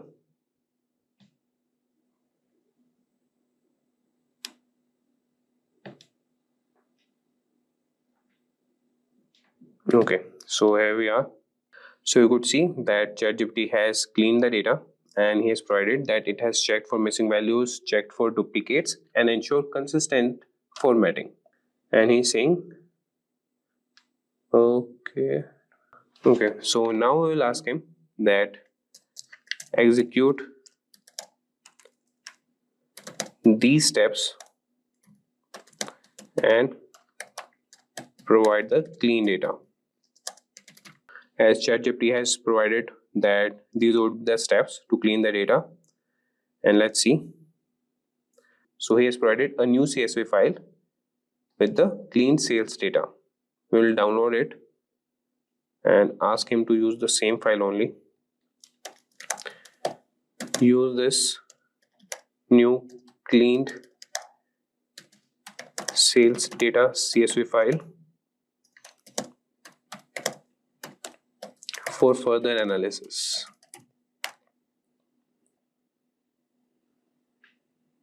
So you could see that he is providing what analysis we can do further. But once our data is clean, the next step is visualization. So visualizations help us understand the data better by providing a graphical representation. So the first thing we will do is we will create a prompt for generating the histograms, and we'll do that for the age distribution part. So we'll write a prompt that generate a histogram to visualize the distribution of customer ages. To visualize the distribution of customer ages. And what I was telling you guys is this code button. If you just select the text and you would find this reply section, just click on that and you could see that it has selected the text or what you want to get or the prompts started with ChatGPT. So we'll make it cross and you could see that it has provided the histogram here, and these are the new features here. And we could see that he is providing a notification that interactive charts of this type are not yet supported. That is, histogram don't have the color change option. I will show you the color change option in the bar chart section. So these features are also new. You can download the chart from here only, and this is the expand chart. If we click on that, you could see that you could expand the chart here and continue your chat with ChatGPT here. So this is the interactive section. So you could see that he has provided the histogram that is showing the distribution of customer ages, and the age range are from 18 to 70 years with the distribution visualized in 15 bins, that he has created 15 bins here. And now moving to another visualization that we'll do by sales by region. So before that, I will open the CSV file that is provided by the ChatGPT. So you guys can also see what data he has provided. So this is the clean sales data, and you could see that we have columns sales ID, date, product, category, quantity, price per item, total sales, region, and salesperson. So now moving back to ChatGPT. So now we will create a bar chart showing total sales by region. So we'll enter this prompt that create a bar chart showing total sales by region. So what we are doing here is we are creating bar charts or histogram charts, but we can do that for only 2 columns.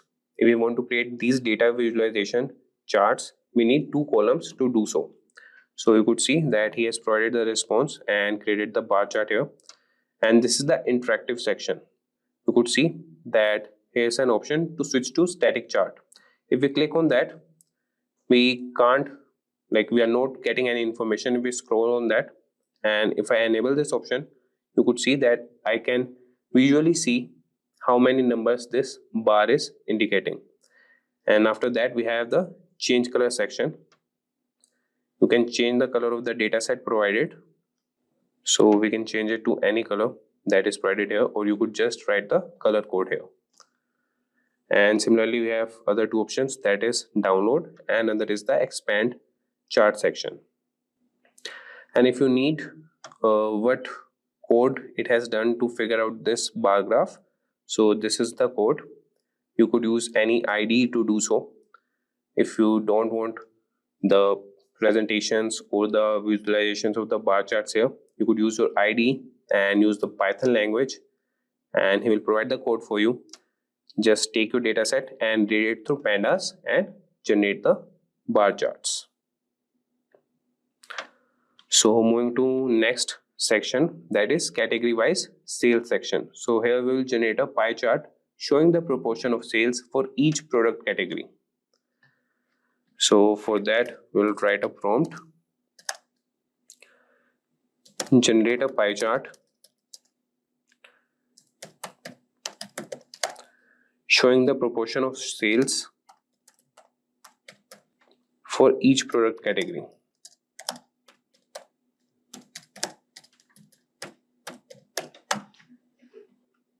So you could see that it has started generating the pie chart, and this is also an interactive section. If you click on that, you would be seeing a static pie chart, and if you want to change the color, you can change for any section. That could be clothing, electronics, furniture, or kitchen. And similarly, we have the download section and the expand chart section. So this is how this new ChatGPT 4 model is better than ChatGPT 4, that you could use a more interactive pie charts. You could change the colors for that, and you can just hover over these bar charts and found all the information according to them. So after this data visualization, now we'll move to statistical analysis. So this will help us uncover patterns and relationships in the data. So the first thing we'll do is correlation analysis, and for that we'll write the prompt, analyze the correlation between age and purchase amount. So this correlation analysis help us understand the relationship between two variables. So this can indicate if older customers tend to spend more or less. So we'll find out that by analyzing the data, and we'll provide a prompt to ChatGPT that analyze the correlation between age and purchase amount.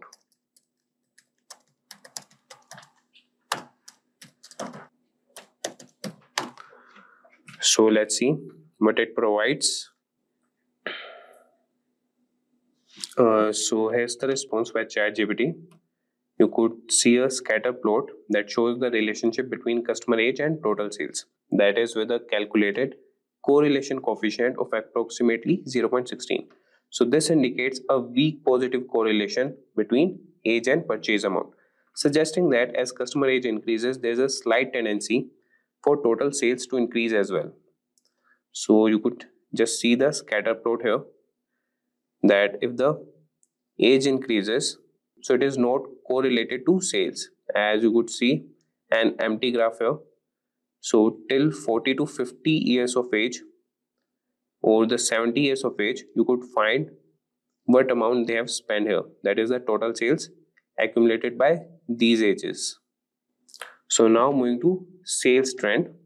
So here we will perform a time series analysis of purchase amount over the given dates. So what does this do is, time series analysis allows us to examine how sales amount changes over time, helping us identify trends and seasonal patterns.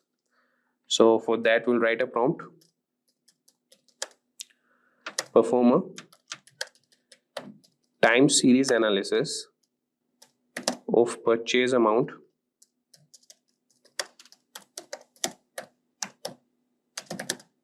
over given dates.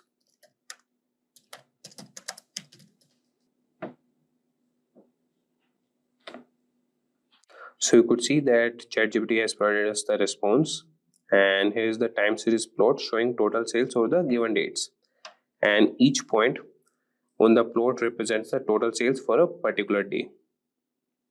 So through this you can find out, and the businesses find out, which is the seasonal part of the year and where to stock up their stocks for these kind of dates. And after that you could also do customer segmentation. So what does this do is, so we can use clustering here to segment customers based on age, income, and purchase amount. So clustering groups customers into segments based on similarities. This is useful for targeted marketing and personalized services. And after that, we have the advanced usage for data analysis. Here we can draw a predictive modeling table and do the market basket analysis and perform a customer lifetime value analysis.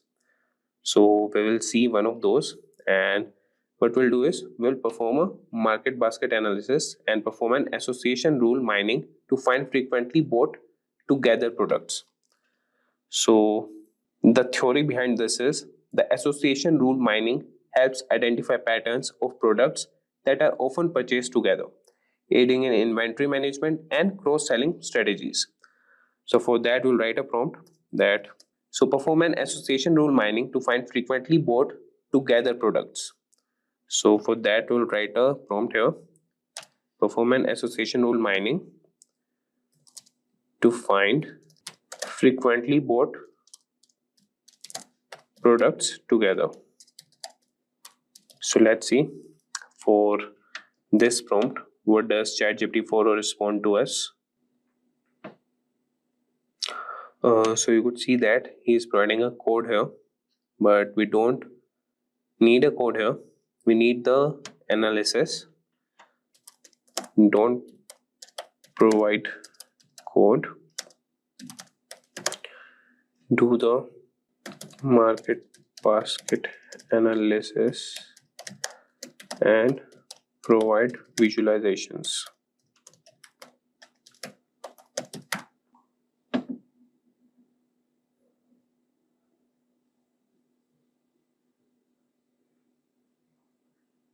So you could see that ChatGPT has provided the response that given the limitations in this environment, so he is not able to do the market basket analysis here.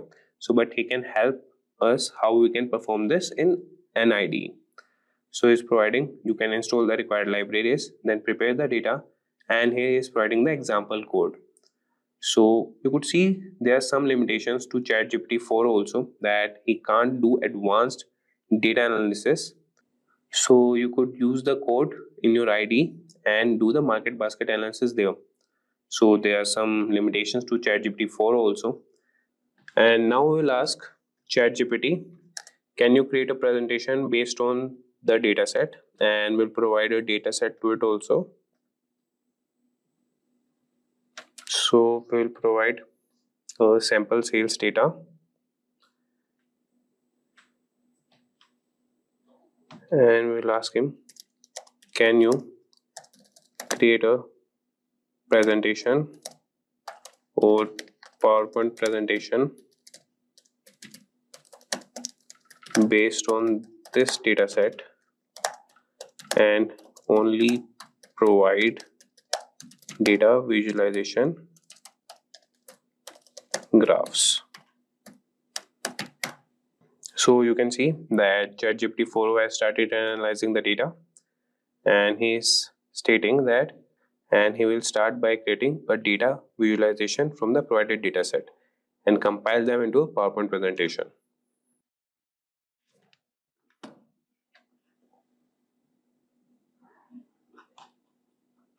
So you could see that ChatGPT 4 has provided us the response, and these are all the presentations or the bar graphs that he has created. And now we have downloaded the presentation here. We will open that, and here's the presentation that is created by ChatGPT 4. Sora is here. OpenAI has introduced Sora, an advanced AI tool for creating videos, now available at Sora.com. Earlier this year, Sora was launched to turn text into realistic videos, showcasing exciting progress in AI technology. Now, OpenAI has released Sora Turbo, a faster and more powerful version available to ChatGPT Plus and Pro users. Sora lets users create videos in 1080p quality up to 20 seconds long and in different formats like widescreen, vertical, or square. It includes tools like a storyboard for precise control and options to remix or create videos from scratch. There is also a community section with featured and recent videos to spark ideas. ChatGPT Plus users can make up to 50 videos per month at 480p resolution, while pro user get access to more features like higher resolution and longer video duration. While Sora Turbo is much faster. OpenAI is still working to improve areas like handling complex action and making the technology more affordable. To ensure safe and ethical use, Sora includes features like visible watermarks, content moderation, and metadata to identify videos created with Sora. Sora makes it easier for people to create and share stories through video. OpenAI is excited to see how users will explore new creative possibilities with the powerful tool. Before we move forward, unlock the future of AI with comprehensive program in collaboration with ENICT Academy, IIT Guwahati. In just few months, you will master cutting-edge skills in generative AI, large language models, and machine learning. From learning tools like ChatGPT and DALL-E 2 to gaining hands-on experience with Python and TensorFlow. This course will equip you to lead an AI project and quality for top roles like machine learning engineer or data scientist. Plus, with an IIT certificate on your resume, you will stand out to the best employers in tech. So don't forget to check out the course link from the description box below and the pinned comment. So without any further ado, let's get started. So welcome to the demo part of the Sora. So this is the landing page when you will log in Sora. So let me tell you, I have the ChatGPT Plus version, not the Pro version. So I have some 721 credits left.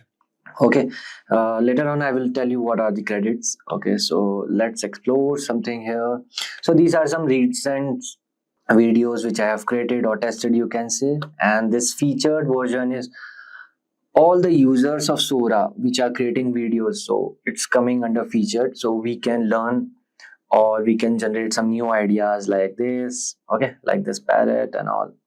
Like this is very cool for learning, and these are some of the saved version, and these are all videos and uploads like this. So let's come into the credit parts. Okay, so you can see I have 721 credit left. So if you will go this help openai.com page, and this page you can see what are the credits. So credits are used to generate videos with Sora. Okay, so if you will create 480p square 5-second video, it will take only 20 credits. Okay, for 10 it will take 40, then this. Okay, for 480p this much credit, 25 credit, 50 credit, like this. 720 is different, 1080p different. Okay, so here it is written, please note that requesting multiple variation at once will be charged at the same rate as running two separate generation requests. Okay, so here this plus icon you can see. So here you can upload the image or video. Okay, so you can also do like this, you can upload the image and you can create the video from that image. Okay, and this is choose from library, your personal library, this library, right? And this option is for the variation. Okay, like these are basically presets like balloon world, stop motion, archive world, film noir, or cardboard and the paper. Okay, so this is the resolution. Okay, 480p, this is the fastest in video generation. Okay, 720p will take like 4x slower, and 1080p 8x slower. I guess 1080p is only available in ChatGPT's Pro version. Got it? Okay, so we are just doing. I'm just showing you demo, so I will choose this fastest version only. Okay, so this is the time duration, how long you want, like 5 seconds, 10 seconds, 15 and 20 seconds is available in Pro version. Okay, of ChatGPT, and this is how much versions you want to take. I will select only 2. Okay, because it will again charge more credits to you. Okay, and these credits are monthly basis, I guess. Okay, these credits are monthly basis. Okay, see again, recut, remix, blend, loop to create content.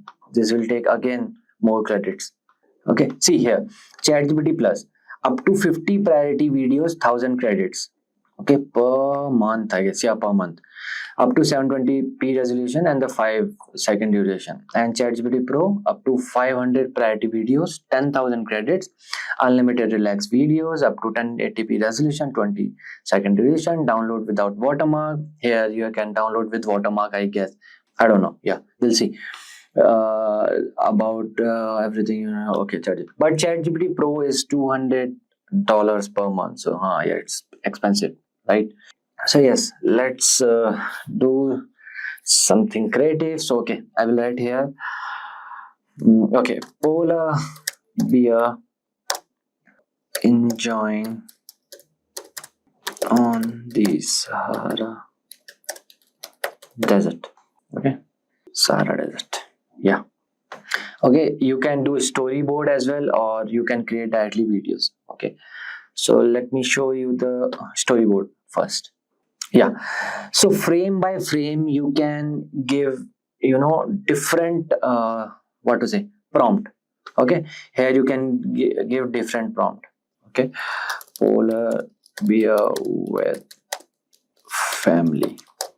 Okay, playing with sand, like this. Okay, and later on it will create a whole the video. Okay, third, you can describe again, you can add image, like this. Okay, this is a story created by the ChatGPT.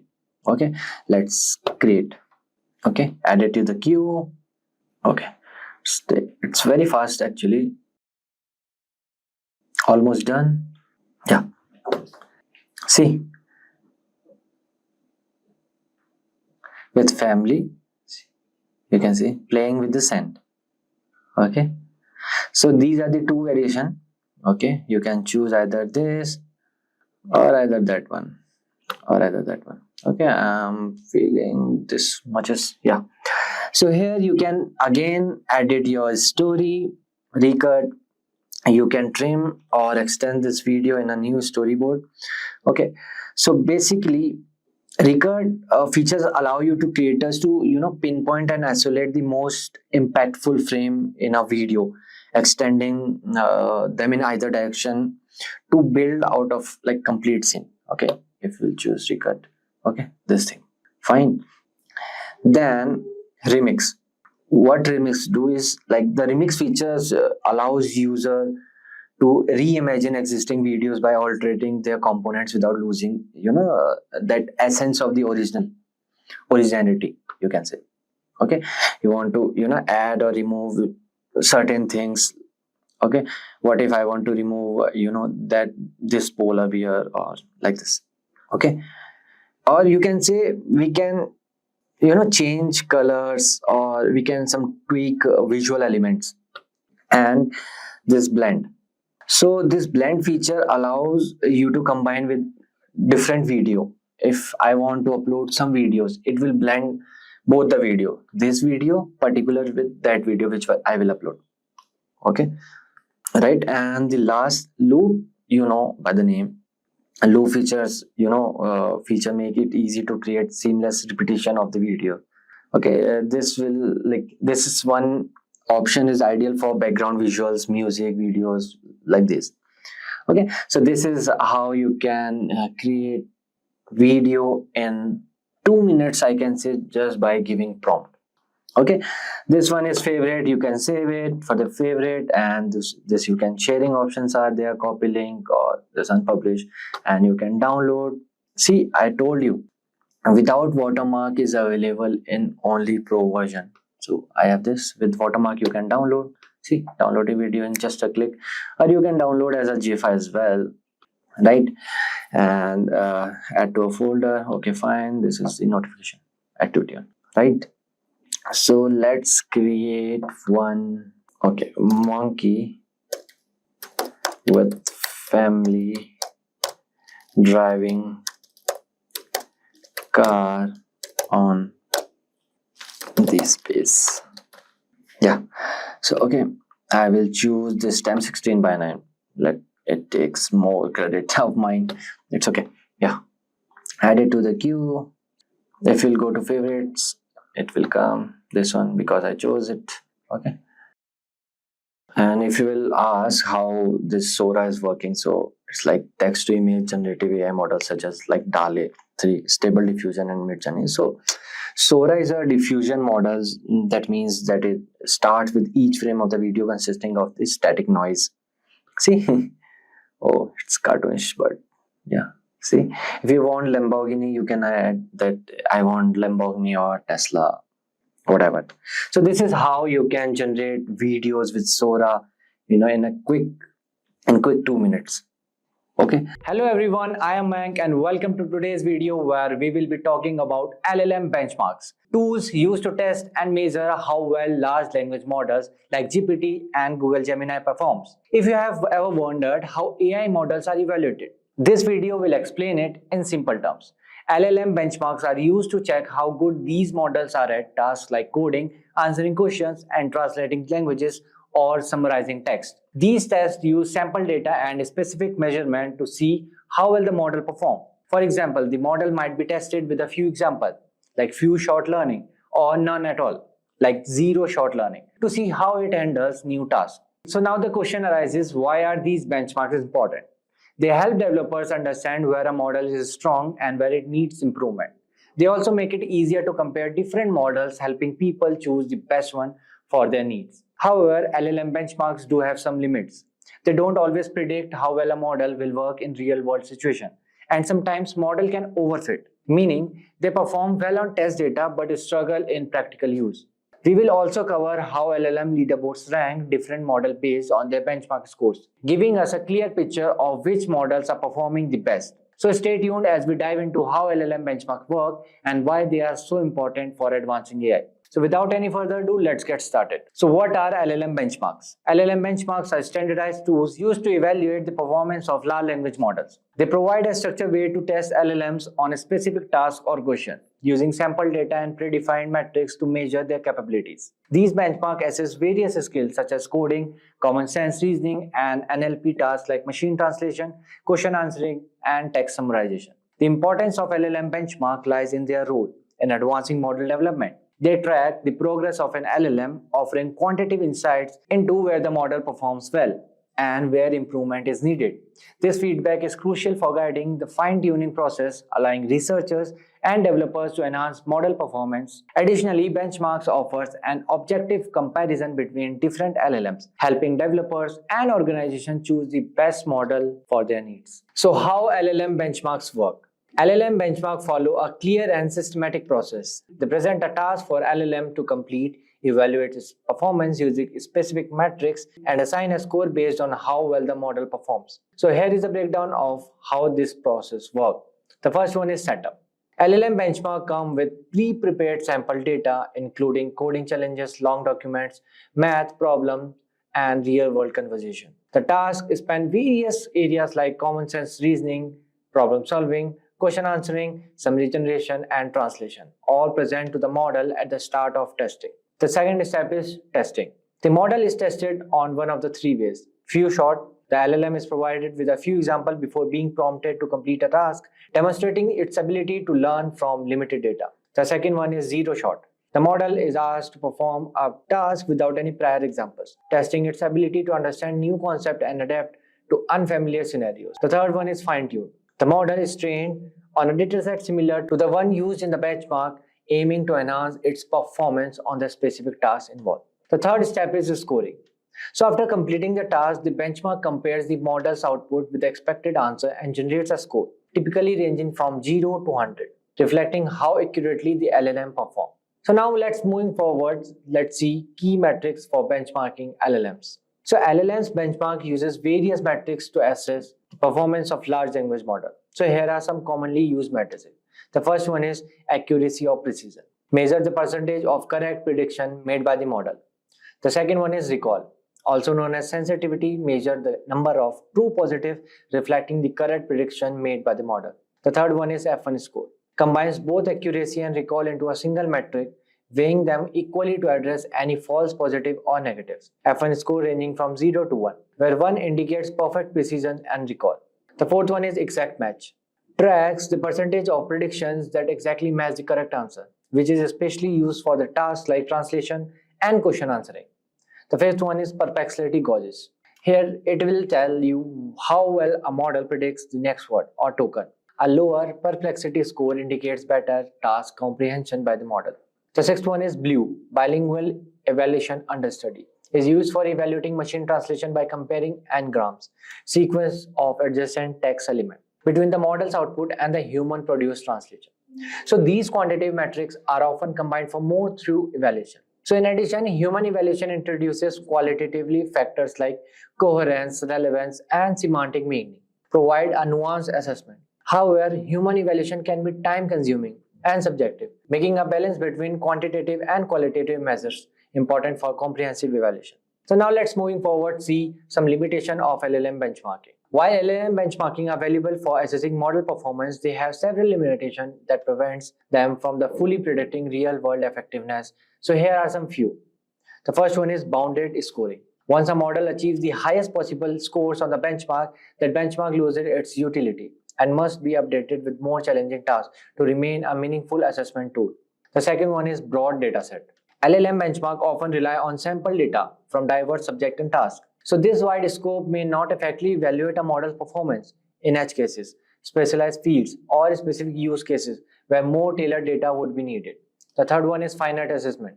Benchmark only tests a model's current skills, and as LLMs evolve and new capabilities emerge, new benchmarks must be created to measure these advancements. The fourth one is overfitting. So if an LLM is trained on the same data used for benchmarking, it can be lead to overfitting, where the model performs well on the test data but struggles with the real task. So this result is scores that don't truly represent the model's broader capabilities. So now what are LLM leaderboards?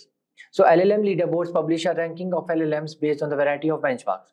Leaderboards provide a way to keep track to the myriad LLMs and compare their performance. LLM leaderboards are especially beneficial in making decisions on which models to use. So here are some. So in this you can see here OpenAI is leading and GPT-4o second and the Llama third with 405 parameter B and 3.5 sonnet is there. So this is best in multitask reasoning. What about the best in coding? So here OpenAI O1 is leading. I guess this is the Orion one, and the second one is 3.5 sonnet, and after that in the third position there is GPT-4o. So this is in best in coding.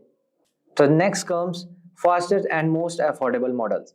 So fastest models are Llama 8B parameter, 8B parameter, and the second one is LLAMA Llama 70B. And the third one is 1.5 flash. This is Gemini 1. And lowest latency. And here it is leading Llama again. In cheapest models, again Llama 8B is leading. And in the second number, we have Gemini Flash 1.5. And in third, we have GPT-4o Mini. Moving forward, let's see standard benchmarks between Claude 3 Opus and GPT-4. So in general, they are equal. In reasoning, Claude 3 Opus is leading, and in coding, GPT-4 is leading. In math, again GPT-4o is leading. In tool use, Claude 3 Opus is leading, and in multilingual, Claude 3 Opus is leading. So let's talk about the very first top AI tool, which is Skillora.ai. This AI tool aims to provide the best AI-driven mock interview experience. You can take mock interviews for any job roles and subject, receiving instant constructive feedback.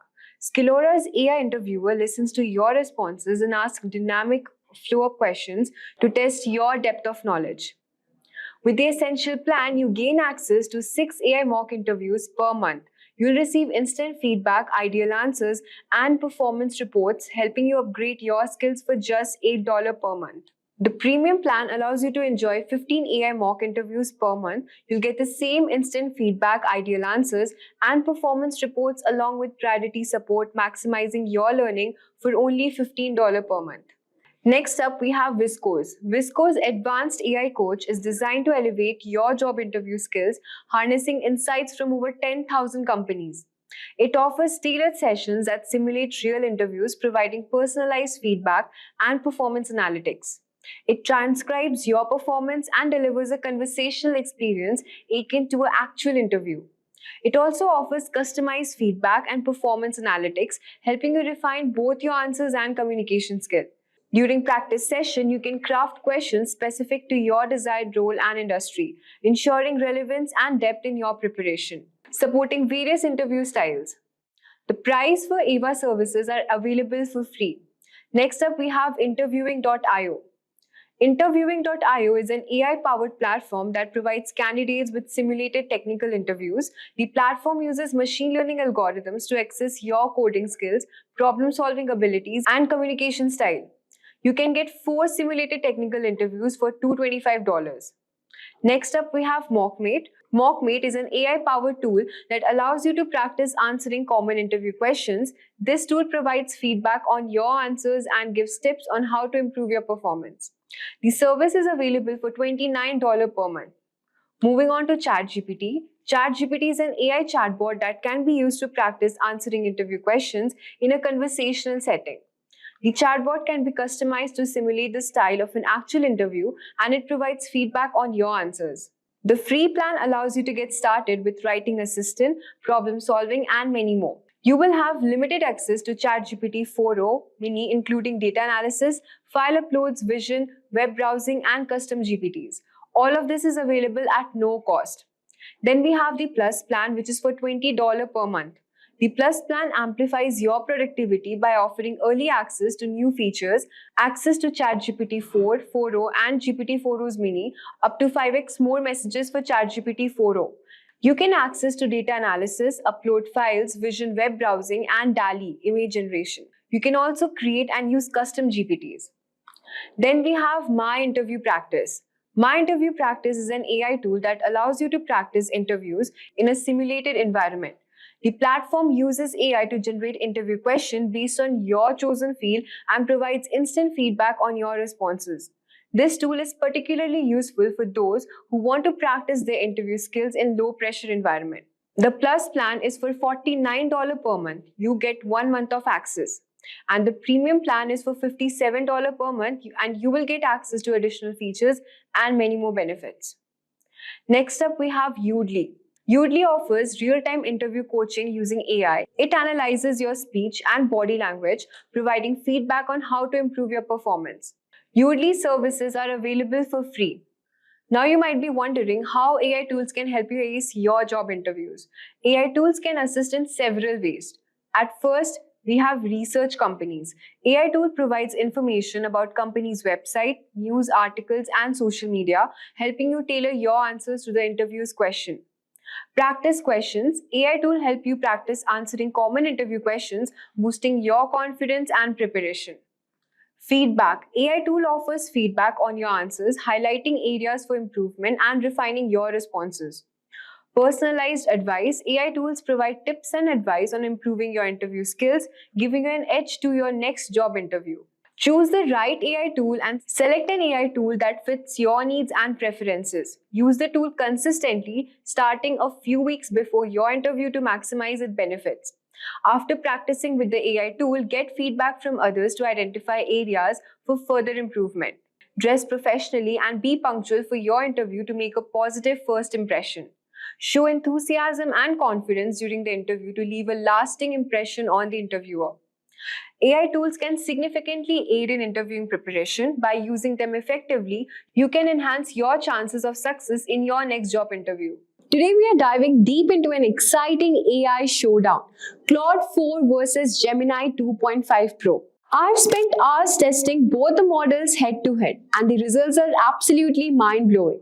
In this video, we are going beyond the usual articles and benchmarks to see how these models truly perform with real-world applications. We will compare coding abilities, handling real production tasks, features, and pricing. And trust me, you will be surprised by some of the findings. So stick around as we test these two AIs in real projects and tasks. So let's get started. Before we dive into the comparison, let's talk about the real-world testing. While many articles test AI models with just a few selected questions, we will test Claude 4 and Gemini 2.5 Pro with actual production tasks. We are talking about building games, debugging code, and creating features like you would do in a real project. And after all, the true test of an AI model is how well it performs in real-world applications. So at first, we'll start by testing Claude Sonnet 4 and Gemini 2.5 Pro against each other on the SWE benchmark. So you can see right over here, in terms of agentic coding, the SWE bench verified is given 79.4 for Claude Opus 4, and for Sonnet 4 it's around 80.2. And if we compare it with Gemini 2.5 Pro, then obviously it lags a bit behind because it's given 63.2%. Since it's in the preview mode, we can't be expecting much. But then now let's talk about the agentic terminal coding. So again, it has got around 43.2 to around 50%, and Sonnet 4 has got around 35.5 to 41.3%. And again, Gemini 2.5 Pro has got 25.3%. Now, the next we're going to talk about is the graduate level reasoning. I mean, the reasoning questions. So again, you can see here Opus 4 has a good percentage benchmark, which is around 83.3%, and Sonnet 4 has the same, and I think the Opus 4 has a bit higher, which is 79.6. And now Gemini 2.5 Pro doesn't lag behind in this. It's really good at reasoning. So it has been given 83% again, which is almost the similar.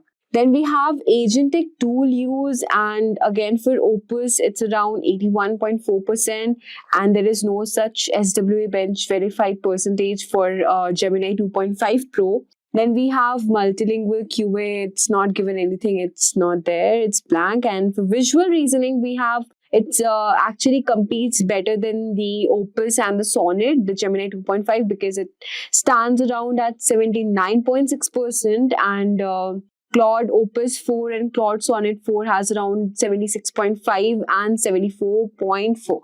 Just it lags behind by few numbers, but here I can see that Gemini 2.5 Pro outperforms. And then we have high school math competition. Here we have 75% to 90%, and the Sonnet has 85%, 70% to 85%. Again, this Gemini 2.5 Pro has around 83%, which is quite higher than the Opus 4. And yeah, so in terms of visual reasoning and high school math and graduate level reasoning, I think Gemini 2.5 Pro actually outperforms. So we will be taking this in action, and we'll be testing with some coding prompts and tools and see how it really performs. So here we have Gemini 2.5 Pro, and it is available in the free version. So you just have to try it in the Google AI Studio from here. So now in the chat mode, as you can see, we've got this navigation bar where we have this option of stream, generate media, build history. Now, if you want a complete tutorial on Google AI Studio, you can find a full video I have attached in the card section, so you can just find it from there. So right now, let's give it a prompt. So I've given a prompt to generate a simple HTML and JavaScript game where a character runs endlessly and checks for collisions. So I'll just run from here. Also, you've got this run settings option where you have this thinking mode, set thinking budget, tools, code execution. So yeah, it has a lot of features. So here we have Claude 4. So we'll just compare it parallelly. We'll be running the prompts and commands and see which one actually performs better. So here we have Sonnet 4 and Opus 4 as well. But then the Opus is in the Pro version. For this, you have to pay, which is around yearly $200 and monthly $20 plus tax. So this will be your plan, your Pro plan if you purchase the Opus Pro. So I'll just continue with the Sonnet 4 and check. So here is my prompt given to create a basic HTML and JavaScript game that includes a character running endlessly with a collision detection feature. Alright, so from here you can search with the tools also, web search and all of that. You have this feature. So yeah, we will just hit on this enter plan. So we are using the free plan now, remember. So as you can see, it is creating the code for the game as here. And yeah, it's really fast as compared to Gemini. So here, as you can see, meanwhile, this Gemini 2.5 is also giving us the code faster. So it's written here that you can just copy this code and you can save it as game.html, and then you can open it in your web browser to play this. So we'll just open this, and this is the game which it has generated for us. So you can see from here, press the space bar or click on the jump. And I think it's pretty basic. It doesn't include much. And now you can see Claude has also given us the game, and you can just press the space bar, you can click on jump to check this. And just look at the UI, guys. I think this is much more better, because if we compare it with the Gemini 2.5, then it has given us a simple basic game. Maybe we have to make some changes out there. We'll also check it soon, but then just look at this, the UI and everything, the code it has generated, the control buttons, everything is just so good. So you have the score and high score option as well, and you can just press the space bar, you can click on jump. So I'm really impressed by Claude 4 Sonnet, and I think it really outperforms. So I would rate it 4 out of 5, and if I compare it with the Gemini, it doesn't really perform that well. So I would rate it around maybe 2 out of 5 or 1, because this is pretty simple basic. So now again, I'll be giving a second prompt, which is to create a 3D car simulation game using JavaScript and WebGL. Allow basic car controls like forward, backward, and tuning. You can also modify your prompt, like make the UI really attractive. And so I've given more of the modified prompt here, and I'll just again hit run. So it will take a bit of time to generate. Now, in the meanwhile, I'll just head over to Claude from here, and again, I'll just give a prompt to create a 3D car simulation game using JavaScript and WebGL. Allow basic car controls like forward, backward, and touring. So you can see it's much more faster compared to the Gemini. And here the Gemini has also created.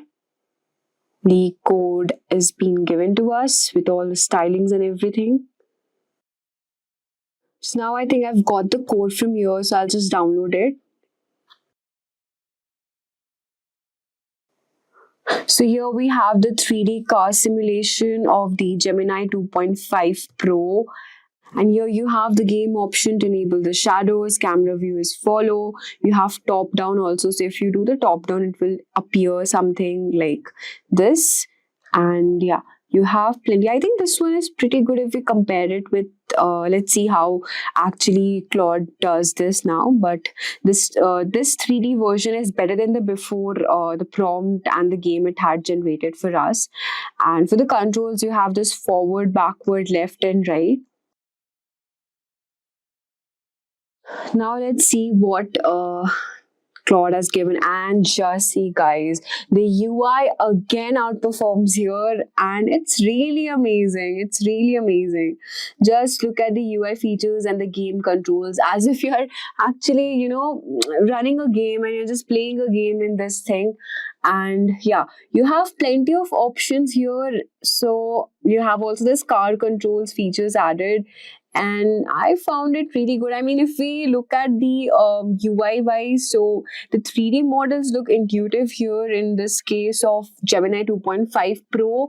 But then again, in the Claude here, I would say it ranked a lot. And again, if I had to give ranking, then I would give around 5 out of 5. And for Gemini 2.5 Pro, I would give around maybe 3 out of 5. So it's good, but then it lacks a bit of more features and modifications, you know. But in this case, we have a lot of features, and the UI is also very tempting and appealing for any user to play this game. So yeah. So yeah, I would say that Claude Sonnet 4, the free version is really good. Again, you need to, if you want to try the Opus one, it will be obviously good. So according to me, the Claude 4 really performed well. So next, we'll also check the debugging performance and which one actually fixes the bug faster. So I'm here in my Gemini 2.5, and I've been given a prompt to actually debug my this code. The project was working fine, but there are a few bugs, and I wanted to fix it. So let's see what times and how much time does it actually take to fix these bugs. So it's taking a bit of time, and it's refining the bug dissections. So you have this thinking budget options also from here. So it's taking a bit of time. Meanwhile, we'll just head over to Claude and just check the speed from here. So again, I've given the same prompt to Claude also. The project was working fine, but here are a few bugs and all. So let's see how much time does this take. So you can see the response is really faster as compared to Gemini, and again, Claude here outperformed. Yeah, it takes a bit of time. I mean, comparatively, just a bit slower and lags a bit behind of Claude 4. So yeah, it takes a bit of time now. Talking about the unique features, AI agents and the browser controls. One of the coolest features Claude 4 Sonnet offers is the ability to control your browser and even your laptop using the AI agents. You can ask it to research news, navigate websites, and complete the tasks. Just from here, you have this option of the search tool. You can use the style also, normal, concise, explanatory. So you can see you have this plenty of unique options here.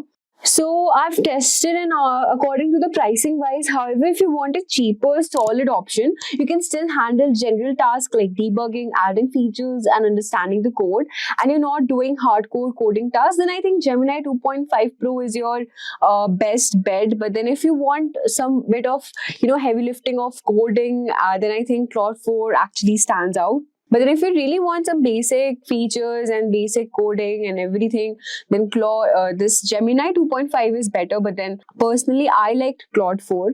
So to sum it up, I would say Claude Sonnet 4 is fantastic for coding, but if you're just looking to get the stuff done without breaking the bank, Gemini 2.5 Pro also does a great job.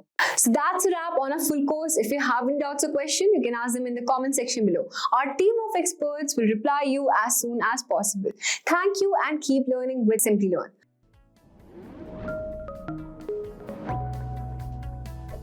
Hi there, if you like this video, subscribe to the Simplilearn YouTube channel and click here to watch similar videos. To nerd up and get certified, click here.